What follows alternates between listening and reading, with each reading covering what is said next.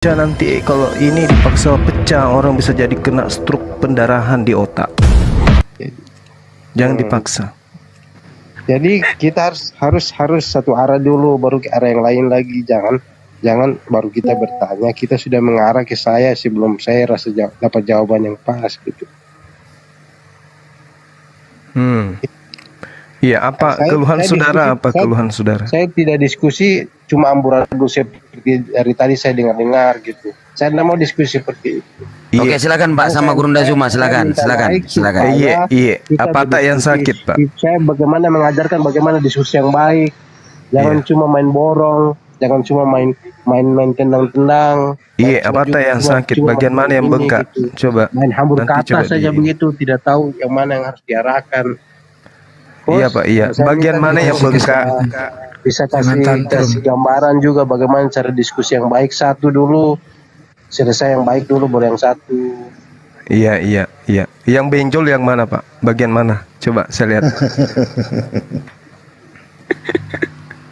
Yang mana yang perlu diterapi? Yang mana? Ya. Yang mana? Saya kan bertanya tadi. Saya kan tidak tahu tentang sumber itu dari mana, karena saya kan awam tentang Bapak punya ajaran. Cuma saya mau bertanya saja gitu. Bapak apakah di dalam itu sesuai dengan saya dengar ini? Saya dengar di TikTok juga. Saya dengar di TikTok juga ada yang punya pengajaran begini bahwa dalam ajaran dalam Nabi Sulaiman itu pernah menangkap semua setan sehingga tidak ada setan lagi di pasar untuk jadi sehingga orang-orang yang ada di pasar pun juga semua pergi untuk beribadah begitu. Jadi gimana sepi gitu. Ngomong apa kita Pak? Saya nggak ngerti. Antara huruf A dan C itu menyatu dia. Coba.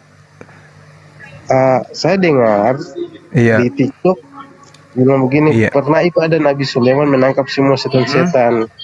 Sehingga setan-setan tidak ada lagi di pasar di mana-mana, sehingga orang semua pergi beribadah gitu, sehingga pasarnya kosong dan sepi. Makanya saya tanya penjelasan dengan baik apakah ada, dan kemudian penjelasan bagaimana sehingga ada ayat seperti ini. Jadi gini, bagus pertanyaannya ya. Jadi memang ada cerita dalam hadits ya, bercerita tentang Nabi Sulaiman gitu. Nabi Sulaiman itu diberikan oleh Allah mukjizat mampu berkomunikasi dengan makhluk gaib berupa jin ya dan seterusnya. Lalu kemudian Nabi Sulaiman ini meminta kepada Allah agar kemudian kelebihan beliau menangkap iblis sehingga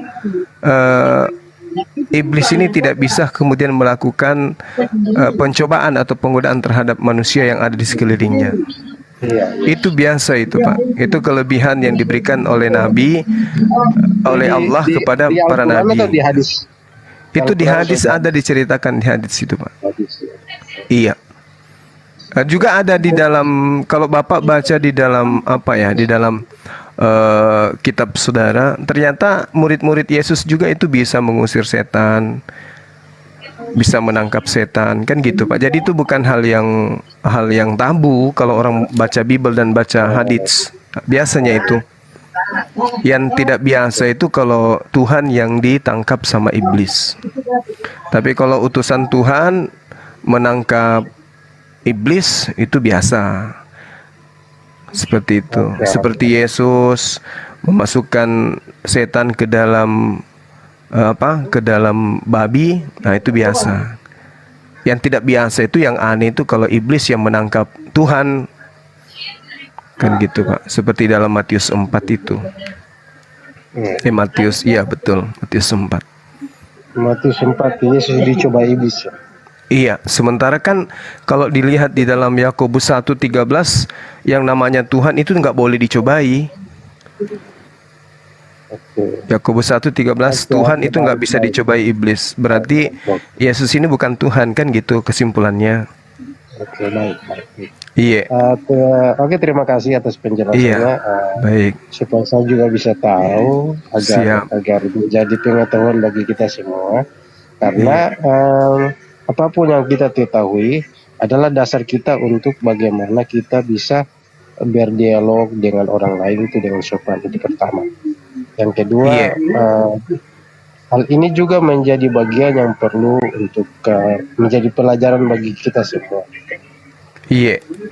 Ya, yang pertama, yang kedua itu, yang ketiganya persoalannya saya sudah bertanya, maka saya minta maaf kalau ada yang salah. Tetapi itu yang perlu saya tahu agar saya juga belajar bagaimana mengetahui bahwa ada kebenaran, ada cerita itu di dalam hadis gitu. Iya. Oke. Karena di dalam Alkitab saya, di kitab Perjanjian Lama tidak ada cerita seperti itu, jadi saya cuma mau bertanya seperti itu. Kalau cerita tentang Nabi Sulaiman itu juga ada di dalam Al-Quran, banyak dalam Al-Quran. Tapi kalau saudara menyatakan di dalam Bible-nya orang Yahudi tidak ada cerita tentang Salomo, itu juga keliru. Iya, Salomo dalam Muslim bilang Sulaiman kan, Nabi Sulaiman. Di dalam Kristen bilang Salomo. Jadi persoalannya kan cerita ini tidak ada di saya, yang kami yakini dalam Alkitab itu bahwa tidak ada yang namanya Sulaiman menangkap setan sehingga tidak ada di pasar dan lain-lain sebagainya, itu tidak ada seperti itu.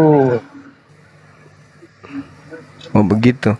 Tapi kalau bagaimana kalau dia diberikan kebijaksanaan kemudian bagaimana dia bisa mengusir setan dan seterusnya, itu kan ada tertulis di Bible, Pak. Tidak, kalau di ajaran kami di Alkitab itu kan cuman ditulis bahwa Sulaiman mendapatkan hikmat dari Allah, kebijaksanaan dari Allah, sehingga dia bisa mengatur kerajaan yang dia pimpin untuk kerajaan Israel itu dengan baik. Itu saja. Gimana? Dia mendapatkan hikmat dari Allah sehingga dia memimpin kerajaan Israel pada zaman itu dengan baik. Kerajaan apa saja? Kerajaan Israel. Maksudnya Salomo ini tidak ada interaksi dengan setan, iblis. Nggak ada. Yakin ada itu, Pak? cerita seperti itu. Masa sih? Nggak ada cerita seperti itu di Alkitab. Oh iya kah? Iya, nggak ada. Oh. Iya, makanya saya bertanya seperti ini karena tidak di dalam ajaran kami tidak ada. Oh gitu ya, Pak ya. Di dalam Bible tidak ada pengajaran itu ya. Bahwa cuma diberikan hikmat untuk memerintah bangsa Israel itu dengan bijaksana dalam semua memimpin rakyatnya, dalam menata dia punya kerajaannya. Iya. Dan bagaimana bekerja sama dengan bangsa-bangsa lain. Itu saja. Tidak ada cerita bahwa untuk cerita menyangkut dia ngomong sama hewan dengan bahasa hewan, tidak ada. Masa sih? Saya baru tahu loh itu, Pak. Iya, tidak ada. Oh. Jadi ketika kemudian dia interaksi dengan Ratu Sheba itu tidak mengikutkan kekuatan-kekuatan gaibnya gitu. Tidak ada. Dia mengikuti dia karena bijaksananya dia saja mengatur bagaimana mengatur kerajaannya sehingga Batsheba saat Ratu Sheba saat datang di situ dan melihat semua yang ditata di dalam kerajaan itu paling bagus, paling indah, paling sesuai dengan yang diinginkan Ratu Sheba, sehingga Ratu Sheba memuji dia karena cara dia mengatur dan menata kerajaannya. Tapi begini loh, Pak, kalau Nabi Sulaiman ini atau Salomo ini mampu berbicara dengan pohon, kemudian dia bisa berbicara dengan burung, dengan reptil. Itu kan tidak ada di kami. Kalau kami bilang kalau ada di kami kan kami tambah-tambah namanya gitu. Gitu ya, Pak ya. Jadi satu Raja-Raja 4 itu bukan bercerita tentang itu ya, Pak? Iya, kami tambah-tambah itu kalau ada seperti itu. Oh gitu ya. Oh. Berarti Sulaiman satu itu diberikan raja-raja ini hikmat kebijaksanaan saja untuk mengatur kerajaannya dengan baik, mengatur rakyatnya untuk bagaimana membangun, kemudian makan minum, kehidupan di sana itu lebih sejahtera, cukup. Oh gitu. Pada zaman Tapi itu kalau misalnya dia bisa melakukan ritual-ritual, kemudian dia bisa bersajak tentang pohon, lalu kemudian dia berbicara. Iya, ngapain dia ritual? Karena di dalam situ tidak ada ritual-ritual, karena dia saat itu hanya karena dia sehari itu karena diberikan hikmat kebijaksanaan dari Tuhan, karena diminta dari Tuhan, bukan diminta dari begitu ya? dari hewan-hewan atau dari mana-mana, tidak. Tapi kalau kemudian dia bisa melakukan apa istilahnya ini, dia bersajak tentang batu, tentang hewan, tentang burung-burung, tentang binatang, tentang ikan-ikan, apakah itu diceritakan di dalam kitab saudara? Tidak ada yang begitu. Bagaimana kalau ada, Pak? Ya, kalaupun ada ya mungkin saya keliru di situ, tapi yang saya tahu tidak ada yang kayak gitu. Oh gitu ya. Karena setahu saya di 1 Raja-Raja 4 itu bercerita tentang itu sih. Coba deh Bapak buka 1 Raja-Raja. Oh, yang saya tadi yang saya uraikan tadi itu, Bapak, Pak. sampaikan saja. Nanti saatnya saya baca-baca baru saya lihat. Waduh, Bible saya lagi ini, Pak. Karena saya tahu saya cuma diberikan hikmat untuk mengatur kerjaannya. Kalau menyangkut yang namanya dia berbicara dengan bahasa hewan, itu nggak ada. Setahu saya. Iya. Berarti pengetahuan Bapak harus diupdate. Ya, masalah bukan update, tapi ya bisa jadi karena mungkin lupa atau gimana. Enggak, masalahnya kan kalau kita berbicara sesuatu itu kan harus berdasar, Pak. Kita nggak bisa berbicara tentang sesuatu memfokuskan. Masalahnya itu kan yang saya baca tidak temukan itu. Gimana, Pak? Gimana? Saya juga baca tidak temukan itu. Coba Anda baca di 1 Raja-Raja itu, Raja 4. Saya tidak bisa buka Alkitab di sini karena nanti kalau saya buka Bapak tidak bisa. Saya pakai HP jadi tidak bisa. Hilang gitu. Jadi hilang. Waduh. Kalau saya alihkan ke sistem lain lagi, ribet. Iya. Nanti akan terganggu, Bapak tidak bisa dengar suara saya. Saya bisa dengar suara Bapak, tapi Bapak tidak bisa dengar suara saya. Gitu ya. Bagaimana itu teman-teman? Dibilangnya tidak ada Nabi Sulaiman berinteraksi dengan hewan-hewan, dengan burung-burung dan seterusnya. Dia tidak pernah baca gitu. Soalannya mana? Nah, itu dia. Ya. Maksudnya ketika kita membahas dan memutuskan satu perkara, maka kita harus berani mempertanggungjawabkan. Oten naik lagi lah 1. Yuk. Halo. Iya. 1 Raja-Raja berapa? 4 ayat. Coba saudara baca di data nomor 30 sampai 34. Mana tahu ada di situ nyangkut.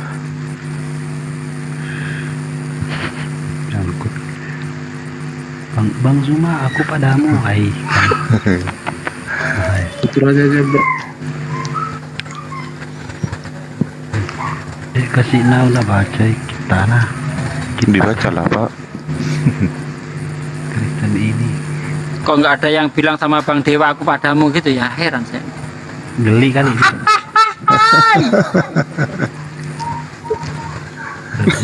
Belum, nanti juga ada, ntar sabar aja ya. Tunggu.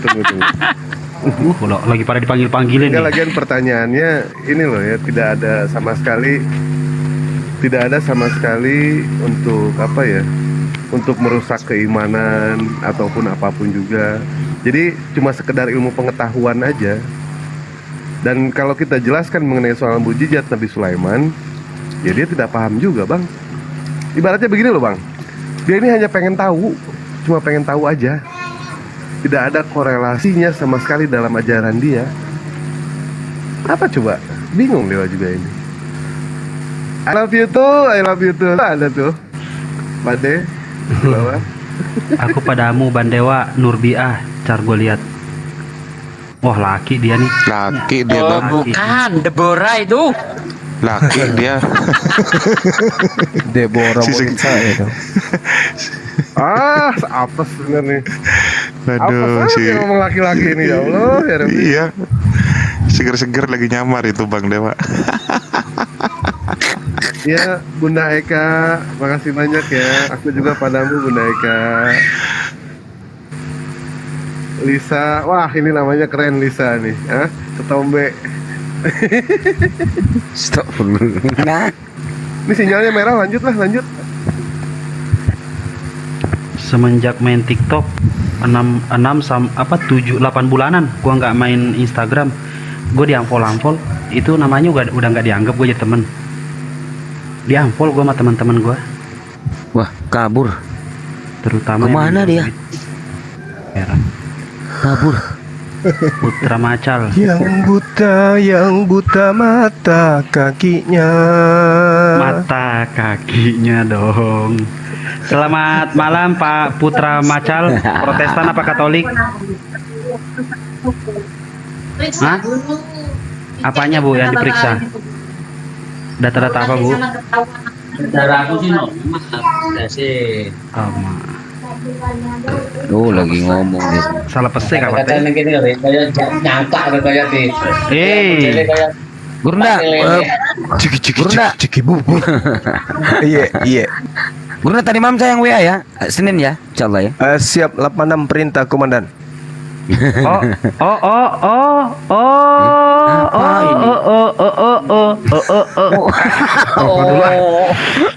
Berarti mulai udah main belakang dia, belakang dia. berarti udah ini ya, berarti udah ada Macolo nih Macolo nih. Oke.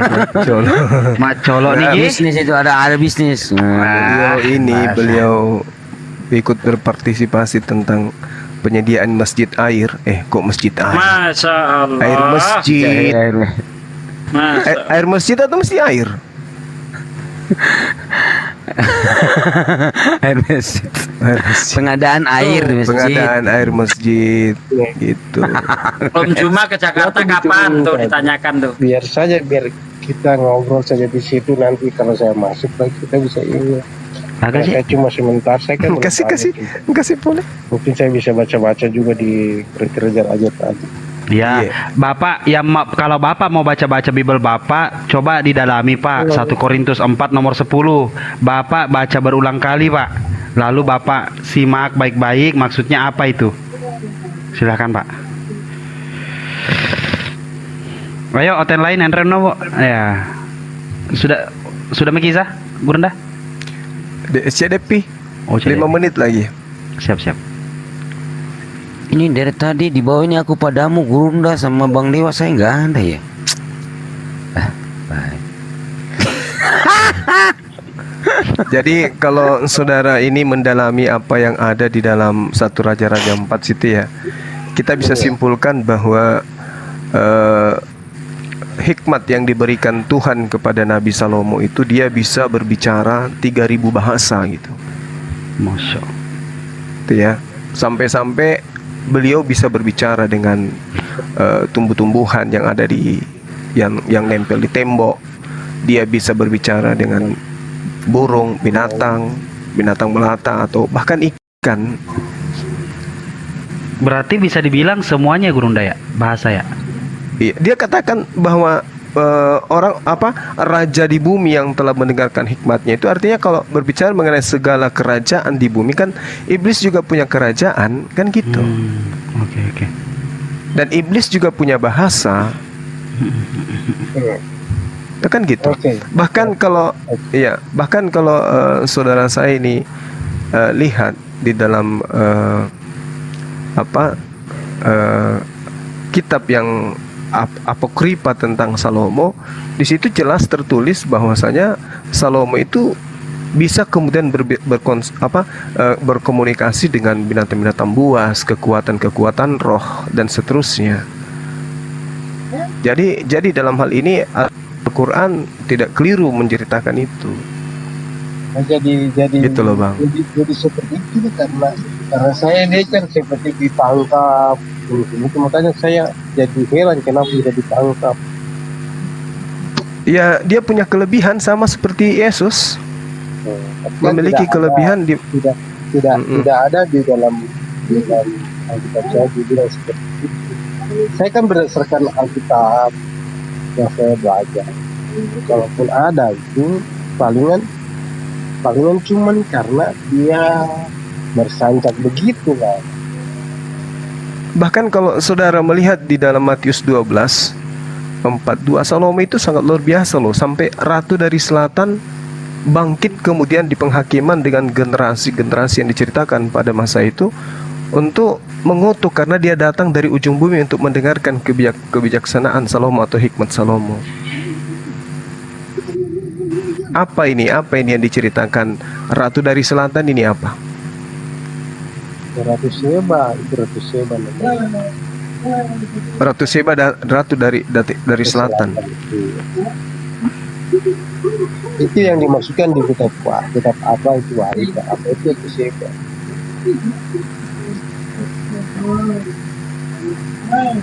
Itu kan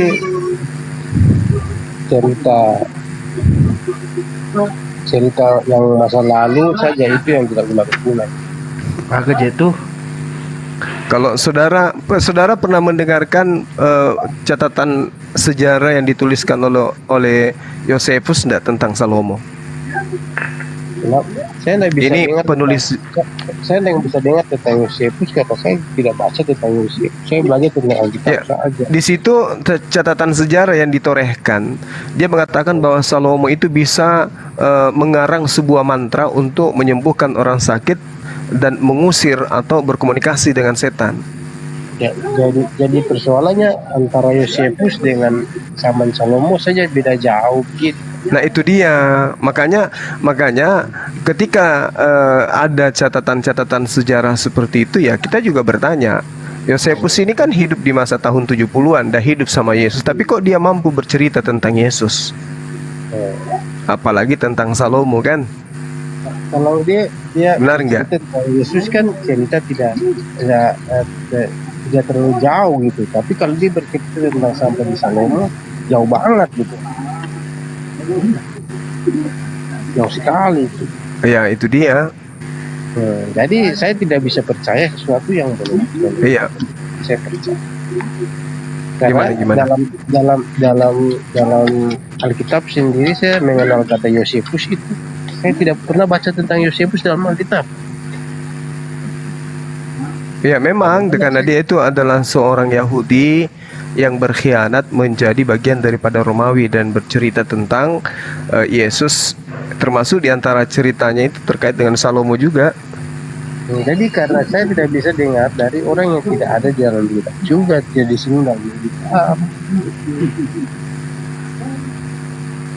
Saya mau cari yang ori ini saja, saya mau cari yang ori, bukan ya yang ori bahasa dibilang dari Alkitab. Kelihatannya susah kalau Anda mencari yang ori karena Bible Anda juga tidak ada yang ori. Ya, Susah itu. Iya. Jangan kita bilang jangan kita bilang yang tidak ori dalam artian begini, yang ada di kita punya kitab-kitab saja gitu. Karena kalau saya bicara tentang yang ada di Alkitab saya akan benarkan apa yang Bapak bilang. Susah Bang, susah karena pada masa Salomo tidak ada orang yang mencatat tentang Salomo. Kalau itu Kecuali ilham dari langit kan gitu. Jadi Nah, sementara Anda menuntut harus ada yang ori. Kira-kira siapa yang menulis pada masa Salomo? Yang ori berarti yang ada di dalam Alkitab itu, kitab Raja-Raja itu yang harus dijelaskan. Kalau yang lain lain dari kitab. Bagaimana Anda bisa mengatakan itu ori sementara hanya terjemahan? Kitab Kejadian sampai Wahyu tidak ada tulis itu, berarti tidak ada. Nah, terus kenapa Anda menjadikan Kejadian dan sampai Wahyu ini sebagai rujukan sementara itu bukan ori? Siapa bilang tidak ori? Bapak saja yang bilang tidak ori. Kalau saya Ka- tidak mungkin Anda bilang ngerti tidak ori nggak? Anda ngerti ori nggak? Ori, ori, ori. Hmm. Yang original berarti yang asli kan? Gimana? Iya. Yang asli kan? Nah, mana kitab Kejadian yang asli mana? Itu asli itu yang Bapak sudah pernah baca itu. Asli itu bahasa Indonesia itu. Asli dalam asli Hah? itu. Asli. Itu Bapak. Oh, asli. Jadi Iya asli. ya. Jadi Musa Iya, pakai bahasa Indonesia. Asli itu Pak. Jadi Musa pakai bahasa Indonesia. Apa? Musa pakai bahasa Indonesia. Musa pakai Indonesia? Tidak. Lah, Tapi itu Kitab asli. Anda bahasa Indonesia Anda katakan asli. Kayak mana ceritanya, Pak? Beda yang dibilang itu asli menurut pandangan Bapak dan menurut pandangan saya. Asli menurut Bapak apa? Bahasa Indonesia. Menurut saya itu sekalipun kitab itu diterjemahkan itu tetap dari aslinya tetap asli. Asolangan lopo, asolangan. Bagaimana Anda bisa mengatakan itu asli sementara itu terjemahan? Pak. Pertanyaannya sekarang kalau Bapak menjelaskan tentang Bapak punya penjelasan seperti itu ke saya, kan bukan asli juga kan? Loh, kita ini berbicara mengenai Salomo. Kan saya sudah bilang terkait dengan Salomo, kalau ori catatan-catatan orang yang Anda mau temukan, Anda sampai giginya pindah ke jidat tidak akan pernah bisa, Pak. Sekarang Kecuali wahyu dari langit. Wahyu dari langit baru bisa. Nah, sekarang Anda mengatakan ori. persoalan Ori bahasa- ternyata ori tapi ternyata bahasa Indonesia. Bagaimana ceritanya? Bagaimana ceritanya Pak Ori kalau begitu? jadi Asolangan kalau lopo, Pak.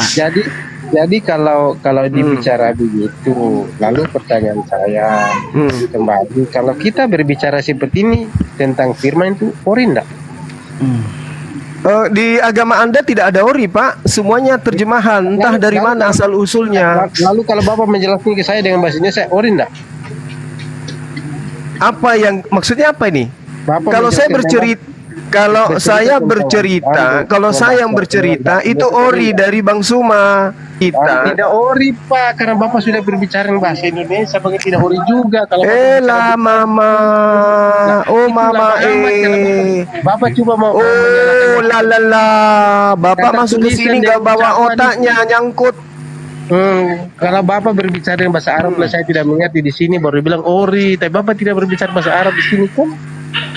Aduh, bagaimana kayak sih? begitu Pak? Mama Itulah makanya kalau bicara bilang ori itu. Enggak, saya tanya dulu. Orang bisa Saya mengerti tanya dulu, tentang Pak. Alkitab itu. Jadi Pak. bahasa tidak dipersoalkan dalam masalah Oh, ori. bahasa tidak dipersoalkan. Bahasa tidak dipersoalkan masalah ori.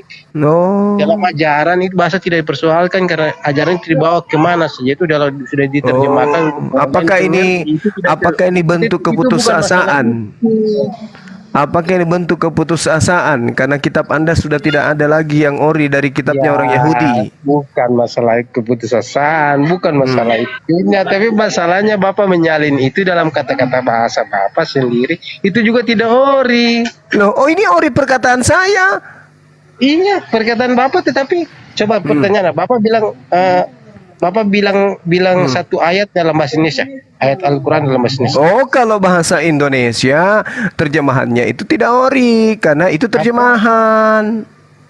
Nah, karena kenapa harus diajarkan seperti itu? Maksudnya? Di orang Indonesia, kenapa harus diajarkan seperti itu? Ya karena Al-Quran itu harus dijelaskan. Tapi Itu sama juga. Oh, tidak sama, Mama tidak sama. Harus dijelaskan dan kitab juga harus dijelaskan. Tidak sama. Penjelasan manusia dengan firman Tuhan itu beda, Mama Jadi kita jadi ketika Anda berbicara tentang firman Tuhan harus merujuk kepada bahasa apa diterima sang nabi. Gitu. Misalnya Yesus, misalnya Yesus menerima firman dalam bahasa Sunda. Nah, firman Tuhannya itu yang bahasa Sunda itu. yang disadur ke dalam bahasa bantah itu bukan firman Tuhan lagi. Itu perkataan manusia yang mencoba dengan usaha semaksimal mungkin untuk mengerti firman Tuhan yang datang dalam bahasa Sunda. Begitu Bapak Oh, jadi kalau seperti itu berarti Bapak punya maksud seperti itu. Oh ya. Dengan demikian cukup dong orang Arab saja yang tahu bahasa itu dong. Oh, enggak bisa. Kami harus tahu firman Tuhannya seperti apa. Oh, ternyata firman Tuhannya bunyinya seperti itu. Alhamdulillahi Rabbil Alamin. Bapak Itu firman berbicara begitu Tuhan. saja. Kalau Bapak begitu, Bapak berbicara setiap hari seperti itu, saya tidak usah bersalin ke dalam bahasa Indonesia. Oh, tidak bisa. Firman Tuhan itu tidak semua orang bisa. Maka untuk itu dasar itu. Tidak semua orang bisa. Oke. Karena tidak semua orang itu, dengarkan Pak. Tolong ditutup telinganya dulu Pak, ya, biar mulutnya bisa mendengar. Gini, ketika Tuhan berfirman kepada Nabi, kita semua ini bukan nabi. Yang nabi aja yang paham firman Tuhan itu Pak. Karena kepada dia Tuhan menyatakan diri. Jadi yang paham tentang firman itu adalah sang nabi. Yang bisa menjelaskan firman itu adalah sang nabi. Begitu Pak. Jadi yang datang kepada kita dalam bahasa kita, bahasa Indonesia, itu bukan firman Tuhan, tapi itu adalah usaha manusia untuk mengerti firman Tuhan. Jadi sekarang kalau Nabi sendiri menjelaskan, Bapak menjelaskan bagaimana? Nah, yang saya jelaskan itu adalah penjelasan sang Nabi tentang firman Tuhan. Karena Bapak tidak boleh menjelaskan. Kan sudah ada penjelasan nabinya Pak. Maka kita nangkap, maka kita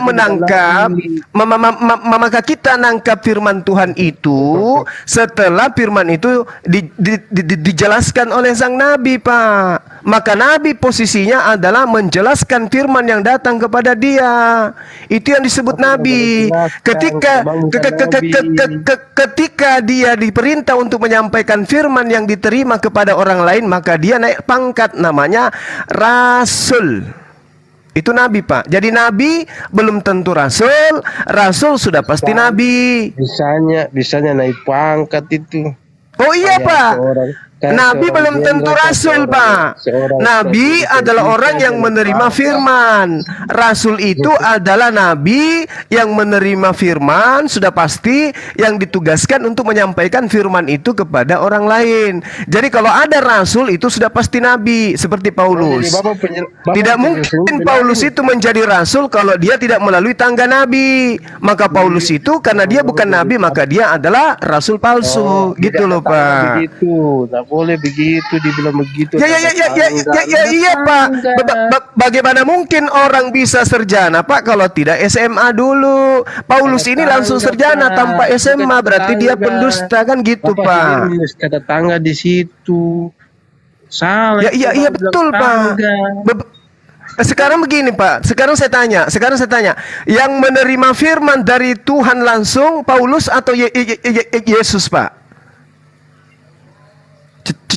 Coba Bapak jawab dulu. Yang menerima firman Yesus atau Paulus yang menerima firman dari Bapak? Tertawa kan? Banyak bisa tertawa kan? Bapak sendiri baca di Alkitab saja supaya Bapak bisa mengerti saja. Bukan begitu Pak, ini pertanyaan umum. Yang menerima firman dari langit itu Yesus atau Paulus? Supaya kita tahu yang mana yang nabi di sini, Paulus atau Yesus. Dua-duanya Pak. Maksudnya kedudukan Paulus dan Yesus ini sama-sama? Apa? Kedudukan Yesus dan Paulus ini sama. Nah, gitu. Jadi begini Pak. Nah, dari tadi begini terus. Kata Rasul di ajaran kami itu berbeda dengan Rasul menurut Bapak. Rasul menurut kami itu adalah cantik Jako, mengganggu Jaki. Lanjut. Jadi Rasul menurut kami Jiki toh itu sesuai itu seorang murid saja, murid siapa? Murid Yesus. Dari mana ilmunya, Pak? Dari mana ilmunya? Dari saya jelaskan sekarang. Oh, berarti Bapak juga ini rasul, Bukan, saya bukan rasul. nabi. Bukan. Kenapa Bapak bisa memberikan ilmu yang tidak punya kaidah sanad? Jadi kalau rasul itu adalah orang yang adalah sebagai murid Yesus. Alamak. Di mana ilmunya itu? Di mana ilmunya? Murid Yesus adalah rasul. Orang yang ikut Yesus itu orang yang ikut Yesus pada zaman itu dan menerima langsung dari Yesus itu disebut rasul. Ya ampun. Jadi Paulus itu menerima juga langsung dari Yesus, maka disebut rasul. Oh mama Kalau Yesus itu levelnya nabi, juru selamat, Tuhan, itu yang kita tidak percaya. Oh, jadi yang menjelaskan jadi yang menjelaskan firman Tuhan itu Paulus atau Yesus? Paulus bisa, Yesus bisa, Paulus bisa. Berarti kedudukannya sama. Apa? Tidak Kedudukannya sama. Kenapa saya bilang rasul itu kedudukannya disamanya di pertanyaan saya, pertanyaan saya, yang mendapatkan firman dari langit, yang menerima firman dari langit, Yesus atau Paulus? Ya, Yang menerima firman dari langit, Yesus atau Paulus? Yesus menerima, Paulus juga menerima. Oh, berarti sama-sama kedudukannya utusan Allah, ya, utusan Bapa. Kalau dibicara masalah utusan, saya dua-dua semua utusan. Nah, sekarang Yesus ini utusan Bapa, Paulus ini utusan siapa? Utusan Bapa juga. Di mana datanya di dalam kitab Anda Paulus itu utusan Bapa? Oke. Iya. Sekarang pertanyaan ayat itu, maka saya kembali lagi pada topik. Bukan oke jawabannya, Pak. Ketika ditanya di mana, bukan oke jawabannya. Anda kan mengatakan Paulus itu juga utusan Bapak. Mana dalilnya? Kalau langsung tulisan letterlek begitu tidak ada. Berarti Bapak ini juga rasul. Apa? Bapak juga rasul. Iya, Yesus juga rasul. Bapak Dian ini rasul juga. Apa? Saudara ini juga rasul. Saya bukan rasul. Tapi Bapak bisa memberikan satu data dalil bahwa tidak ada dalilnya, tapi Bapak mengatakan Paulus juga utusan Bapak. Rasul karena Yesus yang pilih dia.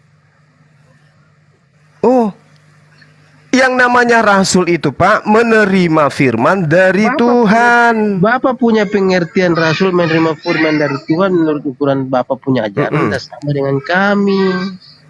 Ya, dari mana Bapak ambil kata rasul? Rasul itu karena Yesus ini punya muridnya Paulus. Enggak, bukan karena jawabannya, bukan jawabannya dimulai bukan kata karena. Saya tanya dari mana Kristen mengambil kata rasul? Apa? Kristen mengambil kata rasul itu karena semua yang bukan karena jawabannya. Bukan karena jawabannya, tapi dari mana? Berarti tunjukkan tempat dari mana Kristen mengambil kata rasul dinobatkan kepada Paulus. Jadi dari mana?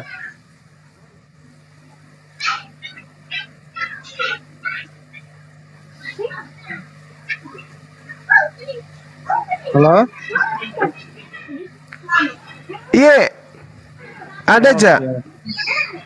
Ada Ji. Ada Ji. Jadi begini. Mama mana Mi? Bicara lagi kata mana Mi? Kata kosakata itu, maka kita harus buka lagi di Google macam-macam tuh supaya ambil data. Aduh Pak Dian Lestawati, dengarkan begini Pak. Gini, kita mengambil sebuah kata itu dinobatkan kepada seseorang itu harus dicocokkan dengan apa maksud dari kata itu. Kita nggak bisa ngambil sembarangan. Contoh misalnya waria, ya kan? Waria misalnya nih ya, waria dengan kata pendeta. Boleh tidak waria itu diganti menjadi pendeta? Apa? Boleh nggak, Pak? Pendeta menurut saudara adalah pemimpin jemaat, betul? Iya. Nah, bisa ndak pemimpin jemaat yang digunakan kepada mereka pendeta ini, dia ambil kata pendeta itu dinobatkan kepada waria, bisa nggak? Pada siapa? Kalau ada waria kita lihat melenggang, selamat malam, terus mereka kita juluki pendeta, boleh nggak? Ya, enggak. Ada pendeta lewat, boleh nggak? Bisa lah. Hah? Enggak boleh. Tidak boleh, karena tidak sesuai dengan kodrat daripada oknum. Nggak boleh, karena pendeta itu memiliki rasa bahasa. Ada makna di dalam kata pendeta itu yang tidak semua orang bisa dinobatkan kepadanya. Harus sesuai dengan kodratnya. Jadi ketika kata pendeta didudukkan kepada waria, itu tidak bisa. Samalah itu kata rasul tidak boleh dinobatkan kepada Paulus. Kenapa? Kenapa tidak boleh? Alasannya kenapa tidak boleh? Nah sama, kenapa saya tanya juga, kenapa waria tidak boleh disebut pendeta? Kenapa waria tidak boleh disebut pendeta? Sama, saya tanya juga kepada Bapak. Kenapa? Kenapa? Kalau jawaban saya itu asal saya jawab, saya bisa jawab. Asal saya jawab maka saya bisa jawab. Tapi kalau saya pakai kata itu tidak bisa saya pakai, ya saya tidak mau. Jadi dasar. Ya enggak, saya tanya apa alasan saudara? Apa dasar saudara mengatakan kata pendeta tidak boleh dinobatkan kepada waria? Apa alasan saudara? Karena menurut saya ya, yang tidak boleh kamu pakai tidak itu cocok. sebagai acuan ya. Oke. Tidak boleh kamu pakai sebagai acuan. Yang pertama, karena dia Kenapa? karena dia adalah seorang waria, bencong. Ya, bencong. Seorang bencong tidak boleh digunakan bencong diganti dengan kata pendeta karena tidak cocok. Betul? Oke, jadi kalau begitu Paulus bagaimana? Betul? Iya. Nah, Seperti itu. Paulus tidak boleh disebut Iya, Paulus tidak boleh disebut rasul. Tanya kenapa? Kenapa Petrus disebut rasul? Tanya kenapa? Disebut rasul? Tunggu. Jangan dulu kepada Petrus. Tanya dulu. Tanya ke saya. Kenapa kata rasul tidak boleh dinobatkan kepada Paulus? Tanya. Kenapa? Coba tanya, Pak. Saya tanya kembali. Kenapa Paulus tidak boleh dinobatkan sebagai rasul? Ya, diambil 5 kali. Kenapa? Kayak gitulah. Coba. Bapak jawab sesuai apa yang Bapak tahu. Iya, bilang kenapa dulu 5 kali, Pak. Kenapa? Kayak gitulah. Kaku kali Bapak ini. Oke, kenapa lagi? 5 kali. Oke, kenapa? Coba. 5 kali, Pak. Tidak, 1 kali saja tambah. Kenapa? Oke. Cukup. 5 kali. Saya mau lihat bagaimana IQ Anda itu bekerja. Coba. Kenapa? Coba 5 kali.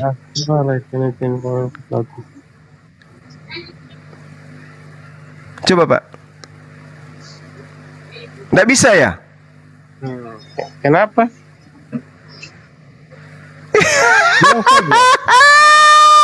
Kenapa? Lamban cara berpikir Anda ini. Bilang. Nah kan kena report ya. Cek. Bukan lama saya pikir saya lagi. Gurunda kena report ya, Bes. Anda sekarang. Oke, bilang. Kenapa dia turun? Bukan turun, itu kena report. Bes, monitor Bes lu Bes. Wih. Ya? Iya. Iya. Itu saya nurunin. Gurunda naik lagi Gurunda. di sini juga ada peringatan kita ada menyebarkan kebencian gitu. Itu iya tadi kamu bilang BENCONG itu nggak boleh. Apa Gurunda itu? naik lagi. TikTok itu langsung sama TikTok. Ya turun dulu dia, nanti naik lagi, nanti hilang akunmu. Turun Iya, dulu. turun dulu, turun Jangan dulu. ucapkan kata-kata yang tadi akan di-ban oleh TikTok. Yang tadi itu BAN itu ya. Turun dulu kamu, begitu naik mereka lagi. nggak mau, ya. Iya, iya, turun dulu terus kamu, naik lagi. Berarti ini punyanya Waria ini, turun aja deh. Iya. Kurang ajar juga mereka. Iya, yang punyanya Kapir Wari. Turun dulu naik lagi. Oke. Soalnya Udah bagus yang kalau punyanya aplikasi. kesinggung, ini yang punya TikToknya kesinggung. Mereka itu Nggak kan bagus kalau bencai. aplikasi yang kayak Iya. begini. Aplikasi tidak. Yang punyanya tidak- bencai, tidak- jadi kesinggung. Tidak ini. Tidak bisa dipercaya. Ini sebagai Iya, sorotan iya, untuk iya. dia dengar juga. Tadi Gurunda Aplikasi ngucapin tidak itu. dipercaya ini. Aplikasi yang Kan Gurunda. begini tidak boleh kayak begitu. Bencis kan, kalau bencis aman Gurunda, bencis gitu. Iya, bencis aja, bencis. Bencis Bener. yeay. Dian yang menurunkan bukannya host, tapi dari TikTok. Oke. Kau Nanti turun saya dulu, turunkan. naik lagi. Oke, saya turunkan. Biar saya protes mereka di sini biar mereka dengar juga ya. Ya nanti kamu protes itu yang punyanya Kapir kan, protes sama Yang lu. punya TikTok ya, biar dia dengar juga ya. Bahwa kalau mau Bencis itu yang punyanya buka itu aplikasi kesinggung ke dia. Play Store maka harus bisa bebas gitu, harus bisa bebas karena di dalamnya ada diskusi yang harus mengutarakan kata-kata gitu. Ih, pinter loh dia nih. Tapi kok nuhanin anak orang? Oke, biar bagus mereka dengar gitu. Sebagai saran bagi mereka juga ya. Ayo Masya Gurunda, Allah. dilanjut Gurunda. Ya. Kasih Cek, Dulu cek. ya. cek. Terima kasih Mas. Ampun, ya ampun. Ayo Gurunda dilanjut. Ya, Gurunda. saya sudah datang lagi. Dilanjut Gurunda. Kabur. Iya. Jadi Orangnya lari. jadi begini. Apa sih? Orangnya lari. Dana Gimana itu? suara dana itu. Iya, suka ngirim-ngirim duit orang-orang ini. Jaringanku juga, Mama. Iya, itu ganti HP Gurunda atau gimana? Buat ganti akun nih, Gurunda ganti HP. Yang diganti akun, bukan HP. Allahu Akbar. Wis.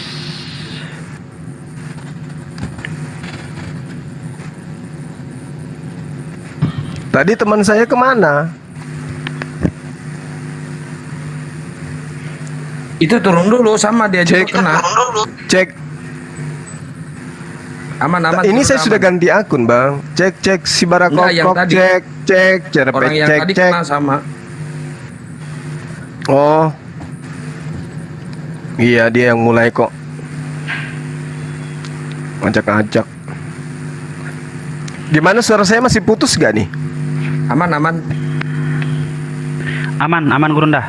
Selamat Aman. malam FYP Crew 777. Selamat malam Bang. Selamat malamnya. Loh, kok suaranya yang ku dengar semua jadi robot semua ya? Gurunda langsung ini ya, langsung pindah, begitu pindah langsung naik ya. Ini dulu Gurunda, keluar dulu baru apa ya, refresh, Ya, keluar dari TikTok. turun dulu ya. Iya, bersihin dulu semua dari TikTok baru masuk lagi ke TikToknya di apa ya namanya ya? Pembersihan itu. Oke. Siap. Oke. Iya ya. Oke, saya matikan HP dulu ya. Oke, siap Gurunda.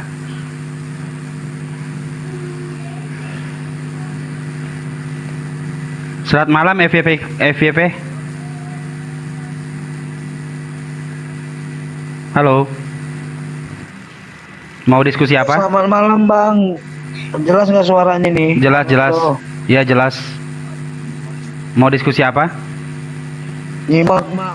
Hah? Kenapa? Halo.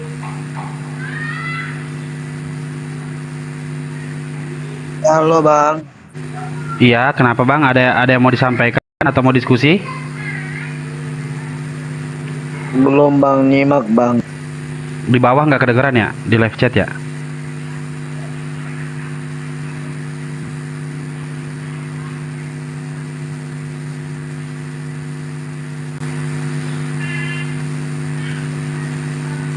Ini bukannya si FYP ini sering buka koma lu, bro? Wih, FYP. terlalu Lah banyak kabur si screenshot. kampret. Enggak, gua kick. Ditanya malah kabur. Nyari panggung di sini nggak ada tempat.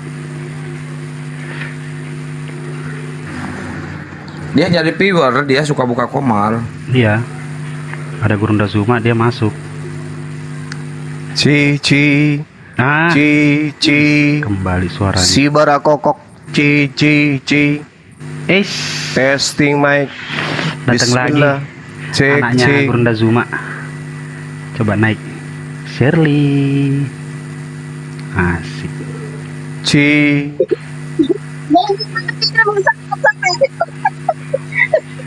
Ah.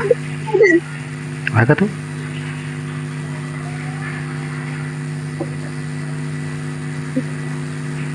ci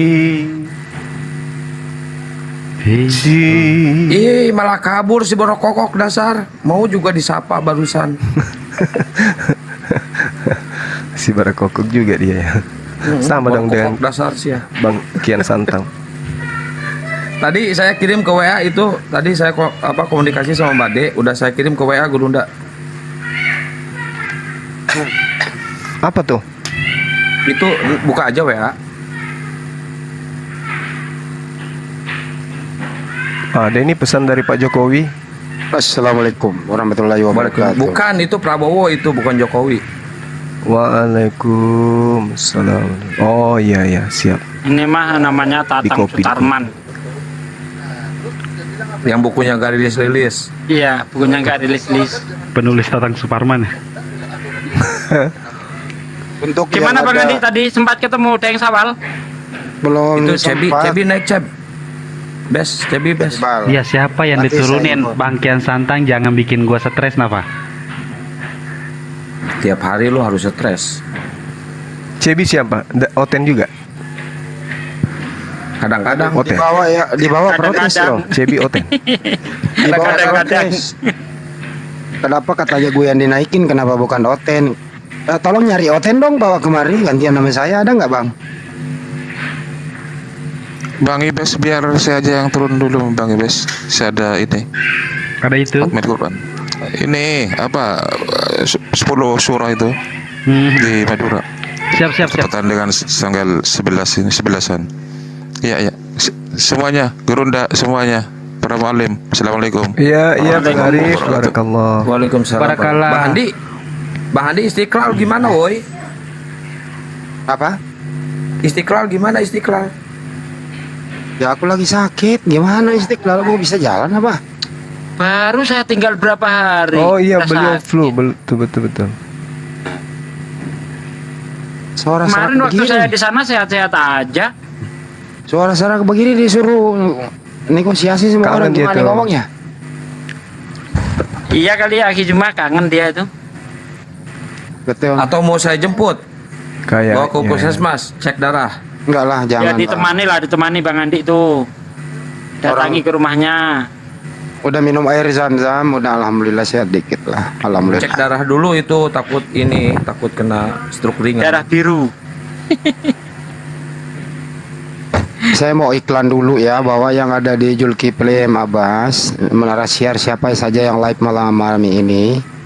Jadi program untuk pengadaan air bersih di masjid kita Nur Maulida di Kabupaten Goa, Polangi, Sulawesi Selatan tetap berlangsung. Apabila ingin berbagi, bersinergi, silahkan nonton Zulkifli Abbas. Di sana Anda bisa menemukan rekening Makassar Mualaf Center Indonesia.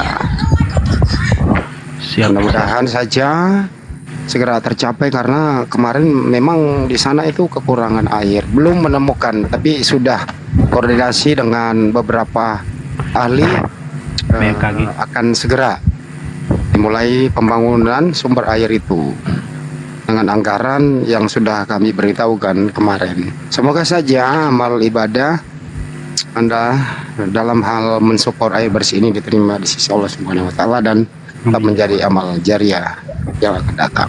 Terima kasih. Assalamualaikum warahmatullahi wabarakatuh. Amin ya Allah ya Rabbal alamin. Waalaikumsalam warahmatullahi wabarakatuh. Amin. Gas Nomor Bes. nomor rekeningnya ada di ini berarti ya di YouTube. Assalamualaikum warahmatullahi wabarakatuh. Oke, nanti main di YouTube kali aja. Bagi yang nggak sempat menonton, kira-kira yang ada di sini 677 bisa menghubungi saya. Saya koneksikan dengan bendahara MMCI, bisa menghubungi Sugi Kristologi, bisa menghubungi langsung Bang Juma dan semuanya begitu. Boleh, yang ada boleh. di Komal ini. Malam ini spesial untuk itu ya. Malam ini spesial untuk itu dulu karena ini sangat mendesak, emergensi. Atau gini, Ya. koin TikTok malam ini untuk itu gimana kayak waktu bangun rumah Tata?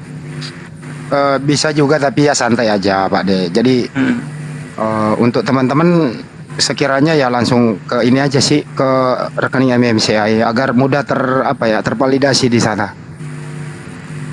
Gitu ya. Kalau berbentuk koin bisa juga sih langsung ke MMCI, bisa potongannya juga. gede juga. Ya. Ya. Tadi baru saya cek lihat yang nonton di Julkifli Mabas lumayan banyak ya. Gitu ya. Saya ini belum live juga nih. Udah berapa jam nih nggak live. Nggak ngerti live nih. Admin gue juga nggak mau tahu kemana, nyari janda kali, belum pulang-pulang.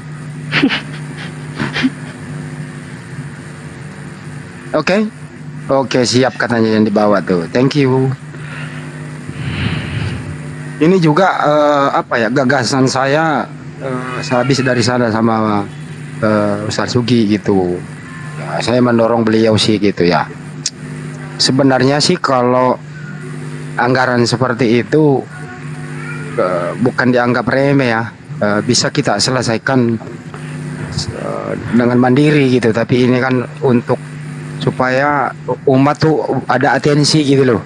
Ya maupun berapa 5 perak gitu loh, bahwa Anda pernah ada di sana ada aksi gitu. Kira-kira ya begitu. Pak Desuki bagaimana formulasi bahasanya yang kemarin itu? Silakan Pak De. Terima kasih Pak De atas atensinya gitu. Aku tidak bersuara udah didengar juga gitu. Belum ya? Jadi lagu konsentrasi agak jadi Ya silakan Pak De. Maaf. Iya saudara-saudaraku ya, baik yang ada di live chat di YouTube maupun yang ada di TikTok, ada 643 orang ini. Insya Allah dengan menginfakkan sebagian dari apa yang kita miliki, ya itu menjadi amal jariah untuk kita, ataupun bisa dihadiahkan untuk orang tua kita yang sudah tiada. Insya Allah sampai kepada orang tua kita yang sudah tiada, karena menurut baginda Nabi Muhammad SAW, apabila anak Adam itu meninggal, maka terputuslah semuanya kecuali 3 hal. Yang pertama, doa anak soleh. Nah, doa anak soleh ini bisa berarti mendoakan dengan cara menginfakkan bagian harta yang kita miliki. Kemudian ilmu yang bermanfaat. Nah, ini juga bisa juga nih, ketika Anda mengamalkan sebagian harta yang Anda miliki, ya itu akibat dari didikan orang tua Anda, sehingga Anda mengetahui betapa besarnya pahalanya sedekah jariah. Ya, kemudian satu lagi yaitu amal jariah ya. Nah, itu tentu perbuatan-perbuatan yang sudah kita lakukan di dunia ini ya. Misalnya kita ikut membangun masjid atau membangun jalan. Nah, selama fasilitas tersebut masih digunakan, insya Allah amal yang kita harta yang kita infakkan itu terus mengalir walaupun kita sudah ada di alam kubur seperti itu. Sebenarnya ini ada yang lebih hebat menyampaikan, yaitu Ustadz Bafi. Bang Andi salah ini nyuruh saya ini ya. Nah, itu saudaraku ya, insya Allah apa yang saya sampaikan tidak meleset kok. Nah, untuk sempurnanya itu Ustadz Bafi yang menyampaikan. Apa dulu Ustadz Bafi? Assalamualaikum.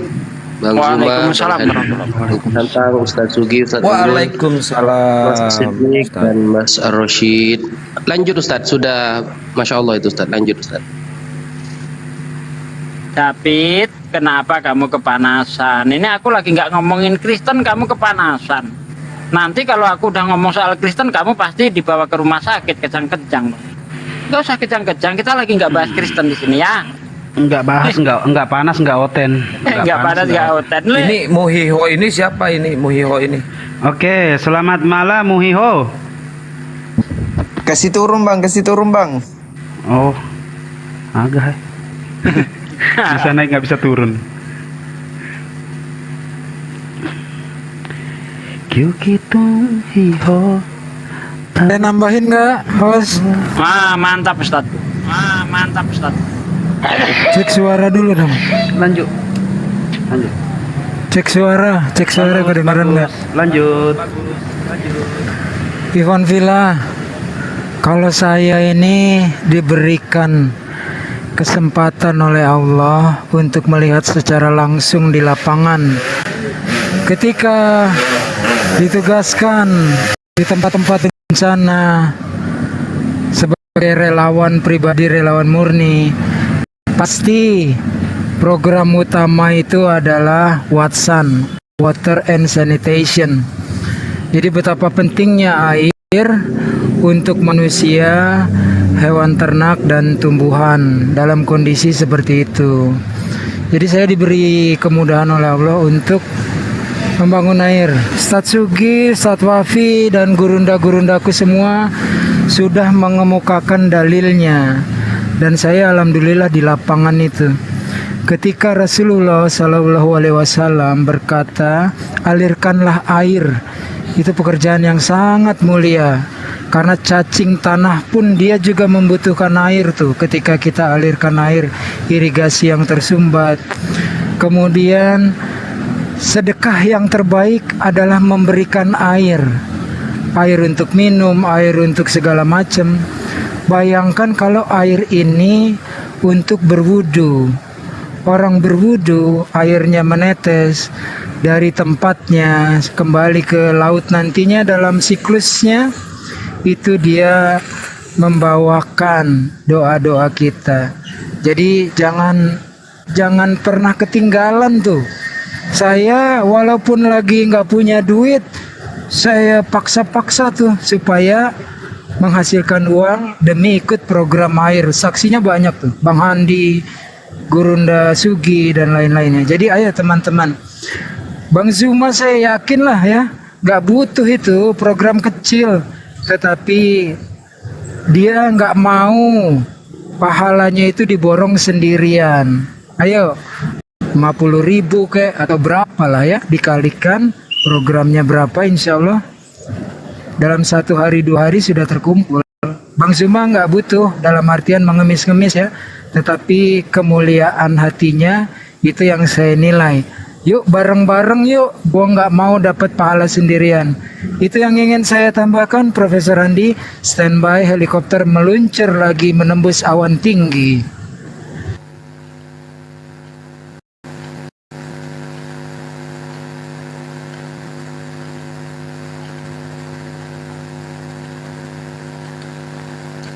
Oh iya, itu Bulis ya, nomor rekeningnya kayaknya sama kayak yang akan kasih kemarin.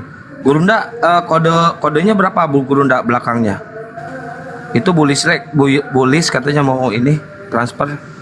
Gimana? Ini kodenya, kode belakangnya berapa itu?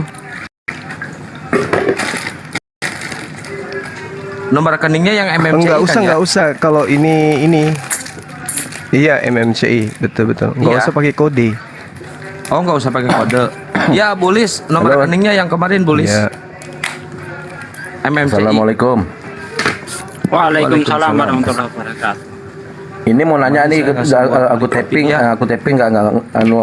saya tapping nggak ada balasan. Siapa yang saya DM? Untuk itu rekening.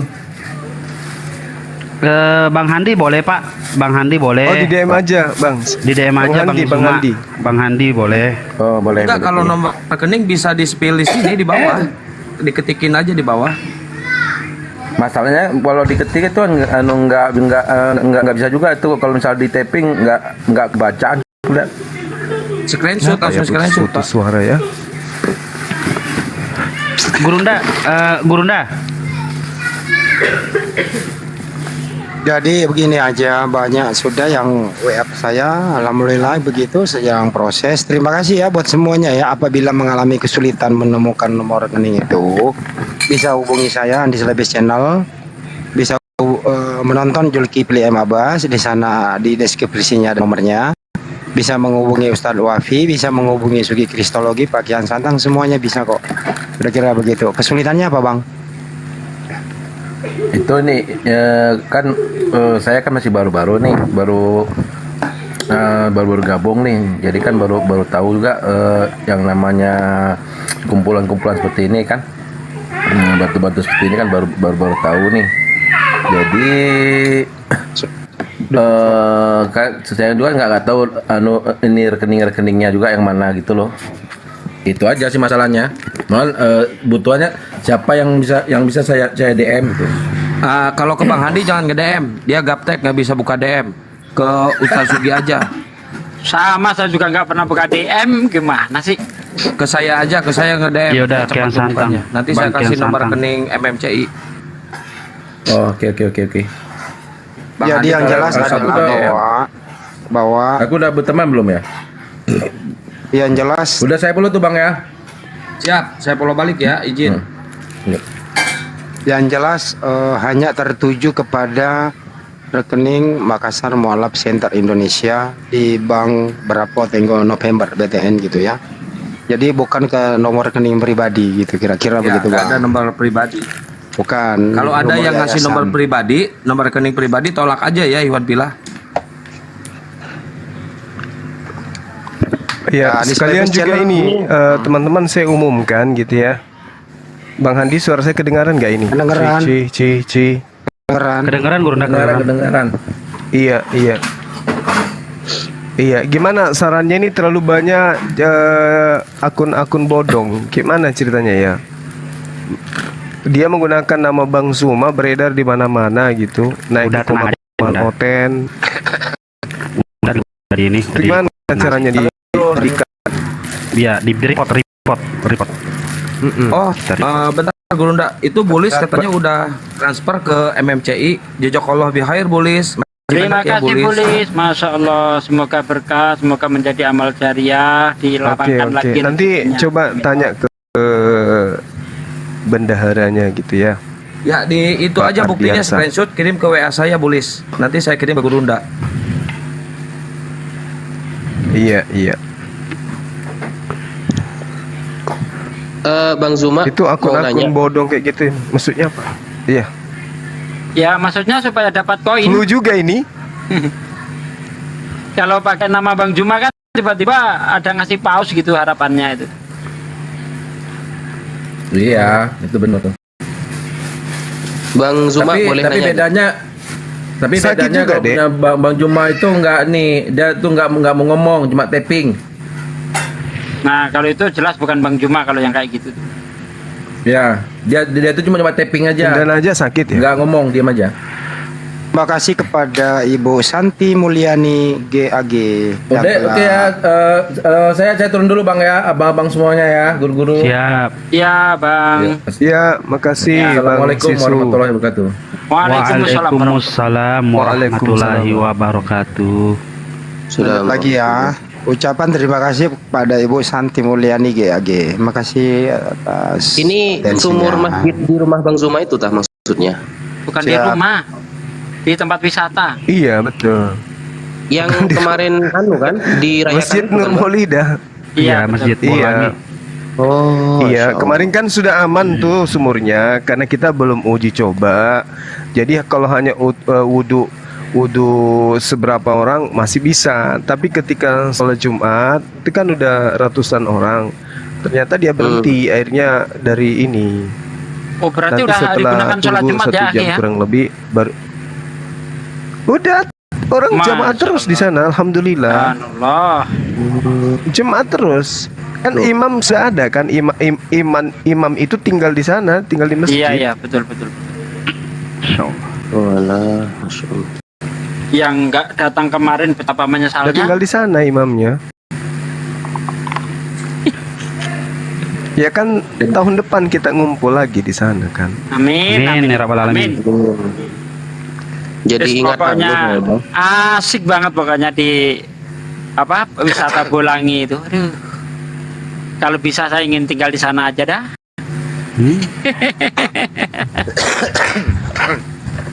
Gimana Ustaz Wafi? Amin. Jadi ingat apa ya? Jadi ingat Sayyidina Utsman. Oh iya, nanti coba deh disusun dong kegiatan yang kita wacanakan tahun depan di sana, pesantren sepekan gitu. Yang mana ini, Bang? Nantilah rencananya kita mau bikin kayak Pesantren kilat. pendidikan apologet. Iya. Oh, Masya Allah. Ya, pesantren kilat. Semoga terrealisasi, Bang. Iya. Wisata Bolangi. Rumah hobi. Sudah ada beberapa yang ini rencana daftar gitu. Masya Jadi yang adakan itu MMCI. Iya, di Nanti kita Matengan buatkan di Matengan. sertifikat.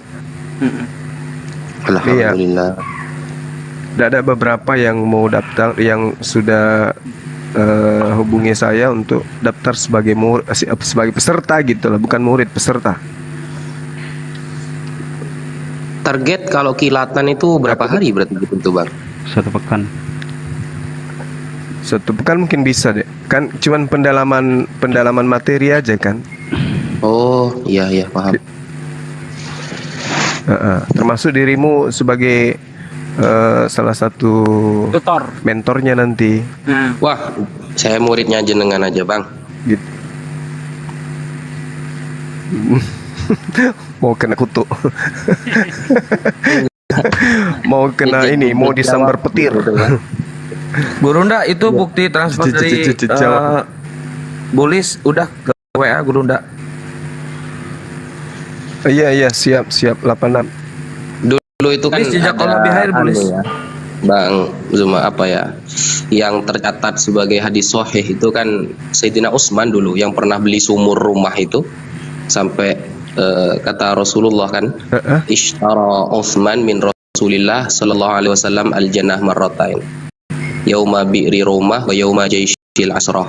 Jadi 2 kali Sayyidina Utsman itu membeli surga dari Rasulullah. Yang pertama ketika beliau membeli sumur yang kira-kira harganya 3 miliar itu. Sumurnya orang Yahudi. Jadi sebab itu juga beliau itu diklaim surga oleh Rasulullah gara-gara beli sumurnya orang Yahudi, ya dijual mahal sengaja Yahudi. Dijual mahal tapi tetap dibeli oleh Sayyidina Utsman demi kepentingan umat Islam, sekitar 3M itu ya kalau diuangkan sekarang itu. Masya Allah itu.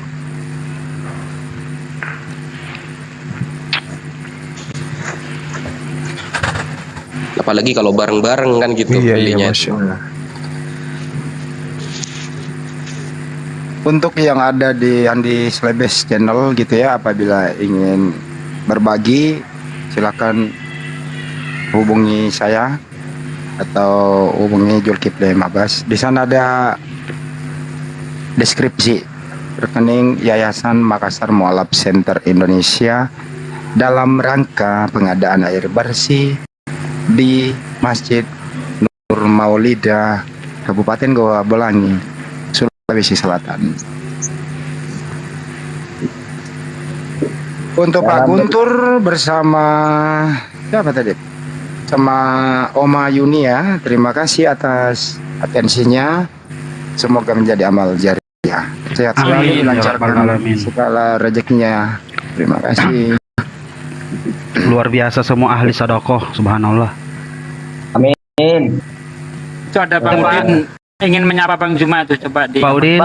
Assalamualaikum. Waalaikumsalam warahmatullahi wabarakatuh. Waalaikumsalam warahmatullahi wabarakatuh. Bang Juma, gimana kabarnya? Baik, seperti besok. Baik, alhamdulillah. Enggak, kan aku berteman sama Bang Jumal cuma di lewat WA kan. Sekarang kan aku bertatap muka sama beliau. Makasih ya host sudah dinaikkan aku ya. Bukan apa? Aku kan Iya, iya. salah satu Senengnya penggemar- kayak ketemu pacar. Kan. Bos. Loh, Ya, bukannya Bang Udin yang kemarin mau sparring itu? iya bang, sama aku.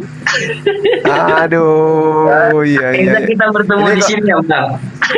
Ini kalau udah orang gede begini sekali pelintir ini nggak berdiri lagi nih. Enggak bang, nanti kena pindah bang. Allahu Ya lari bang, nggak tahu kemana hilang. yang nantang itu. Iya, ginting itu.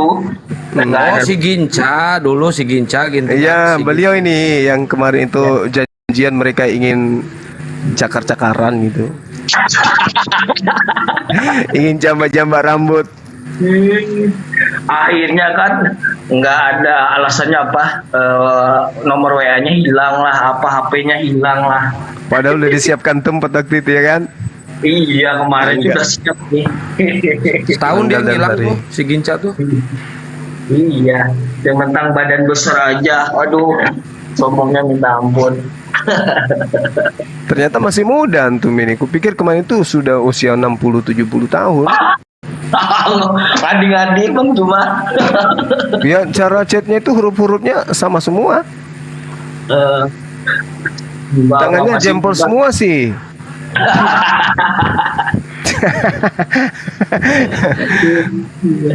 Besar badannya ya, kayak Akhi Sugi, masya Allah. Wah, ini nggak bener, ini nggak bener nih. Enggak, ini efek kamera bang, efek kamera. Allahu Akbar. Salam apa? Salam semua untuk para pejuang Islam. Yalah tetap semangat, jangan kasih kendor. Amin. Kita selalu jalan yang benar ya kan. Amin. Insya Allah. Kita libas para yang menghina agama Islamnya. Iya, iya. Saya kenal beliau ini udah lama juga, beliau ini. Udah bertahun-tahun. Bang, coba begini bisa nggak lu? Nggak bisa. Ya, udahlah, kalah udah. Kalah. Bang, panco. Panco. Wah. Kalah udah. Iya. Aku di sini dibully hostnya. Kita kenal udah berapa tahun, Bang ya? 60 tahun apa 40 tahun ya? Hampir 90 tahun, Bang. Udah lama benar. Tapi cuma di WA. Di WA, iya benar. Kemarin ulang tahun kan ada juga aku ngucapin abang. Iya, betul. Tinggal di mana kemarin? Aku posisi Singapura ya? Kalimantan Selatan dekatnya penegak Islam sebenarnya. Loh, katanya kemarin di California. Iya. Itu kemarin itu apa kerjaan sambilan. Oh, diusir sama majikan pulang gitu. Iya, diusir pulang. Pulangnya ngeset lagi. Allahu Akbar. Sama Bang Akhi Sugi dong. Dia selalu mau ngesot sampai 3 km dia. Iya, kalau ada ayatnya. Kalau ada ayatnya, aku minum sirup 1 botol kata dia. Aku sering nonton di YouTube juga, Bang. Sering Siap nonton. ngesot 100 kilo. Iya. Ya. Ustadz Sugi saya sering nonton juga Ustadz Sugi. Kalau Alhamdulillah. Bang Kores, Bang Julius, Bang Handi, semuanya. Pak Desuki nggak usah ditonton, nggak usah. Sebenarnya males Bang, terpaksa scrollnya pas sampai di Bang Handi. Waduh, ke Bang Handi terpaksa. Kebangetan nih, bahaya ini. Wah, Bagus, seneng bagus. banget aku kalau nonton Bang Handi terpaksa. Iya, Wah, ini kabar gembira ini. Pas adanya Bang Handi.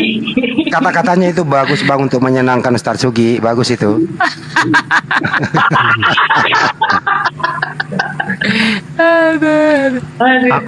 Aku pernah sama sepertimu, Bang. Tuh. Iya. Tuh. Tapi jadi Lihat masa itu. lalu ya. Nah, Jadi lihat itu. Woi, udah nggak Kan. pakai baju, nggak layak nggak layak siar, udah ya. Wih, ngangkat sedotan. Kan. Ngangkat sedotan. Aku pernah sama sepertimu bang. Makanya gue suruh lu tadi kayak gitu bang. Ternyata lu nggak bisa. Iya bang, kelebaran bang sayapnya. Akun palsu itu di report aja teman-teman. Teman-teman jangan di inbox ke saya nggak jarang buka ini, dihubungi HP saya aja. Rame-rame di report aja biar Iya repot aja. Nggak ada manfaatnya. biar mati sekalian. Innalillahi wa inna ilaihi rajiun. Iya. Terima kasih untuk Mat Yusuf 2406. Terima kasih ya. Saya kirim ke Bang Juma ininya, resinya. Iya. Itu Ahi Asidik juga komen di situ, panjang kali komennya di PT-nya akun palsu itu. Wah, paling bagus ku baca. Ada minta salam banget ini Bang Juma. Eka Mbak Eka Agustin, ntar dulu ya. Eka Agustin, itu saya sudah sampaikan salamnya ke Bang Juma yang lagi nonton. Makasih ya Bu. Makasih ya Bu. Bang Zuma. Bang Zuma, Mualaf Prince 2 Bang Andre, dia WA tadi pagi. Udah dibalas belum? Tuh gue udah sampein Andre, Bang Andre. Si Gondrong Ubanan. Si Gondrong Gurunda Ubanan. yang di akun mana tuh Gurunda? Itu akun bodong ya? Iya. Bodong. Pokoknya ada kalau foto video tanpa masker, wah, malah didukung di sana. Udah hampir ku blokir tadi asli. Gurunda itu kan ada yang teman-teman komen kan di bawah yang muslim kan? Iya, banyak kali. Iya. Bang Juma kemarin kan Bang Andre mau sparring sama si Rudi katanya pas waktu lab Bang Andre. Aku bersin aja dia pingsan itu. Ampun Bang. Kemarin yang mau sparring itu si anak Batak sama Enggak, sama Palen. Ini kan kemarin Izin dulu jangan terlalu di YouTube. Izin dulu jangan terlalu banyak bercanda dulu. Ini ada Bang Juma izin. Oh siap. Mat Yusuf ini minta didoakan orang tuanya agar bisa sehat kembali. Amin ya rabbal alamin. Kita doakan orang tua Mat Yusuf kembali sedia kala. Amin ya rabbal alamin. Ya Allah. Cabut penyakitnya ya Allah. Allahu Akbar. Iya, sekalian juga buat mertua saya ya, didoakan. Ya, amin. Oh iya, Bang Ipes. Lagi di ICU. Belum Bang Ipes. Masih minta doakan dari tadi. Amin ya rabbal alamin. Ya, ini udah masuk teman-teman, ada beberapa yang transfer dari bendahara langsung WA saya minta beliau untuk menginformasikan. Cuma namanya belum diinfokan. Ada 500, 300. Ini udah berapa banyak ini? Masya Allah. Terima kasih buat Mas Iman di Makassar. 1,5 juta. 1,8 Bang Juma itu Mas Iman di Makassar tuh. 3,2 malam ini. Itu Mas Iman terakhir tuh. Masya Allah. Iya 1 juta 3,5. Betul. Ya itu Bang Nad yang barusan jazakallahu bihair. Makasih banyak Bang Nad. Syukron. Makasih ya teman-teman. Barakallah. Sehat selalu, panjang umur, dimudahkan segala urusan antum semuanya yang memberikan kemudahan ya. Kemarin itu Bang Handi, itu kan gunung. Iya. Di sana itu kita sudah lebih 10 mata bor yang titik bor. Tapi baru sampai 40, 30, 15 meter udah dapat batu yang benar-benar nggak bisa ditembus gitu ya kan. Sampai mata berlian yang mereka pakai itu mata berlian. Nah kemarin itu di uji Gio, ada yang tahu nggak uji Gio? Pakai Gio diuji sumber air. Saya tahu. Nah itu mereka menemukan ada mata air yang kenceng katanya dekat kolam. Itu kira-kira nggak sedot air kolam nggak itu? Ya enggak lah, air kolamnya kan di keramik gimana? Itu untuk ngetesnya. Mana tahu? Namanya akustik ya. Ada 2 Gurunda, dengan akustik dan dengan elektrik. Tapi tujuannya sama, untuk mendapatkan akuifer. Akuifer ini bahasa awamnya kantong air. Itu bisa diukur tuh, kantong airnya seberapa besar. Setelah seberapa besar, kedalamannya berapa. Kadang kantong air itu ada di lapis pertama. Sebenarnya kita masih bisa terus, misalnya 15 meter. Orang udah girang berhenti. Padahal itu kapasitasnya sedikit.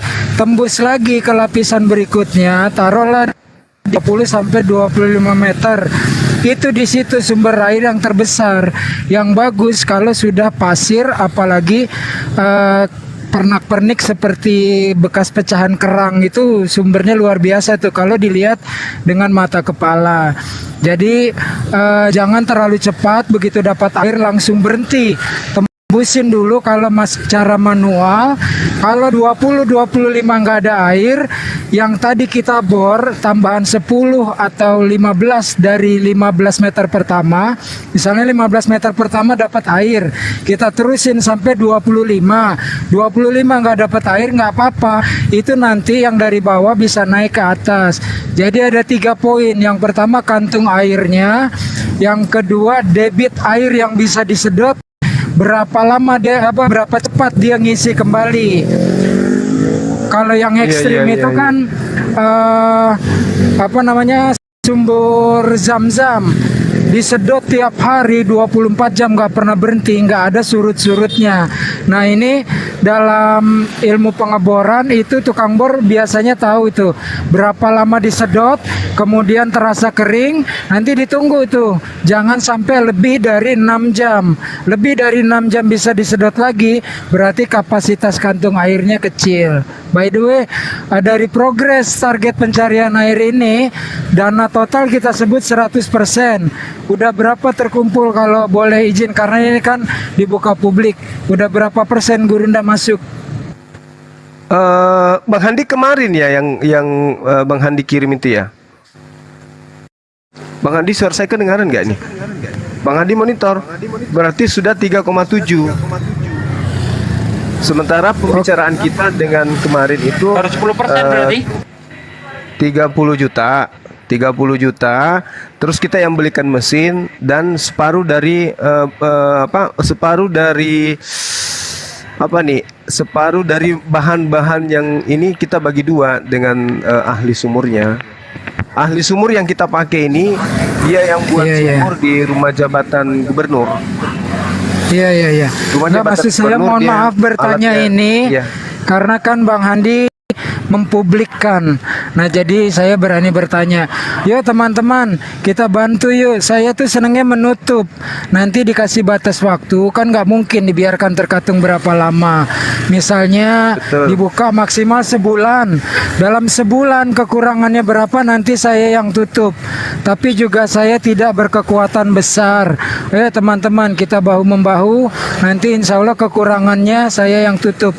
Bang Handi mohon aja dikasih laporannya tiap malam, kan tadi bilang harus disebut juga sudah berapa terkumpul dari target 100%. Lalu akan ditutup berapa lama? 3,3.750. Sementara Oke, baru 10%. Ayo teman-teman kasih waktu aja Bang Andi. Apakah sebulan, apakah seminggu? Nanti insya Allah kekurangannya saya yang nutup. Apa itu Pak De? Apa itu Ustad? Ih, dia kalau gua ngomong nggak pernah dengerin ya. Ulang Gurunda aja, gua lagi naik helikopter soalnya. aku lagi ada telepon. Jadi nggak denger, gak kecilin tadi suaranya. Ya, Pak Ustad, maaf. Suaranya. Lanjut lagi. 3,750. Yang masuk malam ini Gurunda. Iya, dengan yang semalam dikirim Bang Handi ada yang 500 semalam itu Bang Handi. Ya, sorry, gue naik motor suaranya Profesor Handi. Jadi karena ini terbuka kan, mengajak semua orang bekerja sama, kita beroleh pahala bareng-bareng. Nah, jadi kalau Bang Handi tadi bilang mau sering diumumkan, saranku sebutkan juga targetnya 100%. Lalu semalam ini insya Allah sudah terkumpul 100%. Bang Handi mau kasih waktunya berapa lama? Apakah 2 minggu? Apakah sebulan? Kan nggak mungkin terkatung-katung cuma urusan sepele gini sampai setahun. Bang Handi tentukan waktunya, misal 1 bulan. Berapapun terkumpul, kekurangannya nanti saya yang nutup. Aku lanjut lagi naik motor. Mampir dulu ke rumah aja deh Ustadz Unggul, daripada kelewatan ke timur, mending mampir di pusat dulu. Ya insya Allah akan di progres. Dijanji 2 pekan selesai Bang Handi.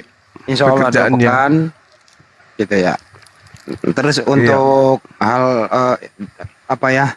untuk hal berbagi ini 2 pekan juga lah. Nah kalau nggak nyampe target untuk pembiayaan itu nanti akan koordinasi dengan Ustadz Unggul. Jadi Bang Juma nggak usah itulah terlalu pusing gitu. Serahkan sama kita. Bang Juma dapat aja dulu sana. Gitu aja udah. Serahin sama kita, oke?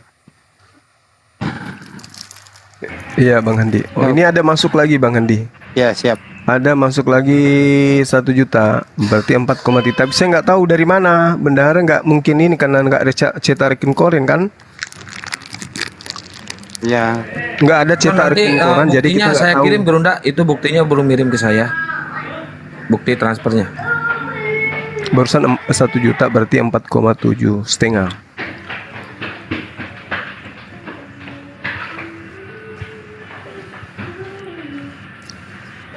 Insya Allah target. Iya. Banyak orang-orang hebat bersedekah untuk amal jariah, untuk masjid, Ya. untuk masjid.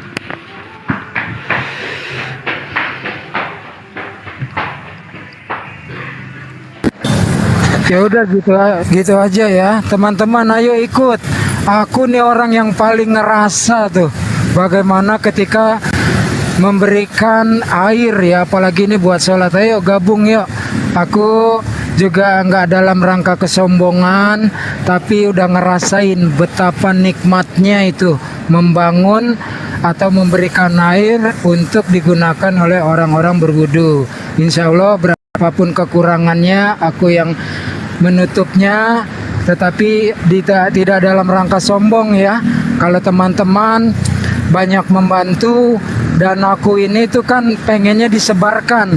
Aku banyak program untuk anak-anak yatim piatu, pendidikan, occasional study, supaya orang-orang yang dulunya mabok, dulunya di pinggir jalan doang, aku berikan ilmu, training, serta modal jadi tukang AC atau apapun keahliannya gitu loh. Tapi insya Allah aku yang ini ikut. Tapi juga teman-teman ayo gabung yuk. Kecil kalau dikalikan itu luar biasa efeknya teman-teman. Yuk lanjut standby. Ya maaf saya motong, Gurunda Juma, barusan saya ada telepon di Unilendra yang di Australia itu. Gurunda, salam dari Unilendra. Dia akan ikut membantu. Waalaikumsalam warahmatullahi wabarakatuh. Unilendra Amin, akan amin, ikut amin. membantu hari Senin. Dia akan transfer 1 juta langsung ke rekening MMCI. Alhamdulillah, masya Allah. Beliau lagi nonton di YouTube-nya Gurunda Juma tuh. Pengen disapa Iya. sama Gurunda. Iya, jadi sebenarnya gini, teman-teman, kita bisa membiayai ya sebenarnya. Cuman saya menghindari rasa sombong itu. Kalau masjid operasional dengan segala apa yang ada di sana, itu kan bukan milik saya, tapi milik umat. Gitu. Akhirnya tidak terlalu pongah, sombong gitu. Saya mampu membuat masjid dan seterusnya. Karena jujur saya katakan, setelah masjid ini, saya sudah berembuk dengan keluarga. Di samping masjid itu ada kurang lebih 50 kali 150 meter. Akan kita buat sekolah pesantren. Gitu. Dan tentu saya membutuhkan teman-teman untuk kemudian bisa menggalakkan pesantren ini bisa operasional. Seperti itu. Bantu saya supaya pesantren itu bisa berdiri di sana. Kita siapkan lahannya nanti. Gitu Bang. Jadi teman-teman netizen yang di luar Jawa, di luar Makassar, di luar Sulawesi, yang mau nanti anaknya pesantren di Makassar, kita siapkan sekolah di sini. Gitu. Ya, khususnya mungkin pesantren yang pertama yang konsentrasi dengan materi-materi apologet. Nanti pesantren besarnya di Takalasi ya, Bang Zuma ya. Iya, Takalasi ya. Mantap. Amin. Untuk yang ada di Andi Slebes channel itu sudah saya ping paling atas ya, yang ingin berbagi. Ditunggu ya. Jadi gini sejarahnya sebenarnya ya teman-teman ya. Ya betul kata Bang Joma itu. Kali ini sebenarnya bisa di-tackle sendiri. Cuma nggak Iya, untuk iya. Ini ada WA-nya kebersamaan. Bang Sidik. Bang Handi ada WA-nya Bang Sidik. Iya. Bang Suma nggak usah dibilang di Komal ya kalau saya juga ikut nyumbang. Iya Bang, saya nggak akan ngomong Bang. Allah. Percaya sama saya Bang Sidik, saya tidak akan ngomong ke Tuhan. Dari tadi gue diem, gue gak mau ngomong apa PA lu. Udah, ini udah benar ini. Bang Suma nggak usah dibilang di Komal kalau saya juga nyumbang ya. Jadi jangan bilang-bilang ya teman-teman, Bang Sidik ini nyumbang 1 juta tapi dia punya pesan, jangan diomongin sama orang. Oke, kita kerja sama yang baik. Sip, lanjut. Itu dari kemarin itu dia telepon saya. Bang Sidik ngomong begini, Bang Andi jangan dibilang-bilang ya kalau saya nyumbang 1 juta gitu. Itu juga sama gua.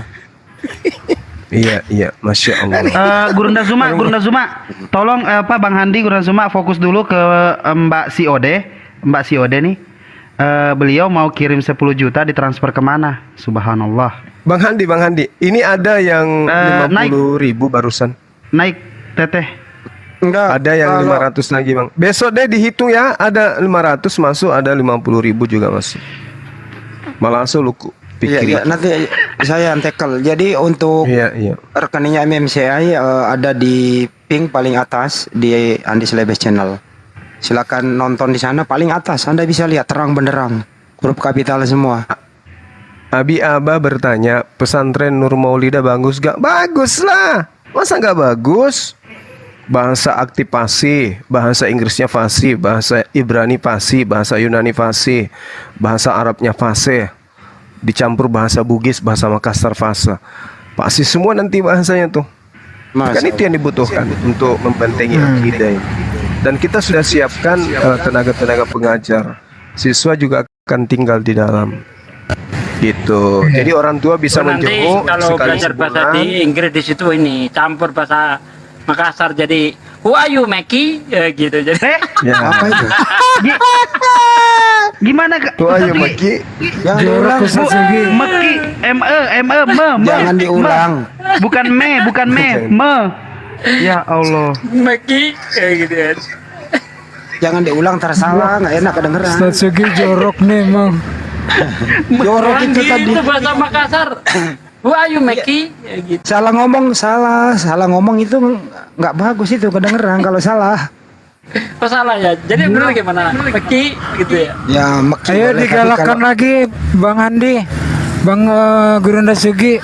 Insya Allah malam ini ketutup lah, program itu harus Ya disegerakan. bagi anda yang belum tahu nomor rekeningnya ini Nanti saya kalau sebutkan. udah masuk besar aku tutup lah, biar malam ini juga selesai Insya Allah. Ya mohon dicatat ya para pendengar untuk nomor rekeningnya MMCI 0000. Loh. Nah dicatat tuh. Salah itu. 000. Salah apa orang? Aduh. Beda. Ya. 0000. Ditulis saja di live chat. 401 3000 17173. Barusan bendahara infokan ada barusan nyusul 300.000. Masya Allah. Alhamdulillah. Gimana Bang Andi katanya salah? Udah. Enggak, itu 00 itu mengkode. Rekening asli itu 401 3000 17173 itu. Kalau 00 itu kode aja gitu. Atas nama? Tapi rencananya gini. Atas nama Makassar Mualaf Center Indonesia. Oke. Lanjut. Iya. Tapi rencananya ada yang kasih saran kemarin, Babinsa kasih saran. Suara saya kedengaran gak ini? Ya. Lanjut Gurunda. Ada yang kasih saran kalau pesantrennya nggak usah lewat yayasan. Gimana itu? Maksudnya? Yang kuat pakai yayasan Lans pribadi. Wah kurang bagus lah. Yayasan aja. Masalahnya gini.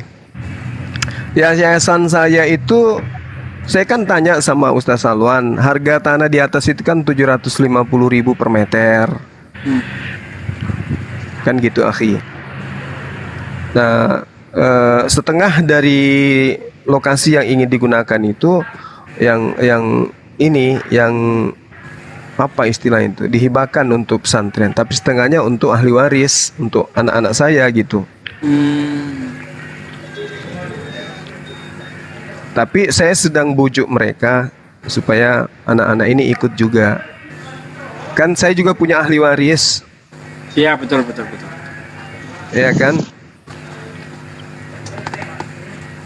Kemarin itu saya sarankan kepada yayasan bagaimana kalau yayasan separuh itu dibeli gitu. Separuhnya diserahkan, separuhnya dibeli.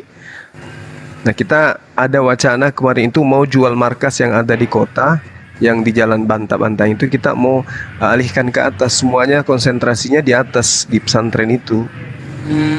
Bagus itu, bagus. Termasuk pondok IT, di semuanya konsentrasinya di atas, jadi nggak lagi di tengah kota. Di mana di kota itu tempat parkirnya juga sempit, anak-anak juga belajar masih ribut karena padat penduduk di sana di markas. Berisik ya? Iya, padat penduduk, bantak-bantaing tempatnya Bang Handi.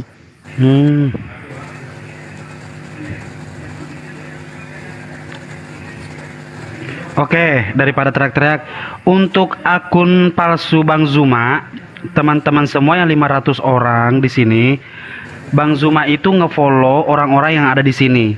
Kalau orang-orang yang ada di sini tidak di-follow oleh akun itu, silahkan di-report. Oke teman-teman, dan semua akun Bang Zuma yang asli ada tulisannya, ini akun real Bang Zuma ketiga. Subscribe YouTube channel Zulkifli M Abbas Official. Begitu teman-teman. Ditiru juga itu. Enggak, sebenarnya sederhana gitu loh.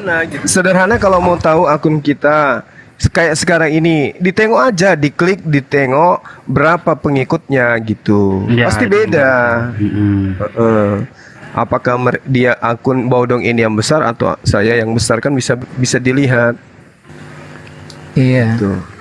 Bang, barusan back masuk to 150, apakah 300. Iya, gimana Hi? Bang, back to tadi tuh ya, pesantren apakah pribadi atau yayasan? Kalau dalam pergerakan nanti ke depannya sisi hukum itu lebih kuat yayasan. Yayasan itu pada dasarnya kan tidak boleh melakukan aktivitas profit semacam perseroan terbatas atau CV misalnya. Nah, jadi untuk kekuatan hukum baik perizinan, hibah dan sebagainya itu akan lebih memudahkan bila bentuknya yayasan. Beda bentuknya yayasan Zuma, apakah ada konflik of interest? Konflik of interest misalnya seperti ini. Saya juga salah satunya itu mengurus yayasan dari warisan keluarga sama Teh Kiki. Nah, itu bergerak di bidang panti asuhan dan panti jompo. Lalu bergerak lagi di bidang pendidikan. Nah, awalnya tadi pendidikan antar kita nih, anak-anaknya pejuang 45 ditunjuk satu orang yang amanah gitu. Tapi ternyata kita lihat dalam perjalanannya lebih bagus dalam punya wadah hukumnya. Wadah hukum yang cocok untuk pendidikan itu adalah yayasan. Jadi saran saya yayasan, kecuali kalau ada hal-hal yang menjadi ambigu atau konflik of interest. Nggak usah saya detail lah, Bang Juma pasti paham maksud saya. Standby lagi. Iya, paham. Sebenarnya saya cuma ingin sharing aja gitu, supaya tidak jadi fitnah nanti di belakang hari. Karena saya pribadi dan keluarga juga sudah bulat untuk mengembangkan masjid itu menjadi pesantren, gitu. Itu masalah teknis aja itu, akhi. Masalah teknis, apakah saya pakai lembaga saya atau saya kan punya perusahaan pribadi ya berbentuk PT Persero kan. Kalau wisata itu kan pakai PT Persero, terus yayasan kan tetap lembaga yayasan MMNCI kan gitu. Sedangkan pesantren bagus. Iya, Orang tua saya dulu bang, orang tua kami bukan saya, itu meninggalkan 3 monumen hidup. Yang Iya. pertama perseroan terbatas. Di sini untuk mengambil aktivitas bisnis. Yang kedua koperasi untuk membantu bapak dan kawan-kawannya yang unfortunate, kurang beruntung, mulai dari sembako sampai anak-anak sekolah. Kemudian yang ketiga yayasan, di mana yayasan ini misi dan visinya bayar hutang bapak saya dan kawan-kawannya dulu ketika berjuang, dikasih makan rakyat, dilindungi rakyat dalam perjuangan pergerakan kemerdekaan. Nah artinya Bang Zuma udah cantik itu, untuk profit pisahkan dengan yayasan. Yayasan murni hanya mengurus kegiatan sosial apapun bentuknya, salah satu tadi adalah pendidikan. Jadi kalau saran saya sih tetap saja di yayasan, dan yayasan itu kepemilikannya harus jelas, walaupun itu bukan milik dengan cara surat saham, tetapi paling tidak ada satu terus generasinya dari Bang Zuma atau putra-putrinya kelak. Gitu saran saya Bang, standby. Iya, betul akhi, makasih banyak masukannya. Siap. Oke. Kok bawain das aku, Mak? Rap MD. Wah, sorry, bocor. Ini dikasih tongkol yang kepalanya, ini gimana sih istriku? Ikan salah nama. Ini ikan goreng kesukaan Yesus. Oh. Terima kasih untuk Pak Firdaus Karim, thank you. Semoga berkah, amin. Itu yang ngirim itu nggak langsung nampak ke ke yayasan gitu ya? SMS masuk ke bendahara, akhi. Jadi Nama-namanya nggak tahu kan? Enggak, nanti cetak rekening koran baru ada nama. Oh gitu. Iya. Alhamdulillah. Assalamualaikum. Waalaikumsalam. Waalaikumsalam. Waalaikumsalam. Ya, Bang. Saya tetangganya Ustadz Wafi ini. Masya Allah. Tetangga kota. Salam kenal loh bang-bang semua. Waalaikumsalam. Ya, salam kenal Bang Deh ya. Silahkan dilanjut Bang Zuma. Bang Zuma bisa Jawa juga ya? Iya. Sici satu-satu.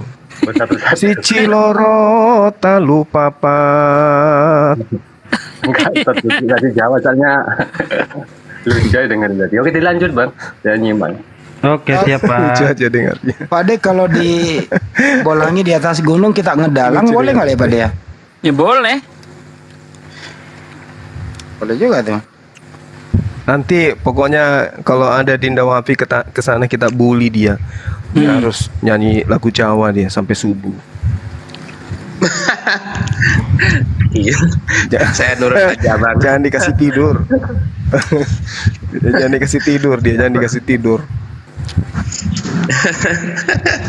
Assalamualaikum warahmatullahi wabarakatuh. Waalaikumsalam warahmatullahi wabarakatuh. Dari sekte mana Bang? Dari sekte Uban. Dari sekte apalah KNU. Sekte anak durhaka. Saya dari sekte KNU. Apa itu?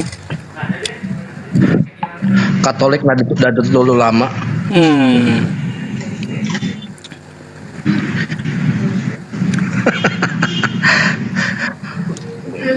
Ini Gurunda saya WA dari pagi jam 6. Itu nih siapa Gurunda kok begini, saya bilang. Nggak dibalas-balas. Saya kalau belum makan gitu, abangku, saudaraku. Enggak, WA kemana? Jangan namanya Gurunda. WA kemana dulu? WA kemana? Itu yang satu yang pakai baju hitam itu. Yang nomor barunya Gurunda. Nomor Excel. Iya, ya XL.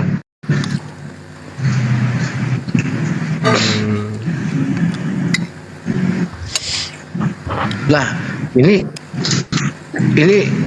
formasi begini, ini formasi orang-orang udah senior semua.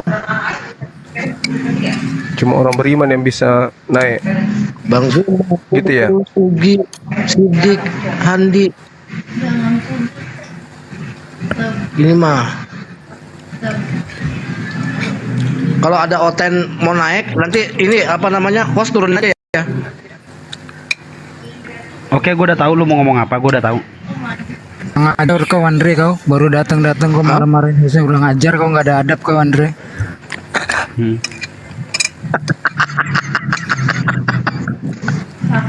Acaranya hari malam minggu ya, Bang Andre?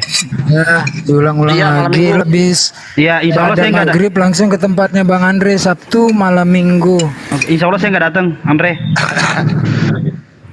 Itu katanya Ustadz Unggul sama Bang Dewa Gitu mau tuh Bang Andre tuh. Giliran ada keperluan dia tolong dong teman-teman datang. Giliran kita yang keperluan dia nggak mau datang, kurang aja tuh emang. Ya Allah, nggak ada adab kau host.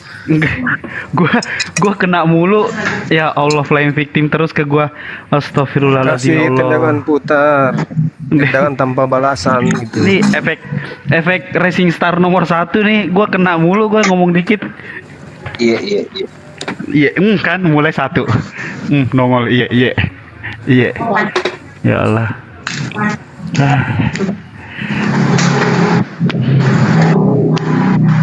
Itu BPJS sejak kapan sih itu? Obat itu ternyata nggak di cover semua. Buajingan BPJS kadang-kadang. Orang kanker aja di ini kok. Masa satu strip satu papan begitu harganya jutaan. Astagfirullahalazim. Jantung nggak tercover ya Bes ya? Jantung nggak tercover, itu dia Gurunda. Nah sekarang begitu gue tahu nggak tercover BPJS, asam urat gue kambuh langsung dengernya. Nah, kemarin itu saya bawa anak saya ke rumah sakit, cuma kontrol darah sama cek jantung 2 juta. Iya, aduh. Tapi nggak apa-apa lah, insya Allah. Semua yang penting sehat. Kenapa deh, dulu nggak dicek pakai perasaan aja, Ki? Siap. Kalau saya sih perasaan saya nggak masalah, orang bawaan dari lahir gitu kan. Cuma mamanya ini yang ribet. Gini ya udah, ayo daripada berantem aku sama istri. Ya udah ikutin aja. Dosa nggak sih kalau orang tua tuh agak ditegasin kalau makan makanan yang nggak boleh gitu? Bukannya ditegasin ya emang harus begitu. Nasihati dengan cara yang lemah lembut lah, masa ditegasin. Nah, mau itu makan dia. enggak lo? Kan nggak mungkin begitu. Enggak gitu, bukan itu sih. Bukan begitu juga, Ustadz. Maksudnya, ya mau makan apa yang disukai dan dibolehkan oleh dokter dan juga kesehatannya nggak masalah. Mau makan apa juga nggak masalah gitu. Mau kaki meja dikecapin juga nggak masalah kan. Cuman kalau udah yang kayak makan sambel, makan coklat itu nggak boleh. Tapi masih suka dicolek sama beliau gitu kan, makanya kadang ya Allah, kesian, udah habis badannya, udah kurus banget. Makin kaya rumah sakit, gue bilang kayak gitu. Mama jangan sakit terus, ntar rumah sakitnya makin kaya.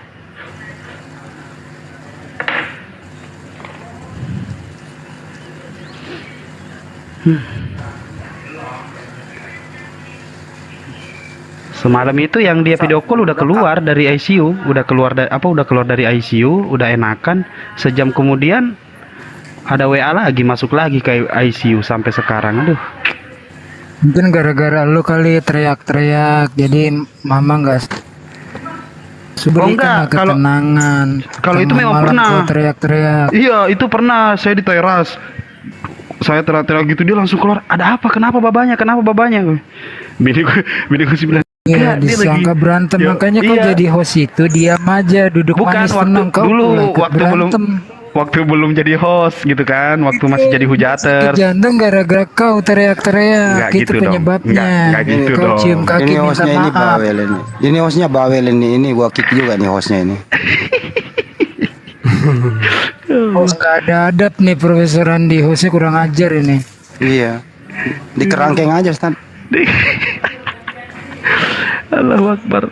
Ya, jadi host kau harus bilang sama mama aku teriak-teriak itu karena ada orang lagi menghujat Nabi Muhammad, aku membela. Oh gitu nak, hajar nak, jangan kasih kendor gitu. Udah lihat beliau, udah dia ini nyimak juga, nonton juga, tapi waktu masih jadi hujaters. waktu mamanya denger si gue mau mancing keributan, gitu. kira-kira berhasil nggak nih? Berhasil. Jangan. Terusin aja nggak Pak? Enggak gitu. Enggak. Ntar agak maleman. Tadi gue mancing keributan, orangnya ternyata nggak ada, jadi nggak berhasil pancing keributan gue. Ntar agak Kalau mau maleman. mancing keributan itu Bang Moto itu suruh mancing keributan tuh. Paling seneng itu.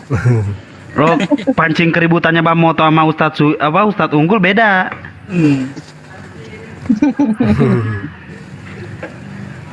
Allahu Akbar. Loh, apa ini? Mau habis apanya? Bateraiku. Ntar.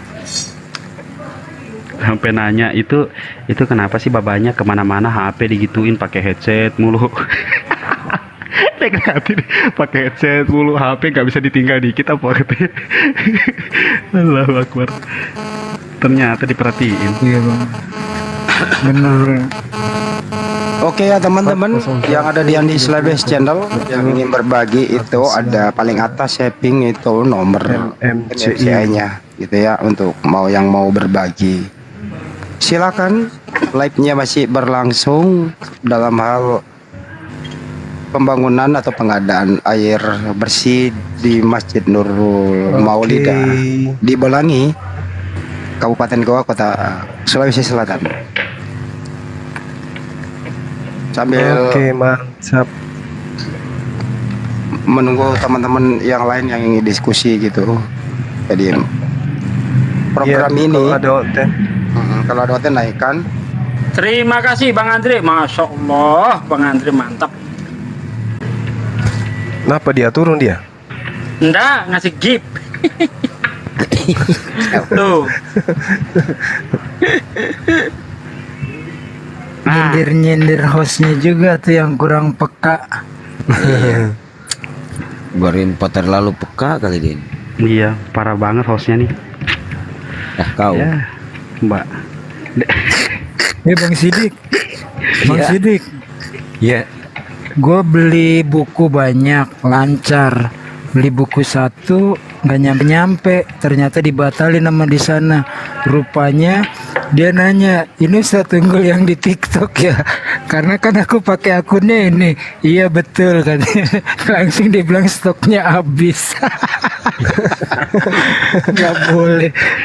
Soalnya gue beli ini buku di online Gurunda, aku beli ini Bible ya kan, yang TB2 kekecilan, seukuran saku lah supaya nyaman aku tulis-tulis, catatan pinggir, minta yang ukuran besar. Nah lumayan itu harganya tuh.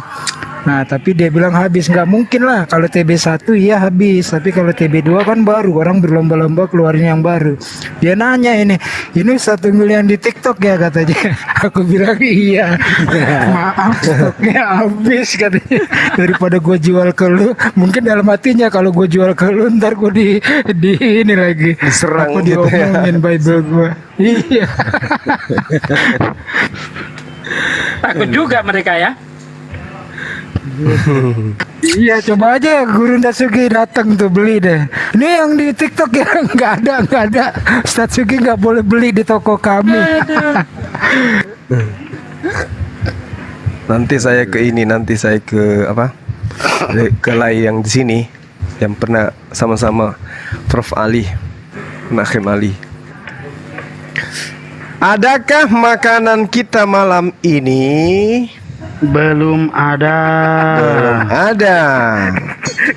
Gurunda udah kayak aus oten, udah kayak ini.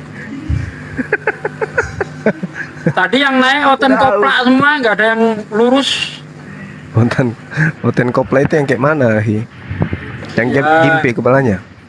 Iya. Ayo Jordan naik yuk Jordan. Jordan naik yuk.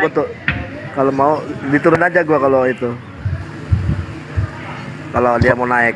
Hostnya yang kita turunin kalau dia mau naik. Bapak, ayo naik Oten. Habis itu kita mecahin rekor lagi malam ini. Akip. Asik kan? Baru aja ngomongin. Kita mecahin rekor malam ini. Coba kalau begini, dari semuanya, lu berani nggak nurunin Bang Zuma? Ayo. Oh ntar, liatin aja ntar. Nih ya. Saya turun, saya buka komal sendiri. Dia, tadi gue udah bilang Bang Andre. Tadi gue udah bilang formasinya udah seperti ini nih. Kayak Bang Moto sama Bang Andre nggak ada gitu kan, gue kosongin 2. Begitu udah ada Oten naik 2, tiba-tiba ada Muslim yang mau naik, ya kan? Muslim ini nih, Muslim Giroh, kan Giroh. Nanti kapan-kapan Bang Zuma gue mau turunin, gue suruh standby, gue telepon dulu. Tahan di bawah Gurunda, gue turunin, terus gue naikin. Habis itu gue naikin, gue lebarin. Silahkan ngomong. Heran. Nanti saya buka komal sendiri. Saya live sama Bunda Korlah. Berdua doang. Ibes ada Ustazah Eza Rafleza tuh. Kalau beliau minta naik, aku diturunkan apa-apa. Aku banyak berguru tuh dari video-videonya. Lanjut. Naikin dulu. Naikin beliau tuh. Nggak usah. Oh, oke. Jangan dinaikkan dia, jangan. Ntar saya diomelin lagi. Apa-apa. Mending dia ngomelin saya lewat Japri, nggak usah di sini. Adik saya yang paling bandel itu. Oh gitu. Ya udah. Iya. Nggak usah. Atau kalau dia maksa naik, udah naikin aja, turunkan host.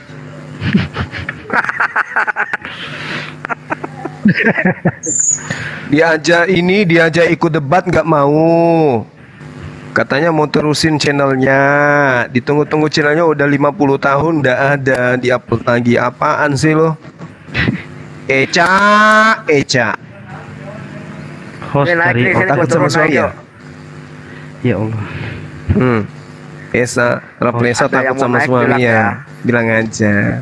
Ada yang mau naik nih? Siapa yang mau turun? Bang Andre? Oke, ganti. Bes, saya ada urusan dikit, Bes. Nanti gue turunin sebentar saya naik lagi. Bunda izin semua ya, Ustadz di sini ya. Ya. Oke, assalamualaikum warahmatullahi wabarakatuh. Waalaikumsalam warahmatullahi wabarakatuh. Waalaikumsalam. Kalau Dinda Eza mau naik, udah dinaikin aja, biar dia berdebat dulu. Udah lama kali ya tidak ada kontennya lagi. Pingin dia berdebat langsung di sini. Naik adekku. Nanti ku buatkan kapurung. Saya kirim pakai email. Naiklah.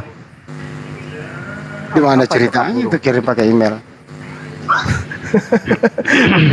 Allahu Akbar. Ya, kita mulai masuk ke masa-masa latihan sulap.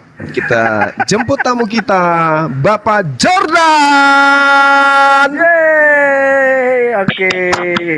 Ya, tepuk tangan buat Pak Jordan. Siapkan payung dan selendang biru untuk beliau naik ke panggung, dan jangan lupa minum Bodrex teman-teman yang ada di bawah. Siapkan juga paku, siapkan paku sama oli bekas. Saya pecahin dulu telurnya. Ya, saya pecahin dulu telurnya udah. Selamat malam Bapak Jordan. Disapa dulu. Iya, Pak Jordan. Ini selamat malam. Waalaikum. Dari suaranya aja sudah bikin sakit telinga kan? Tengok aja lah. Nggak gitu dong. Saudara Jordan kita ini. Dan apa bro? Saudara kita baik ini, baik sekali saudara kita, saudara Jordan. Ya, saya kasih topik ya. Pak Jordan. Paling ku sayang ini saudaraku satu ini. Lanjut Bang.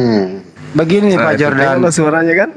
Ya, begini Pak Jordan. Baru tadi siang di sini ada topik. Di mana itu tertulis Pak Jordan? Menurut Anda? Saya ada topik. Di mana kira-kira itu tertulis? Mana aku tahu, aku bukan maha tahu. Memangnya aku di sini tadi kah? Tidak Pak. Kita ya. Tunggu pertanyaan. Baik. Maka memang ajak macan ribi doang. Allah. Jangan diganggu dulu, nanti ada topiknya. Jadi, Pak Jordan belum tahu tertulis di mana itu topiknya tadi sore. Iya, mana aku tahu. Aku kan baru masuk, Pak. Oke. Jadi begini sebenarnya Pak teman. Jadi menurut buku yang belum saya rilis gitu. Jadi topik malam hari ini, kenapa sih Bible itu ada dua bahasa Pak Jordan? Kenapa nggak di satu bahasakan saja biar mudah mengenalnya Pak Jordan? Kira-kira begitu Pak Jordan. Justru inilah kehebatan Alkitab. Hampir semua bahasa di Indonesia, di dunia ini, Alkitab sudah diterjemahkan ke bahasa masing-masing supaya mereka boleh mendengar kabar sukacita, kabar keselamatan untuk diselamatkan oleh Tuhan Yesus Kristus. Haleluya, amin. Ya salam. Menurut Bang Juma, kenapa ada dua bahasa di Bible begitu? Kira-kira ini kedua-duanya asli dari Yesus atau bagaimana ini Bang Juma? Silakan.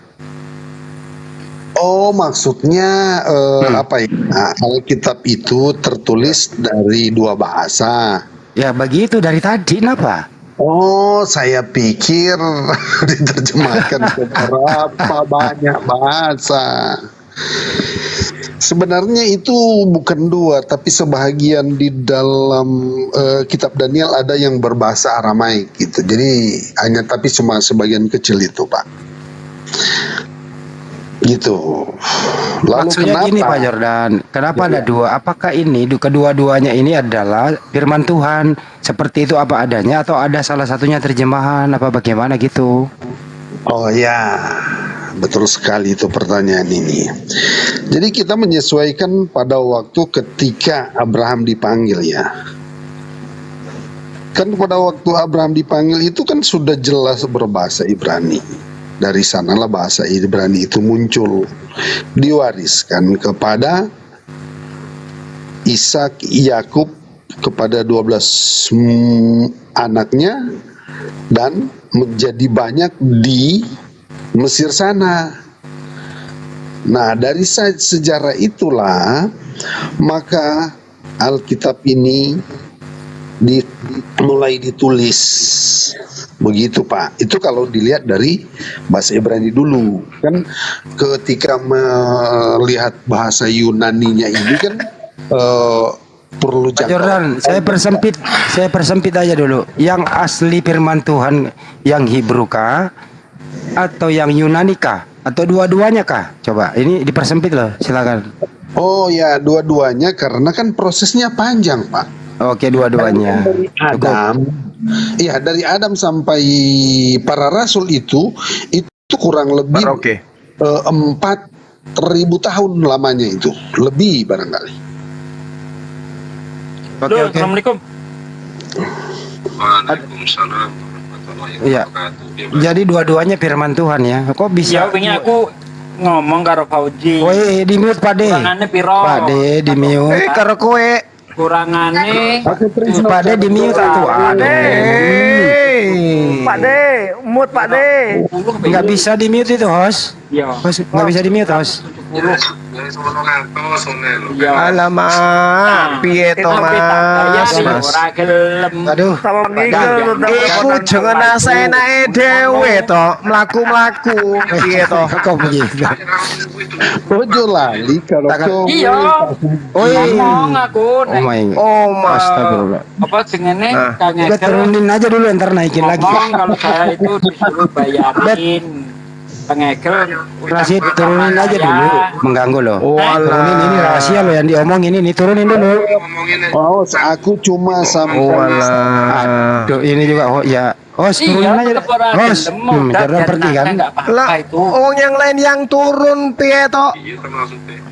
Itu Yo, maksudnya ben awak Siji loro telu papat 5 6 7 8 10. Jordan yang lari malah. Ntar dulu Pak, jangan terlalu banyak ini, serius ini. Stop dulu, stop. Jordannya naik. Pak Jordan naik lagi. Sambil nunggu Pak Jordan, ya Bang Juma, menurut Pak Jordan, Bos ini ya, malah aku yang dikikok saya. bukan Pak Jordan yang diturunin. Mana ini Bang Sumai? Sebentar Bang, izin ya. Lah Bang. Dengarkan dulu, bukan Pak Jordan yang diturunin host. Pak Desuki lagi telepon, itu agak rahasiaan. Nanti nggak enak. Jadi dia nggak dengar kita, turunin dulu ntar naikin lagi. Iya, maaf jempol telunjuk saya jempol semua, maaf. Sekarang kita kembali ke topik. Menurut Pak Jordan, Hebrew sama Yunani itu dua-duanya firman Tuhan. Nah, sekarang Banyu Mak tanggapi dulu. Banyu Mak silakan. Oke, baik. Jadi gini, kalau kita melihat ya saya terkadang kalau dialog itu mengambil informasinya dari Al-Qur'an gitu ya. Bahwasanya ketika Al-Qur'an kitab-kitab terdahulu itu datang kepada Bani Israel, mereka merubah-rubah kemudian firman Tuhan yang datang kepada mereka. Contoh misalnya apa yang dituangkan di dalam surah Al-Baqarah ya. Bagaimana kemudian Allah mengatakan gini, "Aftatma'una ayyuminu lakum wa kad kana fariqum minhum yasma'una kalam Allah summa yuharrifuna min ba'di ma aqalu wa hum ya'lamun." Apakah kamu masih mengharapkan mereka akan percaya kepadamu, padahal segolongan dari mereka mendengarkan firman Allah lalu mereka mengubahnya setelah mereka memahaminya, sedang mereka mengetahui. Contoh yang kita bincangkan tadi siang, bagaimana di dalam kitabnya orang Yahudi menuliskan perjanjianmu, beretek, kemudian di terjemahan yang ada di Indonesia menjadi perjanjianku, di mana nilai dari cakupan perkataan ini itu sangat-sangat mempengaruhi daripada sikap dan pemahaman pendalaman terhadap perkataan tersebut. Nah, kemudian kalau kita melihat di dalam kitabnya teman-teman kita Kristen misalnya ya, bagaimana kemudian kita disuguhkan di dalam kitabnya teman-teman Kristen, Yesus itu sendiri terlalu banyak pengakuan-pengakuan yang secara tertulis bahwa Yesus itu menggunakan bahasa Aram, bahkan juga sering menggunakan bahasa Ibrani. Nah, yang lucu kemudian adalah Paulus pun ternyata terkadang menggunakan bahasa Ibrani, seperti di dalam Kisah Para Rasul 22, bagaimana kemudian beliau itu berbicara kepada orang-orang pada masa itu dengan menggunakan bahasa yang digunakan oleh orang Yahudi. Nah, sedangkan original teks kitab teman kita Kristen itu bahasa Yunani gitu loh. Apakah mungkin kemudian Yesus yang menerima firman, kan Yesus pengakuannya dalam kitab Yohanes menerima firman ini. Ada rentetan firman yang Yesus terima yang menjadi porsi dia sebagai nabi dan rasul kepada Bani Israel. Dia dipersenjatai dengan firman dari Tuhan. Nah, firman ini tidak mungkin menggunakan bahasa Yunani. Karena kenapa? Sejenak ketika kita melihat di dalam kitabnya teman-teman Kristen, contoh misalnya dalam Markus ya, di kitab Markus 7, di situ Yesus berkata dengan menuturkan bahasa Aram, yaitu etfat atau dikatakan evata. Itu bahasa Aram yang berarti terbukalah. Artinya Yesus memang memiliki pengajaran internal Yesus kepada pengikut-pengikutnya yang asli, yang mana apa yang terjadi terhadap Yesus, sabdanya, penyampaian firman Tuhannya, kemudian ketetapan-ketetapannya Yesus, itu kemudian diceritakan dalam sebuah kitab yang sekarang kita sebut dengan kitab kanonik. Artinya bahwa kitab kanonik itu kalau bisa kita nilai itu adalah buku sejarah yang menceritakan tentang Yesus dan orang-orang yang ada di sekelilingnya. Artinya bukan firman yang Yesus terima dari Tuhan yang mereka tuliskan, tapi catatan perjalanan Yesus yang mereka tuliskan. Saya kira begitu Bang Handi. Sehingga Al-Quran mengatakan bahwa orang terdahulu itu kemudian mencatat sebuah cerita di mana cerita itu bukan merupakan firman Tuhan, tapi mereka anggap sebagai firman Tuhan. Seperti itu. Silakan. Oke, begitu Pak Jordan, sepertinya ini Pak Jordan yang berbahasa Yunani itu meragukan kalau itu firman dari Sang Pencipta kepada ke Yesus. Kira-kira begitu Pak Jordan, ada tanggapan? Silakan. Terima kasih Pak Andi yang baik hati. Tadi dalam narasi dari Bang Suma ini tentang bangsa Israel ini suka merubah-rubah ya. Jadi kata merubah-rubah ini dulu yang saya ingin telusuri. Menurut tuduhan Al-Quran mengatakan bangsa Israel merubah-rubah, dari mana mereka merubah-rubah? Bukti apa Al-Quran menyatakan bahwa bangsa Israel ini suka merubah-rubah? Di mana mulainya mereka merubah? Apa yang dirubah-rubah? Siapa yang merubah itu? Jadi itu dulu yang saya ingin tekankan kepada Bang Suma. Tunjukkan bahwa bangsa Israel itu suka merubah menurut tuduhan Al-Quran. Sebelum kita lanjut ya. Itu dulu, silakan. Iya, baik. Jadi gini, Saudara Jordan, ketika Al-Quran menarasikan itu, bahwasanya ahli kitab itu diceritakan bahwa mereka mengubah. Contoh akuratnya seperti yang tadi di dalam Zakaria 9 nomor 11 itu Pak. Itu contoh salah satunya. Contoh salah satunya itu. Bagaimana kemudian terjemahan kitab yang ada di dalam kitabnya orang Yahudi begitu sampai kepada orang-orang Farisi itu berubah. Itu loh.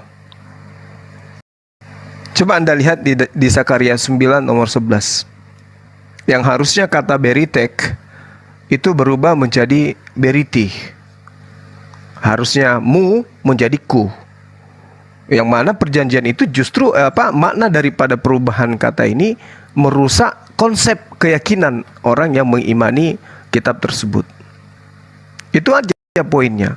Nanti kalau misalnya mau lebih mendetail lagi, mungkin teman-teman saya ada Dinda Moto di sini atau Dinda Naja bisa membuktikan itu secara bahasa aslinya bahwa memang ada perubahan. Contoh tentang Ismail kemudian berubah menjadi Israel dan seterusnya. Mungkin seperti itu Pak Jordan. Ya, oke. Oh, itu yang dibahas kalau nggak salah dengan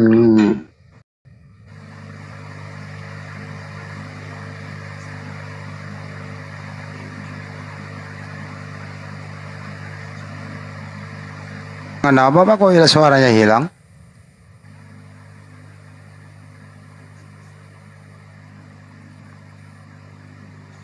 Cek Pak Jordan. Kok nggak ada suaranya? Iya. Loh. Oh, signal. Loh. Bagaimana ini? Signal mungkin ya? Jaringan kali. Signal dia, jaringannya dia ya. Soalnya langsung hilang dari peradaban. Dinda Moto monitor. Ya Bang. Bisa kasih data sebentar Dek? Iya, mana Bang?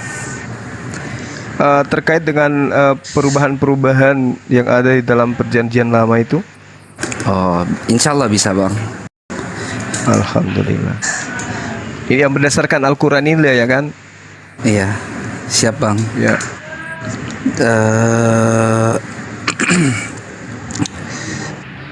Taruh sebentar Bang, saya siap. Ada juga materi daripada Dinda Naja itu yang sangat-sangat signifikan kenanya terkait adanya perubahan di dalam kitabnya teman-teman Kristen hari ini. Ya. Oh, silakan. Kitab ulama juga dijelaskan itu. Iya. Betul. Monggo Mas Moto, tafadhol.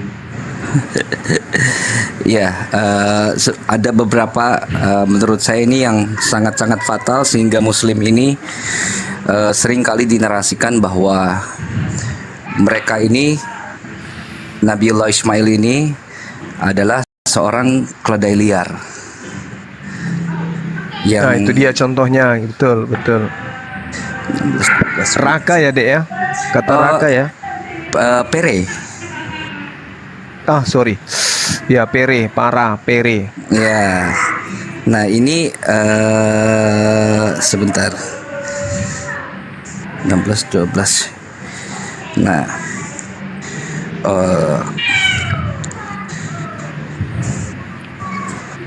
Sebentar. Ini Pak Jordan kemana ya? Jaringannya hilang. Udah nggak ada di dia yang hilang. Nah itu di bawah sebentar. Oh itu Pak Jordan naikin. Naik Pak Jordan.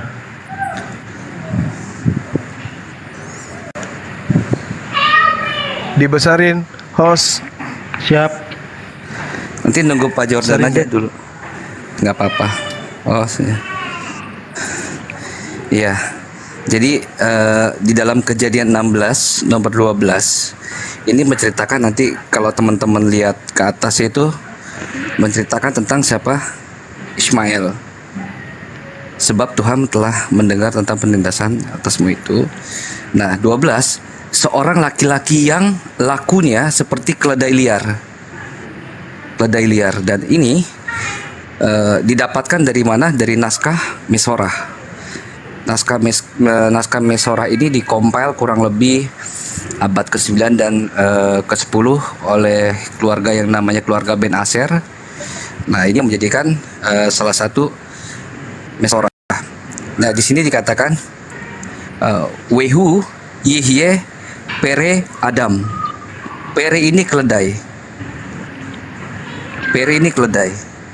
Nah, sedangkan kalau kita lihat di naskah yang lebih tua, ini adanya SP. SP itu Samaritan Pentateuch. Semua Yahudi itu setuju bahwa ini tuh lebih tua. Kenapa lebih tua? Karena ini sudah hadir di abad ke-5 sebelum Masehi. Jaraknya jauh ya. Kalau Mesorah itu abad ke-9 ke-10 sesudah Masehi. Nah, ini abad ke-5 sebelum Masehi. Di sini dikatakan Wehu Yihye para Adam. Nah, di sini ada kata para. Apakah ini artinya keledai?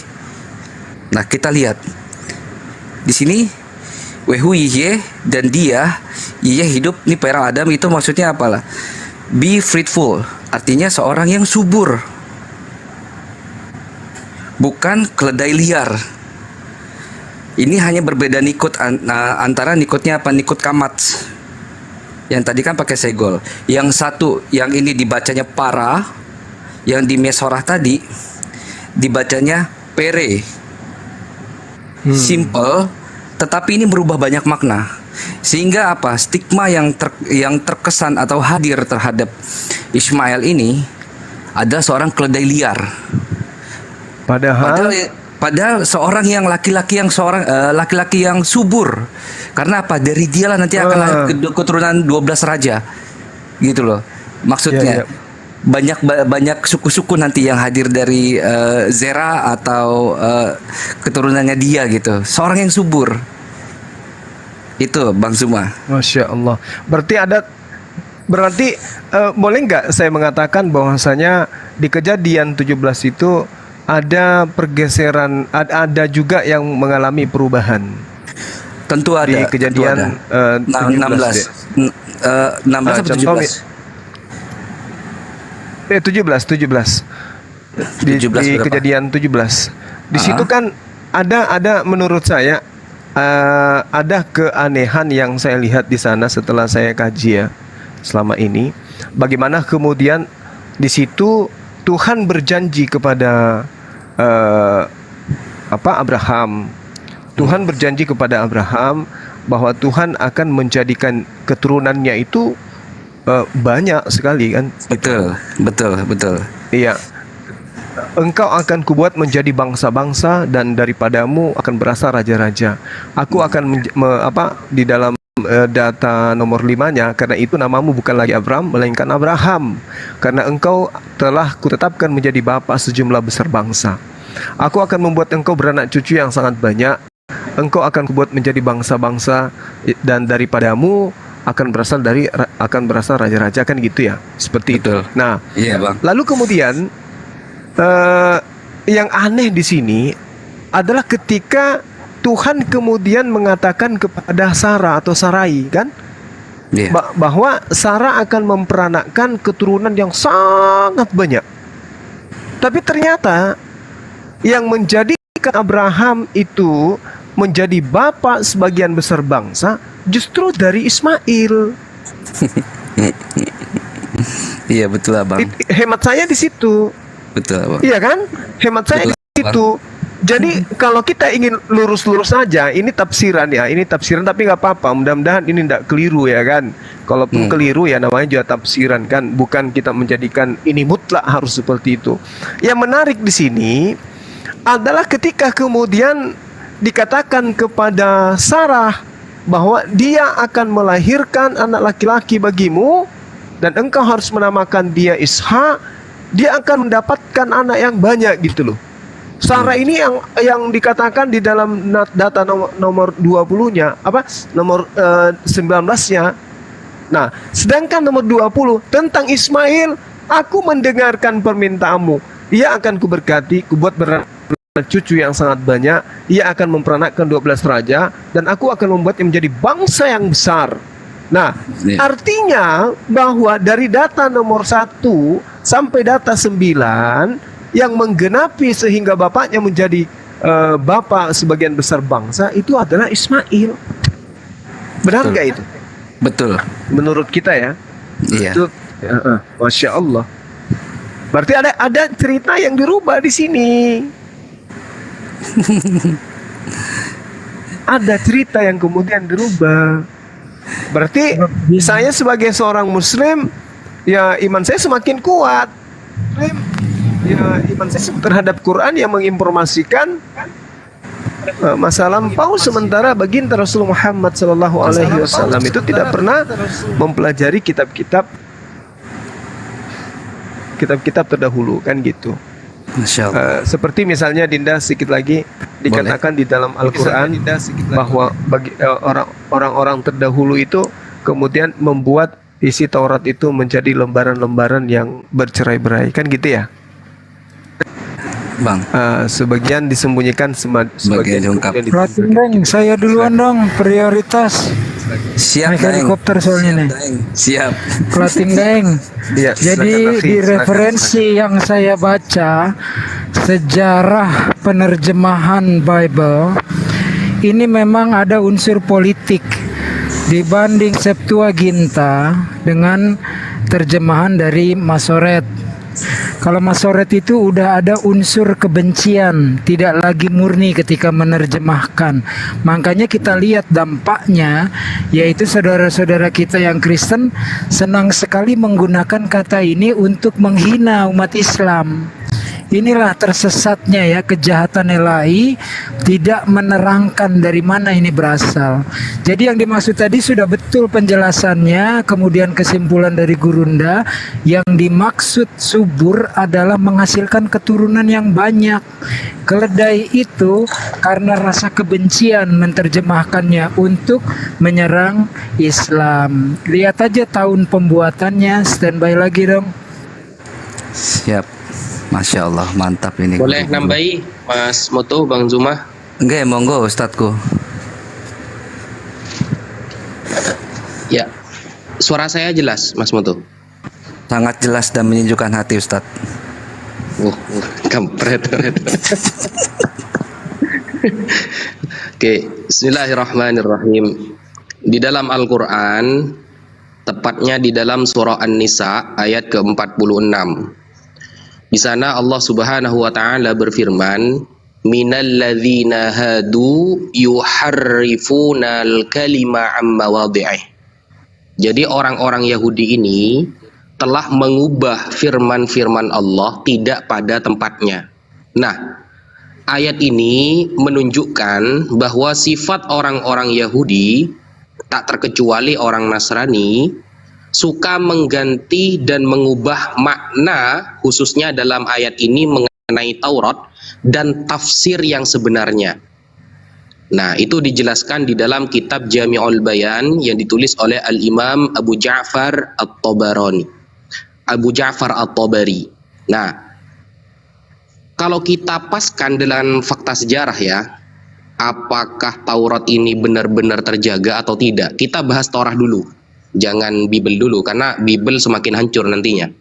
Nah, Al-Imam Ibnu Hazm rahimahullah pernah menulis kitab yang bernama Al-Fisal fil Milal wal Ahwa wan Nihal.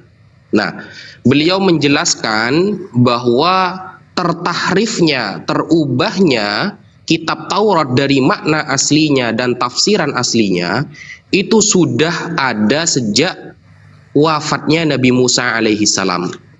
Nah, sejak Nabi Musa alaihi salam wafat, nah, Bani Israel saat itu dipimpin oleh Yusha bin Nun selama 31 tahun. Nah, di saat itu agama masih kuat. Kemudian mereka dipimpin oleh Fainuhas Ibnul Azar bin Harun selama 25 tahun. Saat itu agama juga masih kuat. Nah, setelah wafatnya Fainuhas, nah, seluruh Bani Israel banyak yang murtad dari agama mereka, menyembah berhala, dan para rabi-rabinya juga sudah banyak yang menyeleweng dari agama yang benar. Dan sejak itulah mulai banyak penyimpangan-penyimpangan dan tafsiran-tafsiran yang tidak sesuai yang disampaikan oleh Nabi Musa alaihi salam. Lanjut, salah satu ulama dari India yang bernama Syekh Rahmatullah bin Khalilur Rahman Al-Hindi dalam kitabnya Izharul Haqq.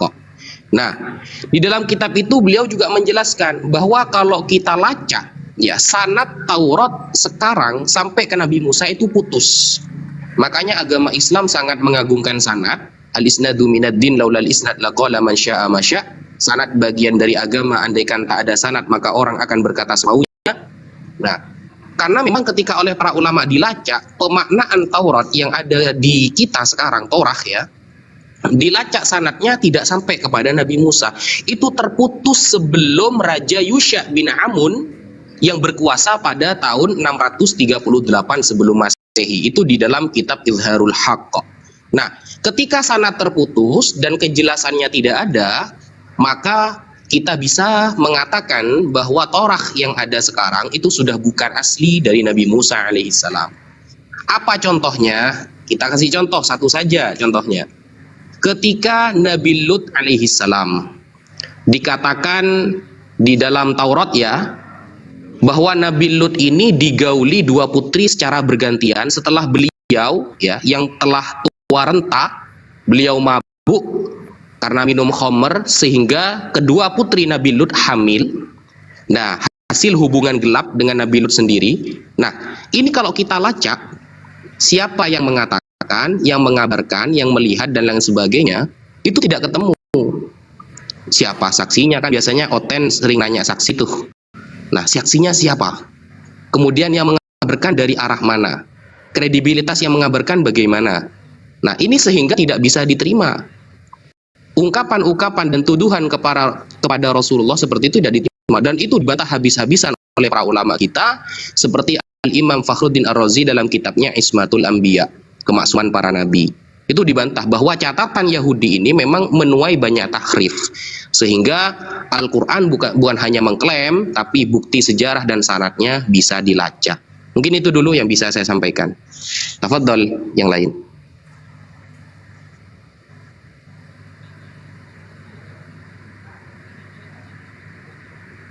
Kepada diam. Tapi gini Ustaz Wafi, menurut mereka Lot itu bukan nabi loh.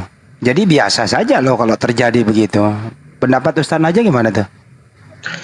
Kita tidak sedang membahas nabi atau tidak, tapi kita membahas suatu kejadian yang diceritakan di dalam Torah, lalu indikasinya benar atau tidak, begitu. Kita ambil satu contoh Bang Handi tentang Lot ya, yang menggauli kedua putrinya. Nah, ini baru satu ya, sebenarnya banyak sekali. Nah, kejadian ini kalau memang mereka mengagung-agungkan saksi dan bukti dan sanad, kita tanyakan sanadnya dari siapa.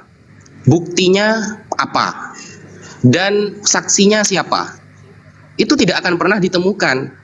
Karena memang sejak Yusha bin Amun memimpin 600 tahun sebelum Masehi, itu sudah terputus sanad kejelasan tentang cerita-cerita yang diterapkan di dalam kitab Taurat yang kita pegang sekarang. Gitu.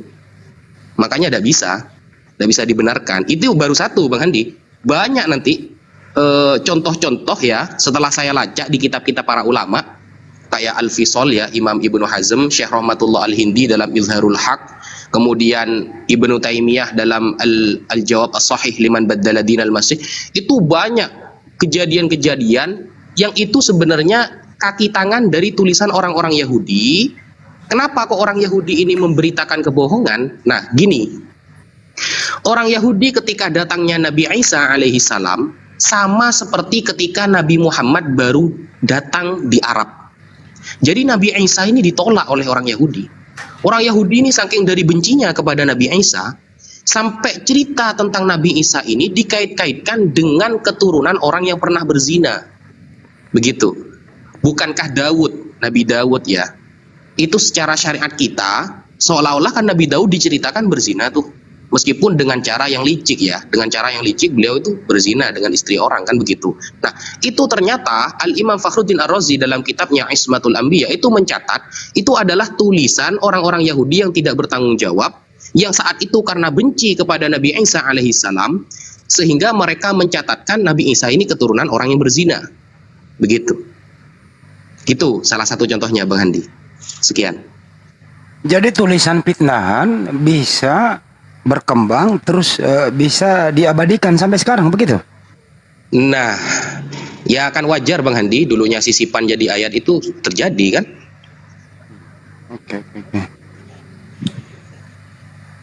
Ini agak sedikit ada yang bertanya nih Pak Ustadz. Kalau begitu Torah Nabi Musa itu apakah masih ada atau ada sisanya atau seperti apa sih, tertulis apa oral gitu? Torah itu sebenarnya apa sih gitu loh? Mana gitu? Ada sisanya. Jadi kita tidak boleh meyakini Bible itu 100% palsu, tidak boleh. Para ulama seperti Sayyid Muhammad bin Alwi Al-Maliki dalam kitab Jala'ul Afham, Syarhu Aqidatil Awam, beliau menuliskan bahwa yang sampai kepada kita itu tidak 100% benar. Berarti ada yang benar.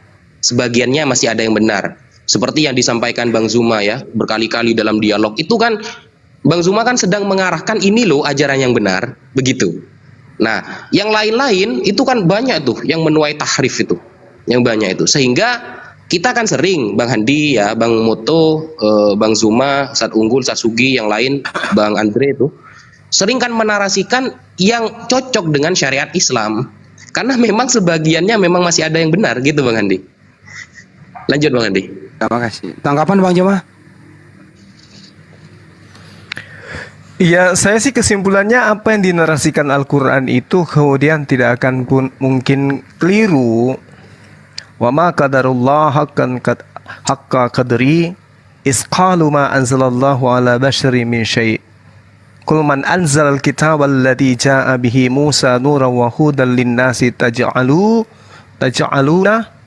qaratisa tubdunaha wa tukhfuna katsira. Jadi tidak mungkin keliru ini. Ini semakin nyata kebenaran Al-Quran ini. Allah menerangkan, mereka tidak mengagungkan Allah sebagaimana mestinya ketika mereka kemudian berkata Allah tidak menurunkan sesuatu pun kepada manusia. Qul, katakanlah wahai Nabi Muhammad, siapakah yang menurunkan kitab Taurat yang dibawa oleh Nabi Musa sebagai cahaya dan sebagai petunjuk? Ini kan jelas ini. Kamu jadikan kitab Taurat itu sebagai lembaran-lembaran kertas yang bercerai-berai. Kamu memperlihatkan sebagian dan kamu tidak kamu memperlihatkan sebagian dan sebagian juga kamu sembunyikan gitu. Padahal telah diajarkan kepadamu apa yang tidak diketahui baik olehmu maupun oleh nenek moyangmu. Katakanlah Allah yang menurunkannya. Kemudian setelah itu biarkanlah mereka bermain dalam kesesatannya. Jadi baginda Rasul Muhammad SAW diberi perintah oleh Allah untuk menyampaikan ini. katakan kepada mereka. Nah, kita sebagai umatnya, kita pun punya kewajiban untuk menyampaikan kepada mereka. Kalau kita sudah menyampaikan, ya biarkan aja, kata Allah. Mereka mau bermain-main dalam kesesatannya, biarkan aja. Tapi ingat, ajal menjemput, akan dimintai pertanggung jawab kelak. Makanya kita sering membaca, belakangan ini saya selalu membahas surah Al-Maidah, bagaimana Allah itu menyeru, yahdi bihillah manittaba'a ridwanan subulan salam. Wahai ahli kitab, ya, jelas sekali itu seruannya kepada mereka. Al-Quran datang, dengan Al-Quran itu kemudian Tuhan yang datang kepada Nabi Musa, yang datang kepada Nabi Isa, yang memberikan petunjuk kepada mereka. Melalui Al-Quran, Allah kembali memberi petunjuk kepada mereka. Maka Allah mengatakan, orang yang mengikuti keridaannya kepada jalan keselamatan pasti ikut kepada Al-Quran, ikut kepada Rasulullah, ikut kepada umat Islam. Karena Allah mengatakan, dan dengan Al-Quran itu pula Allah mengeluarkan orang itu dari gelap gulita kepada cahaya dengan izinnya, dan menunjukkan kepada jalan yang lurus. Jadi mereka menyembah kepada Allah misalnya, tapi ketika datang petunjuk berupa Al-Quran tidak diterima, percuma, sia-sia. Sama ketika mereka yang beriman kepada Taurat, tapi begitu datang Nabi Isa kepada mereka, mereka menyembah kepada Allah, menerima Taurat, tetapi tidak menerima Nabi Isa alaihissalam, juga sia-sia. Begitu juga mereka yang beriman kepada Allah, beriman kepada Taurat, beriman kepada Nabi Isa alaihissalam, tapi ketika datang masanya Rasulullah Muhammad SAW tidak beriman kepada Rasulullah Muhammad SAW, juga percuma, sia-sia. Maka posisi terakhirnya adalah siapapun manusia itu, maka mereka wajib hukumnya beriman kepada Al-Quranul Karim, beriman kepada Rasulullah Muhammad SAW. Khusus kepada ahli kitab, jalan keselamatan itu beriman kepada baginda Rasulullah Muhammad SAW. Di luar daripada itu, mohon maaf, ditolak oleh Allah. Seperti itu Bang Handi. Jadi apa yang menjadi tema kita pada malam hari ini? Al-Quran mengatakan, apakah kamu masih mau percaya kepada mereka, menginginkan mereka itu mau ikut kepadamu, sedangkan sebagian dari mereka, mereka mendengarkan firman Allah tapi mereka mengubah, padahal mereka mengetahui setelah datang kebenaran itu kepada mereka. Nah, itu fakta. Dinda Naja, Ustaz Naja, kemudian Dinda Moto sudah menjabarkan itu. Akurat Pak, akurat. Jadi bagi mereka yang berfikir ini, ketika ada perintah dari Al-Quran, bil bayyinati waz zubur wa anzalna ilaika dzikr, tujuannya apa? Litubayyina linnas. Jadi semua merek di luar Islam atau Islam itu sendiri, Al-Quran itu datang dibawa oleh baginda Rasulullah Muhammad SAW, ya memang hanya untuk orang-orang yang berpikir. Wala'allahum yatafakkarun. Makanya orang mu'allaf itu pasti berpikir, pasti mereka, aduh, ada yang tidak beres ini dengan agama saya. Nah, lalu kemudian mereka menemukan Al-Quran. Disitulah mereka kemudian hatinya diluluhkan, dilembutkan hatinya sehingga menerima Islam. Jadi solusi terakhir mau sampai kepada Allah ya harus melalui Islam, melalui Al-Quran, nggak ada jalan lain. Karena kitab-kitab sebelum Al-Quran itu sudah mengalami hal yang sesuai dengan yang digambarkan oleh Al-Quran. Seperti itu Bang Handi, silakan. Ya, kalau boleh saya tambahin sedikit, boleh nggak Guru? Ya, silakan. Ya, ini kan kalau seandainya dilihat kan Katolik sama Protestan tuh kan suaranya kecil, digedein dikit. Udah gede. Ya. Udah gede. Ya. Enggak, sebenarnya Katolik itu kan lebih dulu sebelum ketimbang Protestan gitu kan. Nah, Katolik ini kan punya di kitab Perjanjian Lama ini kan ada 9 kitab yang lebih banyak ketimbang Protestan. Nah, sekarang kan kalau seandainya dilihat itu mereka nggak peduli sama yang dan kitab itu. Yang kitab-kitab sejarah itu loh, yang Nebiim, yang isinya Tobit, Yudit, Makabe 1, Makabe 2. Nah, maksud saya begini, itu juga jadi zamannya saya itu jadi bahan pertanyaan buat teman-teman Protestan. Ini kenapa? Yang salah itu apa karena kitabnya, mereka nggak mau mengakui, atau manusianya yang merasa bisa ngatur kesuciannya firman Tuhan gitu loh. Nah, jadi paham maksud saya itu. Di sini dilihat kan banyak yang yang melakukan tindakan-tindakan kayak, kalau saya nyimak tadi kan kepalsuan, mana ini segala macam. Nah, itu kan si Nabi Ezra ya, kasusnya Islam tuh Uzair ya, Nabi Uzair alaihissalam itu pernah coba menulis ulang kitab Taurat Nabi Musa dalam bahasa Arab, karena kan bangsa Yahudi kan udah nggak banyak yang nggak bisa berbahasa Ibrani lagi. Nah, naskah bahasa Arab itu diterjemahkan ke bahasa Yunani yang dikenal kan, kalau biasa teman-teman katakan tuh naskah Septuaginta. Kedua udah ada. Nah, pertanyaannya, kitab sekarang itu siapa yang menulis? Gitu aja. Oke. Baik, Bang Andre. Jadi tadi pembicara ada Ustadz Wafi, Bang Joma. Ini saya hanya menyimpulkan, mungkin bisa ditambahkan bahwa jelas di sini sasarannya Al-Quran. Ana meluruskan ada dua sasaran di sini begitu, baik kepada memang mengimani Taurat itu ya, kepada Yahudi dan di luar Yahudi begitu. Kalau dia di dalam Yahudi itu, kesimpulannya tadi adalah bahwa mereka memang ada yang disembunyikan begitu. Yang paling parah adalah bukan peruntukannya, tapi diklaim punya dia, kemudian dia sendiri yang membatalkan.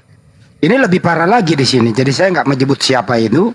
Jadi karena ini sifatnya monolog, mungkin bisa diberikan bahasan yang agak sedikit nggak terlalu teologis. Yang penting adalah bahwa sebenarnya Taurat ini untuk siapa, dan kenapa ada orang lain mengklaim terus mereka membatalkan, dan kenapa pemilik Taurat ini menyembunyikan, apa maksudnya?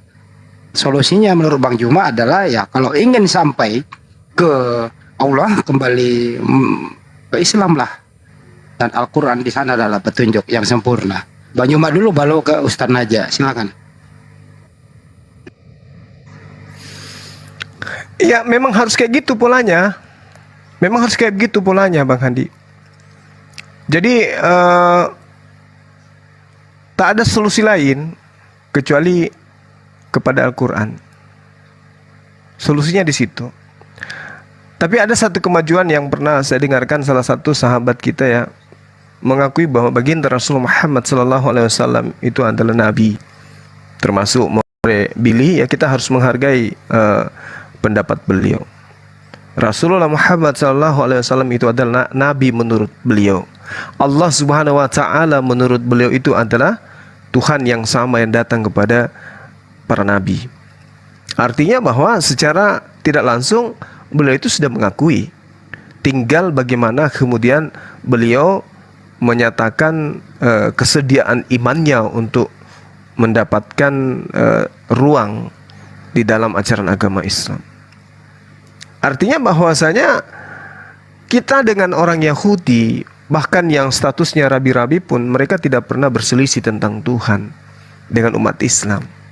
Nah, sedangkan apa yang kemudian Allah terangkan, misalnya di dalam surah Al-Ma'idah, seperti wakalatil yahudu wan nasara nahnu abna'ullah wa ahibba, seperti itu ayatnya ya.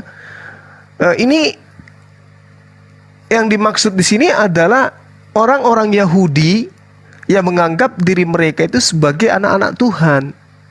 Dan saya rasa kalau kita melihat dari perspektif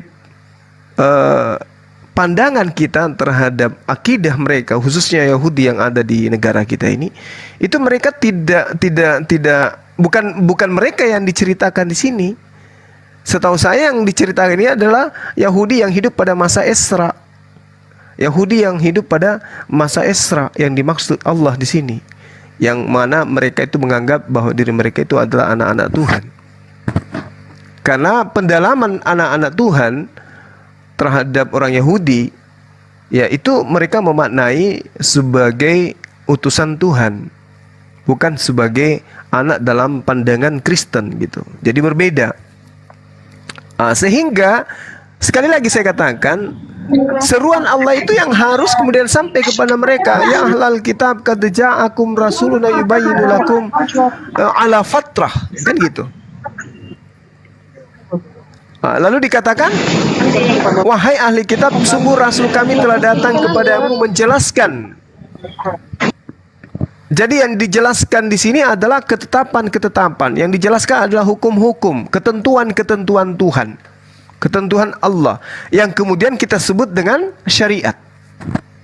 Jadi syariat yang ada di dalam Islam itu bukan hanya untuk umat Islam, bukan hanya untuk Bani Ismail, tetapi syariat yang ada di dalam Islam itu adalah syariat yang juga dikhususkan mutlak untuk ahli kitab juga. Jadi orang Yahudi itu semestinya menanggalkan imannya yang sekarang, syariat-syariatnya yang sekarang, kemudian menuju kepada syariat Islam. Itu mutlak. Itu mutlak. Nah, inilah yang kemudian ingin saya katakan kepada Bang Handi dan teman-teman yang ada di sini. Ya, solusi terakhir, kalau dikatakan perjanjian baru Allah itu adalah hukum Taurat, maka Isa alaihissalam datang kemudian untuk meneguhkan perjanjian baru itu yang datang kepada Bani Israel sebagai penjabaran teori dan praktek dalam kehidupan Bani Israel, tapi kemudian beliau ditolak. Maka Al-Quranul Karim itu saya bahasakan sebagai perjanjian terakhir, jalan terakhir, solusi terakhir untuk keselamatan anak keturunan Adam. Tidak ada yang lain melainkan Al-Quranul Karim. Saya kira gitu Bang Handi. Ya, Ustaz Wapi, kemudian Ustaz Alif, ada tanggapan nanti, silakan. Ya. Bismillahirrahmanirrahim. Ya, sempat saya dengar kemarin pertanyaan Sopi Katul kepada Bang Zuma, ya, bahwa Sopi Katul mengatakan mana Injilnya Injilnya Isa ini mana? Yang berbentuk buku itu mana, kata dia. Itu pertanyaan yang sangat gabrul sekali. Dengar sama guru saya ternyata. Itu pertanyaan gabrul itu Bang. Dan jawabannya Bang Zuma mantap sekali memang, Masya Allah. Di dalam surah As-Saff ayat 6 contohnya, kita akan meyakini bahwa apa yang diungkapkan oleh Nabi Isa itu adalah Injil, ya. Jadi ketika di dalam surah Ali Imran, wa'allamahul kitaba wal hikmata wat taurata wal injil, Allah mengajarkan Nabi Isa menulis hikmah, Taurat, dan Injil. Nah, jadi apa yang disampaikan Nabi Isa itu kan Injil. Di dalam surah As-Saff ayat 6 diterangkan begini. Wa il qala Isa, ketika Nabi Isa ibnu Maryam berkata, bersabda. Nah, ini berarti Injil ini, isinya Injil berarti ini. Surah As-Saff ayat 6 nih. Ya Bani Israel, wahai Bani Israel, inni Rasulullahi ilaikum, aku adalah utusan Allah untuk kalian. Musaddiqan lima baina yadayya minat Taurah, yang membenarkan kitab Taurat yang datang kepada kalian. Wa mubasysyiran bi rasulin, dan aku memberikan kabar baik, berita baik terhadap datangnya seorang rasul. Ya'ti mim ba'dismuhu Ahmad. Nah, ini kan Injil nih yang disampaikan Nabi Isa nih. Yang akan datang setelahku rasul itu yang bernama Ahmad. Falamma ja'ahum bil bayyinat qalu hadza sihrun mubin.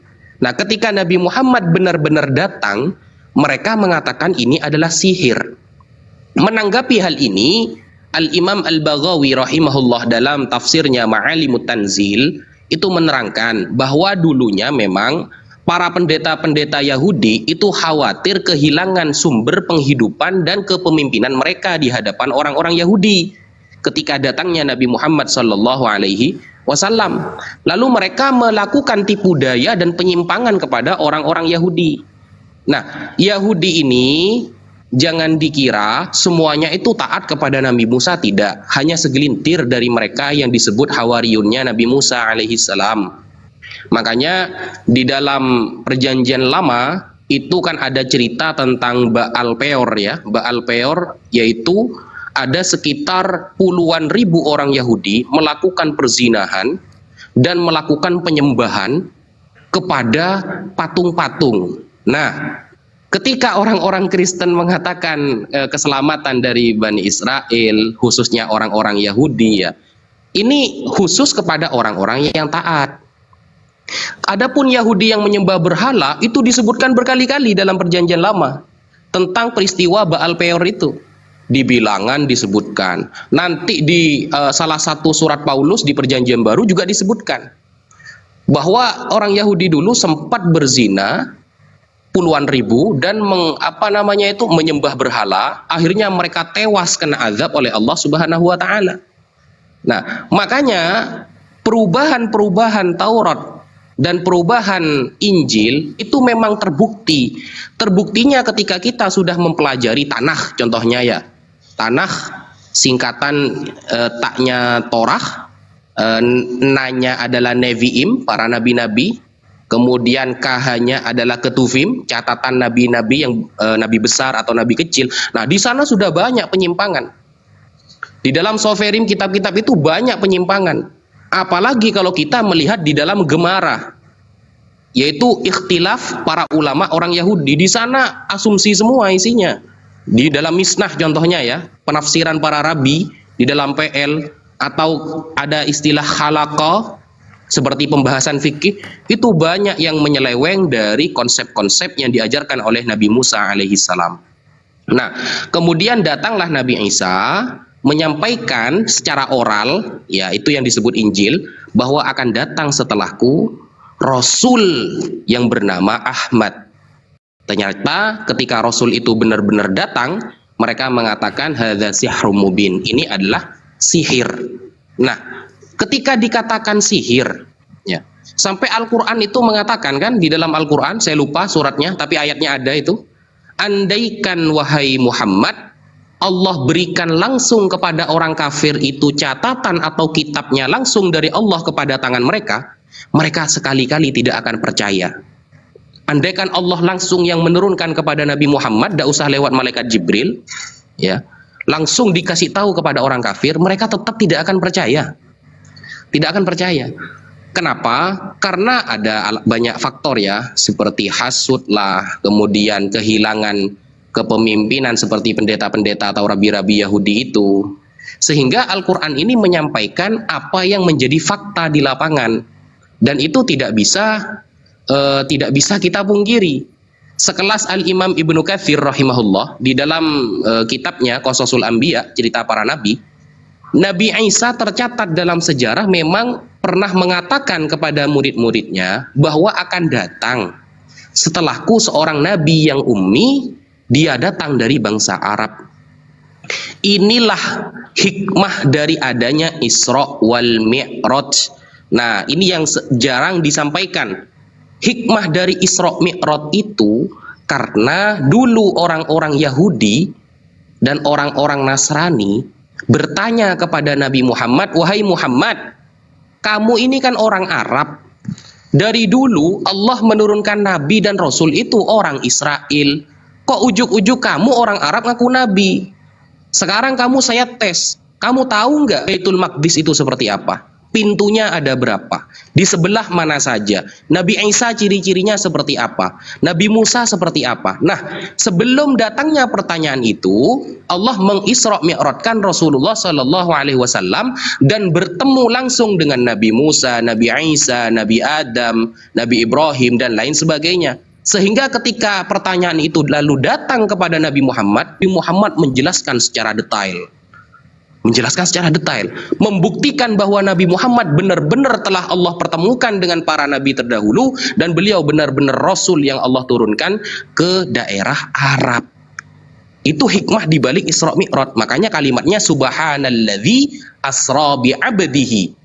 Langsung pakai abdihi Allah itu ya, maha suci Allah yang telah memperjalankan malam hambanya minal masjidil haram ilal masjidil aqsa alladzi barakna haulahu linuriyahu min ayatina, untuk menunjukkan tentang tanda-tanda kebesaran Allah. Salah satunya Allah mempertemukan Nabi Muhammad dan Nabi Muhammad mengimami doa bersama para nabi saat itu.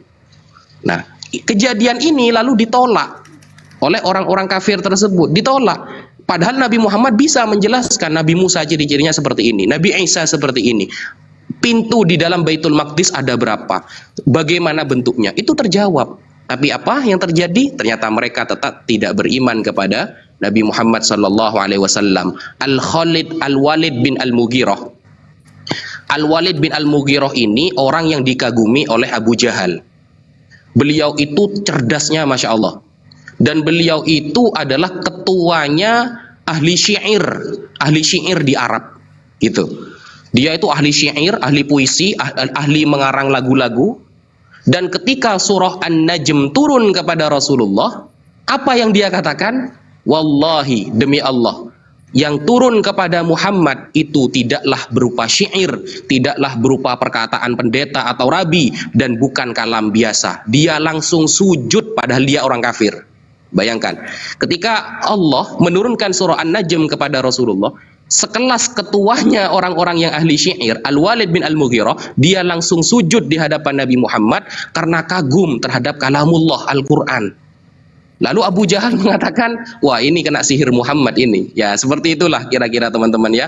Kebenaran tidak akan pernah bisa dipadamkan. Makanya di dalam Al-Quran dikatakan, yuriduna ayyudfi'u nurallah biafwahihim. Orang-orang kafir itu ingin memadamkan cahaya Allah dengan mulut-mulut mereka, tetapi wa ya'ballah wa yutimmu nurahu.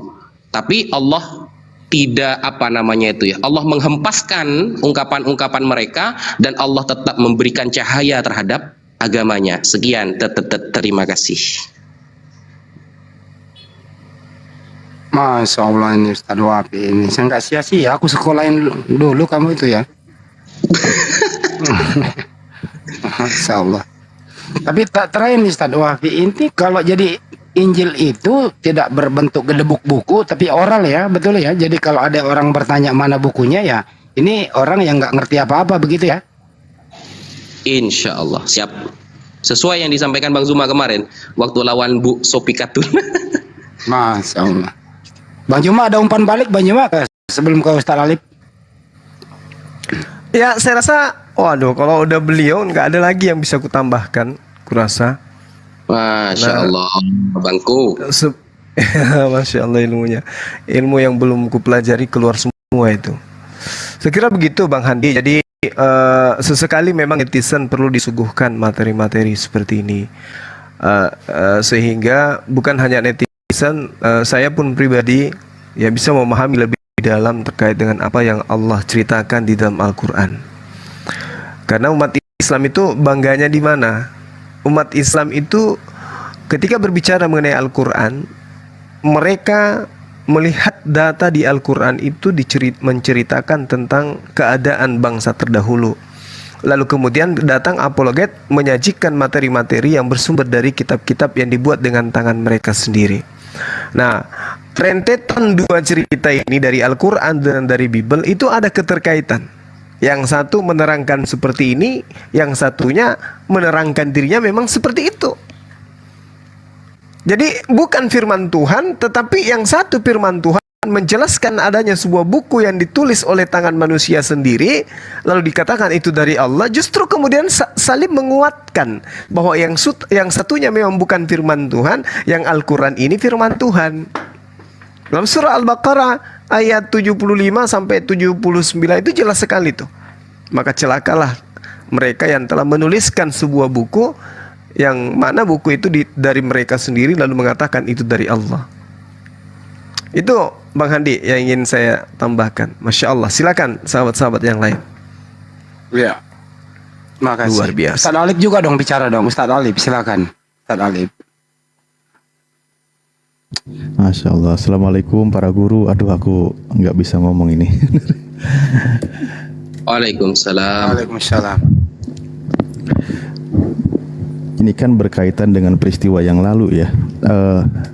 Afwan kalau saya sedikit bergeser karena tidak dari awal tadi kan, tapi hal pembahasan yang menarik. Semoga tetap jadi pelajaran ya. Mungkin ini juga pelajaran yang sering terulang karena tidak ada yang baru dari saya. Karena pertama merujuk kepada hadis Rasulullah SAW. Dalam sebuah hadis dikatakan bahwa la tusaddiqu ahlal kitab wala tukadzibuhum gitu kan. Wa qulu amanna billah wa ma unzila ilaina gitu. Janganlah kalian membenarkan ahli kitab dan juga jangan pula kalian menyalahkan mereka. Katakanlah kami beriman kepada Allah dan kepada apa yang diturunkan kepada kami. Nah, apun para gurunda ya, mengutip hadis ini saya teringat sebenarnya ada di surah Al-Maidah ya, surah Al-Maidah yang memang pembahasannya berkaitan dengan kitab sebelumnya, kitab Taurat, dan itu peristiwa ketika bersinggungan di zaman Rasulullah gitu. Kan ada salah satu peristiwa mereka itu terbiasa mendengar berita bohong, terbiasa memelintir isi-isi kitab yang mereka pegang.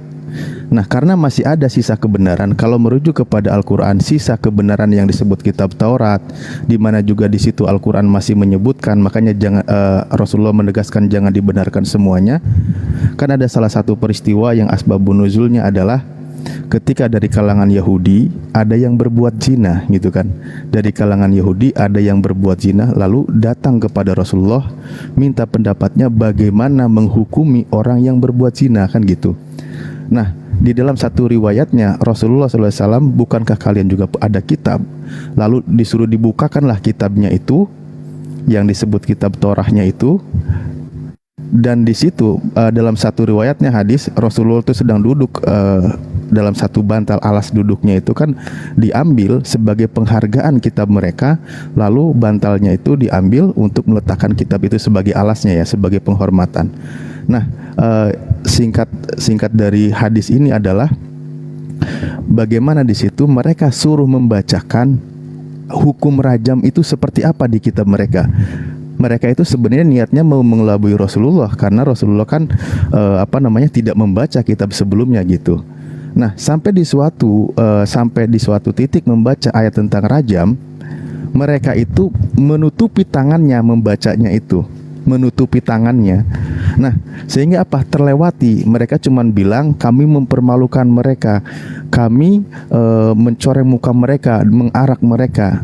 Tapi perlakuan itu ketahui oleh Abdullah bin Salam waktu itu, sehingga sahabat Abdullah bin Salam ini memerintahkan kepada Rasulullah agar tangan pemuda Yahudi itu untuk mengangkatnya dan suruh dibaca yang ditutupnya itu. Dan ternyata ketika diangkat, maksud dia itu menutupi ayat itu, diangkat, ternyata ada bunyi bahwa orang yang berzina hukumnya adalah rajam. Nah, mereka itu hendak menyembunyikan hukum itu gitu loh. Nah, itu kebiasaan mereka.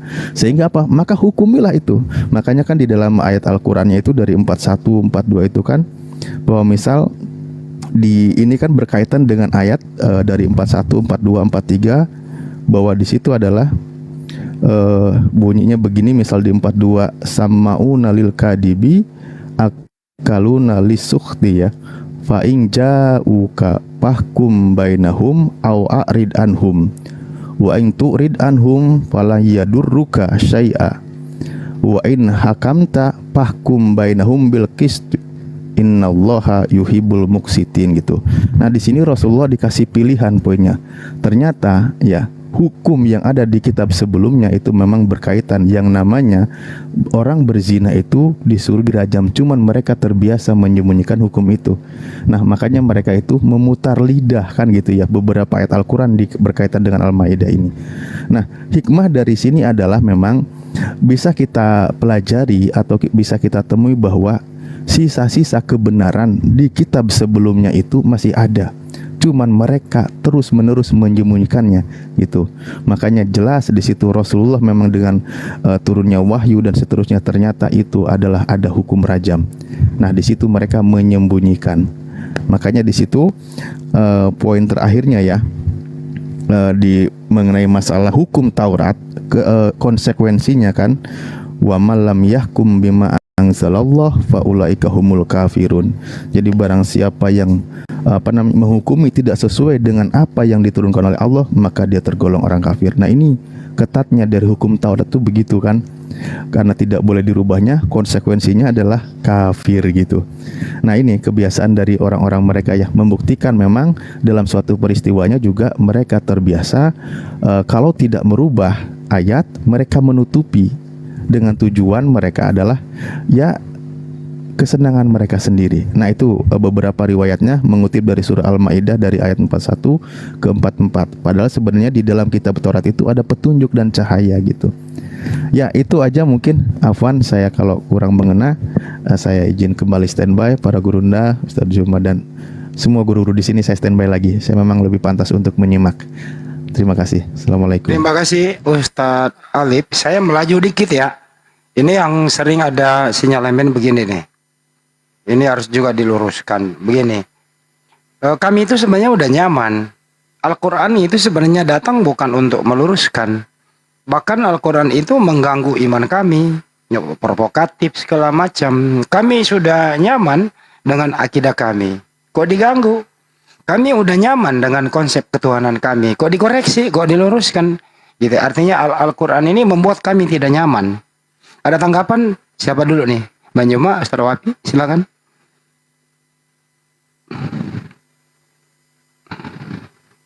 Bang Zuma dulu. Tafadhal Bang Zuma. Silakan Bang Juma dulu. Bang Juma menjauh mungkin. Ya, silakan. Ya. Jadi gini, bukan ya betul Bang Handi gini Bang Handi. Jadi Al-Quran itu kan bukan karangan manusia. Al-Quran itu adalah perkataan Allah. Kan itu poinnya. Perkataan dari pemilik kehidupan, pemilik alam semesta ini. Wajarlah ketika kemudian hati mereka itu gelisah, merasa kemudian mereka itu terobrak-abrik imannya dengan datangnya Al-Quran. Kenapa? Di alam semesta ini, di dunia ini hanya ada dua. Apa itu? Mukmin, Muslim, dan kafir. Hanya ada dua. Jadi munafik, kemudian orang-orang zalim, kemudian orang-orang syirik, itu semua dikategorikan kepada hukum kafir semua itu. Di luar daripada mukmin, di luar daripada muslim itu. Berarti hanya ada dua golongan besar. Muslim ya adalah Islam. Apa itu?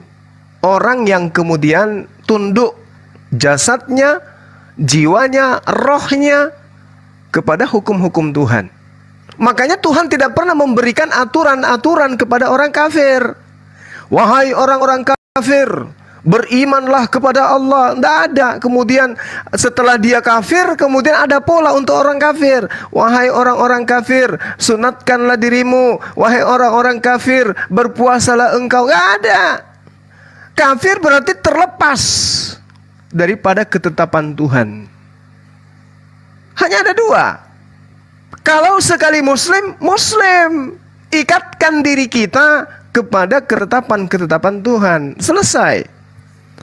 Kalau tidak mau tunduk kepada ikatan-ikatan Tuhan, akidah yang diterangkan oleh Tuhan, ketetapan yang datang dari Allah, lepas dari sana. Jadi kafir. Oh, kafir enak. Mau tato lidahmu, mau korobek matamu juga nggak ada masalah. Karena di situ tidak ada hukum. Tidak ada ketetapan. Mau hidup seenak perutmu, seenak betismu, ya silakan kafir. Kafir itu wah enak kali. Dalam pandangan perut, dalam pandangan biologis, dalam pandangan syahwat.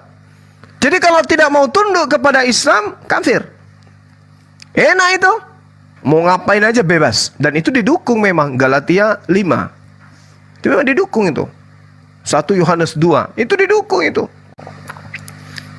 Jadi hanya ada dua. Sekali menjadi Islam, maka kita harus memenjarakan diri kita. Ad-dunya tanya makanya biar cepat. Kafir. Iya, biar cepat nanti dihubungi. Jadi gitu. Jadi hanya ada dua. Nah, keuntungannya kita sebagai orang Islam, sebagai orang-orang yang mukmin kemudian Allah menyatakan bahwa kita itu adalah orang-orang yang beruntung. Ulaika ala hudam min rabbihim wa ulaika humul muflihun. Siapa mereka itu? Mereka yang menjadikan Al-Quran sebagai sandaran. Siapa mereka yang beruntung itu? Mereka yang kemudian mendapatkan petunjuk dari Allah. Orang-orang kafir gak perlu dikasih aturan. Begitu kafir udah senang boy, mau ngapain aja terserah. Namanya juga kafir, orang yang melepaskan diri dari ketetapan-ketetapan Tuhan. Tapi tunggu dulu, Allah mengatakan apa? Innal ladzina kafaru sawa'un 'alaihim A'anzartahum am lan tunzirhum la yu'minun. Allah berbicara nih tentang orang-orang kafir. Sesungguhnya orang-orang kafir sama saja bagi mereka engkau wahai nabiku Muhammad memberi peringatan atau tidak kau beri peringatan kepada mereka, mereka tidak akan beriman. Khatamallahu ala qulubihim. Di dalam hati mereka itu ada kondisi di mana Allah telah mengunci. Pendengarannya sudah dikunci, penglihatannya sudah tertutup. Apa akibatnya kemudian? Mereka mendapat azab yang berat. Azabnya ini lucu. Karena azabnya bukan hanya di neraka. Azabnya sudah mereka dapatkan di dunia. Mereka disibukkan dengan kehidupan-kehidupan dunia. Lalu apa yang dikatakan? Oh Tuhanku begitu kasih kepadaku. Oh Bapakku begitu sayang kepadaku. Apa yang aku minta dikasih. Apa yang aku usahakan berhasil. Ketika aku sakit hanya berdoa dalam namanya aku sembuh. Ketika aku butuh sesuatu hanya berdoa dalam namanya aku diberi. Kenapa bisa seperti itu? Karena itu adalah surga bagi mereka. Sementara kita terkadang sampai pupus sendal kita ibadah, bolak-balik dari rumah ke masjid, apa yang kita doakan dan minta kepada Allah, ya belum juga diijabah. Itu juga nikmatnya bagi orang-orang beriman. Nikmat kali itu ketika diuji. Ibaratkan orang yang kemudian mendengarkan pengamen, kalau suaranya bagus, kita nggak buru-buru kasih duit. Tapi kita minta supaya dia nyanyi terus, satu lagu lagi, satu lagu lagi. Sama ibarat Allah. Kalau kita bisa menganalogikan demikian, orang yang beriman, orang yang khusyuk dalam beribadah, berdoa, Tuhan senang dengarkan.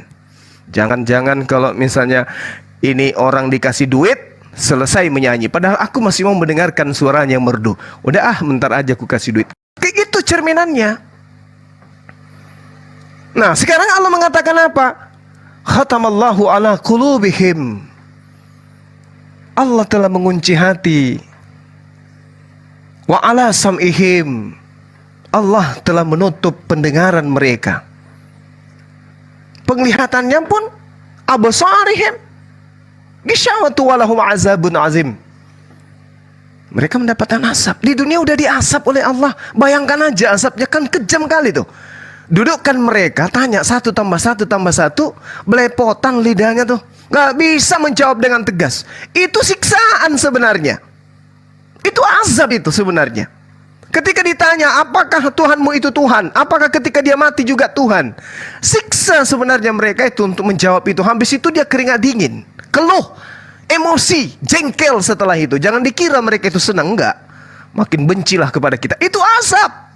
Bencinya kepada Bang Suma, bencinya kepada para apologet, itu azab sebenarnya. Mereka nggak sadar. Lalu kemudian Allah mengatakan wa minan nasi may yaqulu amanna billah.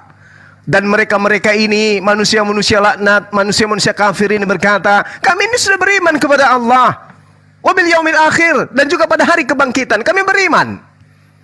Wa ma hum bimu'minin. Padahal sesungguhnya mereka itu bukanlah orang-orang beriman. Bukan orang beriman.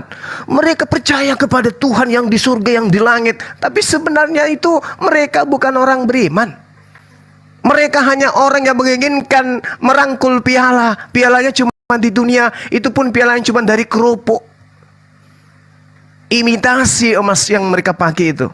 Iman mereka itu iman buta. Wa minan nasi may yaqulu amanna billah. Dan itu sering kita temui setiap hari. Begitu dia datang, wah kami ini anak-anak Tuhan. Dalam diri kami ini adalah roh suci. Mulut. Tapi tidak sesuai fakta. Allah mengatakan, yukhadi'una Allah walladina amanu. Mereka menipu Allah. Bukan akan menipu, mereka sedang menipu Allah. Mereka sedang menipu Allah. Berjalan mereka pada hari yang ditentukan untuk menyembah kepada dewa-dewa mereka, sembahan-sembahan mereka. Mereka berjalan dari rumah, menggunakan perhiasan yang mereka gunakan, dengan berbagai macam pernak-pernik yang mereka gunakan. Mereka mengaku beriman, tapi sebenarnya mereka sedang melakukan penipuan kepada penciptanya dan juga menipu orang-orang beriman. Yukhadi'una Allah walladina amanu. Tapi apa kata Allah? Wa ma yakhda'una illa anfusahum wa ma yashurun. Padahal mereka itu sebenarnya hanya menipu diri mereka. Mereka membodohi diri mereka. Mereka jatuh kepada posisi zalim terhadap diri mereka sendiri. Itu. Lalu kata Allah mengatakan apa? Wa ma yashurun. Mereka nggak sadar. Mereka nggak sadar. Kenapa nggak sadar? Allah telah mengunci hati mereka gitu loh. Ya, jadi seperti itu Bang Handi. Ini terjadi kenapa? Fi qulubihim marad. Dalam hati mereka itu ada penyakit. Ada yang rusak dalam hati mereka itu. Fazadahumullahu marada. Lalu Allah kemudian membangkitkan, menambah penyakit mereka, menambah kebusukan hati mereka. Dan Allah mengatakan walahum azabun alim. Mereka itu semua mendapatkan azab yang pedih. Disebabkan karena apa? Bima kanu yakzibun. Karena mereka pendusta. Mereka berdusta. Mereka pembohong. Mereka suka menipu. Anak orang disangka Tuhan. Pendusta mereka itu. Itulah sebabnya kenapa mereka ini diberi penyakit. Kenapa matanya ditutup. Kenapa kupingnya itu disumbat. Kenapa hatinya kemudian gelap. Kenapa? Karena mereka sering berdusta. Berbicara tentang pencipta langit dan bumi, berdusta. Berbicara tentang nabi-nabi, berdusta. Berbicara mengenai utusan Tuhan, berdusta. Berbicara mengenai kitab sucinya Tuhan, firman-Nya Tuhan, berdusta.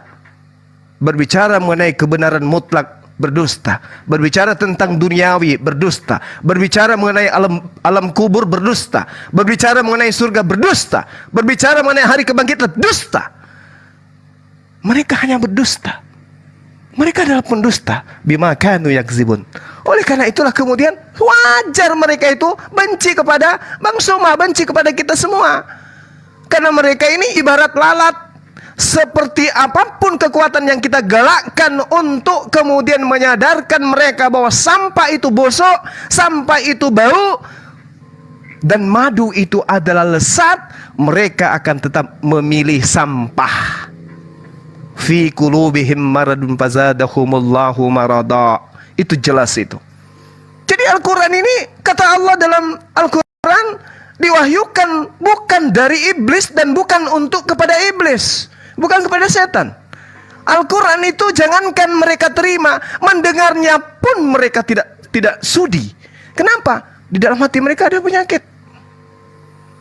Jadi kenapa kita kalau sudah tahu gini masih juga keluar-keluar mau berdebat, mau merendahkan diri, kemudian berapologet dari siang 24 jam kemudian kita, apakah karena kita cari duit? Tidak. Karena kita tidak menginginkan generasi negara ini kemudian menjadi orang-orang yang dilaknat oleh pencipta langit dan bumi. Itu aja poinnya. Itu aja poinnya. Bukan untuk sekedar menyadarkan mereka, tidak. Tapi untuk kemudian mana tahu dari generasi mereka kelak ada yang menjadi tokoh umat Islam, menjadi tokoh, menjadi ulama dari generasi mereka. Dengan cara apa? Dengan kita kabarkan tentang kebenaran. Debat agama itu jangan dibenci, jangan dikucilkan. Para apologet itu jangan disudutkan, jangan dianggap sebagai pencari koin. Sikit-sikit salah, sikit-sikit dinilai, Andalah yang menjadi panitia surga. Anda menjadi Satpol PP nanti di neraka, yang menentukan nerakanya orang, surganya orang. Salah sedikit membahas tentang Quran, sesat. Salah sedikit memberikan keterangan, salah, keliru, dihujat, dinistakan, disudutkan, dicela, dicemooh, dikebiri, direndahkan, digunjingkan, digibahkan. Oh, Andalah yang sempurna. Padahal tujuan kita itu semata-mata hanya karena Allah. Wa idza qila lahum la tufsiduna fil ardh qalu innama nahnu muslihun.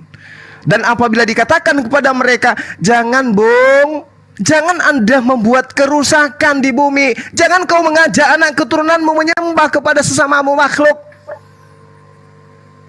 Ya, apa yang mereka kemudian katakan? Tidak, innama nahnu muslihun.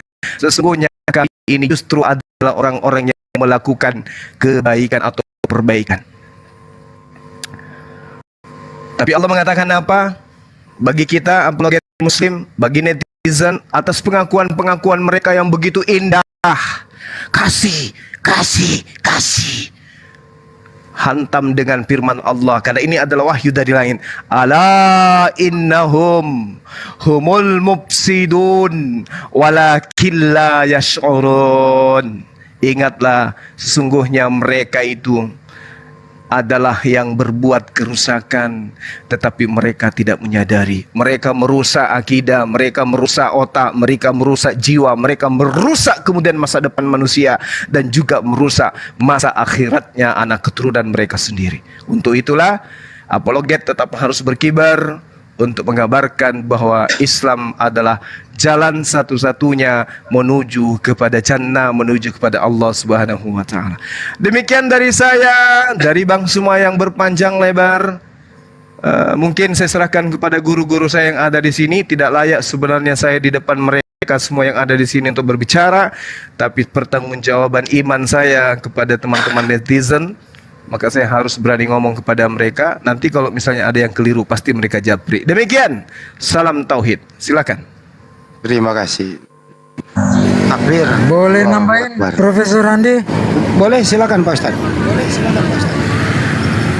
Banyak leluhur-leluhur kita memerangi kafir-kafir Belanda, tapi yang menjadi catatan saya satu, ketika bangsawan Bugis bersama saudara-saudara pasukannya menyeberang ke tanah semenanjung Malaysia. Ketika ditanya, "Daeng, kenapa engkau pergi meninggalkan kampung halaman jauh, sementara kita tidak ada hubungan saudara?" Lalu dijawab beliau, "Engkau saudaraku dalam iman. Aku tidak rela anak cucuku diperkenalkan, apalagi diseret menjadi kaum kafir." Standby lagi.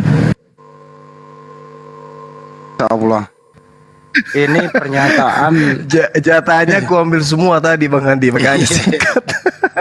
Tapi begini Ustadz Wafi, ini memang mereka yang sering kita dengar, ngapain sih lo urusin kami Al-Quran ini?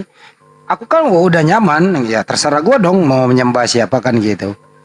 Ngapain sih Al-Quran meluruskan segala gitu? Aku nyaman banget loh gitu. Aku mau minta apa ada, seperti diterangkan Bang Joma tadi itu.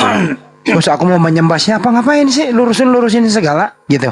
Itu kira-kira topik kita. Silakan siapa yang mau? Ustaz Wafi dulu, silakan. Oke. Bismillahirrahmanirrahim. Terkadang ada beberapa orang yang salah paham mengenai diskusi lintas agama. Ngapain sih ngurusin agama orang? Kita fokus aja beribadah, kata dia. Loh, ibadah ini banyak. Tidak usah jauh-jauh ke ulama internasional lah. Kita ambil satu aja pendapat Al-Imam Syekh Nawawi Banten, yang karyanya puluhan dan kitab-kitabnya dipelajari seluruh pesantren. Beliau punya kitab yang bernama Nihayatuz Zain, Kiai Nawawi Banten. Di bab jihad, ya, di bab jihad, Kiai Nawawi Banten, Syekh Nawawi Banten mengatakan bahwa jihad ini wajib fardu kifayah kulla amin. Setiap satu tahun harus ada minimal satu orang. Kalau fardu kifayah berarti tambah banyak tambah baik. Nah, seperti apa jihad? Apakah selalu perang atau tidak? Ternyata kata beliau seperti menyampaikan adillah syar'iyyah, dalil-dalil syariat, atau menyampaikan dalil-dalil tauhid kepada orang-orang yang tidak bertauhid. Mengenalkan Allah Subhanahu wa taala, dan yang hanya kita imani Nabi Muhammad sebagai nabi terakhir dan rasul terakhir. Itu termasuk jihad yang hukumnya fardu kifayah, kata Syekh Nawawi Banten. Nah, kurang apa lagi? Apakah beliau tidak terlalu alim daripada kita? Karyanya puluhan, dan beliau mengatakan itu termasuk jihad. Menyampaikan kepada orang kafir dalil-dalil mengenai tauhid, dalil-dalil mengenai Nabi Muhammad, itu adalah jihad yang hukumnya fardu kifayah. Itu yang pertama. Kemudian, apakah para ulama kita gak ada yang kristologi? Boh, jangan ditanyakan. Syekh Rahmatullah Al-Hindi, yang Syekh Abu Dedat ya merujuk berguru kepada beliau, Akhirnya beliau memiliki inisiatif untuk berdiskusi lintas agama karena melihat kitab Syekh Rahmatullah Al-Hindi yang bernama Izharul Haqq. Kemudian ke atasnya lagi yang lebih sepuh lagi seperti siapa? Imam Ghazali. Kitabnya Ar-Raddul Jamil li Ilahiyati Isa Bisorihil Injil, bantahan yang baik atas ketuhanan Nabi Isa yang diklaim dalam kitab Injil. Atau ke bawahnya sedikit, Imam Ibnu Taimiyah Al-Harrani punya kitab namanya Al-Jawab As-Sahih, jawaban yang benar liman baddala dinal masih, bagi orang-orang yang merubah-rubah agama Nabi Isa.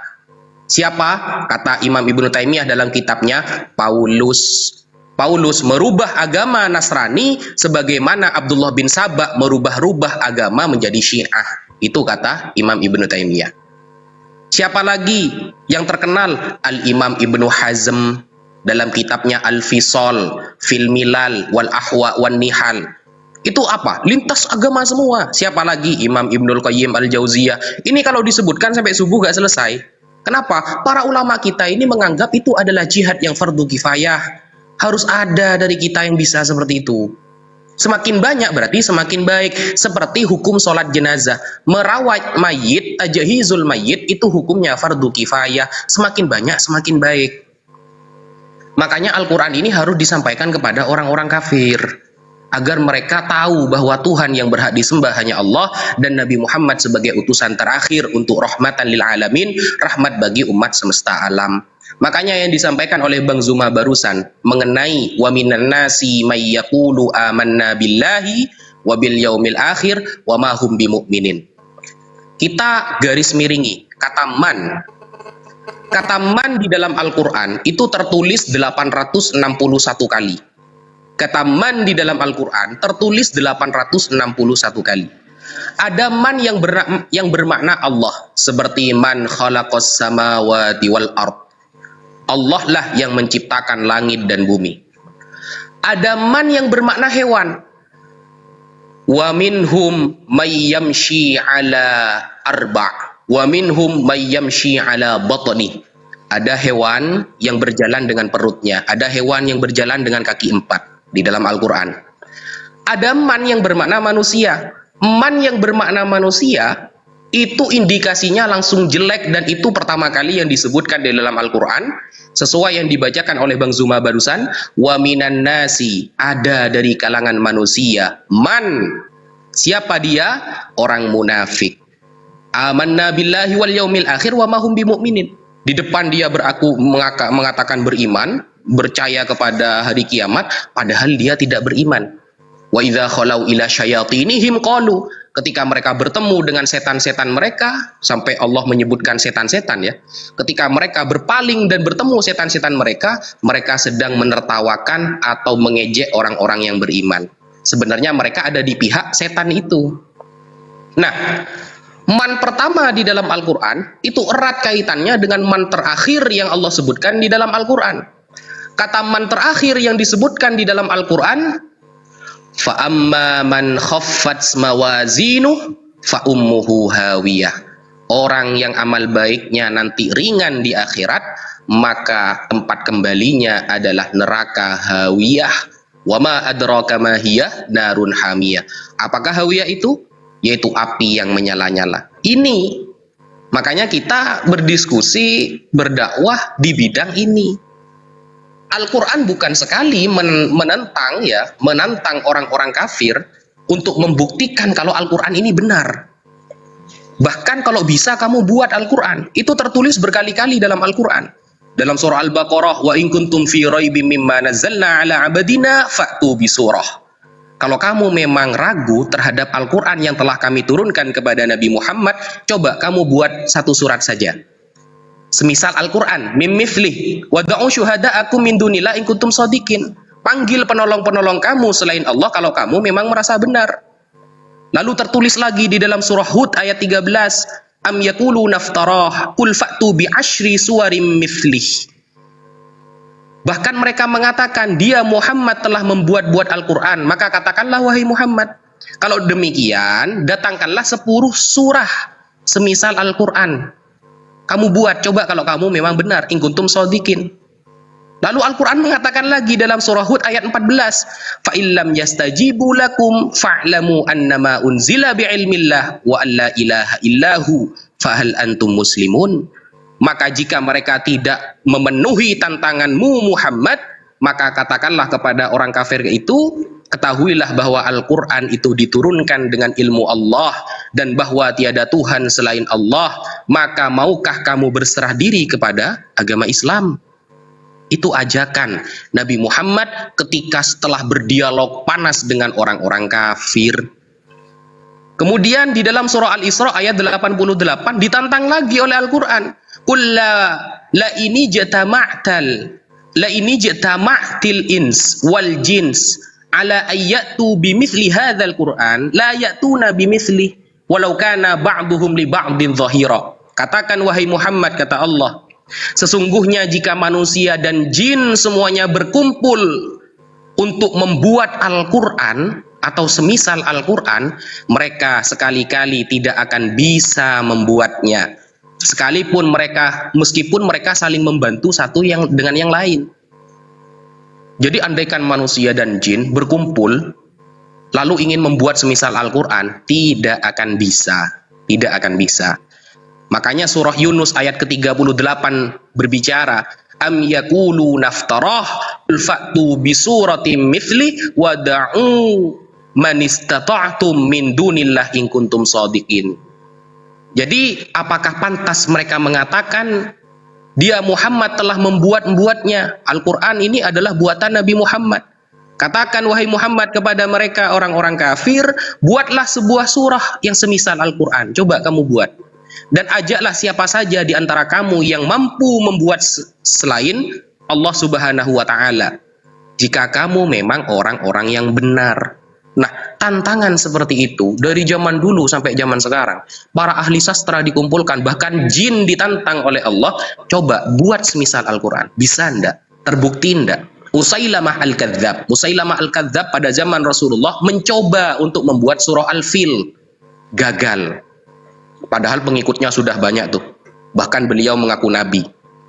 Lalu para sastrawan dulu, ketika Sofikatul Begatul Al-Mayat menyampaikan bahwa Al-Quran adalah tiruan syair-syair Arab, lalu disematkan kepada Umayyah bin Abi Salt sebagai sandarannya, atau Imru'ul Qais sebagai sandarannya bahwa Nabi Muhammad meniru syair-syair Arab terdahulu. Ternyata surah Yasin sudah menjawab, wa ma'allamnahu syi'ra wa ma yanbaghi la in huwa illa dzikru wa qur'anum mubin. Kami tidak pernah ngajari syair kepada Nabi Muhammad. Kami tidak pernah mengajari syair. Dan sekali-kali Al-Quran itu bukanlah syair. Dan itu diakui oleh Al-Walid bin Al-Mughirah sebagai orang ahli syair ternama di zamannya, bahwa Al-Quran bukanlah buatan Nabi Muhammad, bukanlah syair, dan bukanlah tiruan orang-orang pada masa itu. Ya mungkin itu dulu yang bisa saya sampaikan. Sekian, terima kasih. Kemarin ada yang komentari PT saya itu, komentar Pak Ustadz, siapa itu ya? Kenapa ya? Bisa dibuka di sini? Iya. Iya, gimana tuh? Iya. Ya, yang saya lihat beliau itu kayaknya belum terlalu paham. Ya dia itu cukup terkenal di TikTok, followernya ratusan ribu, 700.000 lebih ya. Beliau mengkritik diskusi lintas agama. Kata beliau, lakum dinukum waliyadin, katanya. Bagimu agamamu, bagiku agamaku. Lah ini apa ya? Kalau kata Sayyidina Ali itu, qaulul haq uridal bihil batil. Perkataannya benar, tapi maksudnya salah, gitu. Maksudnya itu mungkin kata dia itu ya sudah, Islam. Kemudian Kristen ibadah masing-masing, kan begitu menurut dia. Makanya saya saya ajak dia untuk berpikir, tunjukkan kepada kita satu pendapat para ulama yang melarang diskusi lintas agama. Sampai sekarang nggak dijawab, gitu. Ada nggak sih para ulama yang melarang diskusi lintas agama? Nggak ada, gitu Bang Handi. Lanjut. Pak De Sugi, Pak De, silakan Pak De. Ini banyak yang koreksi loh kita ini diskusi lintas agama. Jadi saya suruh ikut gitu ngomong. Orang ya iya dong. Guru-guru saya udahlah serahkan sama beliau. Enggak, ngomong juga lah. Kalau dari sudut pandang mantan Kristen gimana? Boleh. Nah, boleh. Nah, mantap itu, mantap. Silakan. Nah, jadi kalau dari sudut pandang saya ini dulu zamannya di Katolik ya, saya juga berpikir Lo musuh gue ya lo, sama waktu di hal. Katolik lo, musuh gue lo. Jadi gini loh, sabar. Host yang ngomong itu dibesarin host. Netizen tidak tahu yang mana yang ngomong di atas sini. Jadi setiap ada narasumber itu yang dibesarin layarnya. Begitu Jo. Kalau hostnya kalau tidur, host turunin aja. Host. Woi. Ya. Si barat ketek, si barat kotok, si barat kitik. Dibesarkan yang lagi ngomong. Setiap yang ngomong itu dibesarkan layarnya. Silakan. Mau Oten, mau siapapun yang ngobrol, yang bicara itu dibesarin supaya netizen tidak rabun matanya. Ya, lanjut. Ya, jadi dari sudut pandangnya yang digedein dia sendiri. Ya, dari sudut pandang saya mantan Kristen ya dulu. Saya juga sependapat dengan orang-orang Kristen itu bahwa kenapa sih ini orang Islam ini selalu usik Kristen gitu, usik Katolik, pokoknya usik Kristen lah. Kenapa sih gitu? Di situ yang saya akhirnya terpacu untuk supaya mentang-mentang mayoritas nih, gitu loh pemikirannya. Mentang-mentang mayoritas, dipikir gue nggak bisa apa, dipikir gue nggak ini apa. Nah, ibaratnya terutama Katolik itu menjunjung yang namanya pluralisme. Cuman pada saat pada saat saya melihat sisi dari sudut pandang Kristen ya, saya Islam tuh sebenarnya kayak gimana sih? Apa sih tujuannya ngusik-ngusik Kristen? Nggak taunya kalau pada saat saya mempelajari Islam, kita lihat Islam tuh nggak taunya bukan maksud untuk mengusik, karena gini loh maksudnya tuh. Pada saat saya saya berpikir karena saya aja nih masuk Islam aja itu karena apa ya, karena saya dibimbing oleh Alkitab. Kok bisa, Andre? Ya gimana ya? Saya kayak berdebat sama Ustadz Sugi. Saya berdebat sama sama Ustadz Sugi. Bencinya luar biasa. Nah, sebenarnya teman-teman Kristen sendiri ini yang saya rasakan ya, teman-teman Kristen sendiri sebenarnya sadar loh. Saya yakin mereka tuh sadar. Mereka merasa terus kenapa? Karena mereka juga udah nggak bisa ngomong. Kalau dilihat ini kayak teman-teman Muslim ini lebih pintar, lebih paham sama isi dari Bible. Jadi ada satu pertanyaan nih yang selain Nehemia 8 sebenarnya ke Romo saya. Ada itu namanya di 1 Tesalonika 5 ayat 17. Itu yang mengatakan berdoa tanpa henti. Kalau secara manusia bagaimana caranya ya kita berdoa tanpa henti?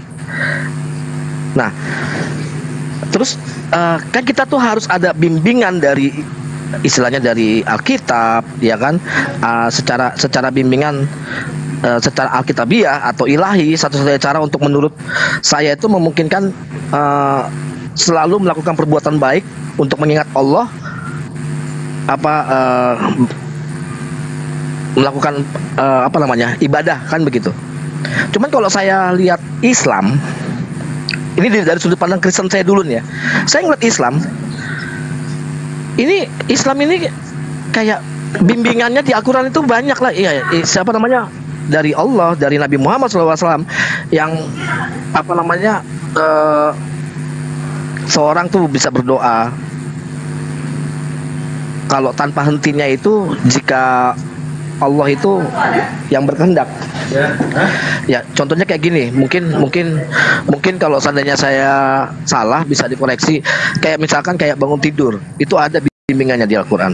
Makan tidur, terus cara mengenakan pakaian, terus di hadapan wanita, ke kamar mandi, pergi kamar mandi, terus cara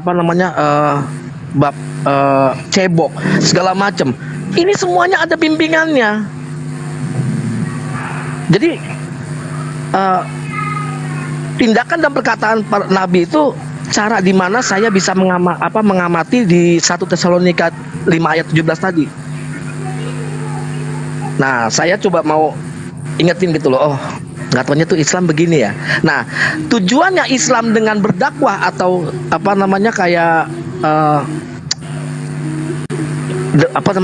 diskusi lintas agama sebenarnya bukan maksud untuk mengganggu. Kalau saya lihat nggak, di mana posisinya bahwa Islam itu menghujat Kristen. Saya ngelihat Bang Zuma tidak menghujat Kristen kok. Saya ngelihat Bang Handi, terus Mbak Sugi nggak menghujat Kristen, enggak, tapi menghujat pola pikir mereka. Bukan masalah sesembahan segala macam. Buktikan sesuai dengan data. Menurut saya begitu, kalau saya lihat ya. Sebenarnya mereka sudah tahu. Saya jamin 100% mereka sudah tahu sebenarnya enggak Bang Zuma, Bang Handi, Bang Moto, Ustadz Wafi, semuanya itu tidak ada yang menghina Kristen. Tapi mereka menghina gurunda-gurunda ini menghina pola pikir mereka bahwa menganggap ini loh di Alkitab ini tulisannya A. Kenapa lu bacanya B? Nah, pada saat saya ini benar-benar saya bersyukur dan berterima kasih kepada Ustadz Sugi yang jadi akhirnya saya menuntun ke Islam. Jadi selain Alkitab yang membawa saya ke Islam, itu karena ada dorongan bukan dorongan ya, sebenarnya Ustadz Sugi nggak ada yang namanya ngedorong. Oh Yondre, maksudnya nggak ada. Cuman menjadi saya berpikir. Nah, inilah tugas Islam, tugas teman-teman Muslim untuk mereka supaya berpikir yang benar yang mana. Itu sih kalau seandainya pendapat dari mantan Kristen. Lanjut.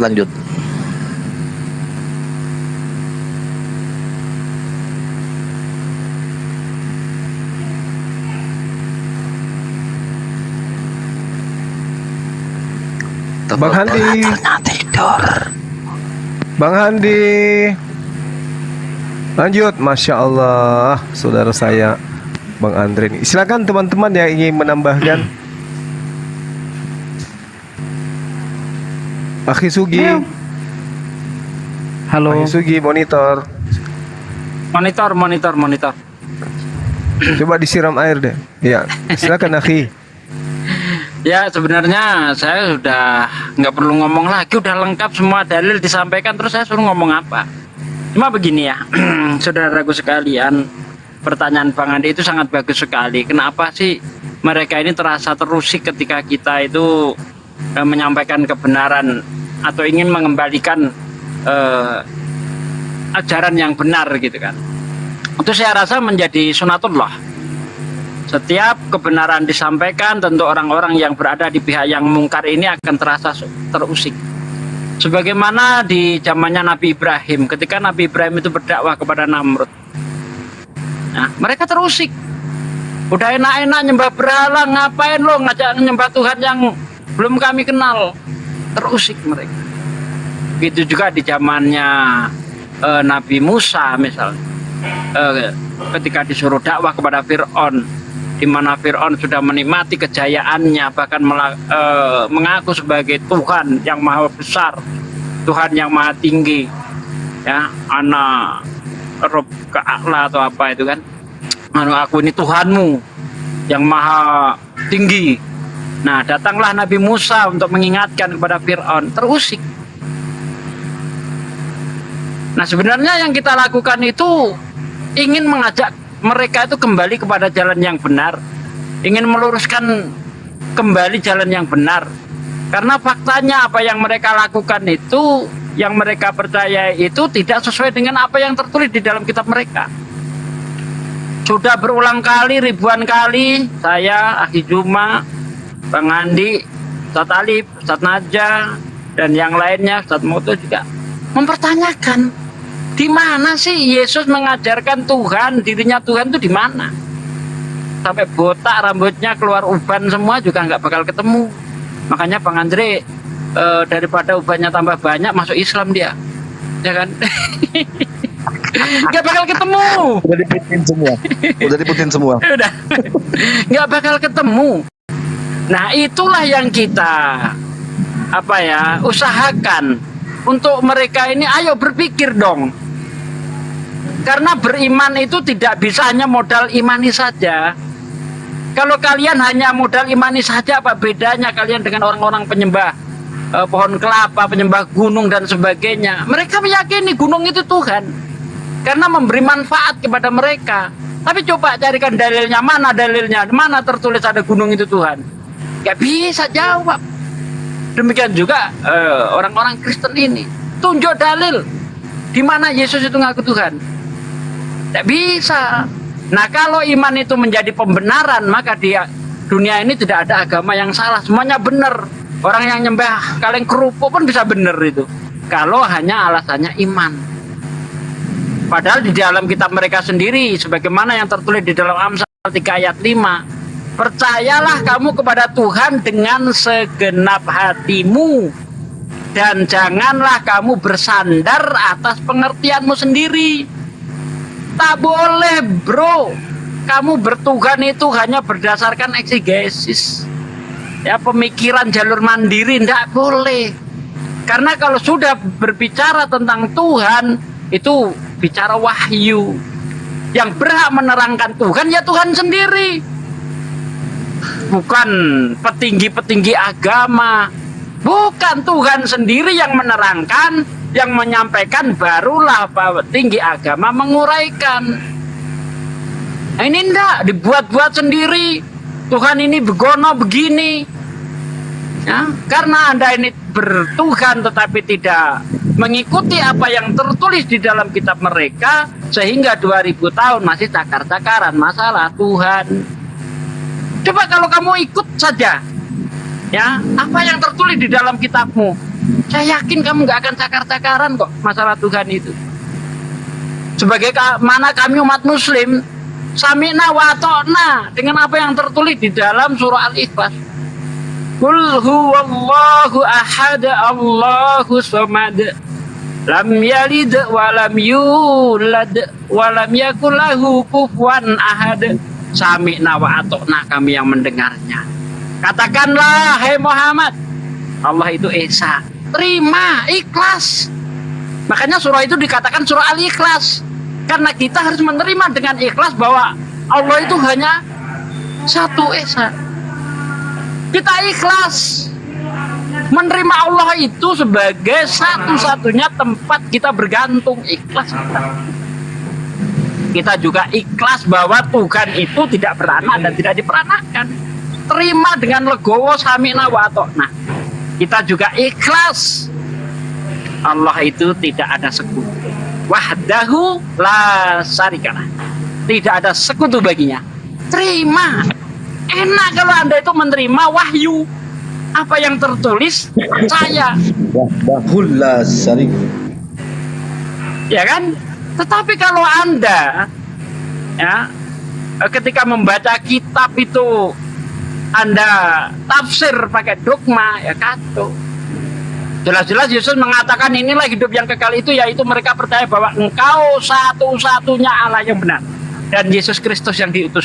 Terima.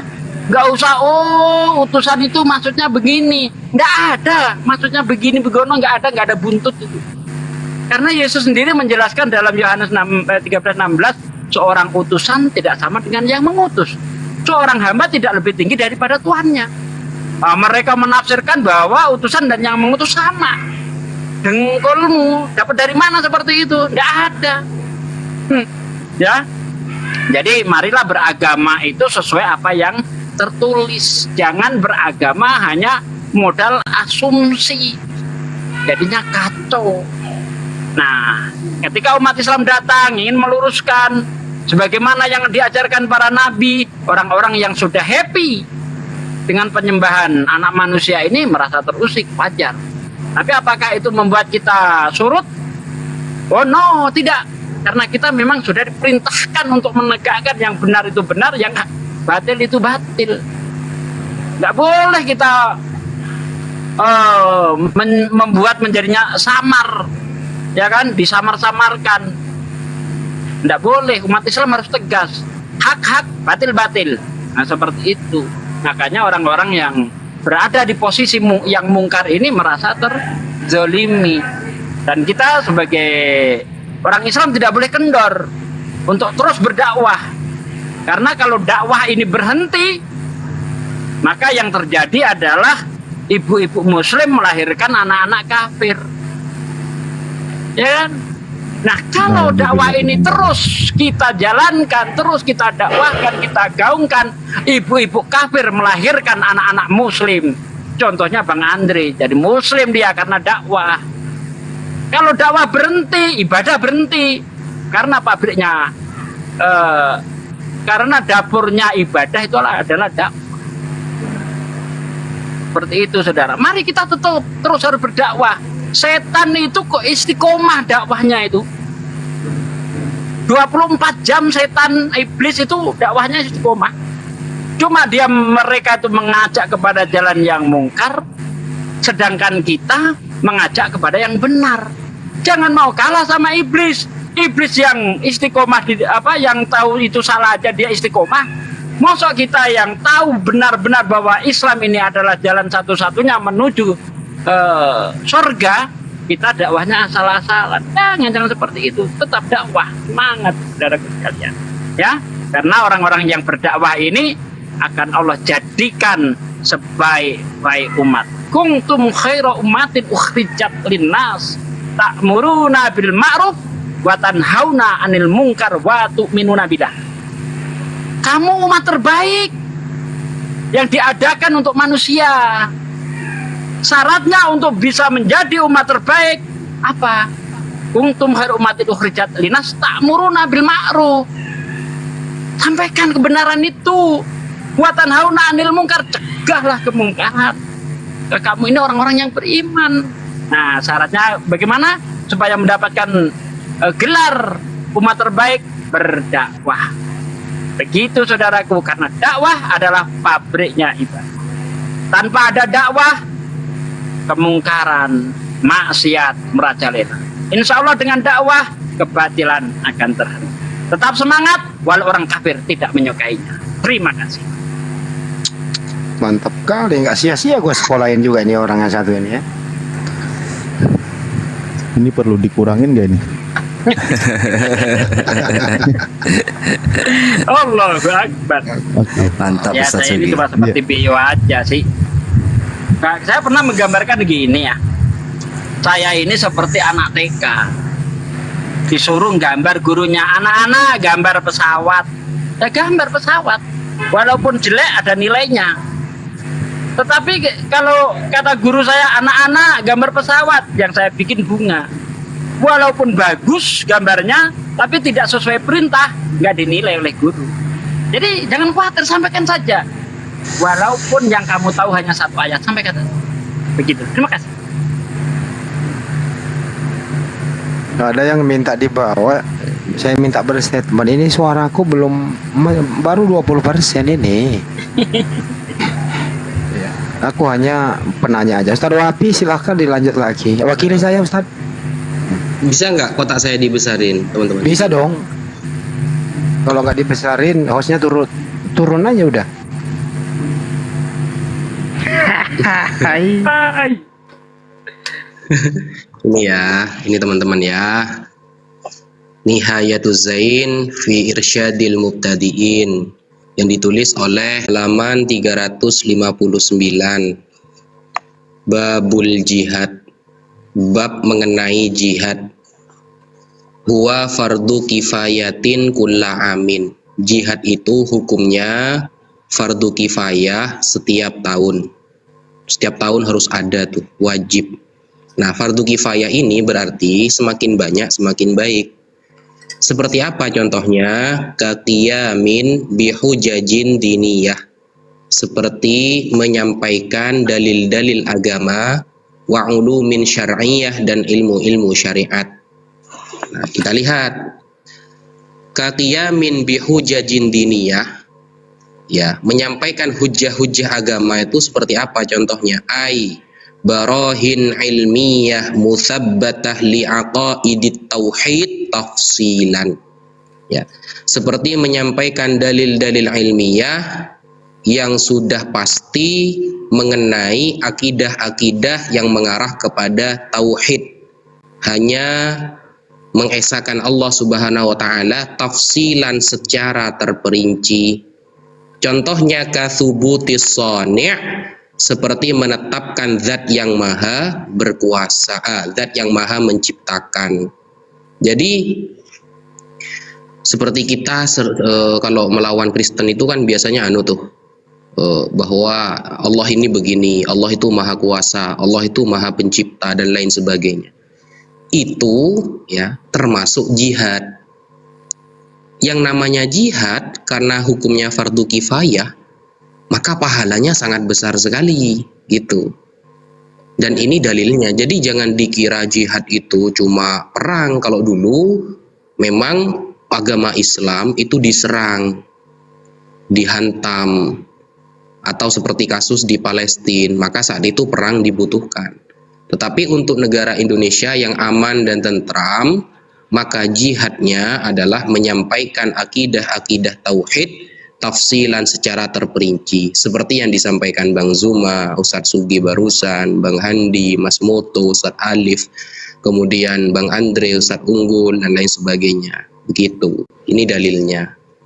Nah, lalu apakah ada para ulama yang melarang diskusi lintas agama? Tidak ada, teman-teman. Tidak ada. Karena meskipun Allah mengatakan di dalam Al-Quran, a'anzartahum am lam tunzirhum la yu'minun. Mereka engkau takut-takuti atau tidak wahai Muhammad, mereka tidak akan beriman. Lalu lantas apakah Nabi Muhammad menyerah lalu tidak berdakwah gitu? Kita lupa kalau baca Al-Quran itu sering kan muncul ayat yas'alunaka anir ruh. Mereka bertanya tentang roh kepadamu Muhammad. Pertanyaan orang Yahudi. Yas'alunaka, yas'alunaka. Mereka bertanya. Itu pertanyaan orang kafir. Diskusi Nabi Muhammad sallallahu alaihi wasallam. Makanya ketika ada Nasrani Najron yang Najron ini daerah di Yaman ya. Ada Nasrani Najron datang kepada Nabi Muhammad mengatakan, "Wahai Muhammad, bagaimana pendapat kamu mengenai Isa putra Maryam?" Rasulullah menjawab, "Innahu Rasulullah wa kalimatu wa ruhum minhu." Jadi Nabi Isa itu adalah utusan Allah dan kalimat Allah. Allah ciptakan dengan kalimat kun fayakun. Dan adalah ruh Allah. Maksudnya ruh Allah ini bahwa Nabi Isa dikuatkan oleh Allah dengan malaikat Jibril. Keterangannya ada di dalam Al-Quran. Nah, lalu Nasrani Najron ini menyalahkan jawaban Nabi Muhammad. Mereka bertanya tapi mereka sudah punya jawaban. Salah Muhammad, innama huwa ibnullah. Dia adalah anak Allah. Begitu. Mendengarkan jawaban itu, Allah Subhanahu wa taala menurunkan surah Ali Imran kepada Nabi Muhammad. Katakan wahai Muhammad bahwa inna mathala Isa indallah kamathali Adam khalaqahu min turab thumma qala lahu kun fayakun. Katakan wahai Muhammad kepada mereka, penciptaan Isa dan Nabi Adam sama saja, sama-sama dari tanah. Lalu Allah mengucapkan kun fayakun, jadilah maka akan jadi. Itu menunjukkan bahwa Rasulullah juga berdiskusi dengan orang-orang Nasrani mengenai siapa Nabi Isa, apakah dia anak Allah atau dia adalah utusan Allah. Jadi perdiskusian seperti ini bukan hal baru teman-teman. Sudah ada dulu sanadnya nyambung kepada Rasulullah. Andaikan ini hadis ya, ini adalah hadis sahih yang mutawatir. Mutawatir disampaikan oleh puluhan para sahabat gitu loh. Kita di sini hanya meneruskan dakwah Rasulullah itu. Ketika ada orang mengatakan Yesus itu putra Allah, Yesus itu adalah roh Allah, Yesus begini dan begitu, padahal tidak seperti itu, maka kita punya kewajiban untuk menjawab itu, meneruskan perjuangan dan dakwah Rasulullah Sallallahu Alaihi Wasallam. Kita cuma meneruskan perjuangan Rasulullah gitu loh. Nggak apa salahnya, kan nggak ada. Justru mendapatkan pahala dan termasuk jihad, kata Syekh Nawawi Banten. Makanya tidak ada kita temukan para ulama satupun yang melarang lintas agama, diskusi lintas agama, begitu. Mungkin itu dulu yang bisa saya sampaikan. Sekian, terima kasih. Masya Allah, Gurunda. Monggo Ustaz Alif. Ya, tambahkan berarti tambahkan ya. Host, tulisan gue di bawah dipin host, banyak yang minta host. Hostnya nih nggak kerja nih, duduk santai doang. Oke, baik. Bismillahirrahmanirrahim. Iya maaf, nggak bisa ngepin itu, ngepin sekarang nggak bisa dipin komentar. Lanjut. Ya, pertama Islam itu memang hadirkan menjaga hak-hak Allah sebagai ketuhanan, juga menjaga hak-hak sesama manusia, riayatu hukukillah wa riayatu hukukil ibad. Kita ini menjaga hak adami. Ketika ada salah satu orang utusan Allah difitnah, atau bahkan pertama menjaga hak-hak Allah sebagaimana keilahiannya, wahdahu la syarikalah, maka ketika ada yang menyekutukannya, kita harus mengembalikan manusia itu kepada kalimat yang benar gitu. Kedua, ketika tentang hak sesama manusia, ketika ada anak manusia diangkat menjadi Tuhan, maka kita harus membela anak manusia itu agar kembali kepada tempatnya. Loh, atas dasar apa ajakan ini? Ini perintah Al-Quran ternyata. Ya kan? Ini perintah Al-Quran. Bagaimana di surah An-Nisa, tadi juga sudah disinggung salah satu ayatnya, bahwa surah An-Nisa ya, ayat 171 itu sudah jelas dikatakan. Untuk siapa pesan ini? Tentu untuk orang siapapun dia yang menuhankan utusan Tuhan, yang menuhankan utusan Allah. Makanya bunyinya kan, ya ahlal, bismillahirrahmanirrahim ya, ya ahlal kitab la taglu fi dinikum wa la taqulu 'alallah illal haqq. Loh, suaraku kecil ya. Wahai ahli kitab, janganlah kamu berlebihan di dalam beragamamu. Janganlah kalian berkata kepada Allah kecuali dengan yang hak. Innamal masihu Isa bin Maryam Rasulullah wa kalimatuh. Jadi sesungguhnya Al-Masih Isa putra Maryam itu adalah manusia utusan Allah. Jangan dituhankan. Lah ini pesan Al-Quran. Kita sampaikan ke siapa ayat ini?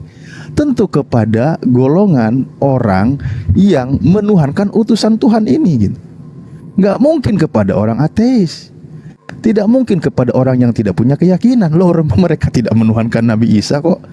Nah, itu poinnya pertama. Kedua, mengingat juga ketika Rasulullah SAW mengirim surat, ini hadisnya juga sahih ya, mengirim surat kepada salah satu raja Romawi.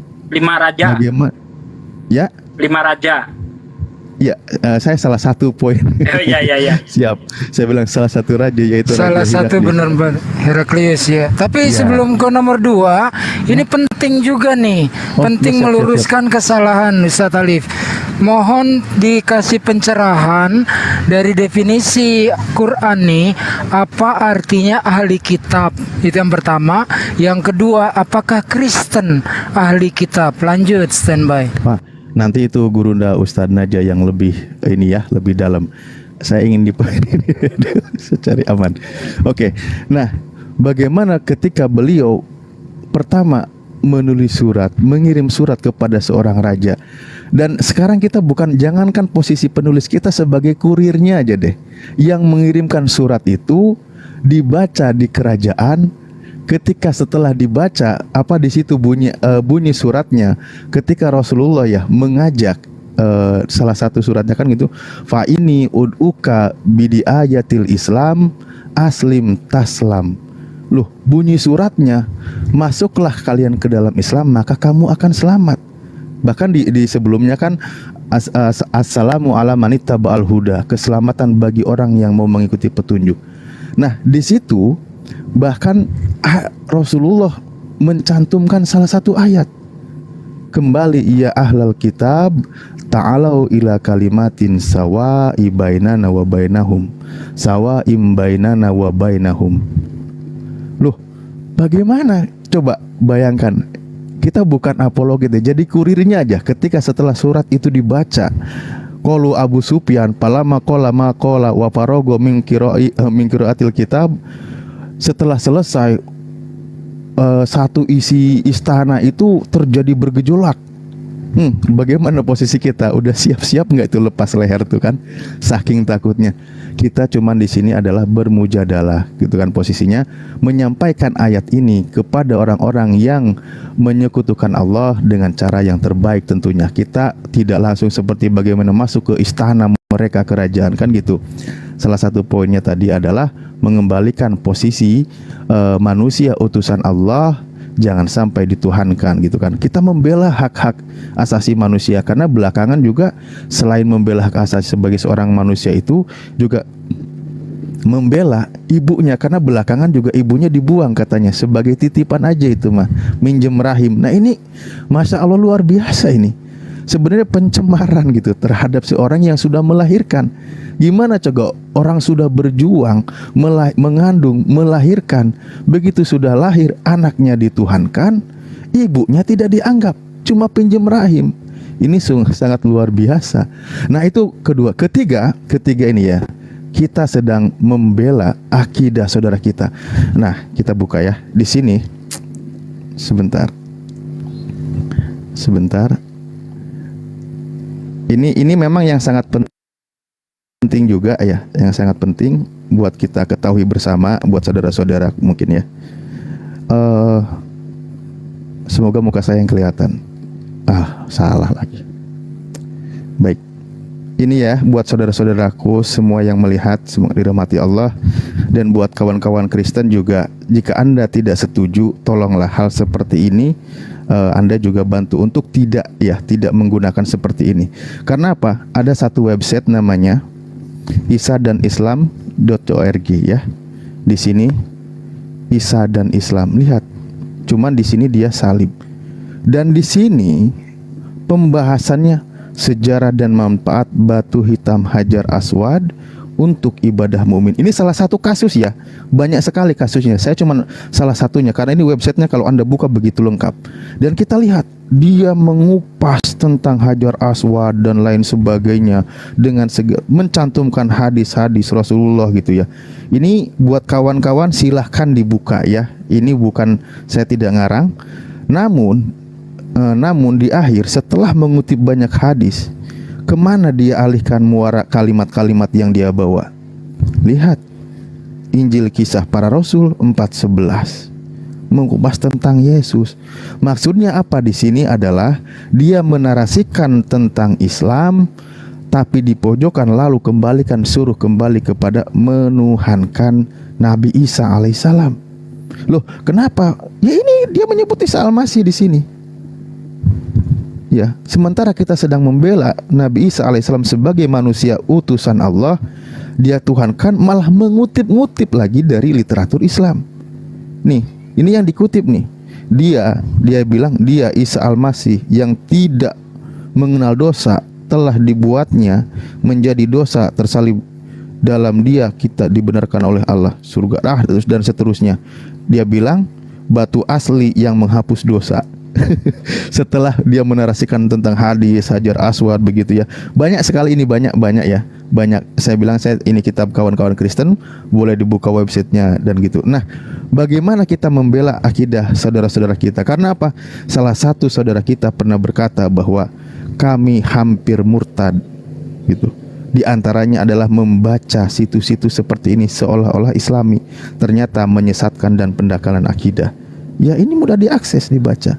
Itulah kenapa memang salah satu dalil dari ayat Al-Quran juga banyak. Kedua memang pendangkalan akidah itu banyak, pemurtadan itu banyak dari berbagai sisi. Itulah kenapa saya pribadi ya sangat bangga dengan hadirnya guru-guru kami di sini ya, yang sudah tidak diragukan lagi, yang sudah ada terpampang di samping kami ini.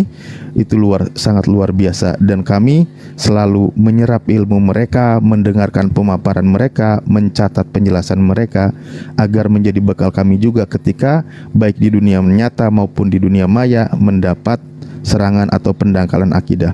Mari kita bela hak-hak adami, hak manusia. Jangan sampai ada manusia dituhankan, apalagi Nabi yang kita cintai, Isa Al-Masih alaihissalam. Terima kasih. Assalamualaikum warahmatullahi wabarakatuh. Saya kembali kepada para guru.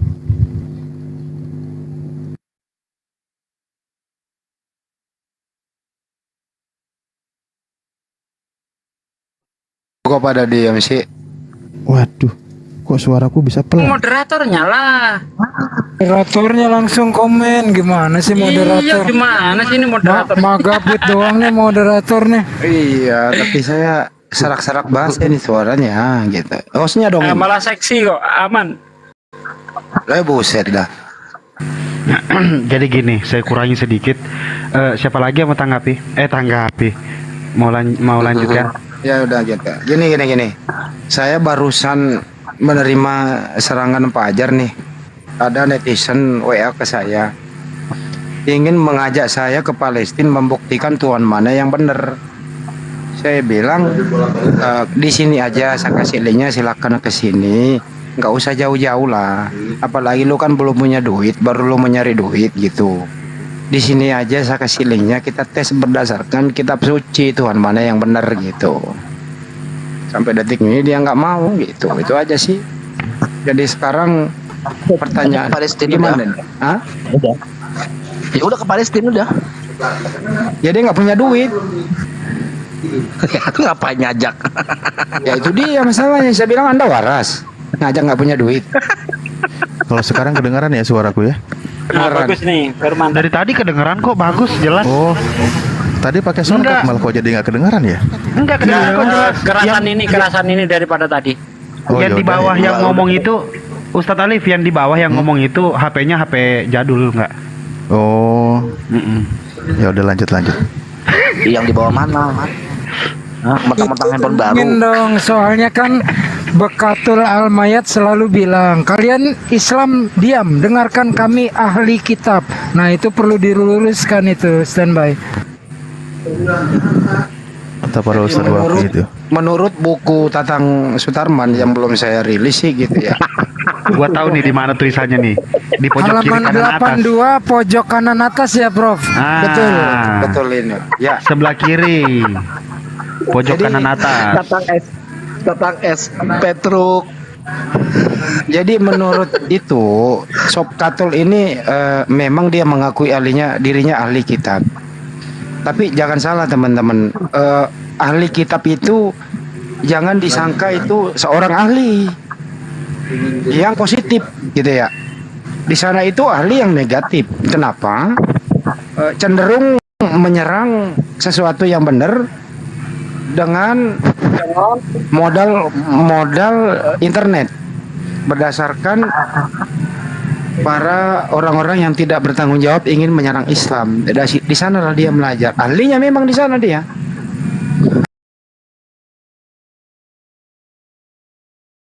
Ahli framing, ahli kebohongan, dan ahlinya ahli, intinya inti, gitu ya.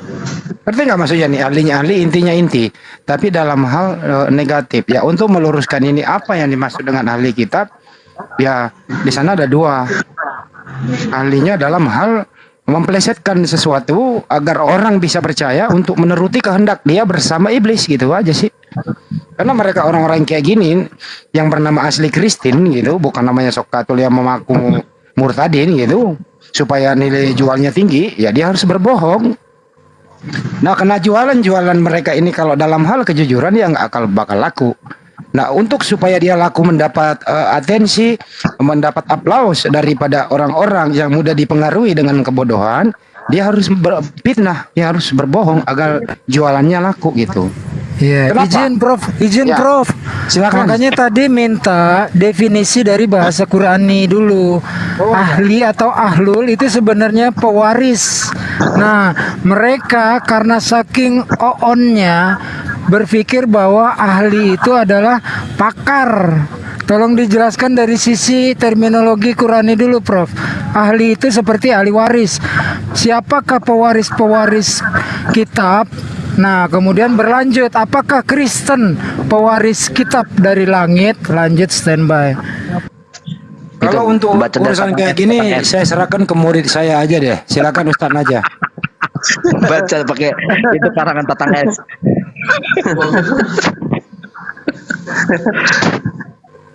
Ya, Bismillahirrahmanirrahim. Ahlul kitab itu kalau kita melihat pendapat dari Al-Imam Asy-Syafi'i adalah dua ya. Yang pertama Yahudi, yang kedua Nasrani. Jadi Yahudi dan Nasrani yang ada di kalangan Bani Israel. Ahlun itu artinya pemilik ya.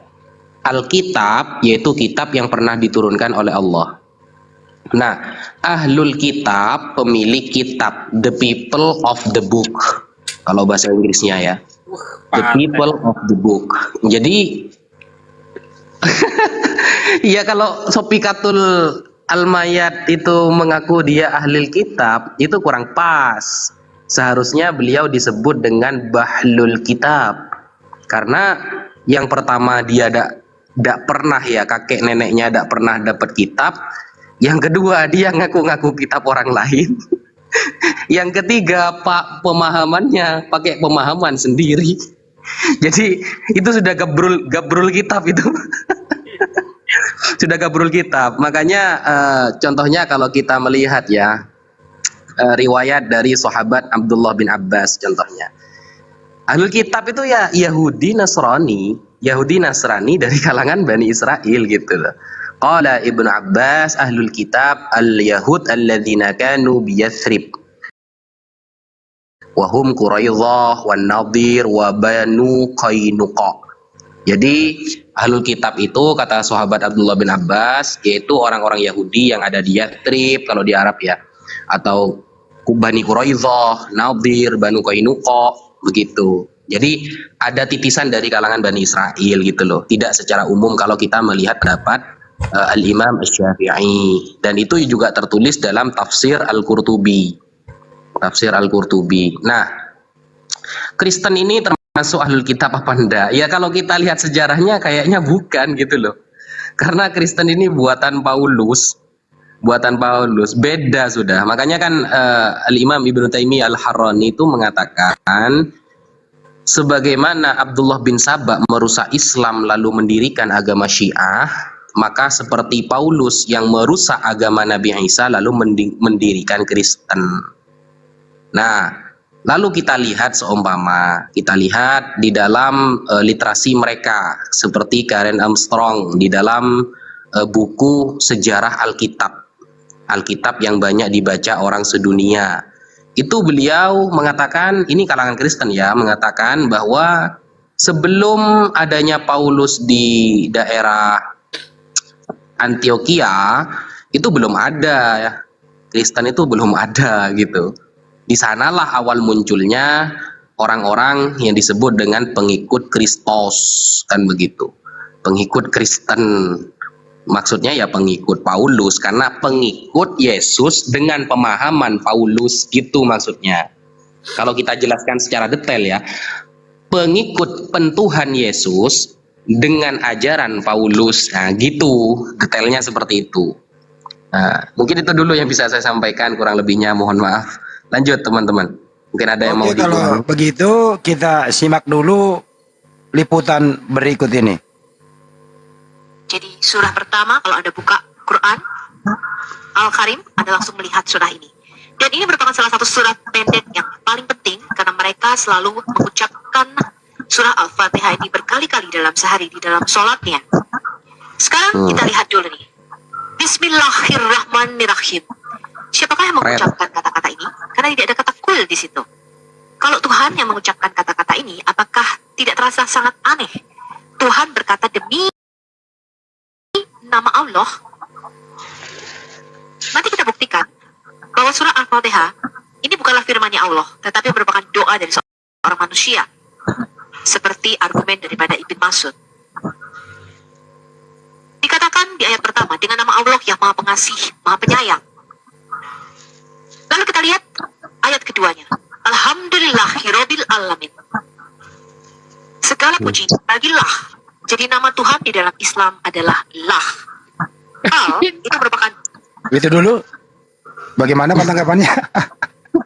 Nama Tuhan orang Islam bilang koplak kan. Ilah itu artinya Tuhan lah. Kok nama Tuhan berarti Tuhan gitu. Ah koplak bener nih si kop katul. aduh parah. Ini namanya apa? Mengaku ahli dia nih.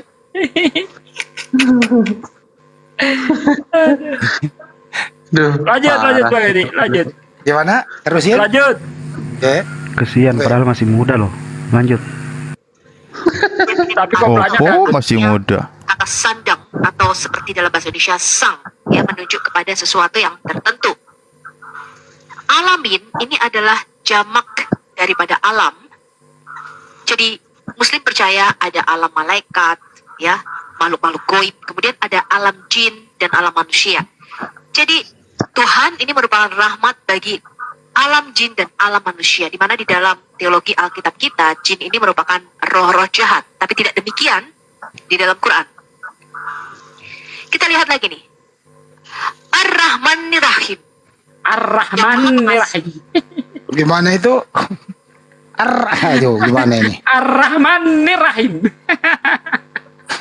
Ini ahli kitab, oh bukan, itu balul kitab. Nah, kemudian dia mengatakan tadi di dalam Kristen jin itu apa tadi, Bang Andi? Di mana? Di dalam Bible itu ada jin itu mana? Ada. Tuhannya aja nggak tahu jin apa diciptakan dari apa kok. So-soan bahas jin. Jadi di room itu dia sebagai narasumber membahas surat Al-Fatihah. Katanya surat Al-Fatihah itu bukan firman Allah tapi tulisan manusia, kan begitu intinya. Hebat kan Sob Katul ini? Gimana diterusin apa ya? Dikit lagi lucunya ya, dikit lagi lah. Maha penyayang.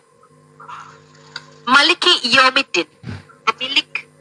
Gimana itu? Maliki. Gimana itu? Iya jelas ngawur cara bacanya Bang Andi. Apa yang mau dibenerin dari pelafalan dia? Artinya apa itu pemilik? Ya, coba ulang ya, coba ulang. Hari akhir atau hari pembalasan, hari penghakiman. Iya kak nak budu, wa iya kak nasta'in. Wah iya kak nak budu. Tak dong, tak. Aduh. Kalau gini aku murtadong jabang bayi. Kayak gini jadi narasumber ada aja tuh orang. Itu orang yang paling hebat di Kristen tuh udah tuh. Iya ini. Kayak gitu tuh. Aduh. Parah. Lebih ke orang paling nekat kali ya, bukan lebih ke Maliki. Buset. Apa ini? Cari tongkat.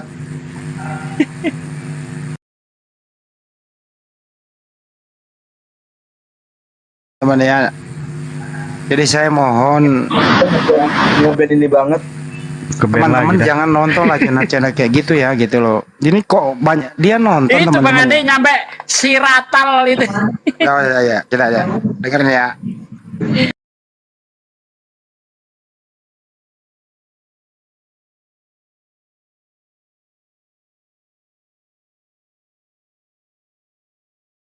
Lurus. Sirat ini bukanlah bahasa asli Arab, tetapi merupakan bahasa Persia. Seperti kata serata, kemudian strata dalam bahasa Latinnya, kemudian street dalam bahasa Inggris yang artinya jalan. Sirata, street, apa lagi coba dihubung-hubungkan? Buat ini, pakar bahlul kitab. Namanya itu sebenarnya nama aslinya Christine, bukan Sob Katul.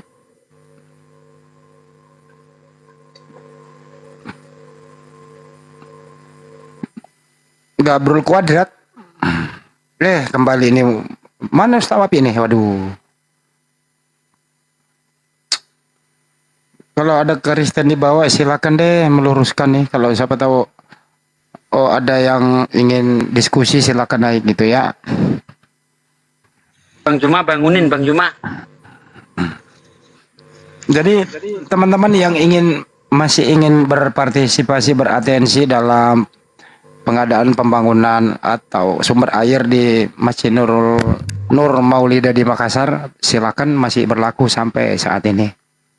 Ya, bisa hubungin saya, bisa Zulkifli Babas pada Suki. Di sana ada rekening Yayasan Makassar Mualaf Center Indonesia. Kami masih menunggunya. Oke, selamat malam Pak Suno. Selamat malam. Sonu. Sonu. Dari sekte mana, Pak?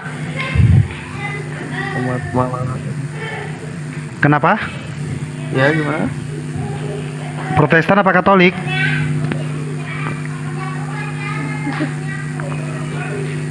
Hah? Muslim. Gimana, Pak? Menre mah cawam, Bo. La ilaha illallah. Mati kayak. Itu kalau ada Kristen mau naik, suruh typing aja biar ini. Iya. Naikin. Nanti kalau Nggak mau juga, heran nggak tahu. Ini juga buat teman-teman yang buka komal ya, yang namanya si kiamat itu ya, mohonlah sekiranya nggak usah dinaikkan dia, ngapain gitu loh ya. Ninggalin Nggak ada yang lain. Mending sepi loh itu komal daripada dia yang naik. Kasihan kita, saudara-saudara kita banyak yang apa ya, jadi terluka hatinya. iya, lari ke kita. Kenapa gitu loh. Anda yang buka, kita yang ditanya gitu. Sudah hilang gitu loh. Buang aja ke laut itu anak. Anggap aja di muka bumi ini orangnya udah nggak ada gitu. Apa yang dinaikkan, oke? Ada yang baru masuk, silakan disalami dulu Pak Galin tuh. Selamat malam Pak Galin. Malam Pak, malam. Iya, Protestan apa Katolik? Saya Advent Pak. Advent, oke silakan Pak.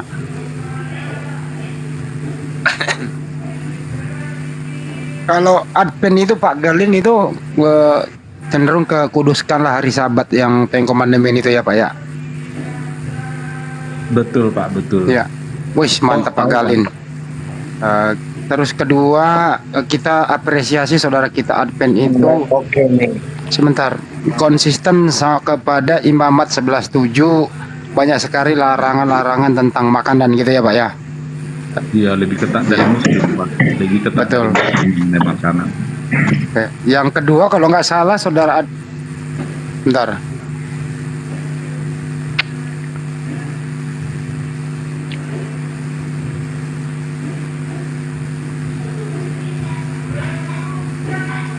Cek kok suaranya hilang. Ke-mute Bang Andi. Oh, iya silakan Pak. Apa yang mau disampaikan dan ditanggapi Pak? saya pikir jaringan gue. Ada yang mau ditanggapi? Silakan. Tadi ada pertanyaan dari Pak Bang Andi tadi belum selesai. Oh iya, sebentar, dia lagi jauh dari perangkat. Ada tamu kali mungkin. Oh siap. Apa tadi ya? Jadi lupa saya. Iya. Makanya konsentrasi dulu Pak. Jadi Bang Galin, suaranya kecil Bang. nggak terdengar kah? Enggak, kedengeran kok. Bang Andre nggak pakai ini, Bang Andre nggak pakai headset, jadi kedengeran kecil. Hanya gede, Bang Galin kecil, semuanya gede. Oke, siap. Baik.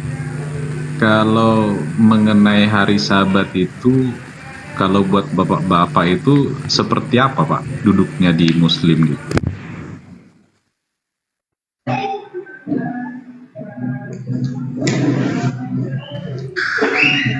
Sabat itu hari ibadah yang spesial untuk Bani Israel, bukan untuk bangsa lain, Bani lain. Oke, tapi saya pernah baca sekilas di surat Al-Baqarah gitu ya, tapi lupa di ayat berapa gitu. Pernah ada disinggung mengenai hari Sabat gitu, dan itu sampai ada kayak hukumannya gitu ya. Boleh lebih detail mungkin dijelaskan ke saya sedikit ya Bang. Makasih. Ya, silakan Ninda Naja, bisa dijelaskan tentang Bani Israel yang kemudian melanggar Sabat lalu kena kutukan.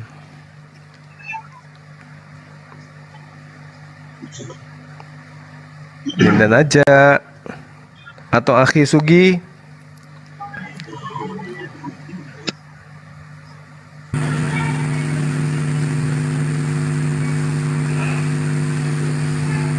Iya, oke, baik. Ya, mungkin jauh dari perangkat. Jadi di dalam surah Al-Maidah juga ada, Pak, dijelaskan itu.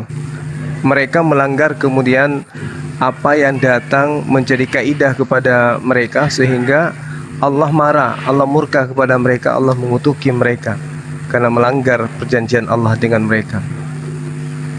Gitu, Pak. Kenapa orang Kristen di luar Advent kemudian tidak dikutuk? Karena memang Sabat itu bukan untuk Kristen. Kristen ini pandai-pandaian aja ngambil hukum agama orang. Padahal itu hanya untuk Bani Israel aja. Ini Bang, kalau di Alkitab itu kan memang kita percaya Alkitab satu kesatuan. Ada perjanjian lama atau Tauratnya, dan ada perjanjian baru itu Injil dan Wahyu gitu ya. Nah, kalau di perjanjian lama atau di Taurat itu benar-benar itu ada hukum Tauratnya, Pak. Ada hukum Tauratnya. Nah, salah satu itu dari 10 hukum Taurat itu, hukum keempat itu mengenai hukum Sabat yang tadi. Jadi itu satu kesatuan di seluruh Alkitabnya Kristen itu disebutin, Bang.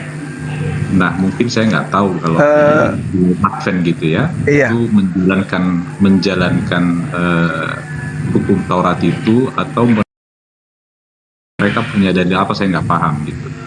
Jadi yang saya pernah baca di Al-Quran, saya bertanya itu gitu, Bang. Iya, jadi gini Pak, sebenarnya terlalu jauh Bapak itu mengkaji materi-materi ini. Harusnya Bapak ini mengkaji dari mana Kristen tahu kalau hukum Taurat itu adalah perjanjian lama. Siapa yang mengatakan hukum yang datang kepada Bani Yakub itu perjanjian lama? Ini ajaran dari mana, Pak? Kalau boleh saya tahu. Kok kitabnya orang, ketetapan Tuhan, di mana Tuhan mengatakan inilah perjanjian baruku. Aku akan mengadakan perjanjian baru kepada Bani Israel dan Bani Yakub, Bani Yehuda. Aku akan memasukkan hukum Taurat ke dalam batin setiap Bani Israel. Itu adalah perjanjian baru Tuhan dengan Bani Israel. Kok Kristen ini dari mana dapat ilmu kalau ketetapan Tuhan yang datang kepada Bani Israel itu adalah perjanjian lama? Bukankah itu adalah akal-akalan, Pak? Atau ada dasar pijakan yang bisa Anda jadikan acuan untuk mengajarkan kami di sini bahwa Tuhan memang sudah mengatakan bahwa hukum-hukum, ketetapan, ketentuan Tuhan yang datang kepada Bani Israel dan Bani Yehuda itu adalah perjanjian lama? Itu yang ngajarin siapa, Pak? Saya memang bukan ahli agama, Bang. Jadi yang saya tahu adalah... Iya, tapi sejatinya kalau orang-orang berbicara agama itu, Pak, harus berdasarkan data, dalil, bukan hanya iman. Apalagi ketetapan Tuhan. Iya, apalagi ketetapan Tuhan yang datang kepada sekelompok manusia, keturunan Nabi Yakub, dikatakan perjanjian lama. Ini ilmunya dari mana gitu loh?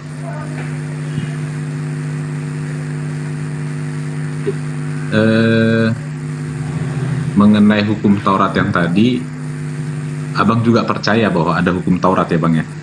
Ada Taurat ya? Ya, ada hukum yang datang kepada Bani Israel. Betul. Dan Abang percaya dengan hukum, dengan Taurat ya? Percaya. Nabi Musa alaihissalam menerima Taurat dan perintahnya di dalam Al-Quran agar Nabi Musa mengajarkan Taurat itu kepada umatnya, bukan kepada orang Roma, bukan kepada orang Yunani, apalagi kepada orang Kristen Indonesia. Nah, itu juga yang menjadi dasar, Bang. Jadi hukum Taurat itu atau Taurat itu atau hukum perjanjian lama itu adalah dari Nabi Musa yang saya tahu. Jadi agak mirip nih, makanya dengan apa yang dijelaskan sama Bang tadi gitu.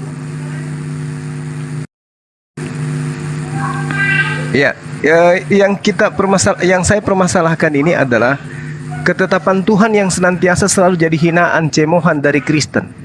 termasuk mengatakan hukum Tuhan yang datang kepada Bani Israel ini adalah perjanjian lama. Lalu kemudian pandai-pandaian karangan-karangan mereka tulis, lalu kemudian mereka mengatakan itu adalah perjanjian baru.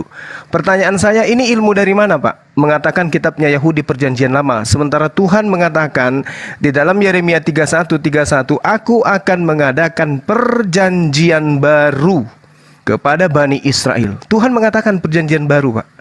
Kenapa Kristen yang ajarannya dari Barat ini mengatakan kitabnya Tuhan yang datang kepada Nabi Musa sebagai perjanjian lama? Ilmu dari mana itu, Pak? Kalau boleh saya tahu.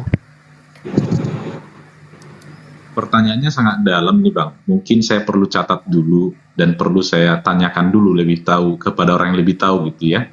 Saya tidak sejauh itu sih yang, tapi terima kasih pertanyaannya Bang. Saya catat dulu ya. Baik. Baik Pak Galin. Silakan Dina Najak diambil alih, silakan. Apa tadi Bang? Tadi kayaknya saya masih ke kamar mandi tadi. Ini terkait dengan hukum Sabat yang datang kepada Bani Israel yang dikutuk menjadi ayam. Kera.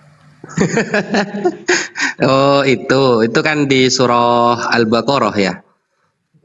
Surah Al-Baqarah kan diterangkan tuh. A'udzubillahi minasyaitonirrajim.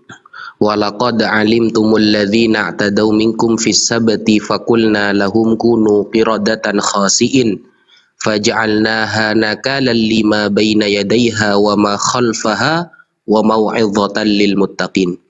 Dan sungguh kamu telah mengetahui orang-orang yang melakukan pelanggaran di antara kamu, yaitu di hari Sabtu, Sabat ya. Lalu kamu katakan kepada mereka, jadilah kamu kera yang hina. Maka kami jadikan yang demikian itu peringatan bagi orang-orang pada masa itu, di masa Nabi Musa alaihi salam. Dan itu agar menjadi pelajaran bagi orang-orang yang bertakwa. Nah, pada mulanya dulu kan Allah menetapkan hari Jumat sebagai hari ibadah. Lalu Bani Israel negosiasi kepada Nabi Musa. Janganlah hari Sabtu, janganlah hari Jumat. Hari Jumat ini lagi banyak-banyaknya makanan, lagi banyak rezeki biasanya, ganti Sabtu aja gitu. Akhirnya karena Nabi Musa ini adalah kalimullah, nabi satu-satunya nabi yang sering berinteraksi dengan Allah, Nabi Musa menyampaikan negosiasi itu kepada Allah. Ternyata Allah setujui, diganti hari Sabtu ibadahnya, bukan hari Jumat. Nah, ketika Allah sudah setuju bahwa hari Sabtu itu untuk ibadah dan hari Jumat untuk mencari rezeki karena alasannya banyak rezeki, nah Allah kasih cobaan Bani Israel itu. Allah kasih cobaan, di hari Sabtu Allah limpahkan rezeki itu. Di hari Jumat Allah hilangkan rezekinya gitu. Dicoba oleh Allah nih kira-kira konsisten gak Bani Israel nih minta hari Sabtu. Akhirnya Bani Israel ternyata melihat banyak rezeki di hari Sabtu, mereka meninggalkan usulan mereka sendiri. Mereka malah tidak beribadah pada hari Sabtu, pada hari Sabat. Nah, mereka melanggar apa yang mereka inginkan, yang mereka negosiasi sendiri. Akhirnya Allah murka kepada mereka. Gitu ceritanya Pak Galin. Tafadhol, lanjut Bang Zuma. Makasih Bang Nazya. Mungkin ada referensi yang bisa saya baca tentang penjelasan ini kah? Di mana saya bisa baca ya? Di tafsir namanya Tafsir Jami'ul Bayan, karya Imam At-Tabari, Imam Abu Ja'far bin Jarir At-Tabari. Namanya Tafsir Jami'ul Bayan. Jami'ul Bayan. Jami'ul Bayan. Yes, you're right. Oke. Makasih Bang Nazya, makasih. Ya, sama-sama. Lanjut Bang Zuma. Tadi saya sudah minta referensi perjanjian barunya Tuhan. Mereka sebut perjanjian lama dan ternyata sahabat kita baru mau belajar. Gitu dek.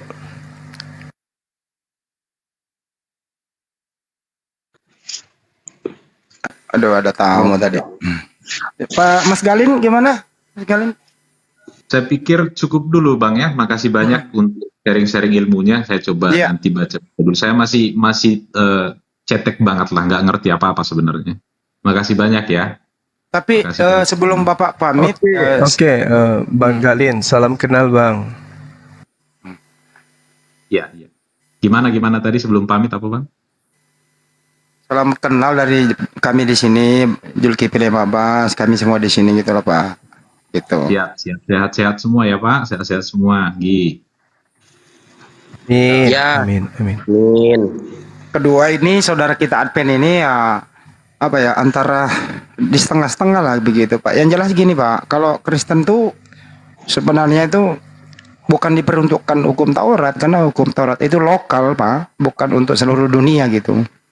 Tapi kalau Bapak ingin mengambil sebagian aturan yang ada di sana, nah ini tadi kita udah bahas, bukan peruntukannya buat kita itu, apalagi bangsa Indonesia gitu loh. Lebih baik kalau ingin konsisten, lebih rapi, terstruktur dan asik begitu di Al-Quran Pak, daripada di sana gitu. Itu sih ajakan kami gitu loh yang kita bahas malam hari ini. Iya, seharusnya Pak Galin ini ibadahnya hari Jumat, bukan Sabtu atau Minggu. Karena Sabtu dan Minggu itu sudah selesai Pak. Sekarang sudah ganti hari Jumat ibadahnya, sholat Jumat di Masjid Maulida. Jangan juga nentuin nama masjidnya, masjid mah di mana-mana banyak. Oh iya. Terlalu cepat juga Pak. Iya. Iya. Yang penting bukan masjid Dirar. Ada komentar Pak Galin, silakan. Ada komentar Pak. Siap semua tadi masukan-masukannya itu oke aja Bang, tapi namanya belajar ini nggak boleh terlalu cepat juga. Namanya belajar harus benar-benar kayak tadi banyak pertanyaan dari Bang Bangun ya. Itu saya pikir saya masih harus pelajari lah. Ya, sekali lagi terima kasih Bapak-bapak semua. Sehat-sehat selalu. Sama Bang. Assalamualaikum. Ya, Saya Bang Juma Pak. Mantap Bukan nih Bang kalau niat Bangun. belajar gini bagus. Enak ya. Ya kira-kira 4 kali Jumat lah. Ya, sering aja ketemu kita di sini. Ya 4 kali Jumat lah insya Allah. Sahadat. Amin. Tadi percaya diri. Ya. Percaya diri tadi Untuk tahu. bisa masuk Islam tuh harus berpikir. Sliding gunting tanpa balasan kayak gitu. Apa ya? Oh, tahan aja Pak. Sapa OTD Kueta begitu naik langsung diulti. Negara saya juga. Ini suruh Magerta. Dia Oh, duluan Magerta. Magerta dia. Iya. Digerta balik. Perasaan dong. Langsung diulti sama Bang Suma. Wata boska. Ini netizen ini seneng banget kalau lagi pada ngumpul ngantuk. kayak gini. Ustadz-ustadz tuh ngumpul semua, masa. Iya. Itu aduh si Wan Nabi ada itu lagi kiamat dinaikin, aduh. Kiamat itu diserang di tempatnya aja. Sudah saja Pri tadi. Mending suruh turunin aja entar apa. Iya. Enggak. Jangan biarkan penghujat kelas lemak babi bertandang ke rumah kita. Kita hancurkan di rumahnya dia. Betul. Ya makanya saya semalam masuk di tempatnya ini Christine. Aku lihat lengkap ini semua binatang ada di atas ini, makanya saya naik. Ya Allah enak banget. Itu saya dengar sambil senyum-senyum terus itu Bang di bawah. Aku parah itu. Ya ampun dipantatin. Dipantatin. Itu Yang dipantatin cuma Bang Andi. Iya. Iya, nggak apa-apa. Yang penting nambah amanah, nambah amanah. Kayaknya nanti gue kalau udah lihat orangnya gue mau bikin pancing huru hara nanti. Belum kelihatan orangnya. Sebenarnya Mas Kores Solo itu sangat cukup untuk melawan kiamat 10 itu cukup. Cuma kadang kita akan panas dengerin hujatannya itu. Nah, makanya kemarin di sini ada nih yang meminta up nih. Ini muslim semua di sini. Apa yang mau disampaikan? Enggak, lagi nungguin Oten. Aduh, gimana? Ini ada yang protes, ada bukan protes. Katanya justru para penghujat begini. Halo. Sebentar ya. Tapi kayak begini ini nggak dikasih ruang di Komal Islam. Kan kemarin udah dibahas ya sama Bang Juma sama Kores. Malam ini dikasih lagi, mulai lagi gitu ya. biar aja dia di kandangnya, nanti teman-teman yang hajar di sana gitu loh. Tuh, Itu ada Pak maksudnya. Jordan di bawah itu. Mau naik itu Pak Jordan.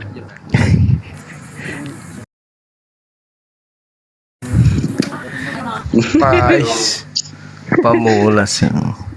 Pemula. Pak Jordan, tapi kenapa? Sahabat Bang Zuma ini.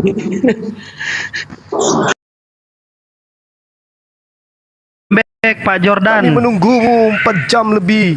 Mana kau pergi, saudaraku? Kau pergi tanpa pesan.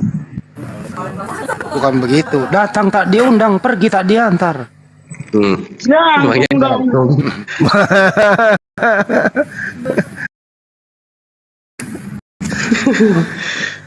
Halo saudara Jordan, bolehkah kita sedikit sebelum kita sebanyak?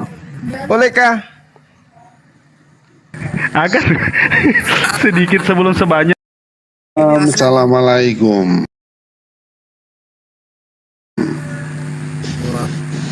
Pak Jordan. Waalaikum. Pak Jordan, ini topiknya Pak Jordan.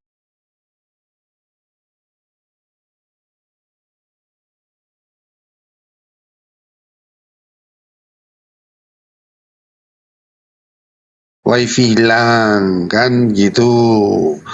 Pas sudah jam saya mau sholat kepada Tuhan.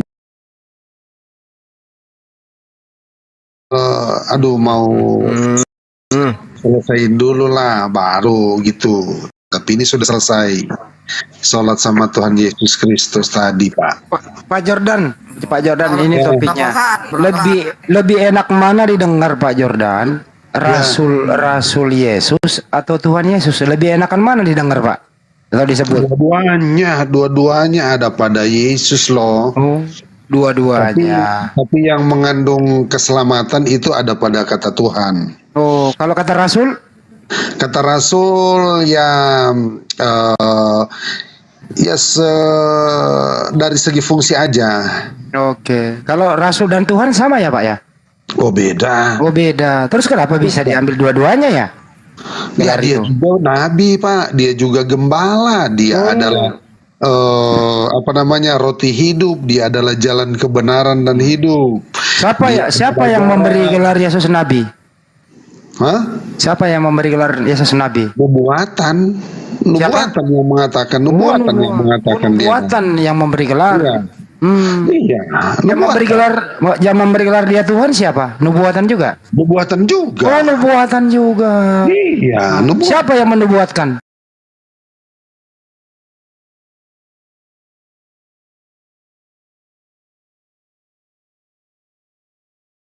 Ya iyalah. Oh iya, bagus juga ya. Tepuk tangan. Tuhan menubuatkan Tuhan. Cepat kan? Amin. Makanya dia berkata, aku adalah aku. Itu banyak mengandung arti yang dalam itu. Aku adalah aku. Itu. Ya. Silakan Pak Nyema. Tuhan menubuatkan Tuhan. Aku adalah aku. Iya. Pak Jordan, aku adalah aku, Tuhan membunuh Tuhan. Pak, saya pingin tahu ini ya. Di dalam kitab saudara Wahyu 11 ya, Wahyu 11 nomor 8. Di situ ada Tuhan yang lebih dulu disalib dari Yesus. Itu Tuhan yang mana itu, saudara Pak Jordan? Kok ada Tuhan yang salib kiri gitu? Lebih duluan mengambil jatah salib daripada anak Maria. Siapa sih Tuhan ini? Wahyu berapa, Pak? Wahyu 8. Wahyu 11, sorry. 11 ayat 8. Aku baca ya. Yes. Silakan. Tetapi mereka tidak dapat bertahan, mereka tidak mendapat tempat lagi di sorga. Tuhan mana ini? Mana yang maksudnya tidak sesuai dengan ayat ini, Pak? Wah, saudara saya tidak ngerti ternyata. Jangan-jangan kitabnya beda dengan saya nih. Wahyu 12 ini. Dan mayat mereka akan terletak di atas jalan raya kota besar yang secara rohani disebut Sodom dan Mesir, di mana juga Tuhan mereka disalibkan. Iya. Ya. Siapa ini? Tuhan mana ini Pak yang disalibkan lebih dulu daripada Yesus? Ya, dialah Yesus. Tidak ada Tuhan yang disalibkan selain Yesus. Selain Yesus, tidak ada Tuhan yang lain. Mana ada lagi Tuhan yang lain? Ini Tuhan lain ini.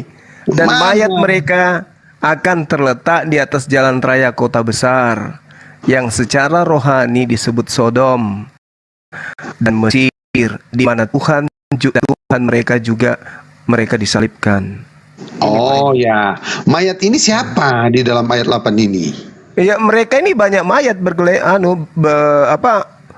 bergeletakan karena di dalam data-data 9, 10, 11, 12 dan seterusnya itu banyak diceritakan itu. Salah. Baca ayat 7. Ini adalah permulaan antikris. Di sini menceritakan tentang permulaan antikris, Pak. Jadi ketika antikris sebelum berkuasa, dua saksi Allah ini diutus oleh Tuhan untuk bersaksi kepada bangsa Israel. Ini berbicara tentang nubuatan ya. Jadi yang diutus ini berbicara tentang Musa dan Elia, penafsirannya. Ya. Nah ini iya. Intinya ada Tuhan yang disalibkan sebelum Yesus. Mau kemana lagi kita pergi? Tunggu dulu, alur ceritanya bukan seperti itu. Aku mau ceritakan ayat-ayat sebelumnya, menceritakan sebelum dan sesudahnya. Sabar. Kedua orang ini akan bersaksi kepada bangsa Israel untuk mengatakan bahwa Mesias yang sudah disalibkan itulah, Yesus yang disalibkan itulah yang mereka nantikan. Sabar dulu. Aduh, mana sih? Gimana ini saudara saya ini? Coba Bapak baca di dalam ayatnya yang ke-7. 7 di situ mengatakan bahwa ada binatang yang muncul dari jurang maut. Ya, mereka itu adalah antek-antek antikris yang akan membunuh kedua ya ini kita lihat ya. Siapakah mayat itu? Di situ dikatakan, dan apabila mereka telah menyelesaikan kesaksian mereka, siapa mereka ini? Yaitu di dalam ayatnya yang ketiga, dan aku akan memberikan tugas kepada dua saksiku supaya mereka bernubuat sambil berkabung 1260 hari lamanya. Mereka adalah kedua pohon zaitun dan kedua kaki dian yang berdiri di hadapan Tuhan semesta alam. Ya, dan jika ada orang yang hendak menyakiti mereka, keluarlah api dari mulut mereka dan menghanguskan semua musuh mereka. Dan jika ada orang yang hendak menyakiti mereka, maka orang itu harus mati secara itu. Mereka mempunyai kuasa untuk menutup langit supaya jangan ada turun hujan selama mereka bernubuat, dan mereka mempunyai kuasa atas segala air untuk mengubah menjadi darah dan untuk memukul bumi dan segala jenis malapetaka setiap kali mereka menghendakinya. Tetapi ketika mereka nah di dalam ayat 7 jelas dikatakan ya, dan apabila mereka telah menyelesaikan kesaksian mereka, maka binatang ini yang disebut gambaran metafora tentang antek-antek antikris yang akan muncul dari jurang maut, akan memerangi mereka dan mengalahkan serta membunuh mereka. Nah, di dalam ayat yang ke-8 inilah karena mereka telah dibunuh, mayat mereka akan terletak di jalan raya kota besar itu. Nah, ternyata ini kedua mayat ini yang dikatakan dua pohon zaitun ini, mereka memiliki dibaca terus dong. Iya.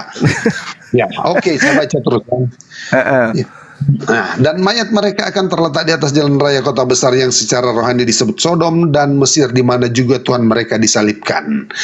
Yang dimaksud di sini yang disalibkan itu adalah Tuhan mereka, Musa dan Elia ini adalah Yesus itu sendiri. Dan orang-orang dari segala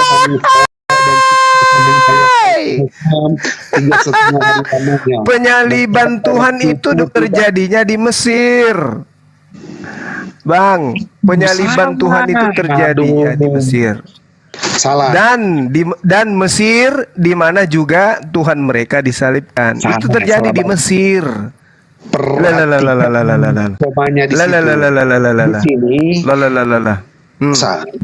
Gini. dan mayat mereka terletak di jalan raya kota besar yang secara rohani disebut Sodom dan Mesir. Jadi kedua mayat ini di mana? Di Sodom dan di Mesir. Ya, di mana juga Tuhan mereka disalibkan. Nah, siapa Tuhan mereka itu? Ya, nah itu dia yang dicari. Yang jelas bukan Yesus. Tuhan yang disebut Tuhan. Oh Mama sejak kapan Yesus ke Mesir, Bang? Hah? Kan di sini menceritakan cerita yang sudah terjadi, di mana Tuhan mereka disalibkan, yaitu ketika Tuhan Yesus, tempat Tuhan Yesus disalibkan, ini kedua mayat ini di situ. Tapi dia memakai kata siasan Sodom dan Mesir. Nah, di dalam nubuatan ini, Mesir ini memang kalau kita lihat memang Mesir yang ada di Afrika Utara sana. Tapi Sodom, Pak. Sodom ini di mana? Itu sekarang tinggal. Iya, Sodom ini merupakan tinggal cerita puing-puing di sana, Pak. Di sana. Ya, di sana ada istrimu yang menjadi tiang garam dan itu masih ada sampai sekarang. Di situlah. Terus jadi di dalam ini yang saya tanya. Yang ditanya ini Tuhan yang disalibkan ini siapa? Yesus lah. Aduh, masa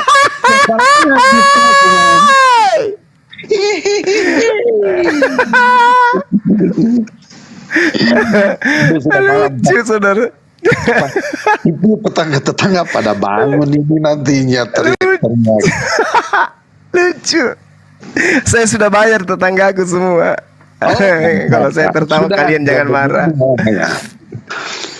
Jadi itulah. Dan orang-orang dari segala bangsa dan suku dan bahasa dan kaum melihat mayat mereka 3,5 hari lamanya. Ini bukan berbicara mengenai Yesus. Dan orang-orang itu tidak memperbolehkan mayat mereka dikuburkan. Terbalik, kalau Yesus, kalau mayatnya Yesus sebelum maghrib itu sudah diminta supaya segera dikuburkan. Ini 3 hari 3 malam mayat mereka tidak boleh mereka kuburkan. Tidak ada hubungannya dengan Yesus ini. Ini berbicara nubuatan, Pak. Jadi di mana nubuatannya kan harus sesuai dengan kenyataan. Ya, kalau ini nubuatan harus sesuai dengan kenyataan. Nubuatan ini belum terjadi, Pak. Allahu Akbar. Ini akan datang. Nubuatan mereka akan bersaksi. Coba perhatikan di dalam apa yang menjadi tugas mereka ya. Dan mereka akan terletak di jalan yang secara rohani disebut Sodom. Nah sudah. Dan orang dari segala bangsa dan suku dan bahasa dan kaum melihat mayat mereka 3,5 hari lamanya, dan orang-orang tidak memperbolehkan mayat mereka dikuburkan. Dan mereka yang diam tersebut gembira dan bersuka cita mereka itu dan berpesta saling mengirim hadiah karena kedua nabi itulah. Dikatakan karena kedua nabi itu. Tadi di dalam ayatnya yang yang keempat, mereka adalah kedua pohon zaitun dan kedua kekidian. Ini berbicara tentang jadi menurut saudara Jordan ini sudah terjadi. Dengarkan, ini sudah terjadi atau belum terjadi? Belum terjadi, nanti dia akan datang. Belum terjadi. Berarti nanti yang akan datang ada lagi Tuhan yang disalib. Siapa lagi Tuhan yang disalib? Aduh, ini berbicara tentang lokasi di mana Tuhan itu disalib. Itu ada terletak di mana Tuhan mereka pernah disalibkan. Itu bahasanya. La haula wala quwata illa billah. Beda Saya ingin bertanya ya, kalau memang daya nalar Bang Suma ini kakanda yang terbaik ini, gimana? Coba saya ingin tanya kepada Bang Suma ini dari segi penelaan. Artinya mengeksposisi ini ayat ini ya. Coba kalau di dalam ayat ini menurut Bapak sebenarnya Tuhan orang Kristen itu ada berapa? Nggak tahu karena ada lagi Tuhan yang disalib ini baru lagi ini. Sesuaikan cuma satu Tuhannya orang Kristen yang sudah disalibkan. Mana ada satu? Ini ada disalib lagi? di mana dikatakan di mana juga Tuhan ini berbicara tentang lokasi mereka, yaitu Sodom dan Mesir itu ada lokasi di mana Tuhan pernah disalibkan itu. Nah, pernah emang di Mesir pernah Tuhan disalib? Tuhan mana? Tuhan siapa pernah disalib di Mesir? Pak, di dalam kitab Wahyu ini sangat-sangat sukar untuk dapat menjelaskan karena seringkali dia memakai bahasa metafor, gambaran, kiasan, alegori, tipologi. Itulah. Sedangkan orang Kristen saja memahami. Aduh, teman-teman bantu Kak dulu teman-teman. Kodongi. Aduh, bagaimana ya kita diskusi Bagaimana ini? Baru sekarang nih, kenapa kemarin-kemarin diskusinya ini? Saya kan ditanya, kenapa ketika saya menjelaskan kok mau diganggu-ganggu? Aduh, gimana Bang? Masalahnya tidak kena pada poin. Entah apa-apa ya saudara saya bilang ini. Iya, tapi ini kan alur cerita, Pak. Di dalam ini kan ada ayat 1, ayat 2 sampai ayatnya yang ke-14. Ini tadi kan saudara mengatakan bahwa itu cerita masa yang akan datang. Tapi ternyata di sini diceritakan Mesir di mana juga Tuhan mereka disalibkan. Iya, di sini kan ada pertanyaan saya, siapa yang pernah disalib di Mesir? Saya kasih tahu ya, lokasi titik Mesir dan Sodom ya. Harus kita tahu dulu. Pertanyaannya, siapa yang disalib di Mesir? Aduh, itu Sodom apa? Ini berbicara antara Mesir dan Sodom. Bukan di Mesir, bukan di Sodom, tapi itu di area. Sangat sulit untuk memahami kitab. Allahu Akbar. Gimana ini teman-teman? Bantu dulu ini teman kita ini. Oke, coba yang lain. Ada mobil di bawah. Mobil butut. Tapi udah kabur. Mesinnya rusak. Motornya rusak itu. Mesinnya. Bagaimana itu Bang? Itu disalibnya di Mesir. Disalibnya di Mesir. Sebentar ya, aku kasih tahu ya tentang Barbie. Supaya kita tahu posisi Mesir. Mesir itu kan ada di sebelah utara Afrika dan itu ada di sebelah selatan agak ke barat daripada bangsa Israel itu sendiri. Jadi sebenarnya kan posisi Mesir itu sekarang berbatasan dengan Israel. Tetapi Sodom itu ada di wilayah Israel. Sebentar kutunjukin. Matinya. Kutunjukin mana lo? Mati dija. Manrase. Sodom ada di tempat bagian Israel, Manrase. Sodom dan Gomora kok itu gimana? Tapi itu sekali lagi bahasa metafor, sangat sulit untuk memahami hal ini. Jadi kalau dari Muslim Islam memahami ini janganlah, karena itu tidak akan bisa nyambung. Sulit memahami ini karena di sini berbicara tentang rahasia yang akan terjadi. Orang Kristen aja memahami ini ada yang aduh nggak bisa. Sebab seperti Kristen tadi malam. Hanya orang ketika yang dipercayakan untuk mengungkapkan itu. Saudaraku ini bisa ndak? Apa? Bisa saya Anda ungkapkan ya tentang Sodom dan Mesir ini, tetapi itu masih misteri. Oh, masih misteri ilahi.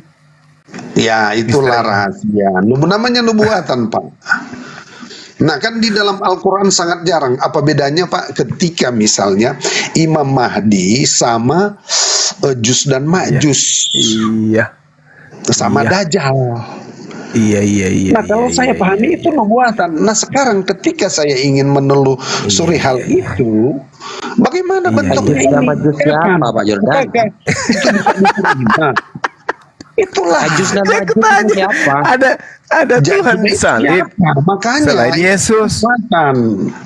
Al-Quran mengatakan wa minhum ummiyuna la ya'lamuna al-kitab illa amaniya wa inhum illa yazunnun. Di antara mereka ada yang buta huruf, tidak memahami kitab kecuali hanya berangan-angan, dan mereka hanya menduga-duga. Nah, ini Anda berangan-angan dan menduga-duga dari tadi. Wahyu 11 ini nomor 8. Waduh, gimana? Ada Tuhan disalibkan di Mesir. Siapa Tuhan itu? Bukan seperti itu. Artinya sebentar, kau kasih petanya supaya tahu posisi ya. Di mana Sodom, di mana Mesir. Bukan seperti Al-Quran, mana Mekahnya, mana apanya. Bisa nggak itu ada datanya itu? Aduh, saudara saya ini. Dan mayat mereka akan terletak di atas jalan raya kota besar, yang secara rohani disebut Sodom dan Mesir, di mana juga Tuhan mereka disalibkan. Nah, ini Tuhan yang disalibkan ini di mana ini? Ini kok ada Tuhan disalibkan juga di Mesir? Ini gimana? Yesus disalibkan di daerah Yerusalem. Posisi berarti bukan di Mesir. Bukan di Mesir. Mesir ini adalah sekali lagi gambaran tentang letak kedua nabi ini dibunuh.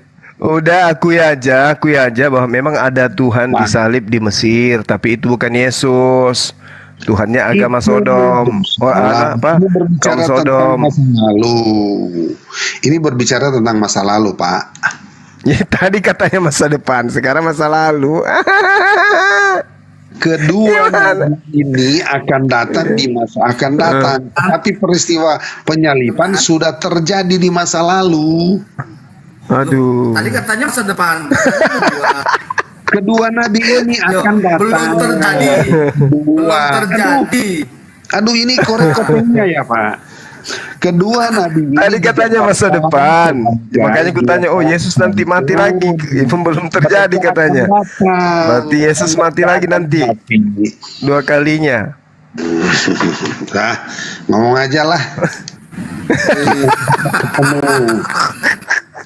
Iya, kami kalau saya kalau misalnya saya ngomong, kemudian Bapak juga ngomong, ya buat apa kita diskusi? Lebih baik aku diam, malas, gitu loh. Jadi boleh cari lain lah, coba cari lawan yang lain lah, supaya yang lain.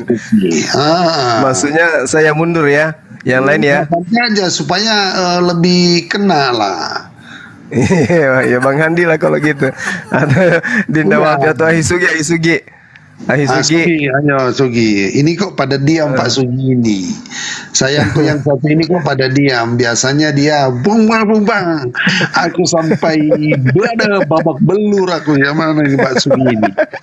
Tapi sekarang kok pada Ahisugi. Mau ngobrol apa Pak Jordan? Ya silakan Dinda, silakan. Udah nyerah sama guru, udah nyerah. Enggak, kalau kita ada aturan diskusi enak. Tapi kalau kita ngomong sama-sama, buat apa kita kasih bukan guru naik koreksi, Pak. sama guru koreksi, tadi ngomongnya masa depan, belum terjadi. Tapi akhirnya Bang Jordan ngomong katanya sudah terjadi, itu masa lalu. Gitu. Oh iya. Kira-kira mana yang benar? Iya. Di dalam cerita masa depan itu ada mengisahkan di tempat yang pernah terjadi. Jadi lokasinya, titik koordinatnya jelas dong. Inilah yang dikatakan Al-Quran, wa minhum ummiyuna la ya'lamuna al-kitab illa amaniyya wa inhum illa yazunnun.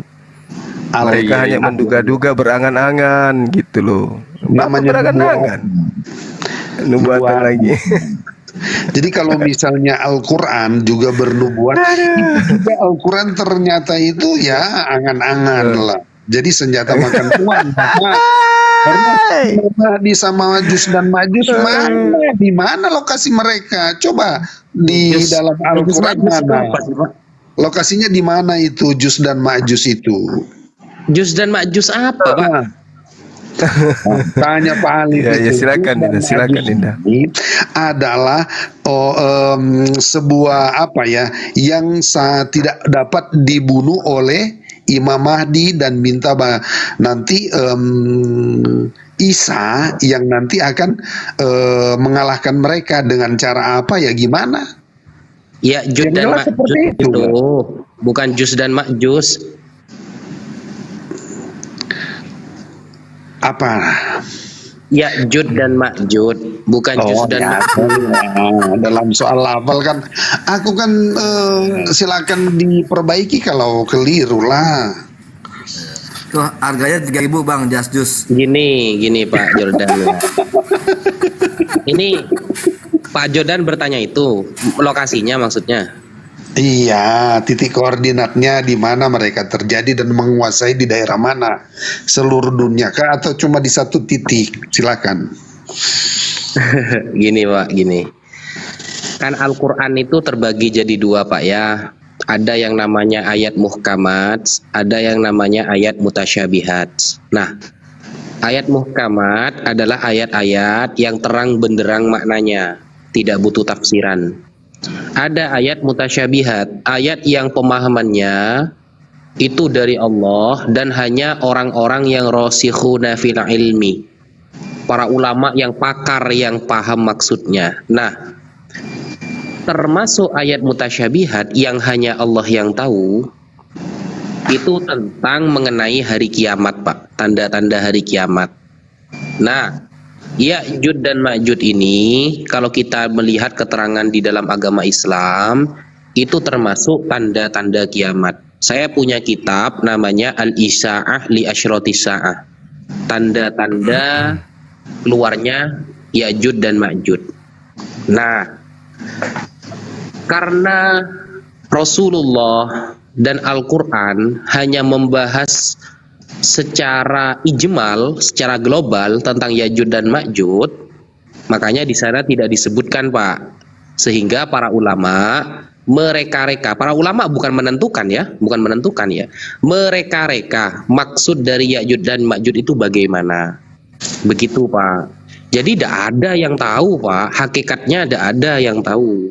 Begitu loh Pak. Karena diungkapkan itu hanya secara global saja, tidak secara terperinci. Sama seperti kasus ketika di dalam Yohanes 8 nomor 6 contohnya ya. Yesus membungkukkan badan lalu menulis sesuatu di atas tanah. Ketika kita tanyakan seumpama ya, apa yang Yesus tulis? Nah, ini kan banyak penafsiran, Pak. Penafsiran. Ada yang bilang 10 hukum Taurat. Itu saya pernah nanya tuh ya ke Mikana, kata dia itu 10 hukum Taurat. Tapi kata Herdi Maliki Lamalak bukan, jawabannya di Samuel. Nah, itu kan bentuk penafsiran yang sebenarnya tidak dijelaskan detail. Makanya tentang kejadian hari kiamat ini termasuk ayat mutasyabihat yang hanya hakikatnya hanya Allah yang tahu. Gitu Pak Jordan. Gimana Pak Jordan? Terima kasih. Ini saya berterima kasih kepada Pak Naja ini Ustadz ya. Ya, sama-sama. Ya, tapi Ustadz Suma ini beda pola pemikirnya, Pak. Kalau Apanya? dari penjelasan, ya, kalau penjelasan Bapak itu sangat agak sama dengan kitab Wahyu ini. Tetapi Bang Suma kok agak berbeda. Ini baru kali ini kok dia lain daripada yang lain.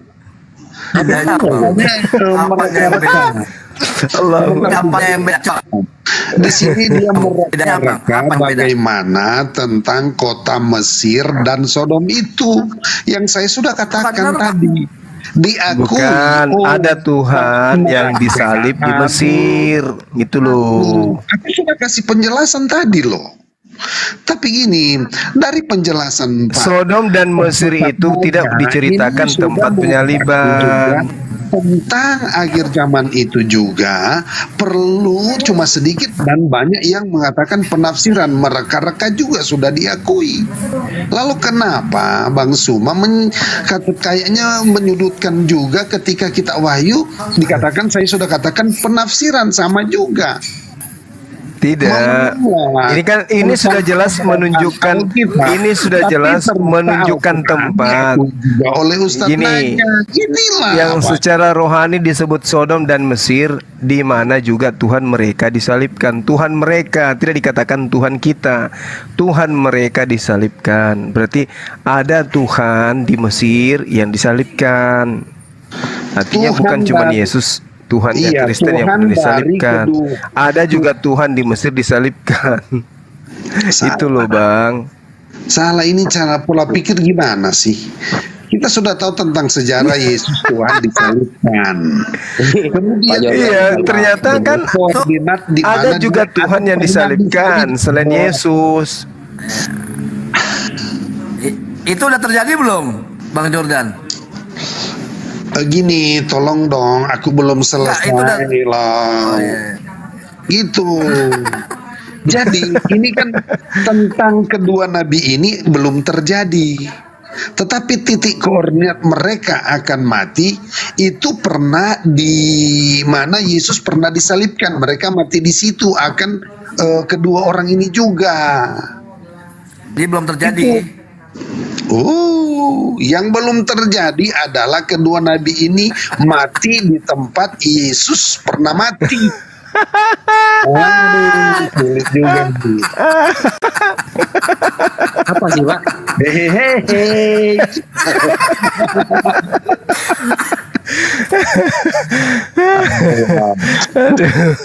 Ini sudah gimana ini ceritanya ini?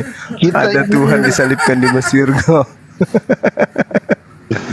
Aduh, saudaraku Jordan, ternyata saingannya Yesus ada di Mesir.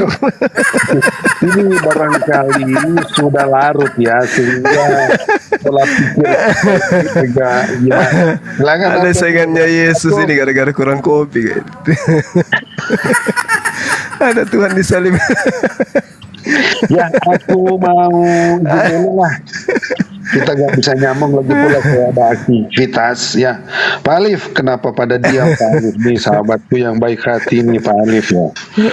Jadi semuanya Pak Jordan.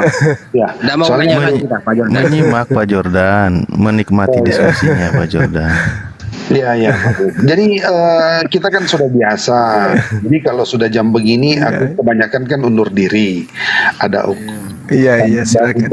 Aktivitas ya. Jadi mohon maaf ada salah kata, menyinggung, menyakiti atau mohon maaf lah sebelumnya ya. Iya. Sama Bang. Kayak saya juga minta maaf. Assalamualaikum, salam, Tuhan Yesus memberkati semuanya. Waalaikumsalam.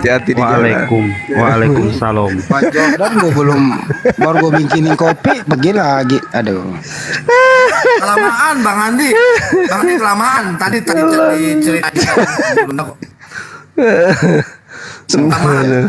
Aduh lucu saudara Jordan ini. Tapi masih mending dia daripada Supiatul semalam dia larinya ke Injil.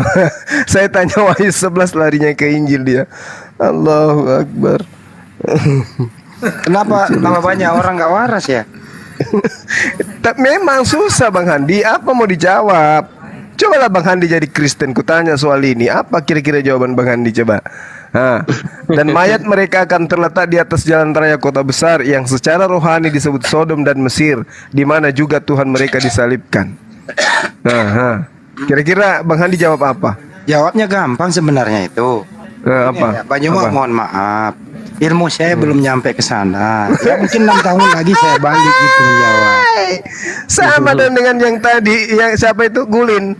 Iya. Tanya hari Sabat, giliran ditanya, maaf ilmu saya belum sampai ke sana, saya belajar dulu. Ya, bagusan begitu daripada dijawab salah. Waalaikumsalam. Ya silakan Pak, ada yang mau disampaikan dengan Gurunda Al-Zuma.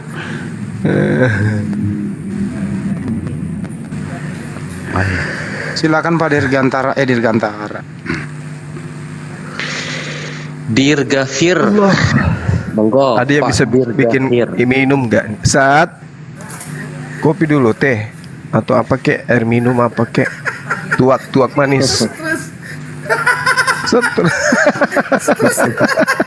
Ini saya yang ada tua asin mau.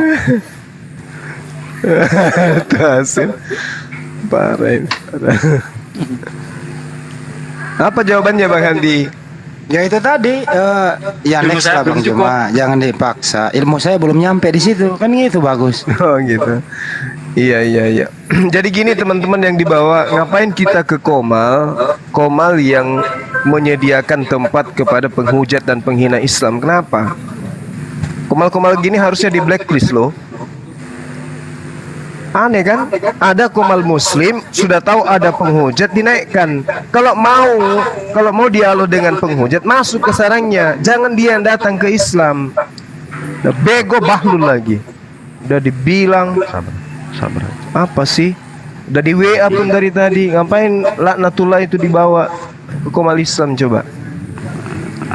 Anu jangan Maksudnya apa? Orang kayak begitu menghujat Allah, orang-orang kayak gitu menghujat Allah, dikasih ayat Al-Quran dijelasin juga ndak mempan. Terus ngapain masih dipelihara? Kalau di komalnya mereka, komal-komal laknat itu kita datangi mereka, kita yang mau berarti menghantam mereka di markas mereka. Ini dikasih naik di komalnya, habis itu yang dihujat Allah. Ya, pingin rasanya robek mulutnya orang-orang kayak begini. Kalau masih komal Kristen yang menyediakan orang yang menghujat Allah, menghujat Al-Quran, menghujat Rasulullah, wajar. Ini komal Islam, dasar biadab, gak pernah sekolah kau. Coba aku gambarin Masuk misi dunia teman-teman. debat nggak tahu etika. Itu strategi perang harus kalian pelajari tuh. Jangan asal buka komal. Siap. Belajar strategi perang, belajar siasat dalam berdakwah. Jangan asal meong saja kau tahu. Udah dibilang di WA jangan kau naikkan, turunkan, masih juga ini. Sinting kalian. Gak punya perasaan kalian. Allah dihujat, kalian buka komal. Habis itu orang naik di atas hujat Allah, dijelaskan juga mereka tidak mendengar. Ini malah naikkan orang singting, dinaikkan orang tidak punya otak, dinaikkan, dipelihara lagi di sana. Bangga gitu, senang Allah itu dihujat. Waalaikumsalam. Waalaikumsalam. Silakan Pak, apa yang mau disampaikan? Yang di bawah nggak usah sebut-sebut, ngajak-ngajak sana nggak usah. Saya tahu diri di kapan saya bisa, kapan saya mau ke komal-komal mereka, kapan.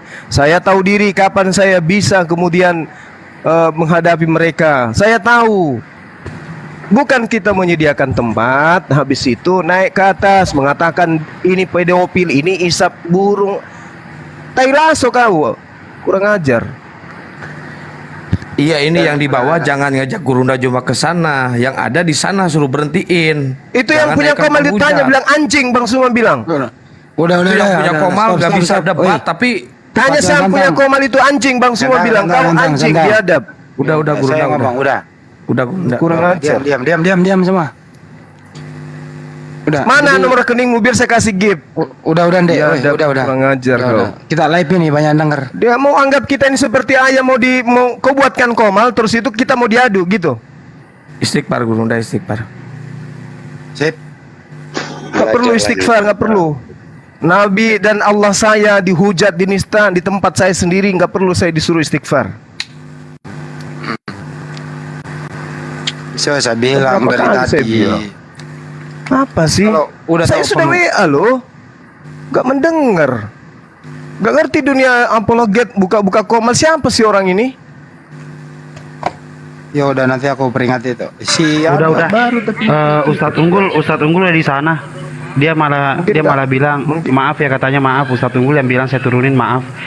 Ini apa? Aduh, gimana ya? Agak sana paliara mana? Kau senang gitu. Kau senang punya komal, dapat gift. Hai, mati kayak. Hah?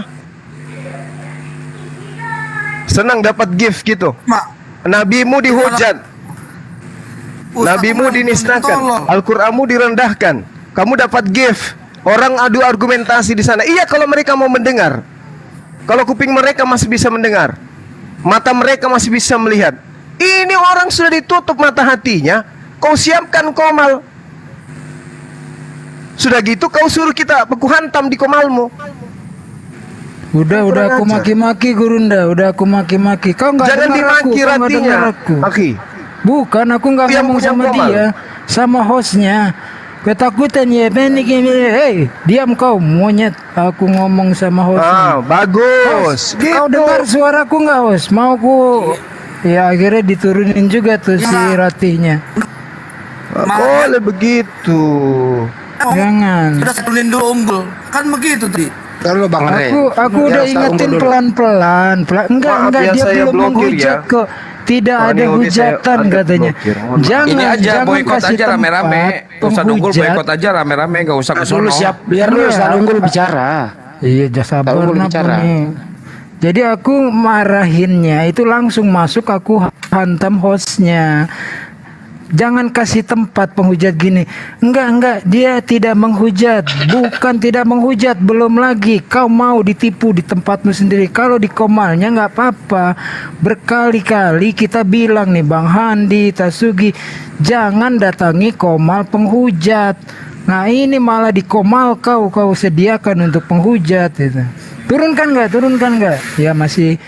Syukurlah suaraku masih didengar. Kalau enggak ku obrak-abrik itu di situ sampai pagi. Kalau minta maaf lagi. Kalau si blokir permanen itu kalau dibilangin turunin, denger dia enak gitu loh. Nah, ini anak yang satu ini kalau diberitahu takut Komalnya sepi gitu loh. Ya, di mana siapa? Tahu aku. Udah dibilangin pilih-pilih orang. Kalau sudah ada yang ngasih tahu turunin, berarti nggak bagus itu gitu loh.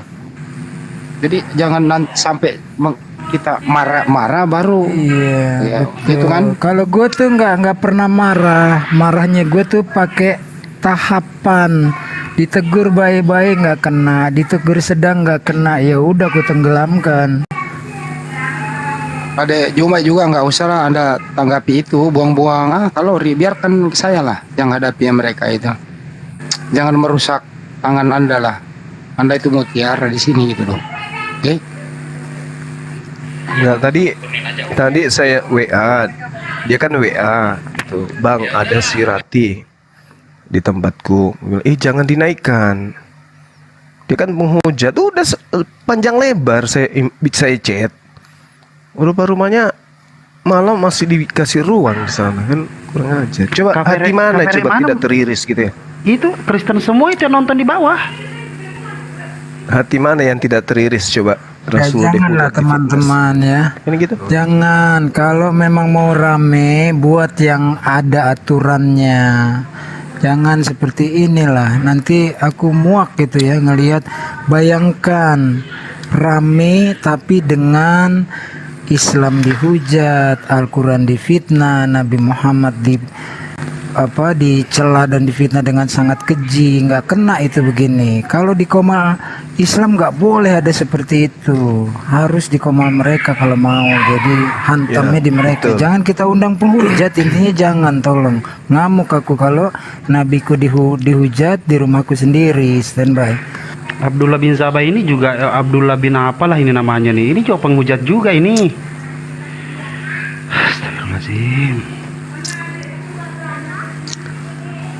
Nah, kalau mereka itu kalau bicara mereka itu masih bagus, masih bisa kayak Jordan tadi itu ya, ini ya Allah, apa masih ada gitu, masih ada sedikit penghargaan kepada kita di saat Allah Rasulullah dihujat sedemikian rupa. Terus habis gitu kita masih mau terima di Komal kita gitu. Enggak lah, saya orang kayak gini dengar suaranya aja gue muntah, apalagi satu room. Udah dibilangin janganlah gitu loh. Masih mau gitu.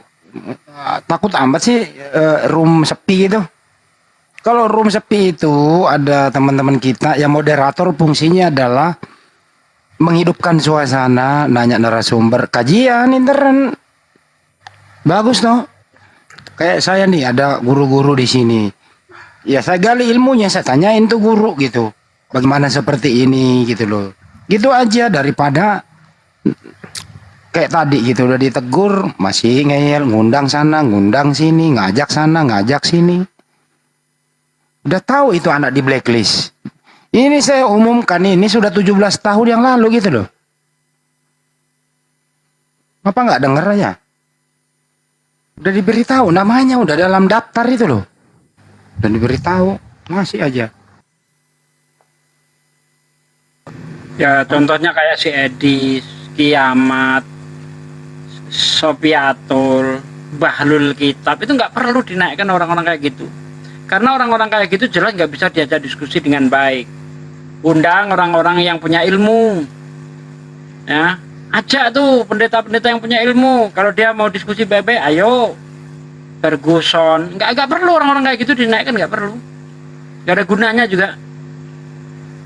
Bukannya kita takut sama, bukan ngabisin waktu, buang-buang ilmu, ya. Malah kita jadi blow on kalau lawan orang-orang kayak gitu tuh. Ya orang kayak gini tuh udah buangan Jum ya Pak De ya, Bang Yuma ya, kita dulu Pak. Udah dibuang di Jum, di blacklist, nggak ada itu. Nah sejak ada ini berkibar lagi. Teman-teman yang nggak tahu buka Komal. Setiap saya masuk Komal saya kasih tahu bahwa janganlah kayak gini. Apalagi mau ngundang Bang Juma satu room sama mereka. Ngundang Pak De Sugi, ngundang Kores. Nantilah ada waktunya Kores yang akan ke sana mewakili kita, udah gitu loh. Di kandangnya bagus, dipermalukan. Kayak semalam kan. Nah sekarang ini dia nggak merasa kalah. Mulai lagi dia melebar kemana-mana. Mudah-mudahan bisa nyangkut naik. Langsung itu tanpa koma, tanpa titik ngomong terus gitu loh. Seakan-akan itu bener gitu. Ya bawa semua pendukungnya nonton. Bangga itu Komal, banyak yang nonton gitu. Iya. Apa coba manfaatnya kalau kayak gitu? Makanya mohonlah ya kepada senior-senior kita, jangan disupport itu Komal itu ya. Udah dinasehatin, aku kalau nasehatin tuh pelan kok, bertahap. Nggak pernah aku langsung jebrok-jebrok gitu kan. Pelan-pelan, nggak dengar juga. Menengah nggak dengar juga, udah sikat itu. Jadi ada dua hal yang berbahaya. Yang pertama, hujatan dengan kata-kata kasar dan keji. Yang kedua, ketika walaupun bahasanya halus tapi melecehkan ayat-ayat suci Al-Quran, melecehkan hadis-hadis, apalagi oleh orang kafir. Ini sama bahayanya nih, bahkan lebih jahat. Kalau menurut saya bahasanya tidak ada keras, tetapi memelintir Al-Quran itu luar biasa itu. Yang dipelintir pun terjemahan pula. Kafir menerangkan Al-Quran, logikamu di mana? Itu lanjut standby. Kedua juga ya, kalau buka Komal ya, nggak usah terlalu keseringan WA Bang Joma, WA saya, WA Pak De Sugi ada di sini. Emang kita ini nggak ada pemberitahuan di HP gitu loh. Jadi Bang Joma, Pak De Sugi, siapapun itu ya jangan dipaksa mau kemana begitu loh. Biarkan beliau yang memilih yang dia asik gitu, kan gitu. Betul. Gitu ya? Iya. Gak usah diatur-atur, harus ke sini, nggak usah kayak gitu. Karena ada saatnya kami apologet ini butuh untuk nyerang gitu. Ada saat detik-detik kita harus serang, dalam arti kata bertamu ke Komal mereka. Bukan kita diajak ke Komal habis itu curhat-curhatan, entah apa-apanya pembahasan. Nggak usah kayak gitu. Tadi itu saya kesal memang. Saya setiap mendengarkan Sirati itu, darah saya yang di ujung kaki bawah itu seketika naik kepala. Masa tenang sih dengarkan orang kayak gitu. Terus masalahnya di Komal kita lagi dialog, ya. Secara hukum pada saat kita diskusi orang mengatakan apapun itu nggak bisa kena delik hukum. Jadi dia bebas menghujat. Terus perasaan ini mau taruh mana coba? Allah dihujat seperti apa gitu loh. Baginda Rasul Muhammad SAW disebut dengan entah apa disebutnya. Masih mau didengerin, nggak mau di-kick, dipiara coba bayangin kayak gitu. Gak udah tadi waktu ngamuk-ngamuk kesana, turunin nggak, langsung dia turunin. Maaf ya Kiamat. Ya itu begitu dia turun keluar. Masa bilang maafnya Kiamat? Iya, bilang begitu, maaf ya Iya, Kiamat. gua saksinya dia masih minta maaf sama Kiamat. dan masih membela bahwasanya dia nggak, astagfirullahaladzim, dia nggak menghujat katanya, Udahlah, padahal ya. gue pantau. Ya udahlah, mungkin kita beri ruang saudara kita siapa namanya Bang Wan untuk introspeksi diri. Ya mudah-mudahan belajar lagi. Jadi dunia debat ini memang kalau kita tidak memperbaiki niat itu memang rusak kitanya. Ada lagi yang bikin PT, kelihatannya saya nggak bisa berdebat karena ternyata satu malam dapat gift 100 juta. Aduh, kayaknya saya tidak bisa berdebat ini karena kalau saya berdebat saya dapat duit. Na'udzubillah summa na'udzubillah. Ini orang rusak semua. Jangan orang-orang kayak begini tolong jangan dinaikkan di komal. Siap, Guru Nda. Ternyata orang-orang kayak begini tuh, orang-orang yang kayak begini tuh terjun ke dunia debat. Habis itu kita dapat gift. Habis itu dia tidak dapat. Setelah itu pikiran kotornya dinisbahkan kepada kita. Oh, gimana? Saya nggak mau jadi pendebat. Karena kalau saya jadi pendebat saya dapat uang setiap malam. Aneh. Kan lucu. Seakan-akan kita terjun jadi apologet ini karena duit. Loh, kami dari zaman Facebook dapat apa? Di Zoom dapat apa kita? Dari sejak dulu kita debat nggak dapat apa-apa. Saya sudah setahun TikTok ini saya dipaksa terus masuk ke TikTok, saya nggak mau. Setelah kosong Zoom nggak ada lagi Oten, baru saya mau kemana? Nggak mungkin saya kemana-mana selain ke TikTok. Saya ke TikTok lah orangnya. Ini enggak. Aduh, gimana ya? Ngeri kali loh. Semalam dapat sekian juta satu malam. Nenekmu kiper. Coba kau robek mulutmu, kau debat di situ belum tentu juga kamu dapat. Siapa yang mau kasih? Orang malah jengkel samamu.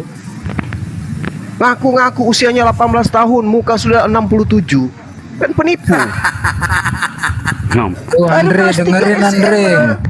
Dari Yang kelas ada 3 ya. SMA. Wah, kelas 3 SMA. Gigi sudah bolong semua. Mana kelas 3 SMA? Yang ada ini ya, saudara-saudara semua. sedikit. Bohong, pendusta.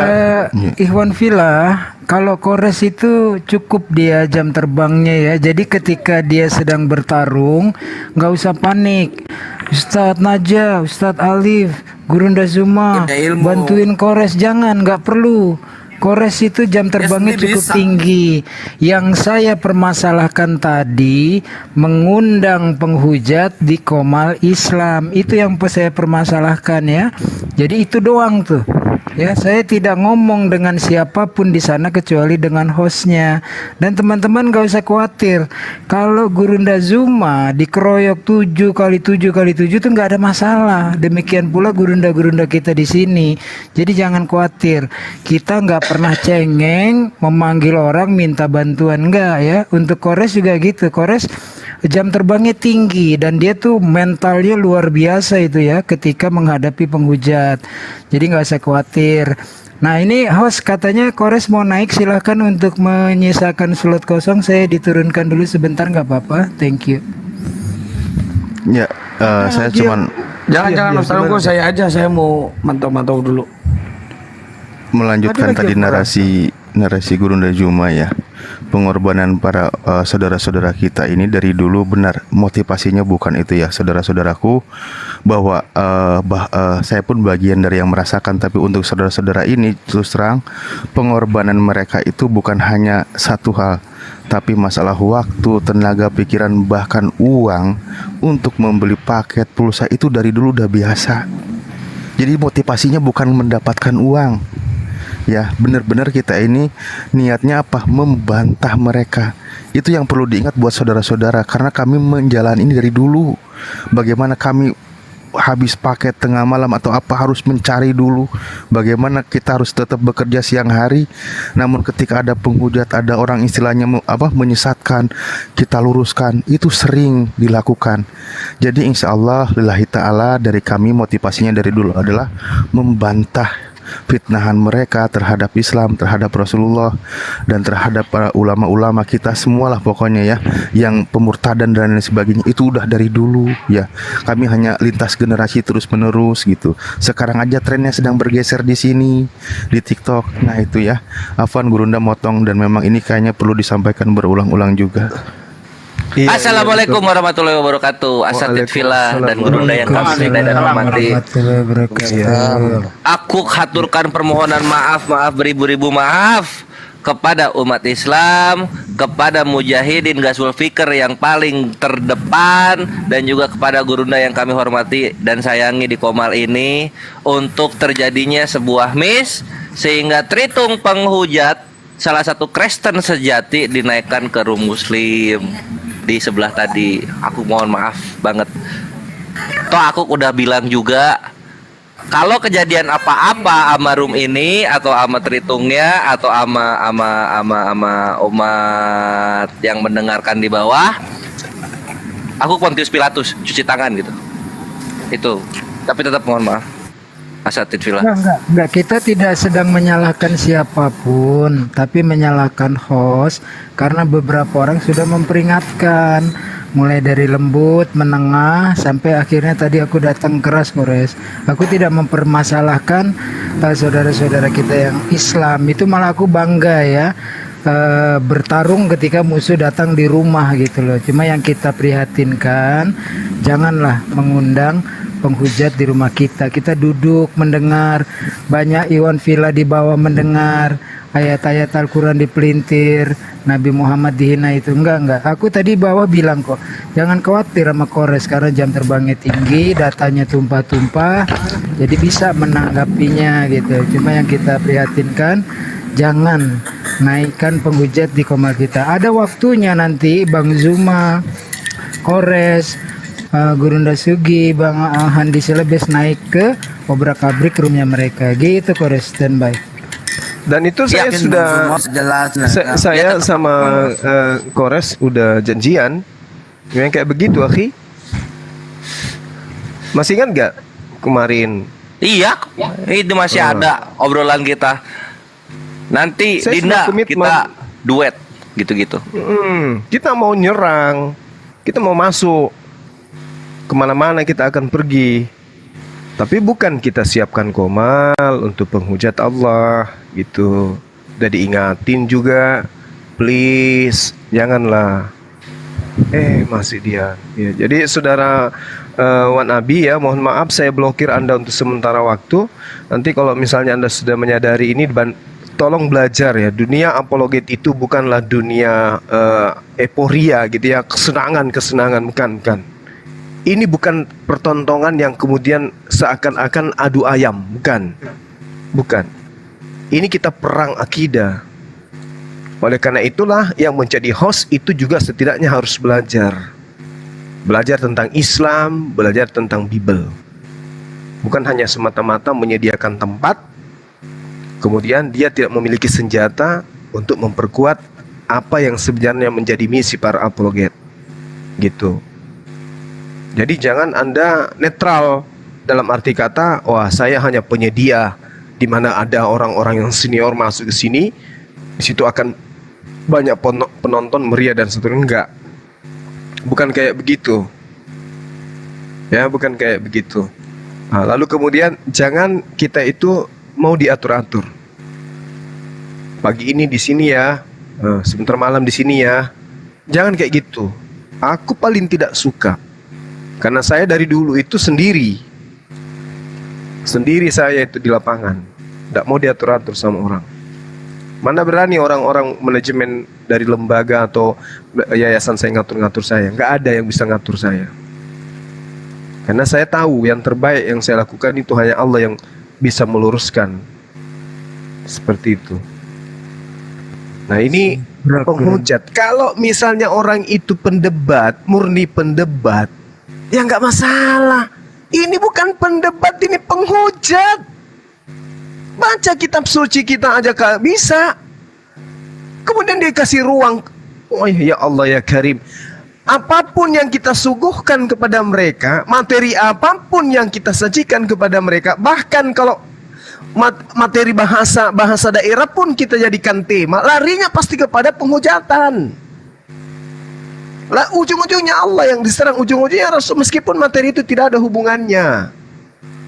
Menyetubuhi binatang lah, Rasulullah Podef, aduh janganlah yang kayak gini-gini.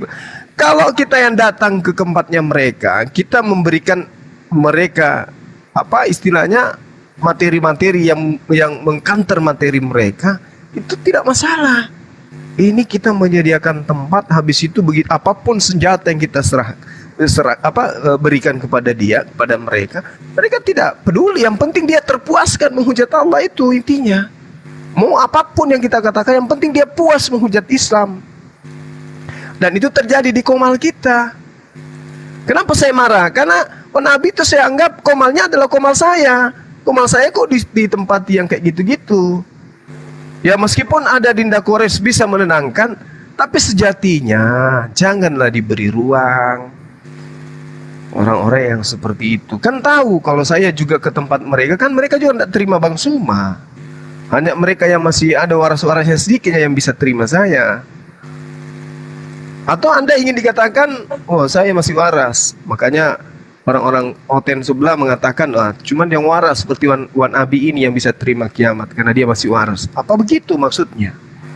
Terus ini lagi yang pendatang-pendatang baru. Janganlah mengatakan ketika ada dari kitab Muslim mendapatkan koin, dapat singa, dapat ini, dapat itu, jangan lantas Anda seakan-akan merinding gitu loh. Ih, takut jadi pendebat. Ih, ngeri kali, masa aku jadi pendebat tiba-tiba dihujanin gift. Loh, kok kamu mengukur dirimu dengan orang lain? Mulutmu robek bercerita, belum tentu ada yang kasih koin satu pun. Beda dengan orang lain. Jangan kau samakan dirimu dengan orang lain, sehingga apa yang kamu narasikan depan umum itu seakan-akan mewakili orang lain gitu loh. Aku nggak mau jadi pendebat deh. Ternyata di pendebat itu banyak dapat duit. Loh, siapa yang mau kasih duit? Oh, Bang Handi ada dapat koin. Terus kalau kamu ada gak yang kasih koin? Kan belum tentu. Jadi janganlah yang kayak gitu-gitu ya. Seakan-akan meskipun niatnya itu bagus menyatakan itu, tapi itu menjatuhkan marwah. Seakan-akan kita ini kesini itu karena koin. Janganlah gitu ya. Nggak usah, teman-teman juga kalau tidak ada koinnya nggak usah dikasih. Kalau ada koinnya kasihlah, biar mereka semakin panas. Gimana Bang Handi? Begitu ya Bang Handi? Iya, iya. Betul. Jadi gini Bang ya. Suma ingat gak? Iya, gimana? Dulu Izin sebentar, izin teman-teman, izin. Ini ada mujahid kita juga, Logika. Aku host tolong diturunkan aku dulu aja, kasih kesempatan mujahid kita ini juga naik. Silakan host, standby. Silakan Ustaz Wafi dulu. Iya, dulu kan apa ya? Monitor siapa yang mau naik? Saya lagi di jalan.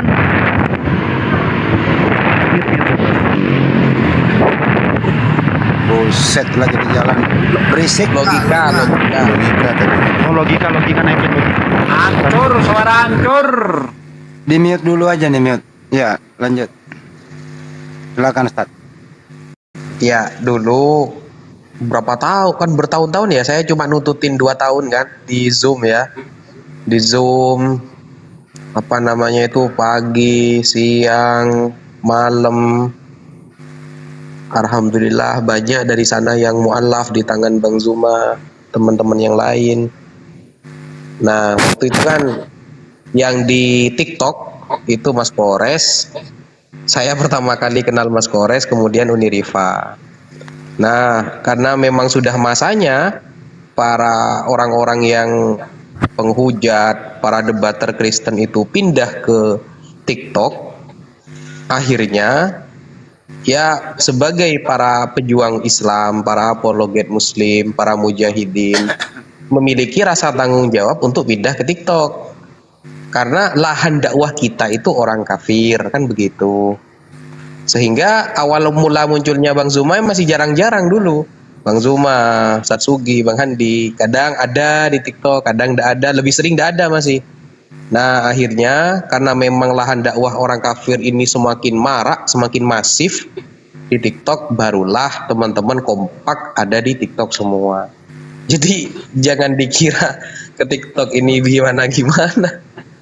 Jadi dulu itu sudah bertahun-tahun di Zoom, bahkan sampai sekarang pun kalau ada Kristen mau ngajak di Zoom, benar-benar serius mau diskusi, ya kita layani ada di Zoom gitu. Jadi ya fokuslah dakwah kita kepada orang-orang kafir. Tetapi ketika sudah hujatannya, kalau kiamat ini bukan debater sih. Yang dia baca dengan yang dia sampaikan itu beda dia itu. Tertulisnya dari jenismu. Dia mengatakan LGBT, ini kan sudah gak nyambung gitu loh. Gak nyambung sama sekali. Sehingga orang-orang seperti ini hanya butuh daya tangkap cara baca yang cerdas gitu aja. Dia katanya ngaku-ngaku S1 lah, S2 lah, jurusan matematika apalah. Ternyata daya bacanya sangat lemah dia. Dan ketika kita luruskan, dia kan tidak mau tahu gitu loh. Pokoknya hujat aja gitu. Jadi ya memang ketika kita berhadapan dengan orang-orang yang seperti kiamat itu, maka masuk ayat yang dibacakan Bang Zuma tadi di awal itu, a'andzartahum am lam tundzirhum la yu'minun. Mereka mau diperingati atau tidak, mereka tidak akan beriman. Khatamallahu ala qulubihim wa ala sam'ihim itu. Allah sudah mengunci mati hatinya, memang sudah niat menghujat aja gitu. Kalau kita kembali ke sejarah, Abu Jahal itu kan sudah mau membunuh Rasulullah itu. Mau dipakai ayat pun nggak bisa gitu. Makanya Rasulullah terkesan menghindar dari Abu Jahal. Terkesan menghindar. Rasulullah lebih berdakwah kepada orang-orang yang memang masih mau mendengarkan, masih mau diajak diskusi, kan begitu.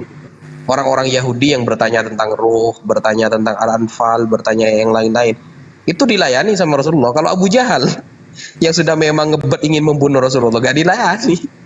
Ya biar aja sudah gitu. Ya mungkin itu dulu. Lanjut Bang Handi. Ya. Assalamualaikum warahmatullahi wabarakatuh. Waalaikumsalam warahmatullahi wabarakatuh. Ini Bang Sidik ini ngapain dia di bawah ini? Bang Sidik ngapain dia? Bikin panas dia, bikin panas itu. Jadi ini tambahan dikit ya. Dulu itu kita panas ke bawah ini. Jadi dulu itu kita di Zoom itu nggak ada yang namanya gip-gip gitu loh. Tetap kita bertahun-tahun di sana. Artinya apa? Memang tujuannya adalah dakwah. Begitu juga teman-teman yang buka Komal, jangan mementingkan ada sesuatu dibanding dakwahnya dulu yang didahulukan. Makanya di sana dipilih-pilih gitu loh. Kalau tinggal edukasi, kalau tidak positif gitu ya, ya mending jangan dinaikkan gitu loh.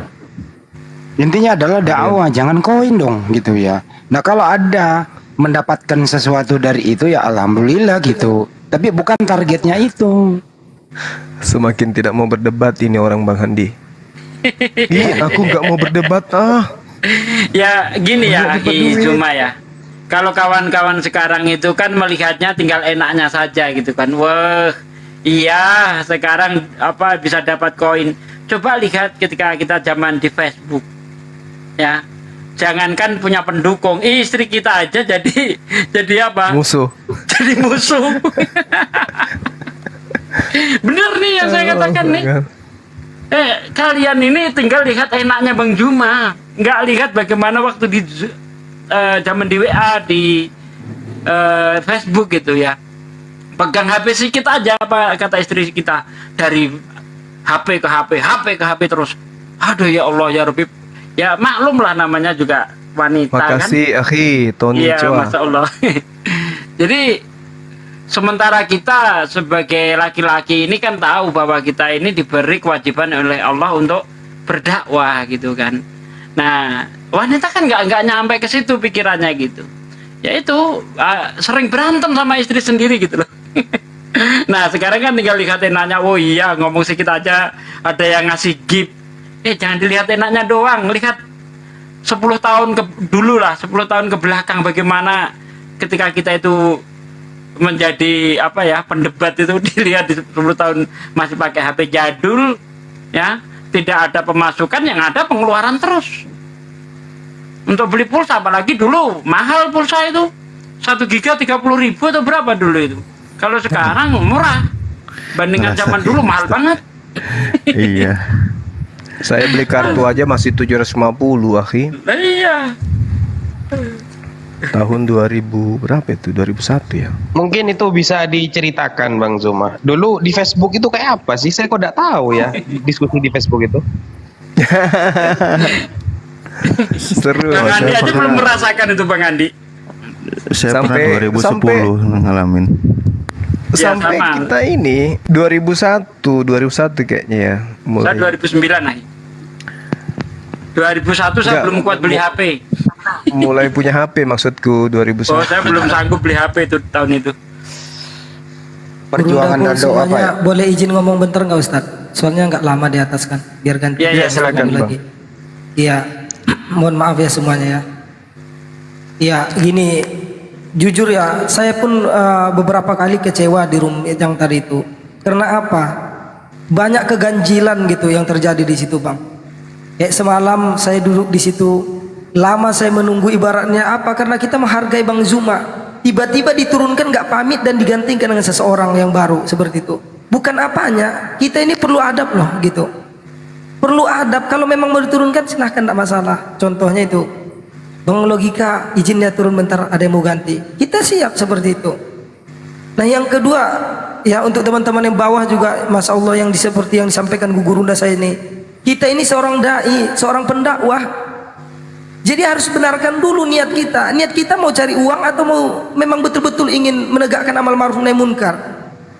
Saya kecewa terkadang terhadap orang yang mengaku seorang dai, pendakwah, apologet, diskusi lintas agama. Ini bukan perkara mudah. Allah SWT berfirman, kuntum khairu ummatin urjat linnasi ta'muruna bil ma'ruf wa tanhauna 'anil munkari wa tu'minuna billah.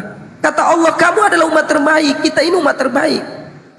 Kita hanya akan menjadi umat terbaik apabila mampu melakukan dua hal. Yang pertama, ajak mereka untuk mengenal Allah.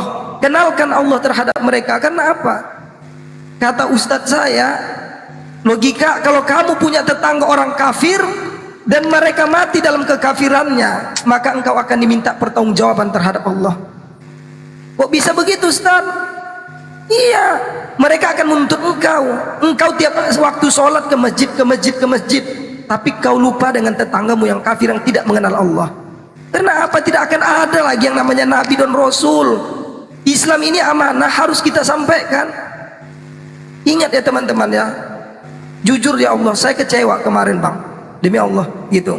Karena saya lihat di sini tujuannya bukan lagi untuk dakwah gitu, tapi terhadap sesuatu hal. Saya memang keras, Ustaz Unggul tahu dengan saya. Kalau terhadap kemungkaran saya tegas, nggak ada toleransi siapapun orangnya. Dan betul kata Bang Zuma tadi, saya sangat setuju. Kenapa sampai saat ini saya fans banget sama Bang Zuma? Karena Bang Zuma ini luar biasa. Niat kita dakwah itu bukan untuk apa-apa, tapi niat islah diri, bukan untuk memperbaiki orang lain, bukan. Bahkan Rasulullah sendiri pun, saudaraku semuanya, nggak mampu memberikan hidayah kepada pamannya, nggak mampu dia. Begitu. Jadi tolonglah, janganlah ada lagi komal-komal seperti itu. Jujur Bang ya, tadi pun saya beberapa kali masuk di situ, mendidih darah saya lihat kiamat tuh, ya Allah. Memang yang keluar dari mulutnya itu nggak ada lagi kata-kata yang pantas begitu. Setiap narasinya, setiap apanya itu hujatan semua. Kecewa Bang saya, ini teriakan kekecewaan dalam hati saya nih. Ya untuk teman-teman muslim yang di bawah ya, kalau ada orang-orang room-room Islam yang masih menaikkan penghujat, udah hancurkan aja itu roomnya sekalian. Langsung aja apa kan, di report aja sekalian rame, nggak apa-apa. Tetapi ya ingat ya, kalau menaikkan debat apa itu yang penghujat, khusus penghujat seperti itu. Tapi kalau yang masih bisa diajak diskusi ya silakan, nggak apa-apa. Seperti itu. Oke lanjut Ustaz. Guru-guruku di sini. Iya, makasih. Yang jelas, buka komal itu bukan nyari koin. Buka komal itu fasilitasi teman-teman berdakwah, fasilitasi teman-teman diskusi. Jadilah pemuka komal menjadi moderator yang baik. Apabila ada sesuatu yang tidak berkenaan, nggak usah takut sepi, kick aja udah gitu. Apalagi seperti itu gitu. Itu intinya. Dulu kita buset, penderitaannya minta ampun. Jadi mah di sini Anda lihat seperti apa. Dulu di Jum kita dapat apa sih Pak De? Bang Juma di Jum siang malam begitu. Dapat omelan dari istri. Dapat penyakit. Ke kantor, pimpin rapat, tidak bisa tegak kepalanya, tidur. Di dojo ngajar karate, lemas. Makan susah masuk, gemetaran badan, sikit-sikit demam. Tapi alhamdulillah kita bisa bangun masjid di Blora, kita alhamdulillah Masjid Nur Maulidah selesai gitu loh. Itu yang kita dapat kan, nggak ada yang lain. Berkat netizen kita. Berarti sampai Juma udah Masya Allah. Masya udah sabuk Allah, hitam ya, Indra, Ustaz, ya? subhanallah. Gimana, akhi? Nggak, saya alumni karate juga, Bang Zuma. Oh, Tapi Masya saya masih Allah. sampai ke tahap sabuk coklat Q3, Q1 udah mau masuk ke hitam itu. Subhanallah. Dari mana, aliran mana kita? Saya Inkai, Institut Karate Kado Indonesia. Oh, Inkai. Ya. Iya. Bagus. Dari aliran Syiah dia, Bang. Pecahan Kalau saya dari aliran ini, perguruan aliran saya. cudek judang. Kalau Saya lihat Bang Zuma, Masya Allah, udah. luar biasa kemarin. Jadi pada prinsipnya itu mari kita kuatkan tekad dalam hati bahwa tujuan kita itu ingin menyelamatkan saudara-saudara kita yang belum tersentuh dakwah secara kontinu gitu. Nah, ini kan kita ini dunianya lain gitu. Masya Allah. Nah, itu intinya di sana tugas kita. Kalau ada sesuatu yang diberi imbalan ya alhamdulillah, kalau enggak ada ya jangan dipaksakan gitu. Daripada sepi nggak ada yang nyawer gitu ya, hanya ada koin, apa saja nggak bisa begitu. Perjuangan kami di Jum itu siang malam, bahkan nggak pernah makan 3 hari gitu. Tidak pernah orang merasakan sulit gitu. Tapi alhamdulillah kita bisa memberitahu apa yang kita lakukan gitu. Kita bisa bangun masjid, kita bisa mempersatukan umat, kita bisa mensyahadatkan orang, gitu ya. Jadi teman-teman buka komal silakan saja, tapi pandai, harus cerdas, harus cerdik, dan kalau bisa sih belajar teologi juga lah. Agar kalau misalnya Pak Desugi nggak ada, Banyuma nggak ada, Mas Kores, Ustadz yang lain nggak ada, ya Anda bisa pilih-pilih orang naikkan gitu. Diskusi strata-strata kelas 3 SD aja dulu, santai di sana begitu. Jangan naikkan si yang tadi itu yang namanya udah dikubur gitu. Itu aja pesan kami semua, bahwa komal boleh tapi jangan berharap terlalu banyak lah. Kalau dapat sesuatu alhamdulillah, kalau enggak jangan dipaksakan. Kira-kira begitu. Betul Bang, betul. Iya. Ya, masih ada, Bang? Dan sedikit aja Ustaz. Silakan. Sekali ya, teman-teman, Tenggelam ya. suaranya. Halo, tes. Ya, betul sekali apa kata Bang Handi itu. Jadi ini kita Allah permudah memberikan sarana dakwah lewat media sosial seperti TikTok dan lain-lain gitu. Ini adalah satu yang memang harus patut kita syukuri teman-teman gitu. Karena dulu Bang ya, saya Masya Allah, saya itu dakwahnya itu rumah ke rumah. Mungkin teman-teman tahu yang dikatakan orang jamaah tabligh, jamaah kompor itu sebagai, saya belajar dakwah di situ. Belajar ikhlas, kita korbankan harta, diri dan waktu kita di jalan Allah. Sama dong. Masya Allah, iya Bang, betul. Jadi seorang Islam itu akan wujud agama dalam diri dia apabila dia ada pengorbanan. Maka kata ulama, apa yang harus dikorbankan? Korbankan apa yang bisa kamu korbankan. Kalau kamu nggak punya uang, korbankan waktu kamu. Betul tadi itu apa kata gurunda saya di sini. Saya sini berjuang demi Allah. Bahkan di ini gimana ya, siang kita harus kerja. Saya sampai kadang jam 3, jam 4 subuh baru tidur, udah siap sholat subuh baru tidur lagi. Iya kan? Nanti sampai jam 8 terpaksa bangun lagi untuk kerja. Seperti itu. Ini bukan suatu apa. Kita mengharapkan ridhonya Allah SWT. Dan semoga Allah pandang pengorbanan yang sedikit ini. Amin. Itu jadi Masya Allah teman-teman, iya supportnya ya. Makasih banyak itu dari typing atau dari apa. Itu sangat, kalau untuk bagi saya pribadi sangat luar biasa. Aduh, aku nggak mau jadi pendebat. Ya silakan. Alhamdulillah saya sudah sampai. Pas banget, Kalau kaget debat saya. di di TikTok ini, di dunia maya ini enak ya. Bagaimana kalau kita dakwah itu dari rumah ke rumah, merasakan diusir ya. Diusir. Ya Allah ya Robbi. Tapi semuanya itu bukan membuat kita semakin kendor gitu ya untuk mendakwahkan agama ini. justru kita ini semakin semangat. Karena kita merasa begini, ya Allah ini baru segini. Bagaimana dulu Rasulmu ya Allah menyampaikan agama ini, ya dilempari batu, diludahi, dilecehkan, ya hampir dibunuh. Ini baru segini ya Allah. Wah, kalau mikir ke arah sana, bagaimana melihat perjuangan Rasulullah itu semakin semangat, ya. Bahkan kita berprinsip kalau kita itu dakwah, ada orang mengatakan kita ini orang gila, itulah dakwah Anda berhasil. Betul. Betul kan? Betul Bang. Karena Rasulullah dulu karena dakwah dianggap orang gila. Kita harus dianggap orang gila. Bener. Dan nangisnya nangis bahagia Ustaz. Iya, nangis bahagia. Nangisnya nangis bahagia. Ya Allah, ini yang dirasakan Nabi saya, Allah. Ini belum seberapa. Dulu itu memang zaman sejailiyahnya gitu loh. Kalau kita sekarang kan udah di tengah-tengah umat muslim gitu. Kalau dulu Rasulullah enggak. Nah itu, ya Allah, kalau saya ingat lagi itu keluar 4 bulan, bagaimana jalan kaki, ya mendatangi masjid ke masjid, datangi rumah ke rumah. Karena apa? Ya itu tadi, karena perintah Allah SWT gitu. Allah di dalam Al-Quran tidak katakan, hei kamu yang ahli ibadah, kamu adalah umat terbaik, yang sholatnya panjang-panjang, yang sholatnya banyak, sodakohnya ini sebagai. Bukan itu yang Allah katakan umat terbaik. Tapi tadi yang orang yang mengamalkan amal ma'ruf nahi munkar. Karena apa? Ini adalah satu-satunya yang sangat berat gitu loh. Allah turunkan 124.000 para nabi dan rasul untuk hanya berdakwah. Itu satu tujuan semua. Ya udah, cukup dulu. Iya, ini Ustadz ganti lagi Bang Bang Rasid. Ini biar ganti lagi sama Ustadz Unggul. Makasih banyak untuk menggugat saya di sini. Saya apabila ada kesalahan mohon maaf. Ya Bang, Ustadz. Oke, enggak apa-apa, lanjut. Oh, iya. Lanjut lagi Kak. Jadi intinya adalah mari kita mengedukasi saudara-saudara kita bahwa jangan terlalu lama berjamaah sama kafir, apalagi menonton. Anda asik menonton kemana-mana, kembali sama kita mengeluh. Tolong dong diluruskan ini, tolong dong diatur ini loh, gitu loh ya. Anda yang mendapatkan sesuatu mendengarkan, terus melapor kepada kita gitu.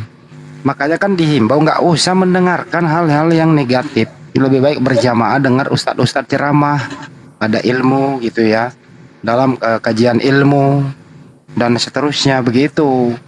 Nah ini teman-teman yang lain ini, dia yang sibuk mencari masalah, kemudian masalahnya dilemparkan kepada kita. Nah kita memang kerjanya apa sih, gitu loh. Kalau mau ngurusin semua ini gimana gitu. Untuk itu teman-teman, kalau nggak sanggup memecahkan masalahnya, jangan cari masalah. Itu intinya di sana ya. Siapapun di situ. Datang ke penggadean. Ya. Bang Logika gantian Ustadz Unggul ya. Saya turun ya Bang ya. Makasih banyak. Ya, makasih Bang Handi semuanya. Assalamualaikum warahmatullahi wabarakatuh. Waalaikumsalam warahmatullahi wabarakatuh. Jadi jangan jangan mengatasi masalah tanpa solusi. Ini pegadaian itu ya, bukan ya? Ya, di penggadean ini. Oh iya. Bagaimana Pak Desugi bertahun-tahun berjuang tanpa ada apa-apa begitu? Dihujat oleh orang sebelah, Sugi, gitu loh. Iya. Itu Bang Sidik mau naik, mungkin aku nggak apa-apa diturunkan dulu, nanti kalau ada slot kosong baru naik lagi. Silakan diganti aja Bang. Tahan aja dulu Ustadz Unggul. Tahan aja dulu Ustadz Unggul. Aku udah cukup lama di sini. Bang Andri tidur tuh Bang Andri itu. Bang Sidik itu dia juga perlu kita dengar, dia salah satu mujahid kebanggaan kita. Ya silakan Bang Sidik naik gitu ya. Allahu Akbar. Ya dulu ya gimana ya perjuangannya dulu ya gitu ya. Jadi ini bukan curhat tapi ini himbauan bahwa siapapun saudara kita muslim, dulu kan kita udah selesaikan di Jum bahwa mari kita satu komando saudara-saudara muslim yang buka komal begitu. Mari kita satu struktur gitu. Jangan main sendiri-sendiri. Kalau Anda main sendiri-sendiri artinya Anda nggak punya hak untuk memanggil siapapun karena nggak mau berjamaah, kan itu intinya.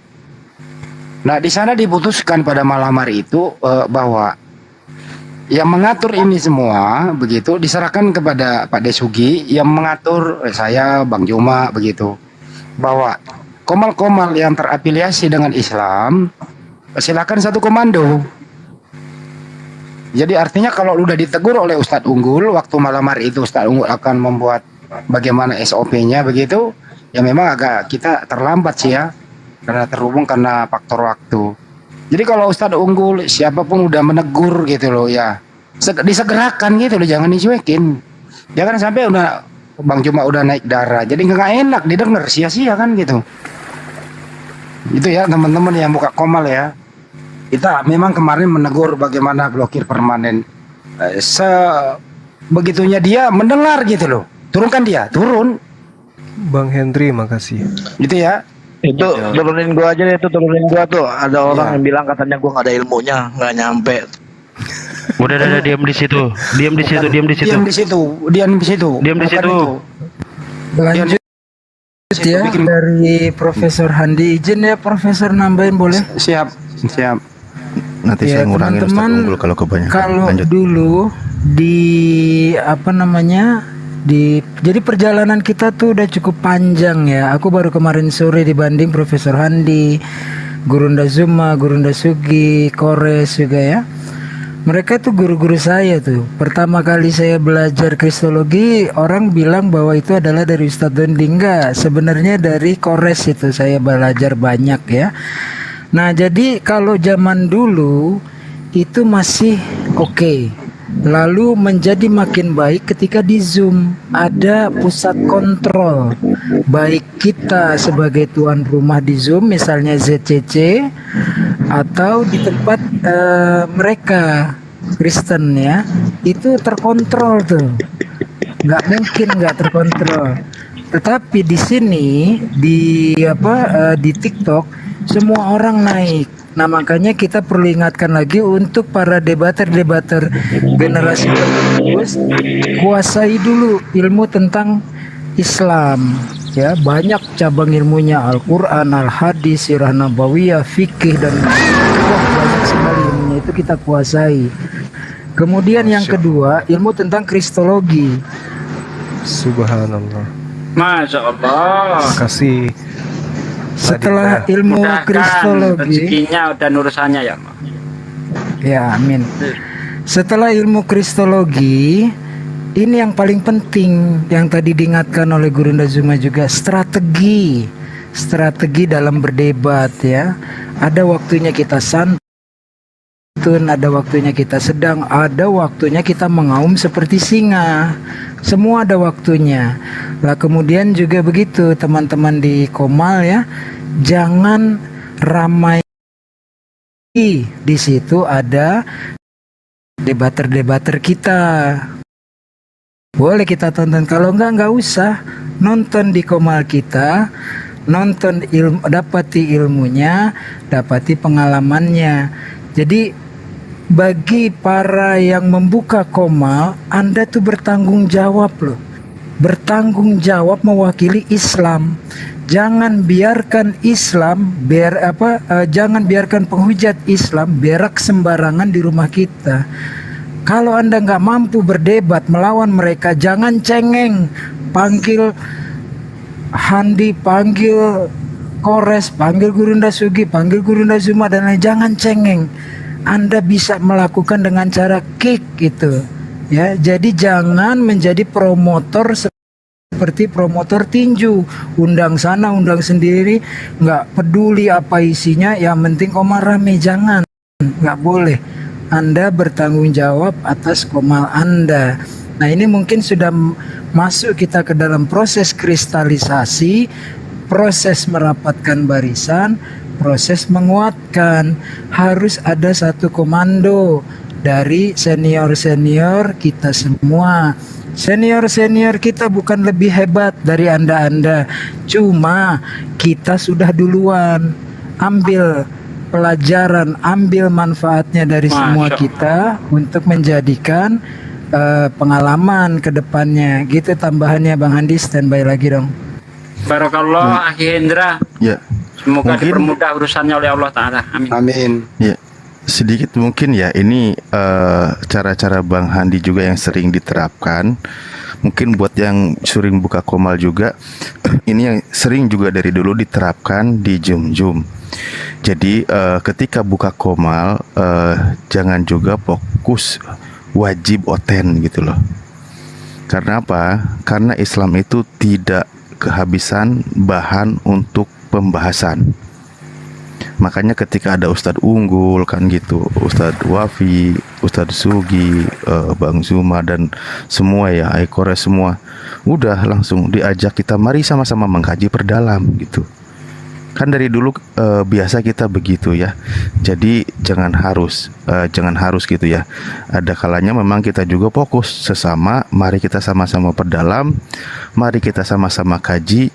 Ya oke lah, buat saudara-saudara juga paham bahwa yang hadir ini adalah biasa dalam berperan, artinya seringnya selalu di dunia perdebatan. Mari saling bertanya atau saling melengkapi, saling mengisi tentang kasus-kasus yang sedang dibahas. Seperti berapa kali ya kita dalam hal pembahasan yang paling mengena itu adalah bagaimana konsep penyesatan, pemurtadan, itu yang sering terjadi. Nah itu kan makanya contoh yang terbaru yang kemarin kita lihat ya, ada beberapa aplikasi yang menggunakan begitu halusnya istilah-istilah Islam yang dibawa, namun endingnya itu mengarah kepada menuhankan anak manusia begitu. Banyaklah intinya seperti itu ya. Nah itu, jadi kita ada juga gitu loh ya. Jadi tetap hidup gitu, tetap hidup. Atau kita interaktif gitu kan dengan saudara-saudara di bawah. Ya contohlah seperti Bang Handi ya, ketika tidak ada nggak apa-apa, itu jadi bahan kajian, malah makin kita belajar juga, kita juga. Karena kita memang Islam itu atau Muslim nggak boleh asumsi, kita banyak buka kitab lagi kan gitu ya, baca lagi, oh teringat lagi pelajarannya. Bahkan saudara atau istri yang di samping juga ikut mendengar pemaparan gitu kan. Belum lagi yang pakai speaker luar, yang pakai sound yang tinggi itu kan keluar lagi, didengar lagi oleh saudara yang lain. Nah dakwah itu semakin sampai. Nah itu mungkin ya. Jadi kita tetaplah hidup komal ini karena memang fokusnya di dakwah kan gitu. Satu lagi motivasi saudara-saudara kita ya yang hadir ini dari dulu, insya Allah juga ada mengutip salah satu ayat di Al-Quran ya, mungkin nanti ke yang lain, bahwa memang perintahnya adalah mengenai masalah jihad itu bismillahirrahmanirrahim, infiru khifafau wa shikolau wa jahidu bi amwalikum wa anfusikum fisabilillah. Berangkatlah kamu baik dalam keadaan merasa ringan maupun dalam keadaan merasa berat, dan berjihadlah kamu dengan harta dan dirimu di jalan Allah. Yang demikian itu adalah lebih baik bagimu jika kamu mengetahui. Insya Allah kembali kepada niat kita. Memang saya nggak kuat, lanjut afwan. Terima kasih. Terima kasih Ustadz Alif. Begini ya teman-teman ya, tidak selamanya itu kajian, tidak selamanya itu ilmu dalam hal debat. Memang ini diskusi lintas agama. Tapi ada kalanya seperti tadi itu ya, memang perlu ada seorang moderat yang menghidupkan suasana supaya orang berilmu ini jangan dianggurin gitu. Nah saya ini menggali sesuatu yang supaya tidak monolog. Ini sangat sulit loh, hanya orang-orang yang berpengalaman di bidang moderator, MC yang bisa bertanya supaya tidak kemana-mana nanti jawabannya. Bertanya itu bukan berarti saya nggak tahu. Bertanya itu bukan berarti benar-benar saya ingin mengetahui. Bertanya itu supaya jawaban daripada guru-guru kita ini itu menjadi bahan baik keilmuan sendiri maupun dijadikan nanti untuk action di dunia yang lain. Seperti kalau Anda mau terjun di dunia diskusi lintas agama, makanya tak tanyain kalau ada waktu luang kayak tadi gitu, daripada dipenuhi dengan canda-canda kosong saja. Meramu sebuah pertanyaan perlu keilmuan yang mendalam. Itu berdasarkan pengalaman baik di dunia maya maupun di dunia nyata. Saya bisa wawancara seorang profesor, apapun keilmuan dia. Seorang reporter harus begitu gitu. Artinya apa? Seorang Ustadz Wafi yang banyak bergelut di dunia pesantren, saya bisa kuliti ilmunya, keluarkan malam hari ini. Bagaimana caranya? Caranya adalah pelajari pondasi-pondasinya pesantren itu apa sih yang dipelajari, apa sih itu kitab kuning, dan seterusnya dan seterusnya. Tanya di sana, keluar ilmunya bermanfaat buat kita. Apa sih keilmuannya Bang Nyoma? Mereka mengerti, pernah mondok, ilmunya mumpuni.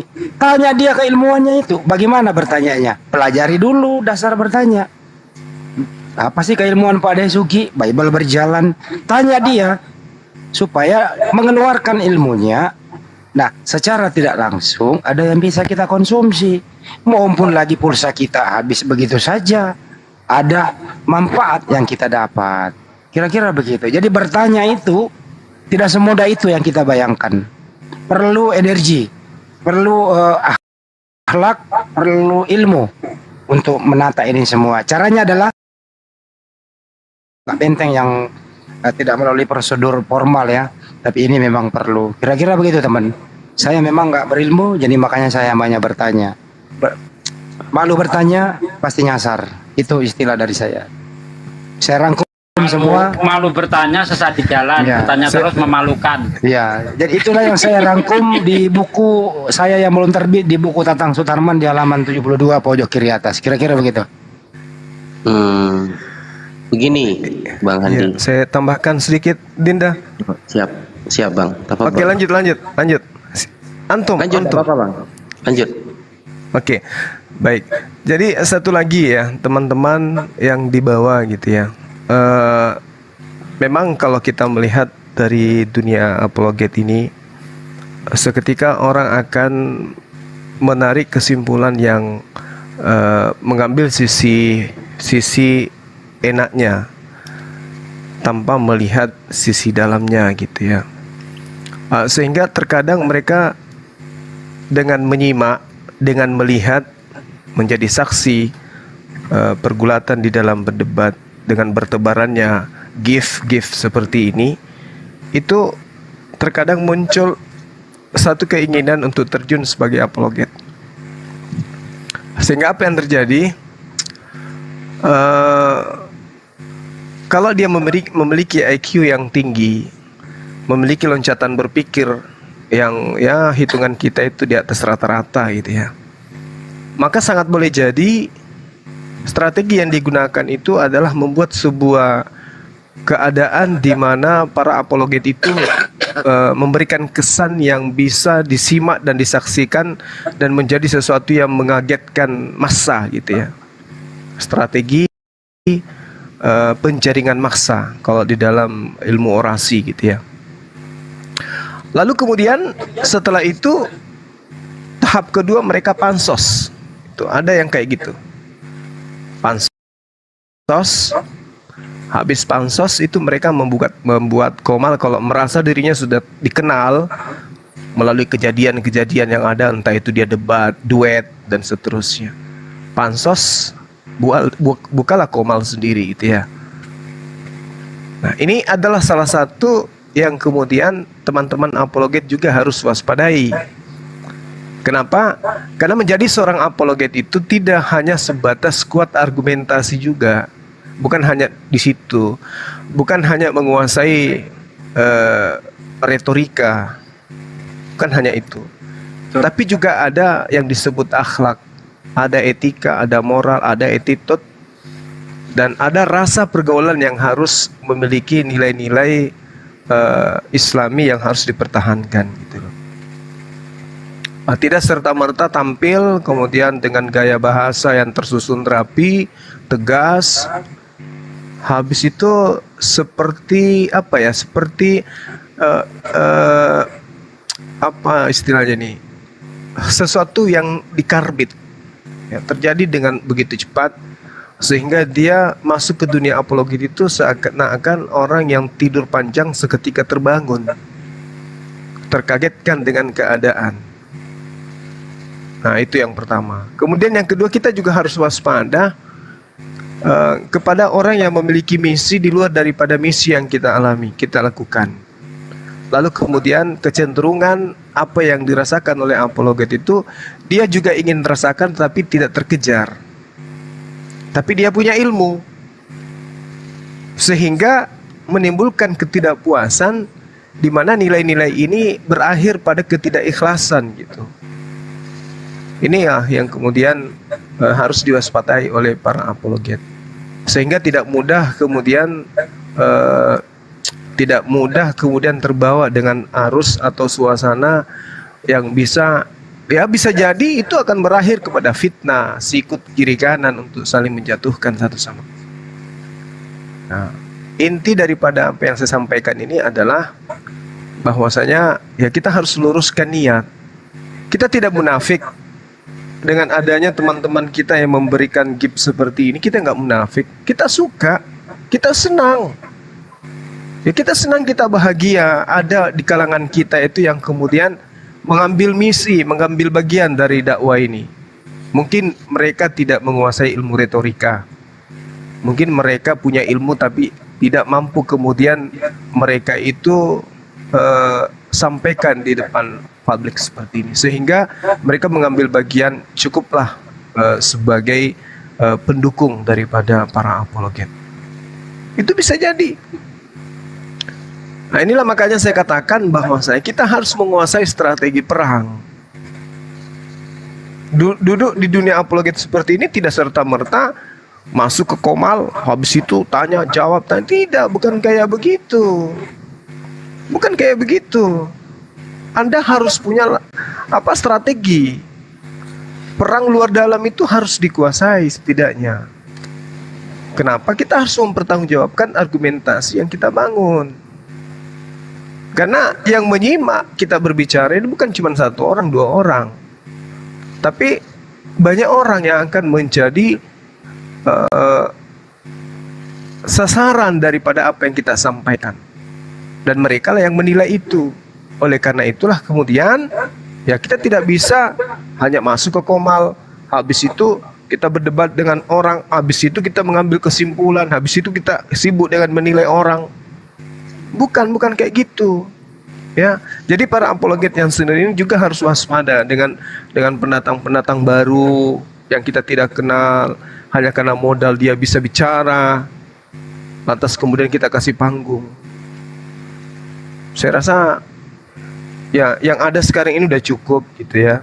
Makanya kenapa kemarin itu ada niatan bahwa kita akan melakukan semacam pesantren untuk teman-teman kita penikmat apologet ini. Kita kasih ruang kepada mereka untuk kita kader menjadi apologet, untuk tampil bersama dengan kita. Jangan yang tiba-tiba muncul, kita nggak tahu dasar pijakannya apa dan kenapa, habis itu jadi musuh juga nanti. Makanya dari sekarang itu kita umumkan, barang siapa yang ingin ikut mendapatkan sertifikat dari MMCI untuk menjadi seorang lulusan dari binaan para apologet, silakan daftarkan diri. Ada Bang Handi di sini atau Dinda Kores sebagai tempat mendaftar. Insya Allah awal tahun depan kita sudah mulai, mungkin per 3 bulan. Ya, siapa-siapa aja yang mau jadi apologet angkatan pertama, angkatan kedua, angkatan ketiga dan seterusnya. Nah, nanti kita butuhkan dari teman-teman kita ini, guru-guru kita ini untuk kasih materi. Kan saya sudah sampaikan bahwa kita pesantren, tapi pesantren alam. Gak boleh ada yang tidur di kamar. Kita pakai tenda semuanya. Kita di halaman taman itu belajar. Sholatnya pun kita harus di halaman terbuka, supaya ilmunya itu masuk. Seperti itu saudara-saudara. Ya mungkin ini adalah yang pertama terjadi ya. Mungkin pertama terjadi kita akan lakukan itu. Nah, artinya bahwa yang terjun nanti generasi-generasi berikutnya adalah orang-orang yang sudah kita kader untuk menjadi apologet. Bukan yang asal muncul tiba-tiba bicara asal-asalan, apalagi keluyuran masuk ke komal-komal oten, terkecuali mereka yang memang sudah terdidik. Ya, tapi terdiri dari segi ilmu Islam pun belum tentu menguasai Bible, kan gitu poinnya. Untuk itulah ya mereka yang berminat dari sekian ratus ribu umat Islam sebagai penikmat channel-channel apologet yang sudah dikenal, ya pasti di antara mereka ada ratusan orang yang ingin mendaftar sebagai siswa, kan gitu. Sebagai teman lah untuk belajar. Misalnya gini, ketika mereka bertanya tentang Tuhannya umat Islam, materi-materi apa saja yang kita sajikan dari Al-Quran dan apa yang menjadi bahan-bahan dari Bible yang kita jadikan sanggahan terhadap mereka. Terus materi-materi apa saja yang kira-kira bisa membuat orang-orang itu linglung, seperti tadi Pak Jordan ketika ditanyai tentang Wahyu 11, siapa yang disalib di situ? Itu ada Tuhan disalib selain Yesus. Nah kayak gitulah. Apa poinnya? Orang yang menyimak di bawah itu pasti akan terkagetkan loh. Ternyata ada Tuhan juga yang disalib selain Yesus. Ternyata bukan cuma Yesus yang disalib. Pada kesempatan yang ada di dalam Bibelnya juga ternyata ada. Nah seperti tadilah keadaannya, linglung si Jordan. Nah yang kayak gini yang harus dipelajari gitu loh. Tentang bagaimana orang yang dikutuk menjadi kera. Nah ada pakarnya yang menjelaskan itu. Nah inilah yang perlu kita pelajari. Jadi kita buat modul, kita buat makalah ini kita upayakan bisa dikuasai oleh anak didik, sehingga ketika kita lepas di lapangan mereka sudah punya senjata gitu. Karena saya yakin sekali banyak netizen ini yang mau terjun ke dunia apologet, banyak sekali. Nah nanti tentu menjadi bagian daripada angkatan pertama, tentu ada biaya-biaya yang harus dibayar gitu. Karena kalau gratisan pasti santai belajarnya. Kalau mereka membayar, istilahnya ada apa istilahnya itu ya? Apa istilahnya itu ya? Bahasa halusnya gitu ya, supaya teman-teman itu tidak merasa mereka diajarin tapi kita dibayar. Apa istilahnya? Mukafaah. Ada maharnya gitu. Untuk belajar itu memang mahal gitu. Motivasi. Apalagi kan iya benar. Apalagi kan di sana itu nanti kita usahakan tidak boleh keluar kecuali liburan bareng. Semua makan di dalam, semua minum di dalam, gak ada yang boleh keluar. Dan kita fokuskan konsentrasinya di wisata Rumah Hobbit Bolangi. Kenapa di sana? Supaya kita tidak bayar gitu. Tidak bayar tempatnya. Ikut maksudnya. Iya, jadi mohon izin Gurunda Zuma. Nanti kalau sudah terlaksana, kemudian juga panggil adik-adik kita yang paham IT untuk mendokumentasikannya. Kalau tadi teori dan praktek, nah ini juga terdokumentasikan secara digital, video lah singkat ceritanya kan. Jadi hal itu bisa menjadi dokumen. Kemudian nanti karena tempatnya jauh dari seluruh Indonesia, tentu banyak yang tertarik. Juga dibuka ruang kelas seperti Zoom misalnya, dari satu pintu untuk verifikasi siapa yang mau mendaftar itu bisa dari Profesor Handi Selebes. Jadi makin banyak tersebar lagi ilmu yang Gurunda sebarkan tadi. Kalau hanya terbatas di Rumah Hobbit, insya Allah kedepannya juga mencakup seluruh Indonesia lah siapa yang berminat. Gitu Gurunda, standby. Oke, ya, baik. Iya sahabat-sahabat, ada salam dari saudara kita ya, Dinda Hendri ya. Dinda Hendri yang barusan memeriahkan Komal kita. Salam buat teman-teman katanya di Komal. Waalaikumsalam. Waalaikumsalam Bang Hendri. Waalaikumsalam. Waalaikumsalam warahmatullahi wabarakatuh. Sehat selalu Bang Hendri, sehat selalu. Saya selingi dulu sebentar pemberitahuan ya. Jadi Ya, sejak silakan, kita silakan. mulai live tadi, mulai dari jam kurang lebih 20 WIB, bahwa kami masih membuka untuk beratensi semua dalam hal pembangunan sumber air di Masjid Nur Maulida di Kabupaten Goa Bolangi, Sulawesi Selatan, Makassar. Bahwa sampai saat ini Bang Joma, baru kita tadi kurang lebih sudah 18 juta terkumpul ya. Kurang lebih begitu, Masya Bang Joma. Allah, Iya, Allahu iya. Akbar. Subhanallah. Iya, Alhamdulillah. dalam waktu beberapa jam aja ya kan. Iya. 2 jam apa Umat Islam berapa jam? kaya kok. Ya, Masya Allah. Insya Allah malam ini selesai. Dan saya tetap komitmen Profesor Handi. Saya bukan orang yang berkelimpahan, tetapi ini kita yuk fastabiqul khairat, berlomba-lomba dalam berbuat kebajikan, firman Allah dalam Al-Quran. Mudah-mudahan malam ini tertutup. Tapi kalau tidak, saya tetap konsisten, saya yang akan menjadi penutupnya nanti kalau memang sudah diakhiri program pengadaan air untuk masjid ini. Gitu Profesor Andi, standby. Masya Allah, Ustadz Unggul dulu juga memang ya begini ya teman-teman ya. Saya ada berpengalaman bersama Ustadz Unggul dengan Bang Juma, Pak De Sugi sebagai pengurus JCC waktu kita membangun masjid di Blora begitu. Kita hanya modal nol saja. Alhamdulillah banyak sekali langsung Ustadz Unggul mengambil alih apa yang kurang, saya turun tangan langsung. Masya Allah Ustadz, terima kasih buat semuanya. Beliau langsung loh, beliau yang beli semua, terutama untuk hal apa ya tadi kemarin? Pengairan. Bukan. Sound system. Sound system, beliau langsung datang memasang semuanya dengan saya dan kita semua begitu. Terima kasih Ustadz atas atensinya, semoga Ustadz diberi selalu dipandu kesehatan. lagi Profesor Handi dipandu lagi di bawah, ada banyak rekan-rekan kita bertanya bagaimana dan kemana menyalurkannya. Oke. Itu di bawah banyak yang tanya. Caranya adalah bisa mengunjungi channel Julkipli M. Abbas. Di sana ada deskripsinya, di sana ada rekening MMCI. Di tempat saya juga Anies Lebes Channel, di situ saya ping paling atas ada rekening MMCI di sana. Ada telepon, lanjut lagi. Ya, jadi teman-teman tadi Profesor Andi sudah menyebutkan rekeningnya disalurkan kepada MMCI. Makassar apa? Media. Coba ini dibesarin biar dicatat sama kawan-kawan nih. Nih.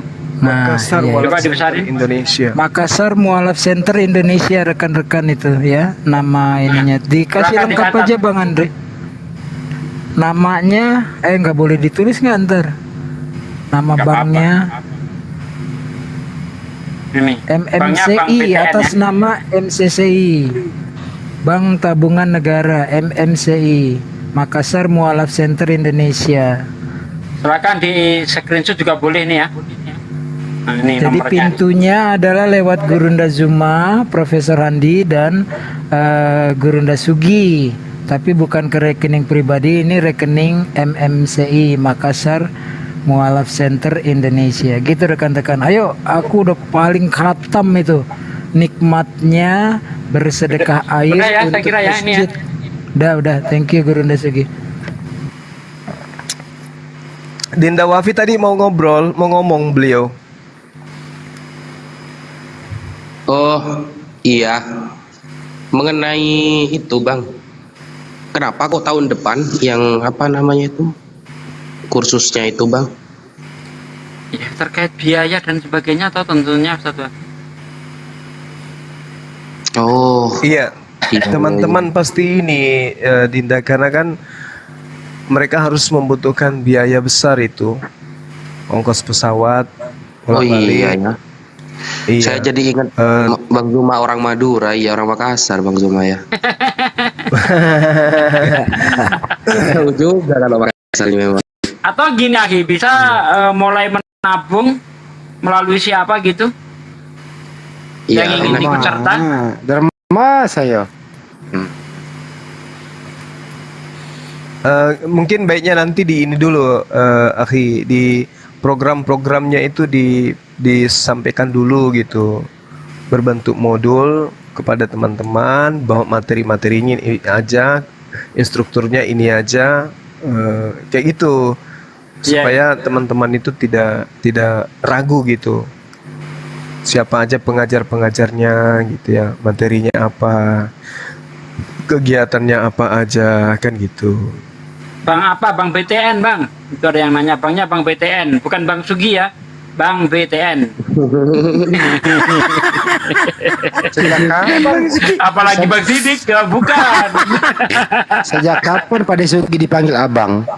Oh iya ya, nggak ada ya. Nggak pernah, jangan GR dong. Iya. Bang Tabungan Jadi- Negara.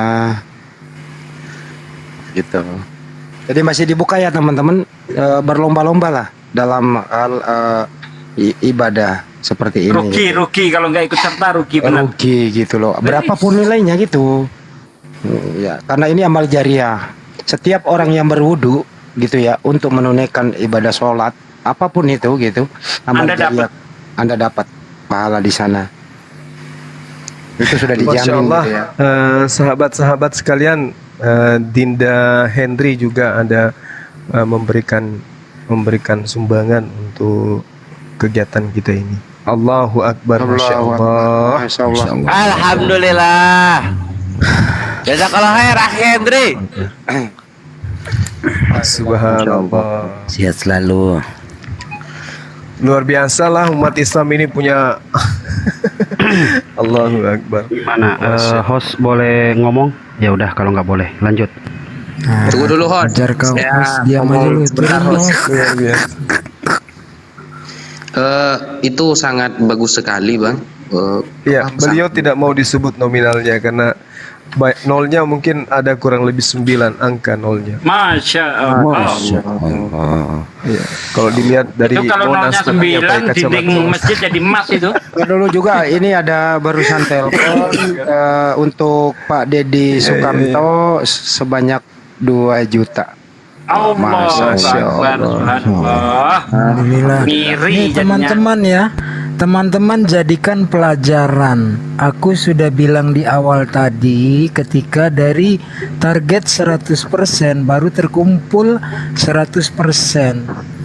Ya, kemudian aku nggak ngomong kosong, apalagi hanya untuk gagah-gagahan, tapi tetap jujur. Ku katakan tadi kepada Gurunda Zuma sama Profesor Handi sama Gurunda Sugi, aku bukan orang yang berkelimpahan, tetapi peluang emasnya ini besar sekali karena programnya adalah pengadaan air untuk berwudu atau keperluan masjid lah ya. Itu luar biasa teman-teman. Saya itu udah banyak khatam saya merasakan di tempat-tempat bencana sejak tsunami Aceh. Bagaimana nikmatnya membangun masjid dan bil khusus memberikan air untuk masjid. Ya, ternyata Allah itu lebih memberikan ya. Kalau saya saja hamba yang miskin mau begitu, Allah menggerakkan tuh. Ya, mungkin tadinya saya berniat sekian, ternyata malah ketutup oleh teman-teman sendiri. Nah, inilah yang dimaksud. Jangan takut miskin. Bagaimana mungkin hamba takut miskin sementara daku adalah hamba dari Allah, pencipta dan pemilik langit alam semesta, maha pemberi rezeki. Jangan takut miskin. Allah kita maha kaya. Standby lagi Prof Handi. Ya, terima kasih. Jangan lupa ya teman-teman, masih berlaku juga untuk ke Adinda Kores ya, yang kemarin kita program belum selesai ya. Apabila ingin berbagi dengan Adinda Triyun Slayer, masih terbuka. Hah? Udah selesai. Jangan dilanjutin. Garis terdepan TSCC ini ada yang ke Gurunda juga, alhamdulillah. Aku belum sounding padahal Ikhwan, baru tahu sekarang. Tapi alhamdulillah ini dari Akhi Sueb Sanjaya, jazakallah khair, sudah masuk ke rekening MMCI sebesar Rp500.000. Masya Allah. Semoga Allah azza wa jalla balas kamu kali lipat Akhi Sueb. Masya Allah. Masya Allah. Alhamdulillahirabbil alamin. Jangan takut Triyun Slayer teman-teman. masih dong. Air Lu luar jangan biasa. belagu lu. Ya enggak, biar nanti aja. Ini masjid dulu aja. Ya enggak apa-apa. Aku kan, kalau masjid udah kan nanti Gurunda kakuk. Oh ya, saya tadi salah nama. Ternyata nama adik kita itu Hendra. Allahu Akbar. Mas Hendra. Saya iya. Ya, saya kira gitu ya teman-teman, terkait dengan yang tadi ya, di pendidikan kita itu rencananya kayak gitu. Kedepannya seperti yang materi-materinya itu kita akan sajikan, lalu kemudian teman-teman yang berniat untuk ikut silakan aja ya. Kita rencananya kelasnya itu buka untuk 7 hari. Bisa enggak itu 7 hari ya? Bisa ya? Bekalan aja kan? Bisa insya Allah. Iya. Insya Allah bisa.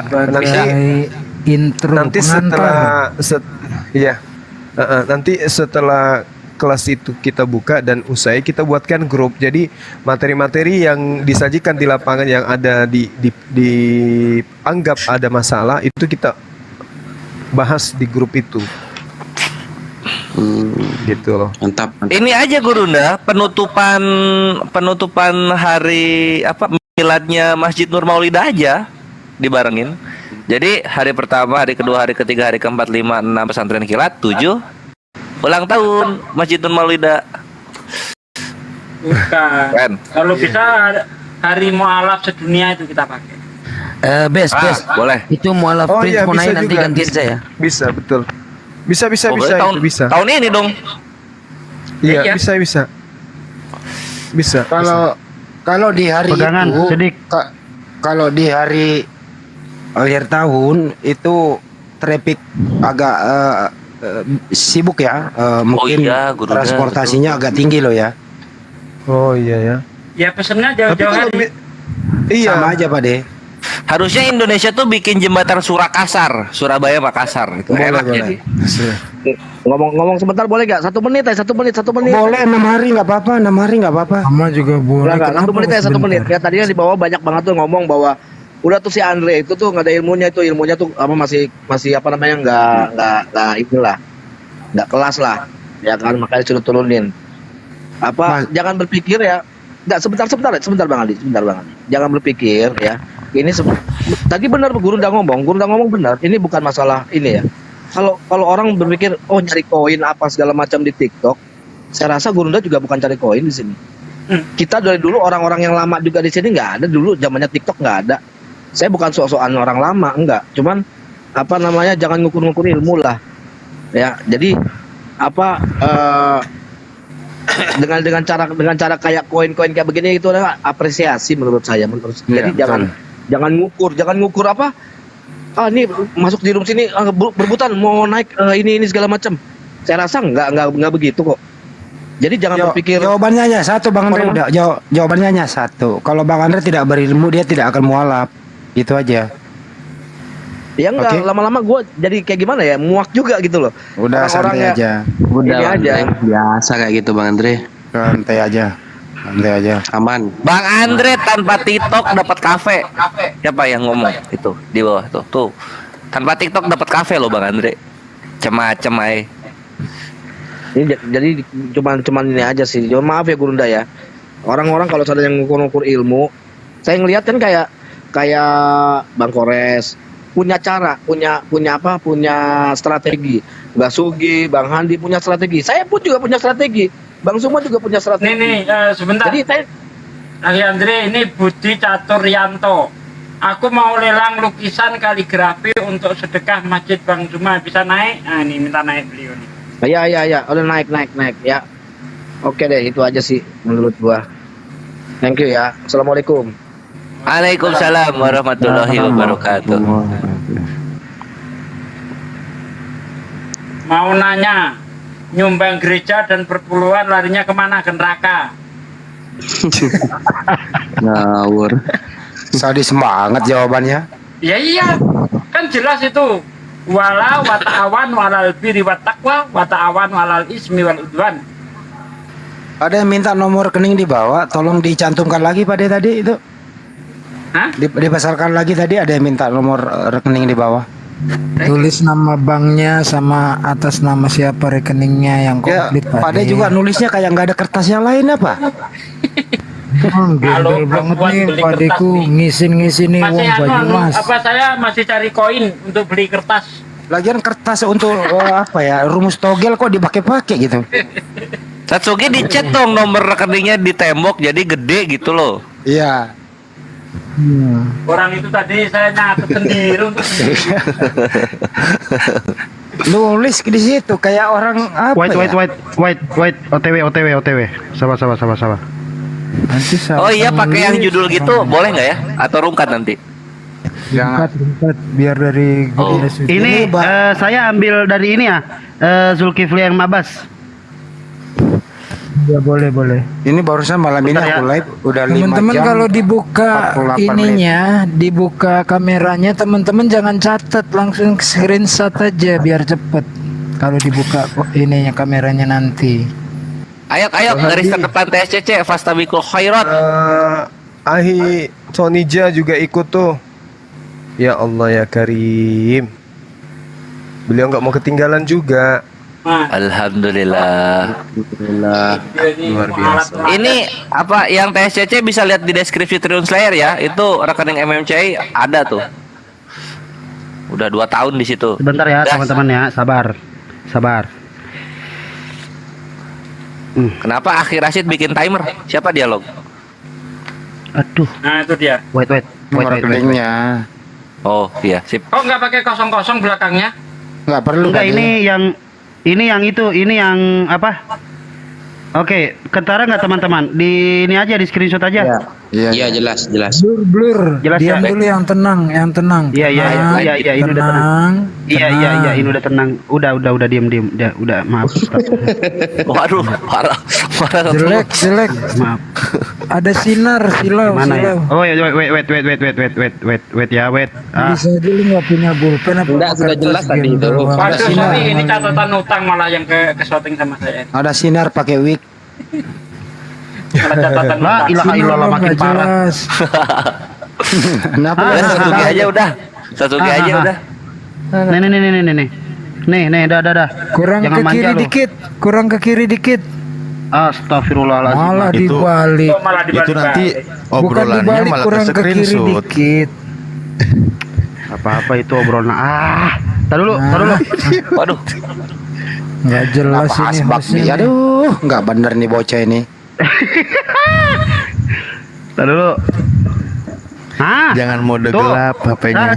Udah. Nah. Keren itu. Tuh, kalkulator nggak tuh? 400 miliar. Di screenshot teman-teman, di screenshot banknya BTN, atas namanya Makassar Tetep layar. Mualaf Center Indonesia.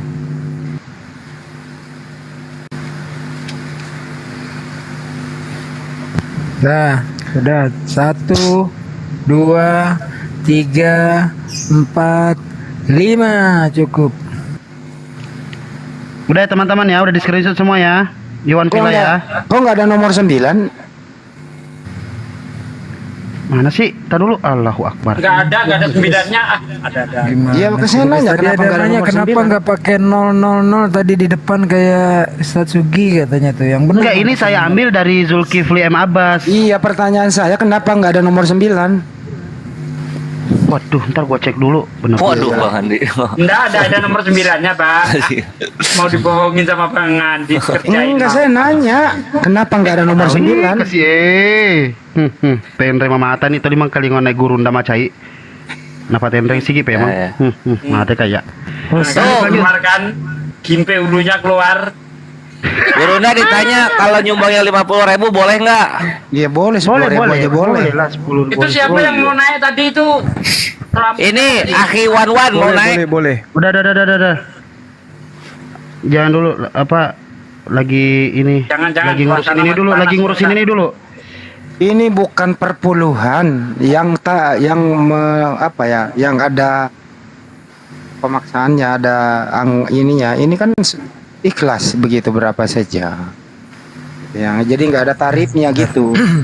Betul.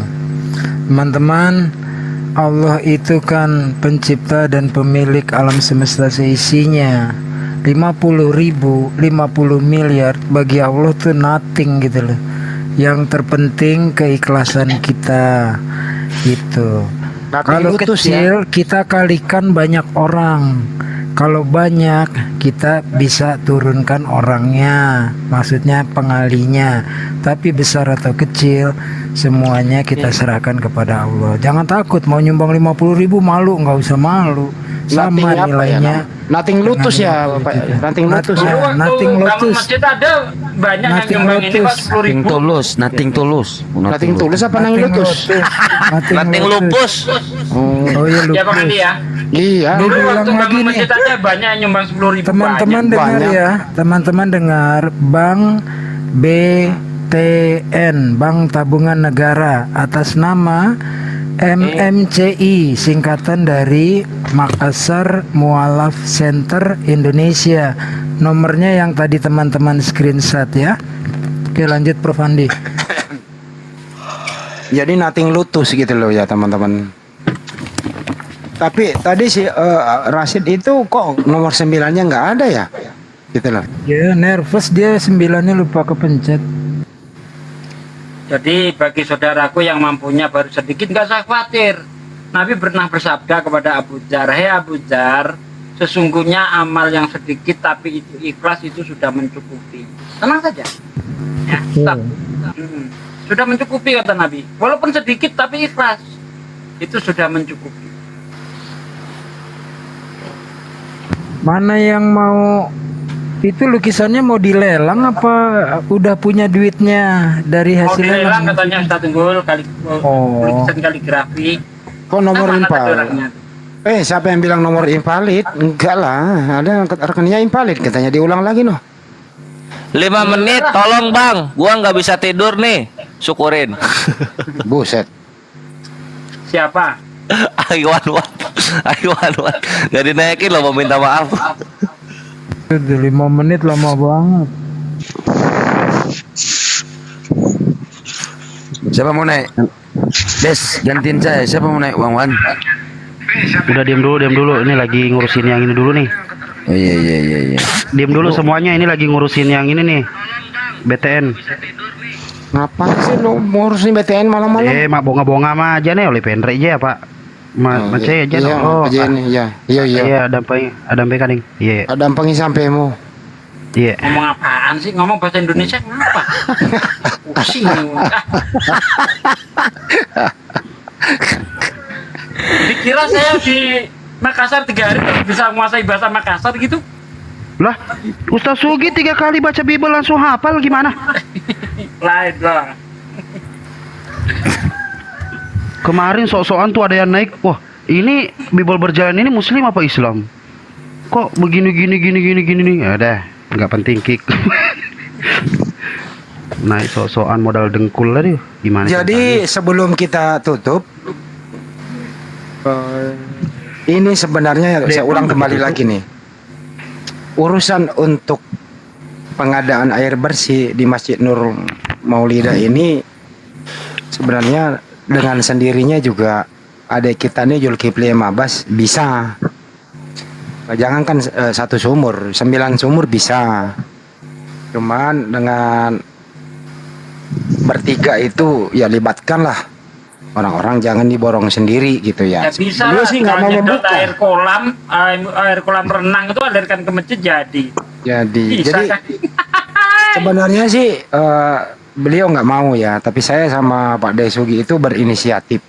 Bahkan tanpa izin beliau tuh langsung saya umumkan dari kemarin malam gitu. Nggak apa-apa lah saya buka sendiri gitu. Alhamdulillah beliau merestuinya gitu. Untuk apa sih? Supaya kita ini rame-rame beramal jariah. Itu intinya. Kira-kira begitu ya Pak De ya? Ya, betul sekali. Ya. 9 sumur kalau bukan sombong ya. 10 kalau dalam harga seperti itu beliau bisa. Bisa. Begitu. Bisa. Tinggal jual Pajero 1 juga kelar. Iya. Jalan kalau Pajero mah. Untung kaki cuma nggak denger. Tapi alhamdulillah dalam 2 malam udah hampir tercapai. Bahkan Ustadz Unggul itu kalau misalnya tidak cukup terus sudah mendesak, beliau akan mengcover semuanya begitu. Masya Allah Ustadz Unggul. Iya, gua paling males denger kalau masjid terlunta-lunta pembangunannya sementara kita banyak orang. Gua paling males kalau ada anak yatim menangis kelaparan, menangis nggak bisa sekolah. Besar itu tanggung jawab kita nanti di hadapan Allah.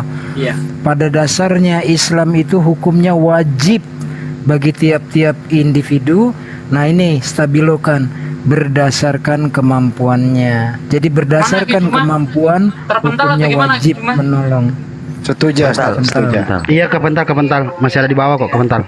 Prof Andi, itu ada yang taping di bawah tuh, buka kelas kapan Bang, untuk berapa Bang Hendra Ariandi.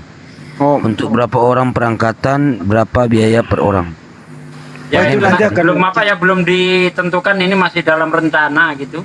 Masih nanti, wacana. Setelah kurikulumnya itu kita susun, baru kita tentukan biayanya berapa dan sebagainya. Yang jelas kalau yang di luar Makassar seperti saya di Rio, untuk pesawatnya aja ya nggak kurang dari 6 juta sih. Yang jelas masih wacana dulu, nanti setelah semuanya selesai baru kita umumkan gitu ya. Jadi siap-siap. siapkan saja gitu. Iya. Aduh, saya Bang Juma mengalami kesulitan ini kali Itu ya. teman-teman yang berminat itu juga persiapan, jangan nol sama sekali. Persiapkan ilmu tentang Islamnya tadi, Al-Quran, kemudian hadis, kemudian sirah nabawiyah, fikih, kemudian kristologi, kemudian strategi berdebat. Jangan nol sama sekali, itu mempercepat tuh nanti. Karena waktu pendidikan kan tadi kurang lebih hanya 7 hari. Nggak mungkin sebenarnya. Orang kita itu pengennya apa-apa instan. Nggak pernah belajar, pengen seperti Bang Handi, Gurunda Sugi, Kores, Ustadz Alif, Bang Sidik, Ustadz Wafi ya. Jadi nggak mungkin instan. Kita sebenarnya tuh harus berbekal dulu. Nah nanti guru-guru kita yang mengasah. Artinya bilahnya sudah punya, walaupun masih tumpul, nanti ditajamkan oleh mereka. Jangan hanya mengandalkan yang kosong gitu. Persiapkan diri sebelumnya. Lanjut Bang Andi. Ya yang jelas siapkan saja. Untuk usia itu yang penting akil balik ke atas lah. Dan belum juga terlalu ujur ya. Jadi gitu aja sih. Jadi nggak memilih usia lah ya. Waduh, uzurnya nengok Pak Desugi. Iya. Ada pepatah Bugis mengatakan begini, lifelong education. Kira-kira ada yang bisa, atau adult education, ada yang bisa mengartikan itu bahasa Bugis? Pada suginya nengok Ustadz Unggul. Tadi mau ngelanjut itu sih. Lanjut. Ada yang bisa mengartikan bahasa Bugis tadi? Ustadz Alif. Res, artiin dulu tuh tadi bahasa Bugis, Res. Udah Lifelong education. Iya. Oh itu dilarang merokok di SPBU artinya kawan-kawan. Mantap. Sip. Mantap. Bahaya besar itu. Nggak boleh itu bahaya. Bukannya di lorong merokok, jadi A-nya diganti menjadi O, jadi lorong-lorong gitu. Merokok itu Di lorong meraka. merokok itu dapat merugikan kesehatan. Kalau dapat, tapi kalau beli enggak. Betul. Merokok itu dapat. Jadi kalau diganti dapatnya merokok itu, janganlah ini lagi live ngomongin gini, aku tutup dulu lagi. Ini akhir Rasid jahat nih. Bang Wawan mau tabayun nggak dinaikin, akhir Riko mau dagang nggak dinaikin. Enggak, udah, aduh, Bang Kores, nomor handphone lu di WA ya, Bang Kores ya. Ini gue sambil WA nih, Bang Kores. Yuk. Kores, nomor antum berapa? Wah, saya belum catat. 0813 3753 4473. 081 tritung 7 tritung 447 tritung. 0813 3753 375 ya. 4473. Dah. Itu gimana ya?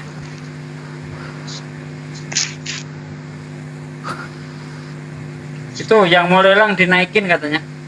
Nggak minta Pak De, katanya mau lelang tapi dia nggak bikin permintaan. Oh, minta permintaan dong.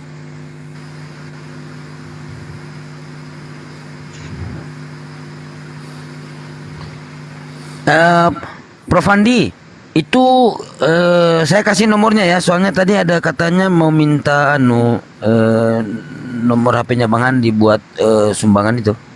Ada di typing di saya gitu. Prof Andi.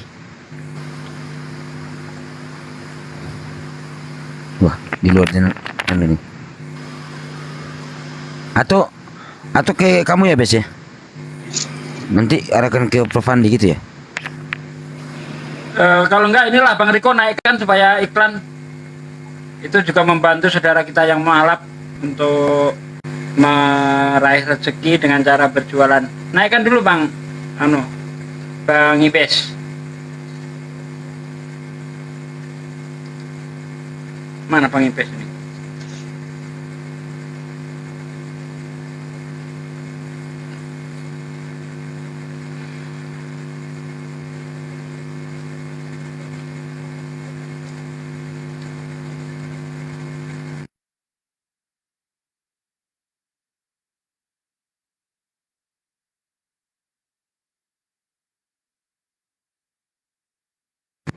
Tes, kok pada diem?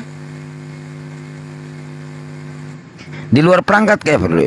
Jauh dari perangkat mungkin, soalnya mungkin dari bikin kopi. Namanya kali. Budi Catur tuh, Budi Catur Rianto. Ayo disegerakan nah, Budi Catur naikkan, terus Riko. Budi Catur mau naik nanti gantiin saya. Kirim Kirim permintaan dulu sama itu, Riko. ada slot kosong. Oh iya iya. Ada slot iya. kosong. Ruang kosong. Mana ini si Ibesnya nih? Parasit.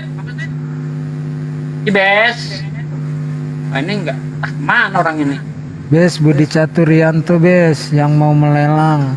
Minta di kick ini anunya nih hostnya. Mungkin Ibes lagi ngurus anu kali. Ada yang apa tuh? Tadi katanya BTN apa?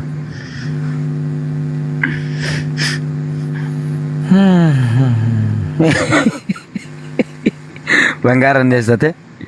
Ibes. Ibes emang kurang ajar itu anak tuh. Nggak ada adab tuh. Terus paling gak punya adab. Lagi nelpon.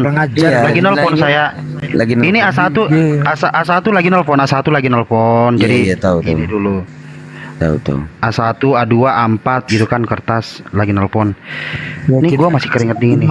Enggak, tadi sebelum jam 12 kuota saya tinggal 1 giga. Saya mau balik ke rumah. Otomatis saya panik, nggak bisa beli kuota. Alhamdulillah baru masuk nih, baru banget nih ketambah lagi kuotanya nih, tak beli gocap tadi. Iya. Soalnya kalau cuma 3 giga nggak cukup. Betul. Beli Orbit aja bang Ibes kalau nggak ada wifi beli Orbit. Jadi gini ya teman-teman di bawah ya. Dari Itu tadi Bang saya Riko naikin dulu atau Bang siapa tadi yang mau lelang itu? Ya, Bang Riko atau Budi Catur. Saya sedikit ya Ustadz Sugi. Teman-teman di bawah ini dari tadi kan disuruh ngomong saya nih. Kalau ada guru-guru saya di sini Ustadz Sugi nggak bisa ngomong gitu. Itu aja ya.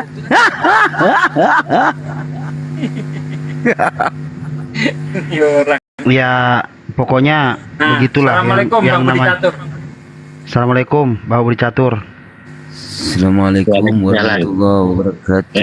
Waalaikumsalam warahmatullahi wabarakatuh. Halo. Ya halo Pak, halo. Waalaikumsalam. Lagi mana Pak? Udah kayak nelfon. Waalaikumsalam. Halo Pak, halo. Iya Pak, halo Pak. Jaringan Bapak. Halo. Bisa. Ya, bisa Pak. Lanjut Pak, lanjut. Oke. Mau lagu lukisan kok Kak saya. Nah, tak balikin.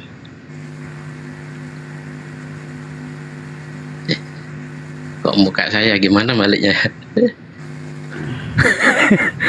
Balik. Kameranya Pak, kameranya diklik lagi tombol kameranya itu Pak.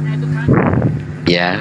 Nah, Yang itu kan nanti sebelahnya terus masuk ke apa itu ada tombol nomor 2 itu kalau nggak salah itu. Ada tanda balik itu. Oh. Waduh. Klik lagi kamera. Masih bingung. Bapak rumahnya di mana Pak? Ntar saya susulin Pak. Saya di Bali. Di Bali. Oh di Bali nggak jadi Pak. Skip Pak. Kita pandu dulu biar cepat bes. Dibuka lagi kameranya Pak. Nanti setelah terlihat kotak yang udah ada. Lambang nomor 2 itu supaya berbalik lensanya ke belakang.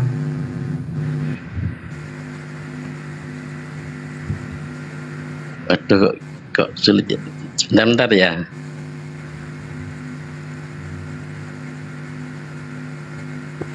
Dibalik, diklik lagi Pak, yang kotak itu, yang gambar kameranya. Coba Bapak buka lagi dulu, nggak apa-apa.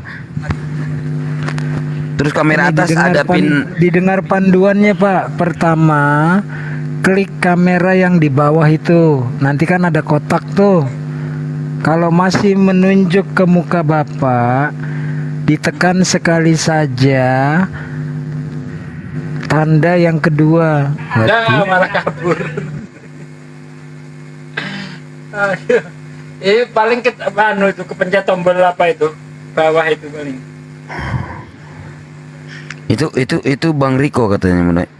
Yes.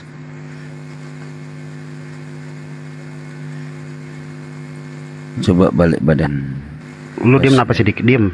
Oke ya, saya Bang Rosid saya mau pamit dulu. Ustadz Alif dan semuanya, Bang Andi, Ustadz Wafi, Ustadz Unggul. Udah apa? Lumayan ngantuk. Ini pamit ya. Siap, Assalamualaikum warahmatullahi wabarakatuh. Waalaikumsalam warahmatullahi Waalaikumsalam warahmatullahi wabarakatuh. Ini break dulu ya. Break, aku mau cari makan juga ini. Mendadak lapar, aduh. Iya dan standby. Orang lain ini Bunda Korlan. Dia emang dari dulu kalau ngomong itu emang belak-belakan. Hatinya tuh bersih.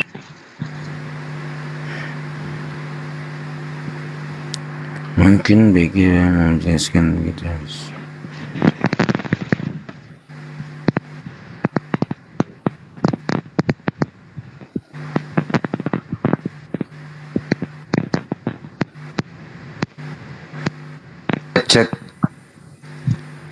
Cek. Jadi Eh, begini ya teman-teman ya. Jadi ada yang ingin saya sampaikan bahwa tadi siang itu ada matahari. Terus waktu malam hari mataharinya nggak ada. Pertanyaannya, jam berapakah sekarang? Jam 2. 19. Oh.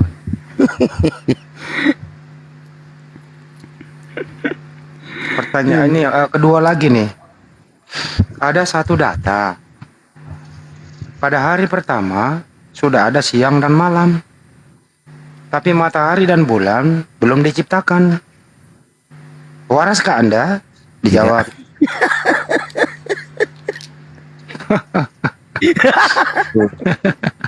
Kejadian namanya kejadian, jadi apa ya, dadakan semua. Nih, yang PDF-nya udah aku print buat modal bekal ilmu. Matur nuwun ilmunya, Ustadz Wafi. Masya Allah. Wa iyyakum Ustadz Unggul. 200 halaman aku minta cetak bolak-balik jadi nggak ketebelan. Bagus sekali, luar biasa bukunya tuh. Padahal aku baru baca di daftar isinya saja sudah mantap ini. Masya Allah. Itu khusus menyerang Syiah. Ustaz. Ya, modal ilmu. Assalamualaikum. Waalaikumsalam. Afwan aku dikit ya. Ini ada urgent dikit. Bang Handi, tadi Om Majid nelpon. Ya. Beliau siap mengerahkan anggotanya untuk mengkawal Gurunda di acara Agustus nanti. Iya, tapi ini masalahnya ini saya belum ada balasannya. Saya WA ke dia belum ada. Kabar aja dulu. Oke, nah itu infonya ya Ikhwan ya. Ini mungkin Om Majid mewakili yang bertanya gitu. Nanti belum ada update terbaru, update terbarunya callingnya dari Bang Handi. Stay tune aja. Itu kan ya, yang masalah Istiqlal kan ya? Iyo.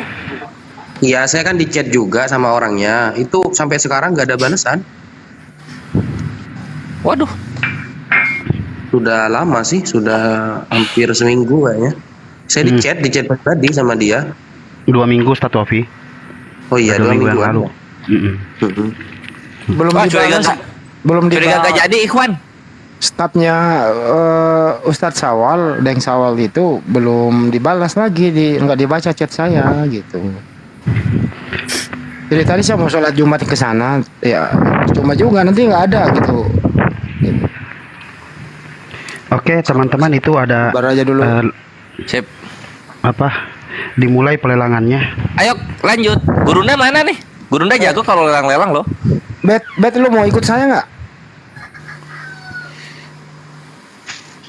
Mau? Bet, lu mau ikut saya nggak? Bet siapa sih Bet?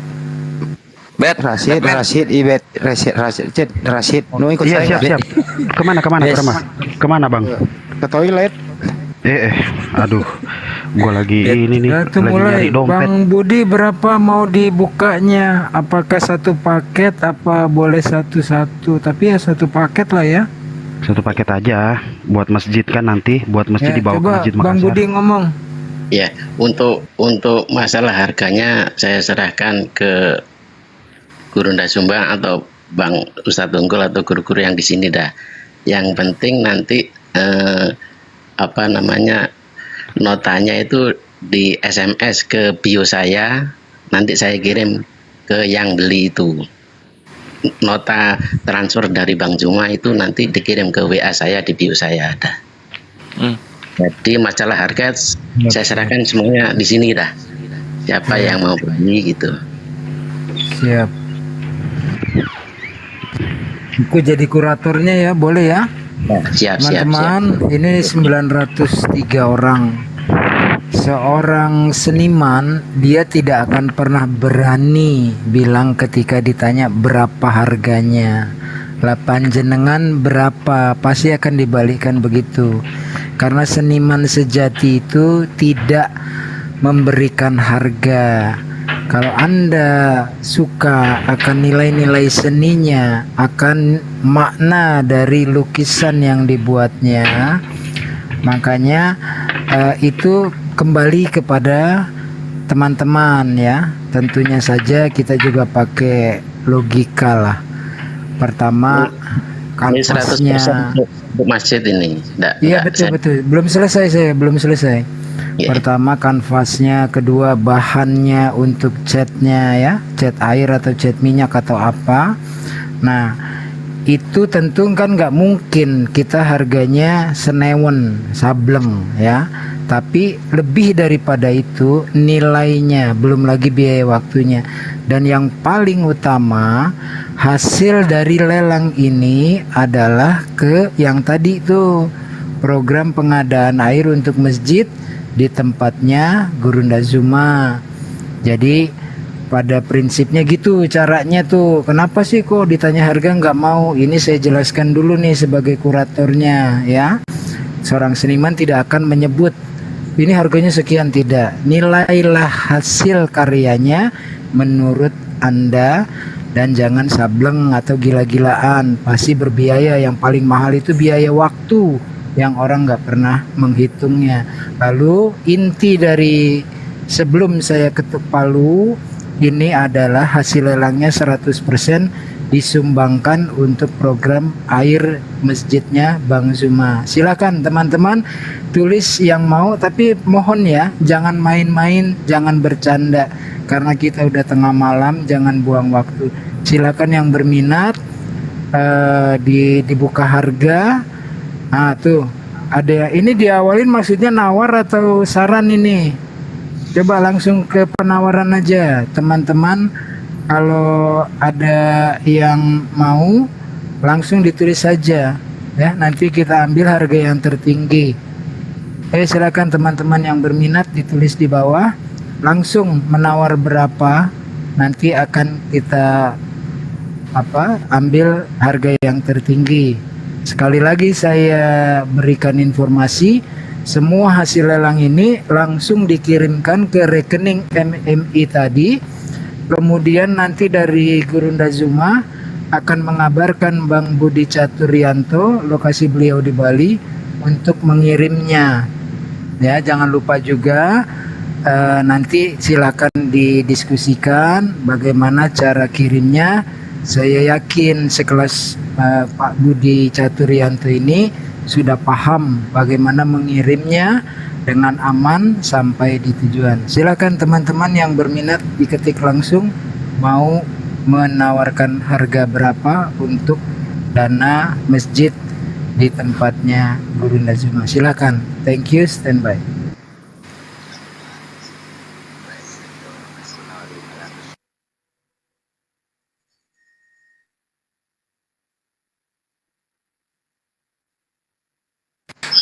Udah segitu aja, kalau misalnya ada yang ngambil udah, kalau nggak ada 200 aku nawar.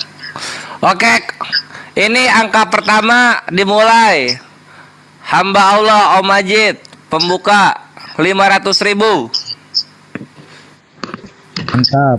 Lanjut Bro Kores. Bisa masuk di sini, aku nggak main TikTok kan, cuma bisa nonton doang, jadi aku cuma nonton nih. Bang, iya nggak apa-apa Om. Mohon sampai jangan amalannya. bergeser dulu.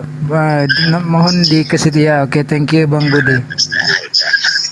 Tuh dari Om Majid 500 yuk Ikhwan. Terus gimana nih kalau udah ada kayak gini Ustaz Tunggul? Saya naikkan 510.000. Oke, Oh, ini 10. wah, Om Majid kalah. Bang Handi udah 510. Oh, Muhammad Iqbal 550.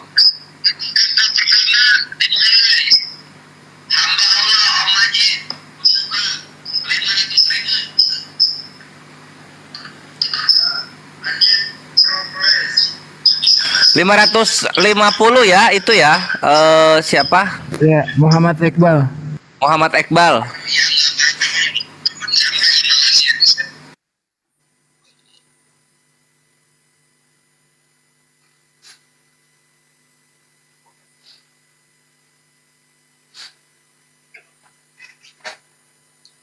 $750 Muhammad Nasir tuh di bawah. Muhammad Nasir 750. Muhammad Nasir 750, ada lagi di atas 750.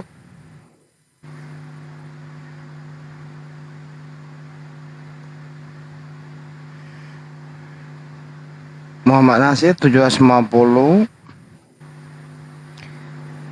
Oh ya, teman-teman, ini saya tambahkan informasinya. Ini satu paket ya. Sebelah kanan Allah, ke sebelah kiri Muhammad Rasulullah Sallallahu Alaihi Wasallam. Allah Subhanahu Wa Taala Azza wa Jalla.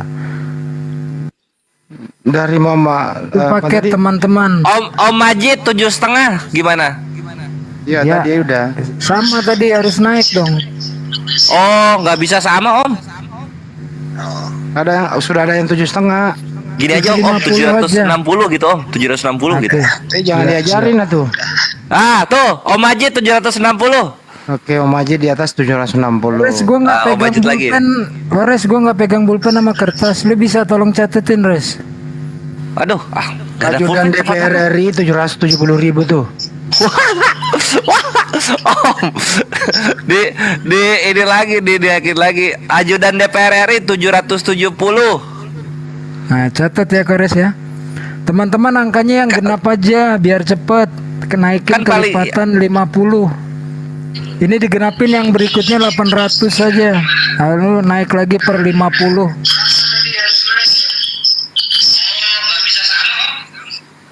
$1 juta Muhammad Natsir. Mantap. Om, 1 juta Om, udah 1 juta nih. Iyo. Kayaknya kayak emang bagus lukisannya ya kalau dilihat dari kamera juga.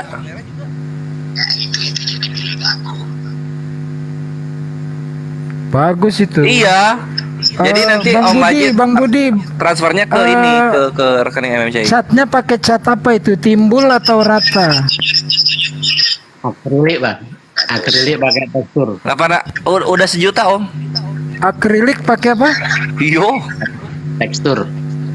Oke, ini teman-teman, bahan untuk melukiskannya dari akrilik ya. Itu sejenis minyak, jadi kuat, bertahan lama. Kemudian dengan tekstur juga, artinya agak timbul gitu ya, Pak Budi. Itu efek wafnya. Siap Om. Mungkin langsung beli ke pelukisnya aja Om, itu bagus juga sebenarnya. Yang lukisan yang lainnya.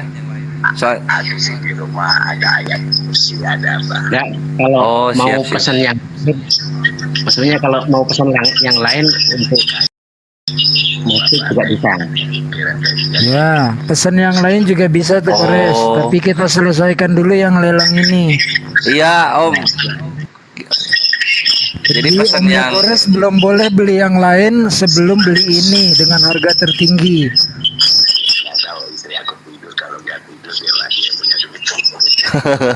Siap Omku. Oke deh, iya makasih ya Kores, aku dengerin ini lagi deh. Waalaikumsalam. Iya. Yuk, masih dipegang 1 juta. Tadi siapa? Muhammad Natsir ya, 1 juta ya? Ya, catat Res. Gua nggak pegang pulpen sama kertas, jauh. Sama aku juga. Kita pakai ingatan. Kita screenshot aja tiap ada tawaran ya. Masih.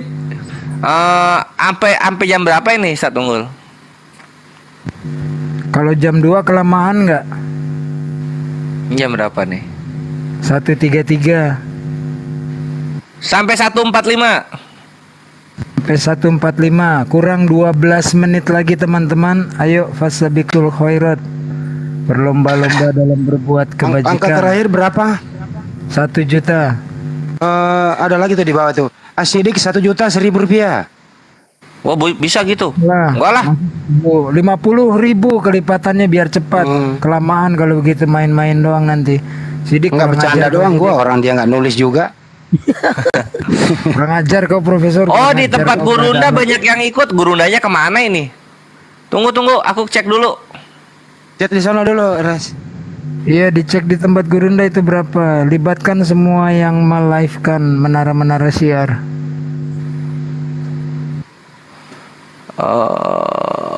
Kok Gurunda masih live tuh? Kirain udah closing.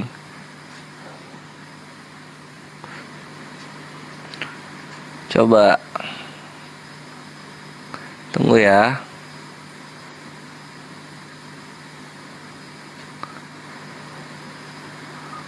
Mana nggak ada? Coba diketik lagi yang Gurunda kalau ada. Ada ya? Nggak ada, mana sih? Yo, masih 1.000.000. 2, 3, 4, 9, 11 menit lagi kita tutup ya lelangnya. Ini coba kalau dari Akhi Budi harga biasanya berapa, Akhi? Saya ngikut aja, ngikut. Oh, nggak boleh ya dikasih tahu harga jualannya ya? Dia udah ikhlas itu karena kan hasilnya buat masjid. Nanti yang lainnya normalnya. Biasanya nggak boleh ya? Oh ya udahlah. Atau Bang Gores nanti ini tak titipkan ke Bang Gores saja lukisannya. Oh, nggak usah jadi 2 kali kerja dong. Kirim ke aku, kirim ke Makassar lagi. Enggak, kirimnya kepada pembelinya. Setelah pembelinya kirim ke MMCI, lalu nanti bukti transfernya dikirim ke Pak Budi, baru Pak Budi kirim ke pembeli. Nah itu tolong teman-teman ya, toleransinya, biaya kirimnya mohon ditanggung juga, jangan memberatkan Pak Budi yang udah ikut cawe-cawe, ikut bantu-bantu. Teman-teman, masa sih segitu harganya? Kalau saya sih ya mohon maaf ya, murah sebenarnya tuh kalau segitu. Naikkan lagi yuk 3 kali lipat minimal. Yuk naik, langsung naik, jangan 50.000, naik 500.000. Bismillah. Ayo TSCC juga ikutan dong, kelipatan 50 aja, 1.050.000 gitu. Oh, gini aja, iya bener nih info dari TSCC, kalian keren. Yang udah nawar, yang tertinggi saat ini, ayo naik dulu. Kalau ada lagi nanti diturunin. Ayo, Akhi Muhammad Natsir.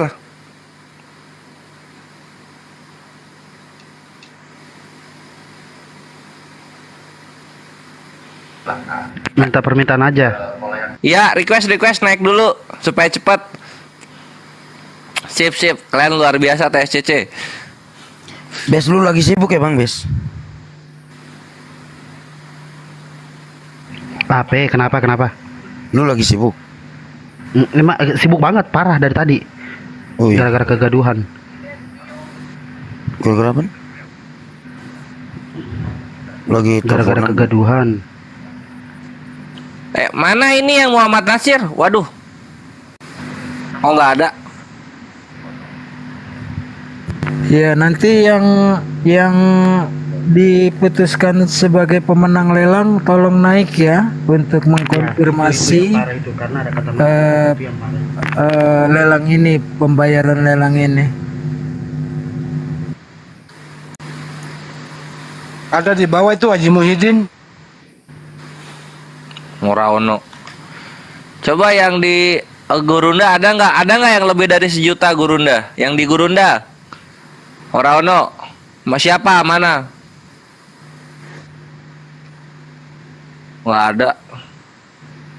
Ayo ya. Yuk Akhi Nacir sekalian naik dulu yuk. Sebentar. Siapa tahu memang menang.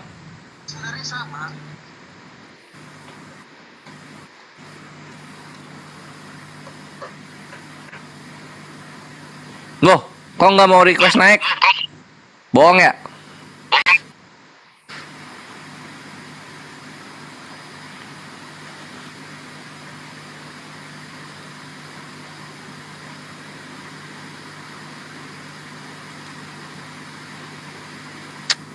Bahas lelang kaligrafi.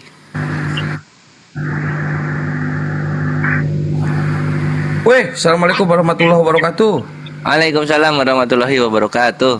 Bahas apa nih? Bahas apa nih? Bahas lelang. Apa yang dilelang? Tuh, kaligrafi. Oh iya. Tertinggi 1 juta. Kian Santang lu berani nggak 1.500.000? Tertinggi 1.500.000. Tertinggi itu ya? Bukan, tertinggi 1 juta. Lu berani nggak nawar 1.500.000? Oh, saya 1.275.000. Oke, serius ini ya, serius nih. Oke, masukin Kores, catat 1.275.000. Sakti, ayo Kian Santang di atas dulu, jangan turun. Yuk, 4 menit lagi kita closing. Ya mantep kalau yang beli Kian Santang, kita nagihnya gampang. Keren euy. Udah aman, udah tenang. Gas. Pak Tony berapa Pak Tony? Ayo, barusan habis nelpon sama Pak Tony. Pak Haji Tony. Cakep. Ayo Pak Haji Tony, kalahin Kian Santang 1.275.000. Langsung naikin 2 juta lah biar cepet nih, udah waktunya mau habis. Dar 12.750.000. Waduh, naiknya 10 kali.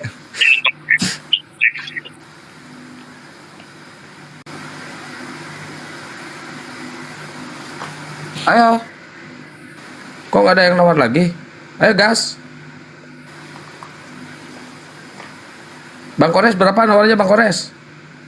Waduh, nggak berani ya. Ustadz Wapi, oh berani juga. Ahli Sidik, oh nggak berani juga. Persiapan buat nutup itu nanti soalnya kalau kurang, kalau enggak gue ikutan deh. IBS, oh IBS mah nggak ada duitnya. Lupa gue.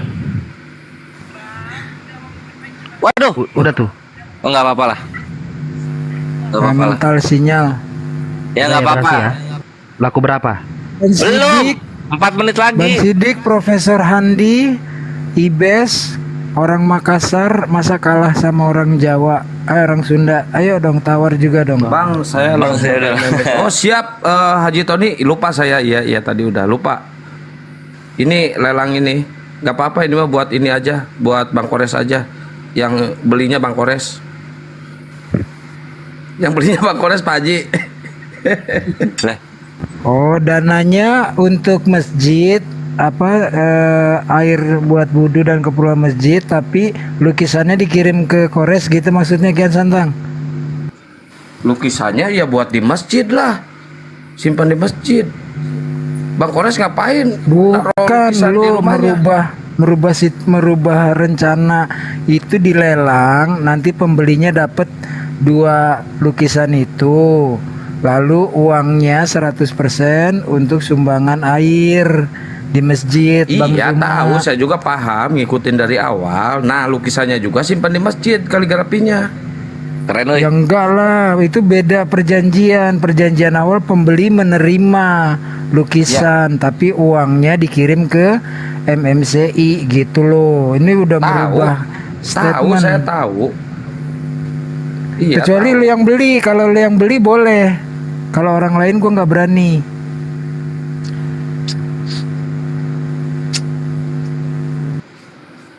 Tiga menit lagi. Masih Kian Santang. Lukisannya Kalau udah Kian Santang direvisi yang belum? dapet, lukisannya dikirim ke masjid juga. Itu lukisannya udah direvisi belum? Naik lagi Pak Budi Catur, bikin permintaan. Bes tolong tarik lagi Pak Budi Catur, Bes, mental sinyal. Siap, 86 monitor. Tumben pinter lu. Gua selalu standby 24 1 jam. Mantap. 24/1. Dia harinya 25 jam Kores. Gini ini saran saya ya, saran saya. Tunggu sampai hari Senin. ini lelang ulang, insya Allah bakal ada pembeli yang tertinggi. Setuju nggak? Enggak, lu beli dulu nanti lu lelang lagi gitu. Oh nggak boleh, itu namanya apa? Nggak bisa. Riba itu. Enggak, ya kan tujuannya buat ke Bang Zuma, dapat 2 kali Iya. untuk masjid, masa lu takut? Iya Itu ribut lagi yuk. Iya ribut lagi. Riba itu Bisa nggak yuk. boleh. Ini bid'ah nih. Haram. Ustaz satu ini bid'ah terus. Wih, bid'ah wih. Pak Tony tuh bid'ah tuh, Ustaz Unggul. Pak Haji Tony tuh, saya jadi berantem nih gara-gara Kian Santang nih. Bid'ah Usulnya ini, orang saya udah nyetel musik di dipercepat. mobil aja Malam bid'ah ini katanya. selesai, diundur-undur lagi sampai hari Senin. Emang dia yakin Senin masih ada? Yakin, 1000% saya Ustadz yakin. Ustadz Unggul, tenang aja, Bang. Kang Santang kan Indonesia banget. Kalau bisa dibikin ribet, kenapa dibikin bermudah? Baik, gitu dasar kau kurang 1 menit kau. lagi. Kian Rantang kau 1 menit lagi kau pemenang. Kian Santang siapkan duitnya transfer 1.275.000 rupiah teman-teman. Ayo 1 menit sikat nih Kian Rantang nih biar nggak besar mulut ya. Kirim aja sama lukisan-lukisannya ke sana. Udah tenang. Keren euy. Jadi kalau hari Senin berapa duit nih kalau diundur hari Senin? Udah bener-bener halu terus nih orang. Ya Katanya berapa tadi dulu? sekarang jangan hari Senin. Ya enggak, kalau hari Senin 10 juta gua undur nih. Gua kuratornya di sini, lo jangan macem-macem lo. Udah 5 4 3 2 Bentar, Kores, itu yang nanya di bawah tuh, Rarode. Assalamualaikum pagi host, ada yang para apa tuh dia tanya, para komal izin nanya dong. Yang tadi dia nanya ini sumbangan apa gitu loh, yang Rarode ini, Rarowade. Rorowade, ini saya Rorowade. jelaskan ya. Pak Budi Caturyanto ini dia mau menyumbangkan hasil lukisannya 1 set ini ya, 2 ya. Allah Subhanahu wa taala dan Muhammad sallallahu alaihi wasallam. Nah, ini 2 ini dilelang. Hasilnya 100% untuk pengadaan air di masjid di lokasinya Bang Zuma untuk wudhu dan keperluan masjid. Hasilnya 100% disumbangkan ke sana. Kalau sudah ada konfirmasi dari Bang Zuma bahwa transfer sudah diterima, hasil lelang ini diberikan diberikan informasi, dikasih tahu Pak Budi sudah ditransfer, baru Pak Budi mengirim kepada pemenang lelang kedua lukisan ini. Nilai tertinggi saat ini oleh Kian Rantang di sebelah atas kanan itu 1.275.000. Karo Rode berani 1.750.000.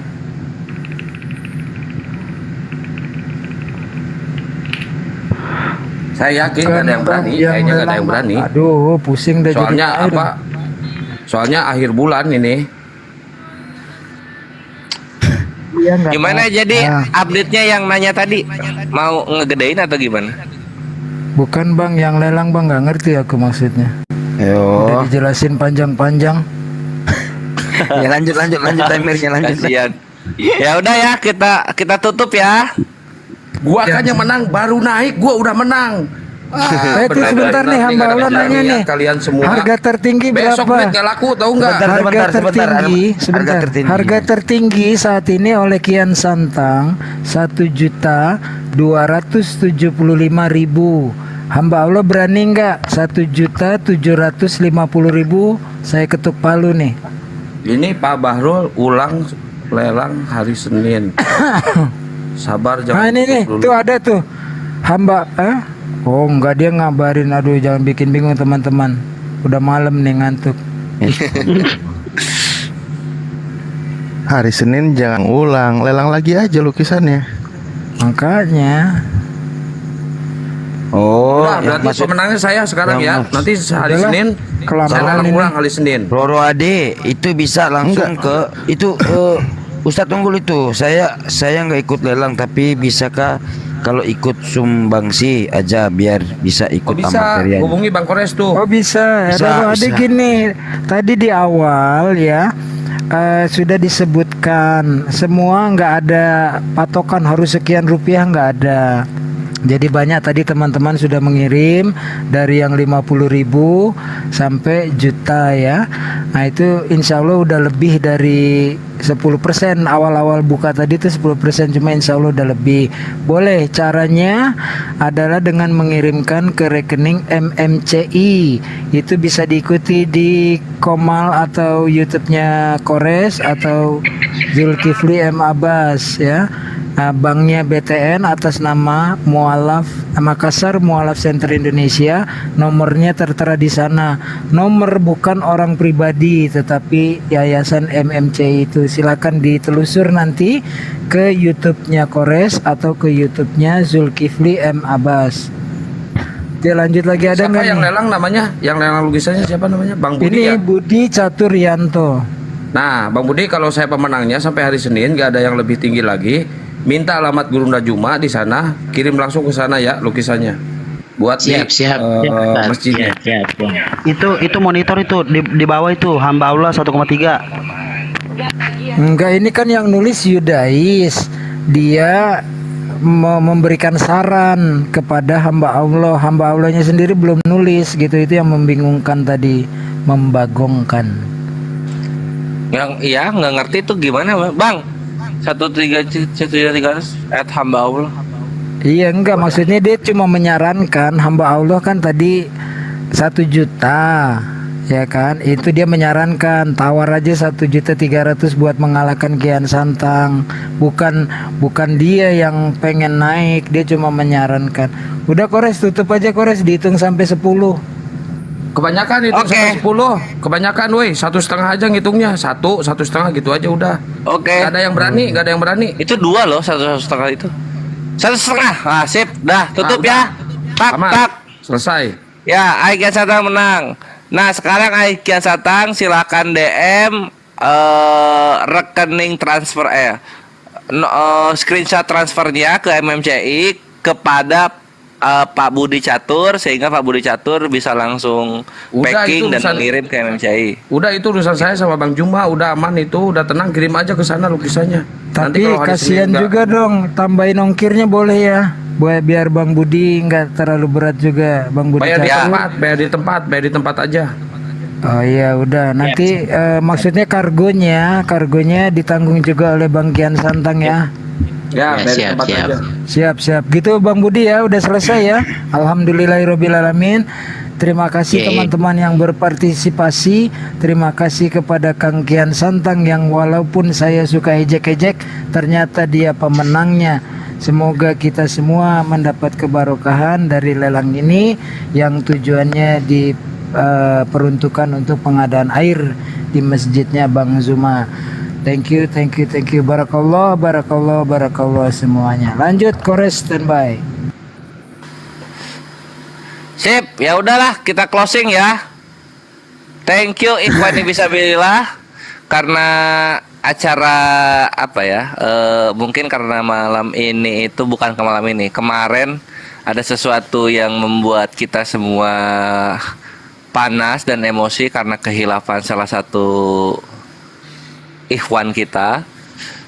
Mohon dimaafkan dan mohon kita beristighfar untuk apa yang terjadi kemarin gitu. Astagfirullahaladzim. Semoga Allah mengampuni dosa-dosa kita dan semoga Allah meridhoi segala perjuangan yang kita tumpah ruahkan ke fisabilillah ini, ke jalur perang Gasbul Fikr ini. Amin Allahumma amin. Besok gue mau rapat Kores, tolong pimpin doa Kores, gue minta tolong didoakan biar lancar urusanku besok. Rapat apa tuh? Rups, rapat umum pemegang saham. Siap. Semoga Allah memudahkan segala urusan dunia dan akhirat yang halal tentunya dari kehidupannya Ustadz Unggul, dan terkhusus untuk rapatnya Ustadz Unggul besok. Semoga Allah meridhoi dan menjadikan urusan di rapat tersebut berkah untuk umat Islam. Amin Allahumma amin. Amin ya rabbal alamin. Thank you Kores. Standby. Host, Izin, Gantiin ada ada yang mau Mbak naik. Rorode mau naik. Lu mau kemana sih Sidik lu? Oh, itu siapa yang mau gantiin siapa lu? Oh, Ustadz Ali mungkin makan atau gimana? Iya, kalau Ustadz Ali udah tidur jam segini. Bisa diturunkan sedikit, nanti baru naikkan lagi. Oh Pak Budi, oke siap. Pak Budi, izin ya Pak Budi ya, sehat selalu ya. Oke, nanti Ya. Yus WA yo ya. Yo Oke. ya. Makasih. Ya, Siap, sama-sama. Ya, Pak Budi, nanti makasih. Waalaikumsalam warahmatullahi sama wabarakatuh. Kian Santang ataupun Kores aman. Thank you ya Pak Budi ya. Salam buat keluarga di sana. Ini jangan dulu dikirim itunya lukisannya. Nanti buat hari Senin gua lelang lagi. Belum. Tenang aja lu, panikan lu ah. Loh, gimana? Nggak panik. Riba loh itu. Tahu-tahu 10 juta aja. Akadnya udah selesai loh. Iya, sama saya udah selesai. Nanti saya lelang ulang. Oh, oke sip. Tetap ke sana semua uangnya. Assalamualaikum, selamat pagi semuanya. Waalaikumsalam warahmatullahi wabarakatuh. Waalaikumsalam. Ada Gurunda mau naik. Gurunda, saya, bes. Enggak, Ustadz Alif udah tidur jam segini. Beliau Alif aja udah tidur ya. Iya. Ini Roro Ade muslimah. Jambak. Oi. Maaf Gurunda, maaf. Asatid. Maaf. Kenapa Ini saya Ibu mau Roro? nanya perkara yang tadi mau nanya yang soal tadi mau ikutan infak, ya berbagi rezeki untuk yang perlu di sana. Maksudnya saya harus menghubungi kemana ya adminnya ya? Oh, langsung Maaf, aja saya transfer ke MMCI, Tadi cuma Mbak. dengar doang ya. Iya, untuk tahu nomor rekeningnya di mana Mas? Bes, di spill lagi, Bes. Nomor rekeningnya, Bes. Nih, aku open cam aja. Ayo kita cepet-cepetan. Gedein Ayo. Kores. Kak Roro Ade di screenshot aja Aduh. ya. Jelek HP-nya. Tunggu lu besok ya. Ini dengarkan ya Kak Roro Ade ya. Ini di screenshot ini adalah nomor rekening ya. Yayasan. Atas namanya MMCI, singkatan dari Makassar Mualaf Center Indonesia. Ingat aja dimulai dengan Makassar Mualaf ya, kalau susah dihafal atau belum dicatat. Lalu ini nomornya, banknya Bank Tabungan Negara. Bank Tabungan Negara. Jadi ini bukan rekening pribadi, tetapi rekening yayasan. Peruntukannya untuk pengadaan air, untuk berwudu dan sebagainya, keperluan masjid di tempatnya Bang Zuma. Paham ya? Iya, terima kasih banyak ya Bang. Oke, Udah aktif di sama-sama sini ya. Kak Roro Ade. Barakallah, barakallah, Mudah-mudahan barakallah. sehat selalu semuanya, barokah selalu, amin kabul. Assalamualaikum warahmatullahi wabarakatuh. Oh ya, terima kasih buat abang-abang yang udah bantuin tadi di bawah. Terima kasih ya. Ya, thank you. Terima kasih Kak Roro Ade. Salam buat keluarga di sana. Barakallah, barakallah, barakallah. Lanjut Kores. Ya. Putri Roro Ade kalau DP-nya pakai yang hijaban, masya Allah, cantiknya luar biasa. Semangat. Iya Bang. Kores, gimana tadi HP-nya cepat kali, Bes? Awas lu, Bes ya, besok. Gimana ya? Iya. Lompat. Tuh nggak bisa turun tuh host. Ya, pegangan Bu, pegangan ya Bu. Iya, pegangan. Iya. Assalamualaikum Gurunda. Assalamualaikum tidur Gurunda. Saya sudah tidur, saya tidak dengar. Udah tidur bisa ngomong. Gurunda tadi bilangnya udah tidur, jangan diganggu. Gurunda udah tidur ya Gurunda. Salah obat semua rupanya nih. Senang kali, kenapa rupanya? Belum makan? Belum. Tadi Kores Gurunda kan. Ayo cepat. Akhi duluan Rashid gitu kan. Awas lu ya, gue besok ya HP. Akhi. Dalam. Dalam tuh orang Jawa Gurunda. Kalau di Betawi tabe gitu. Lanjut. Tapi Gurunda tadi sore Ustadz Unggul sama Ahimoto ngehujat loh. Nanti bilangnya kalau ke Gurunda Mas Juma, kalau ke Ustadz Unggul Daeng Unggul, Daeng siapa tadi? Moto Kelating Daeng Moto. Saya Daeng Unggul. Biar lidahnya muter. Ini Mas Zuma, Mas Sidik, Mas Handi. Mas Kores. Masih gara-gara yang kemarin ini. Mas Kores. Masih gara-gara yang kemarin Resistar nomor 1. Gue padahal udah tenang loh, gara-gara dipancing sama Kian Rantang. Emang nggak ada adab kau Kian Rantang, lu kurang ajar kau. Nah, bidah kan, ngomong kurang ajar pasti bidah, woi. Akhi.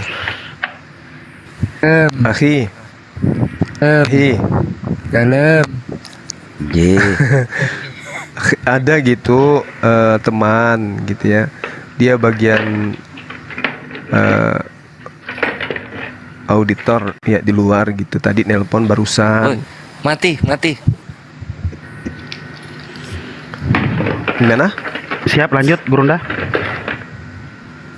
Terus dia mendengarkan terkait sekolah apologet yang rencana kita mau dirikan gitu. Masya Allah. Dia tanya, dia suruh ini buat proposal, nanti dia teruskan ke mana, ke teman-teman yang ada di Turki. Kayak mana itu ya? Subhanallah. Investor-investor ini biasa kayak gitu. Gurunda. Iya. Lanjut. Iya, dia yang tanya lebih tahu dananya. Dia minta ini database daripada rencana sekolah yang kita mau bikin itu, semacam proposal. Nanti dia teruskan ke pengacaranya di sana agar disampaikan ke teman-teman yang ada di Turki dan beberapa negara termasuk Istanbul. Jadi Turki. ini Saya bantu Bang. investor Gurunda. Bahasa Arab Bang, saya pernah buat itu. Itu memang biasa terjadi. Iya, memang kalau punya link ke sana itu memang bisa, dan tapi syaratnya harus pakai bahasa Arab. Nanti saya bantu Bang, saya buatkan. Makanya tadi saya ditanya bisa bahasa Arab. Saya bilang saya fasih. Saya bilang dibilang bahasa Inggris gimana? Saya juga fasih, ngerti tapi susah untuk bicara. Bisanya bahasa apa? Belum bahasa Bugis. bercanda. Dia ternyata Arab ikuti. apa enggak? Dia bisa bahasa Arab, dia bisa bahasa Inggris. Ternyata dia ikuti selama ini gitu. Masya Allah. Nah, dia tanya kira-kira berapa dananya gitu. Ya sesuai dengan harga tanah, dan ini ku bilang lah 20 miliar. Wah, oh bisa kata dia bisa. Lanjut. Jadi gimana itu? Bisa ya? Jadi gini Gurunda, saya cerita sedikit Gurunda. Begini Gurunda, izin sebentar Ustadz Unggul. Jadi memang di luar negeri sana, di Arab lagi, di daerah Qatar, terus daerah sana lah ya. Mereka itu sebenarnya pesantren-pesantren yang ada di Indonesia ini 60%-nya itu investor dari luar negeri, tapi memakai nama orang Indonesia yang sudah kerjasama di sana. Jadi memang investor terbesarnya itu dari Arab dari tanah Arab sana, Uni Emirat Arab. Salah satunya Gurunda yang kemarin itu yang nggak jadi itu memang tujuannya mau bikin pesantren. Karena COVID dia belum seminggu di Makassar langsung balik dia ke ini karena bandara mau ditutup. Makanya nggak jadi survei waktu itu. Itu ceritanya Gurunda, memang kebanyakan di sana. Siap, lanjut Gurunda. Tapi ada syarat-syaratnya nanti itu Bang. Betul. Iya, itu dia. Bentar, dia saya hanya serius minta nih. Proposalnya Gurunda, bisa nggak orang Turkinya disuruh belajar bahasa Makassar dulu? Gue dipanggil sampai 7 kali akhi dalam. Yang ngejawab orang lain semua. Iya, siap Ustadz Unggul. Mohon maaf Ustadz Unggul, silahkan Ustadz Unggulku. Iya. Itu ada syaratnya. Jadi harus ada foto kegiatan, foto kegiatan yang sudah berjalan, terus santrinya berapa, gitu itu Bang. Nanti ditampilin di proposalnya itu. Iya. Tapi kalau ada orang dalam mungkin bisa dipercepat juga, nggak bakal terkatung-katung. Itu 3 bulan biasanya Bang, 3 bulan cairnya itu minimal. Orang Arab, Gurunda. Orang kita yang ada di sana, yang kenal dengan teman-teman di sana. Bisa Kalau itu, saya Gurunda boleh nggak dalam perspektif saya dalam berbisnis, boleh. pembuatan MOU, Sambil kerjasama memilih saya ya. Iya, iya. Siap. Oh Arjen tuh Bang Kores, Bang Roro Ade. Alhamdulillah saya udah TP, moga bermanfaat. Terima kasih banyak. Salam buat Bang Juma katanya tuh. Alhamdulillah. Iya. Kak Roro Ade, kami sudah mendengar dari Kian Santang. Ini masih nyimak juga di bawah ya. Terima kasih. Kami semua yang ada di sini di atas mendoakan agar Kak Roro Ade mendapat barokah, perlindungan dan rahmat Allah sekeluarga ya. Dan itu adalah amal jariah yang tidak akan ada habisnya ya. Terima kasih jazakillah khairan jasa atas keridhaan Anda membantu kita semua dalam program pengadaan air untuk masjid di tempatnya Bang Zuma. Sekali lagi terima kasih. Barakallah, barakallah, barakallah. Lanjut ya Bang Zuma ya. Silahkan Bunda. Saya memandang ini ya, jangan disalahpahami. Saya terbiasa dengan manajemen, ada manajemen resiko dan manajemen analisa. Analisa yang pertama, kita tentu tidak boleh berprasangka buruk kepada siapapun, tetapi langkah-langkahnya harus kita pagari. Saya belum bisa cerita detail banyak, tetapi kalau nanti sudah sampai itu, hukumnya negara Indonesia ketika mengadakan perjanjian atau apapun ya, perikatan, MOU, kerjasama, apapun bentuknya itu harus dua bahasa, satu bahasa asing, satu bahasa Indonesia, sehingga bila mana, ini catat, bila mana terjadi perselisihan, kita tidak peduli dengan bahasa asing karena kita wajib paham dengan adanya bahasa Indonesia. Jadi semua bentuk perjanjian harus dua bahasa. Bahasa Indonesia wajib hukumnya ada di sebelah kiri, kolom kiri, sebelah kanan bahasa asing tersebut. Dalam hal ini bahasa Arab misalnya ya. Nah, dari situ pegangannya itu ke situ. Kemudian yang kedua, Gurunda juga punya hak untuk mengetahui dan saling mengenal. Jadi nggak boleh hanya misalnya saya perantaranya nih, pengantaranya ya. Gurunda hanya pokoknya tenang, tahu beres deh dari saya, nggak boleh. Gurunda punya hak juga untuk mengetahui misalnya calon donaturnya adalah Kian Santang. Gurunda justru yang nanti akan berperan dalam kedua perjanjian ini punya hak untuk mengenal Kian Santang. Demikian pula Kian Santang mengenal Gurunda. Nah, tadi udah disebutkan bagaimana mengenalnya ini. Sebelum membuat proposal, orang akan melihat portofolionya. Ini sudah jalan atau baru mau jalan. Yang logika idealnya adalah sudah berjalan tapi ingin ekspansi. Itu investor tertariknya ke situ, atau orang yang memberikan hibah tertariknya di situ. Kedua, kalau belum mulai, ini bicara tentang program, perkuat program Gurunda. Kenapa pesantren ini penting?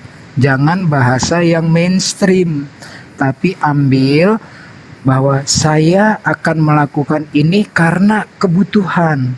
Nah, kebutuhan itulah yang perlu disupport. Jangan mainstream ya karena pendidikan begini-begini, kami itu jutaan orang sudah berbuat itu. Ambil satu poin yang mana orang lain nggak punya di situ tuh. Contohnya misalnya gini, menghadapi perkembangan dan betapa gencarnya upaya-upaya pemurtatan, pemelesetan, meninggalkan generasi penerus dari Al-Quran dan As-Sunnah. Nah itu penting tuh, garis di situ Gurunda, kurang lebih gitu. Nanti detailnya kita bicara lagi lah lebih lanjut. Hanya openingnya aja nih. Masya Allah, luar biasa. Masya Allah, memang ustadzku ini satu. I love you Ustadz Unggul, keren. Aku mau curhat Gurunda. Boleh, boleh. Kemarin aku sempet tuh dapat apa ya, dapat proyek sama kayak gitu juga. Jadi investor dari luar, orangnya itu Indonesia. Ini ibroh aja ya, ibroh ya. Ya udahlah, aku siapin tuh sibuk-sibuknya, welcoming ininya. Tahu saya itu beres. Welcoming dance-nya aku siapin, villanya aku siapin, turnya siapin, transportasinya aku siapin tuh. Tipu-tipu. Iya, itu hati-hati bang. Banyak Gurunda kan tipu-tipu tadi sekarang. udah nangkep maksud saya ya, jangan salah paham. Saya terbiasa dengan verifikasi dan klarifikasi. Saya tidak mematahkan semangat, tapi ini penting buat Gurunda Zuma juga. Jangan sampai Gurunda Zuma dimakan orang. Ini yang saya nggak rela ya. Lanjut standby. Pokoknya Ustaz, kalau Bang Zuma tidak diizinkan kenal dengan semacam pendananya itu sudah perlu dicurigai itu. Pokoknya harus dikenalkan gitu siapa yang akan mendanai. Mas Kores ini pengalaman kemarin.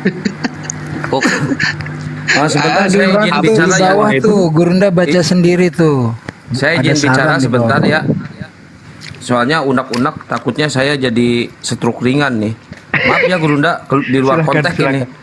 Buat orang-orang yang baru muncul ya, saya minta dan saya mohon gak usah lah ngerosing-rosing, ngitung-ngitung koin didapatnya berapa, ngitung-ngitung pendapatannya semalam berapa, gak usah. Kalian itu baru muncul, gak tahu perjuangan kita dari awal. Apaan sih lu udah basi Kita menghadapi tuh, udah pemurtadan itu case bukan close dari itu. Komal aja, di dunia nyata kita terjun langsung. Jadi nggak usah lah ya. Gua tahu nih orangnya ada, nggak usah ya. Saya minta nggak usah udah. Berhenti kamu ngerosting-rosting seperti itu ya. Siapa tuh? Yang kasih saudara saya. Kenapa Iya, kalian yang kasih sakit hati? ikhlas. Kita nggak minta.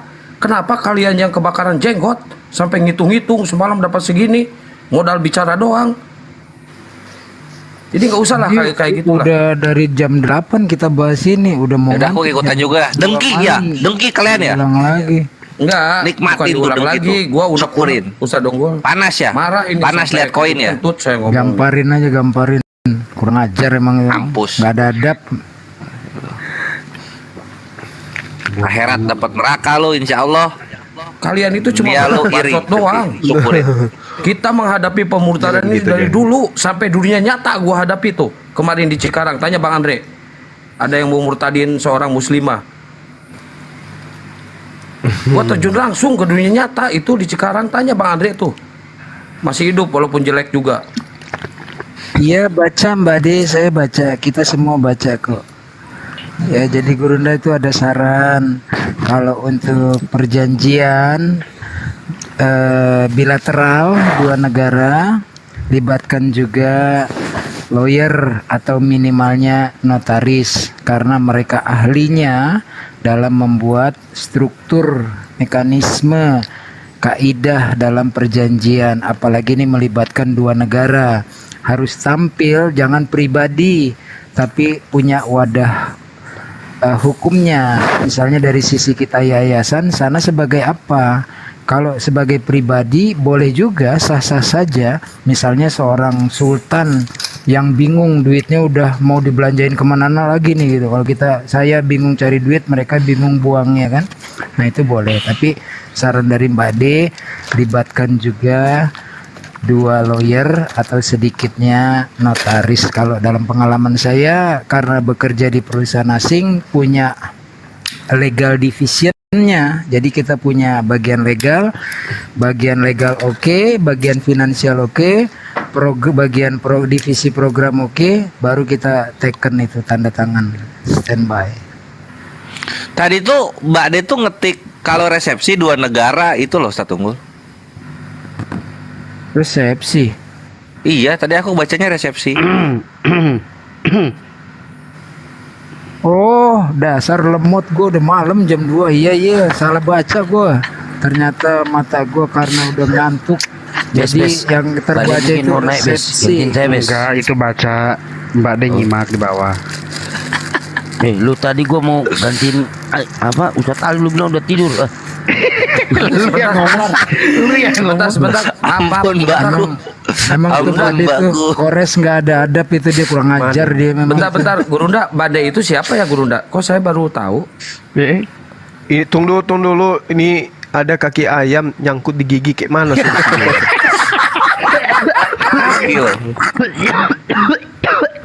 Ya ini ada Cepi Asari nih, unggul mateng katanya. Enggak, Allah yang maha memudahkan. Saya banyak diberi kesempatan oleh Allah di tempat-tempat yang tinggi, tapi semuanya karena Allah ya. Jadi pengalaman saya juga pengen berbagi sama teman-teman.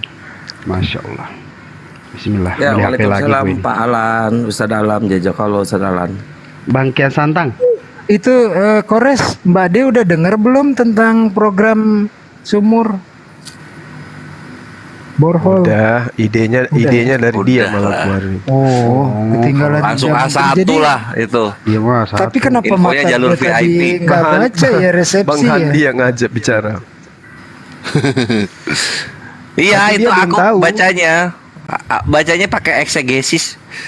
Tentang sumur dia belum Mata tahu gue udah kayaknya. ngantuk kan, merah kan, berair kan, jadi nggak terbaca itu resepsi. Makasih Bang Gorgi. Aduh banyak Emang yang iri. Gorgi, Siapa masya yang- Allah keren.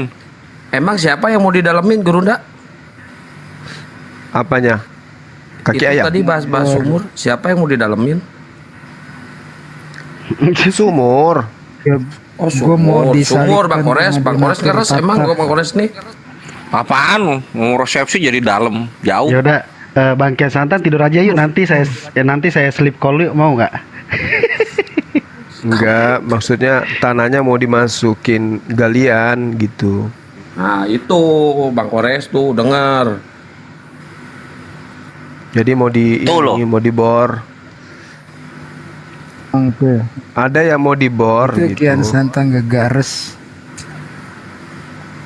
Nanti ada yang melayang-layang di atas permukaan sumur nggak Guruna? Kira-kira? Waduh, ketawa. Kolam. Lepaskan Sidik, lepaskan. Lepaskan Sidik. Ada gurunda sih jangkrik. Ini orang-orang di bawah ngirim jam segini ngirim bola apa nggak ada apa gip bantal apa? Gip bantal boy kirimnya kok bola sih? Itu sumurnya dibikin atau ada awan menjadi sumur Guruna? Kira-kira sumurnya Awan menjadi sumur. Makasih ya Bang Gorgi. siapa Ini tahu ada yang berteofani jadi Kirim sumur. bola disuruh olahraga gitu. Iya benar. Ampun, Pak Pak De. Bang Kores ini ngayal mulu, traveling mulu otaknya Bang Kores nih. Kayaknya lapar lagi aku nih. Naikin triton dong. Ini kasih ayam masih nyangkut. Pakai garpu nggak bisa. Lihat Ini Gurunda aja kaki bisa- ayam nyangkut masih merdu ngomongnya loh. Bayangin coba. Kores, Sakti nggak Gurunda tuh? Kores. Ya. Jangan ya dong, bahasa Bali apa kalau orang Jawa kan kalau dipanggil dalam gitu. Banyak Beli ya? Betawi tadi. Bukan balita ya. Tiang, Iya, tiang. Beli. Oh iya, tiang. Nah, jadi ilmu dari penggalangan donasi itu gue dapet dari almarhum Kiai Haji Zainuddin MZ rahimahullah. Masya Allah. Waktu itu di Jogja tuh. Pertama kali gue denger itu jelang buka puasa jam-jam 5 lah gitu ya. Ada radio di sana, lupa gue nama radionya. Itu muter kaset, zaman dulu kan masih pakai kaset tuh. Jadi kan kaset ada side A, side B. Hari ini side A, besoknya side B. Tiap denger tuh anak-anak kecil pada dengerin tuh ketawa-tawa, apa ini siapa. Lama-lama gue dengerin, beli kasetnya. Alhamdulillah sewaktu-waktu almarhum datang ke masjid Jogja nih, mau dibangun. Maksudnya bukan masjid Jogja, di daerah Jogja. Lalu dia berceramah, kemudian tujuannya itu untuk pembangunan masjid. Sahabat-sahabat di Zulkifli Abbas istirahat ya. Kita tutup. Oke. Saya kira sudah 8 jam. Kasihan teman-teman besok mau beraktivitas. Gimana sahabat?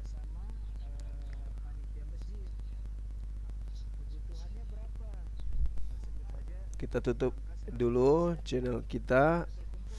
Besok lagi kita kembali berjumpa.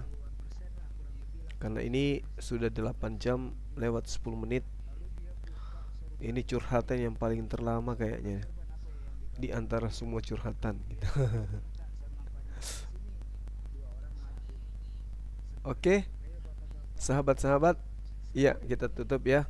Terima kasih atas kebersamaannya teman-teman yang sudah ikut berpartisipasi di dalam menyediakan air bersih untuk wudhu di masjid kita.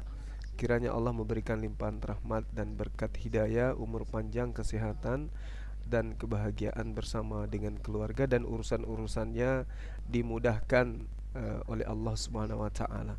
Begitu juga sahabat-sahabat yang belum sempat tetapi ada niat dan juga kemudian ikut mendukung kegiatan kita, saya doakan dengan doa yang sama diberkati dan dimudahkan urusannya, baik urusan dunia maupun urusan akhirat oleh Allah Subhanahu wa taala. Kita tutup, subhanakallahumma bihamdi asyhadu an la ilaha illa anta astaghfiruka wa atubu ilaih. Salam tauhid, salam satu Tuhan. Jayalah Islamku, jayalah Indonesiaku. Assalamualaikum warahmatullahi wabarakatuh.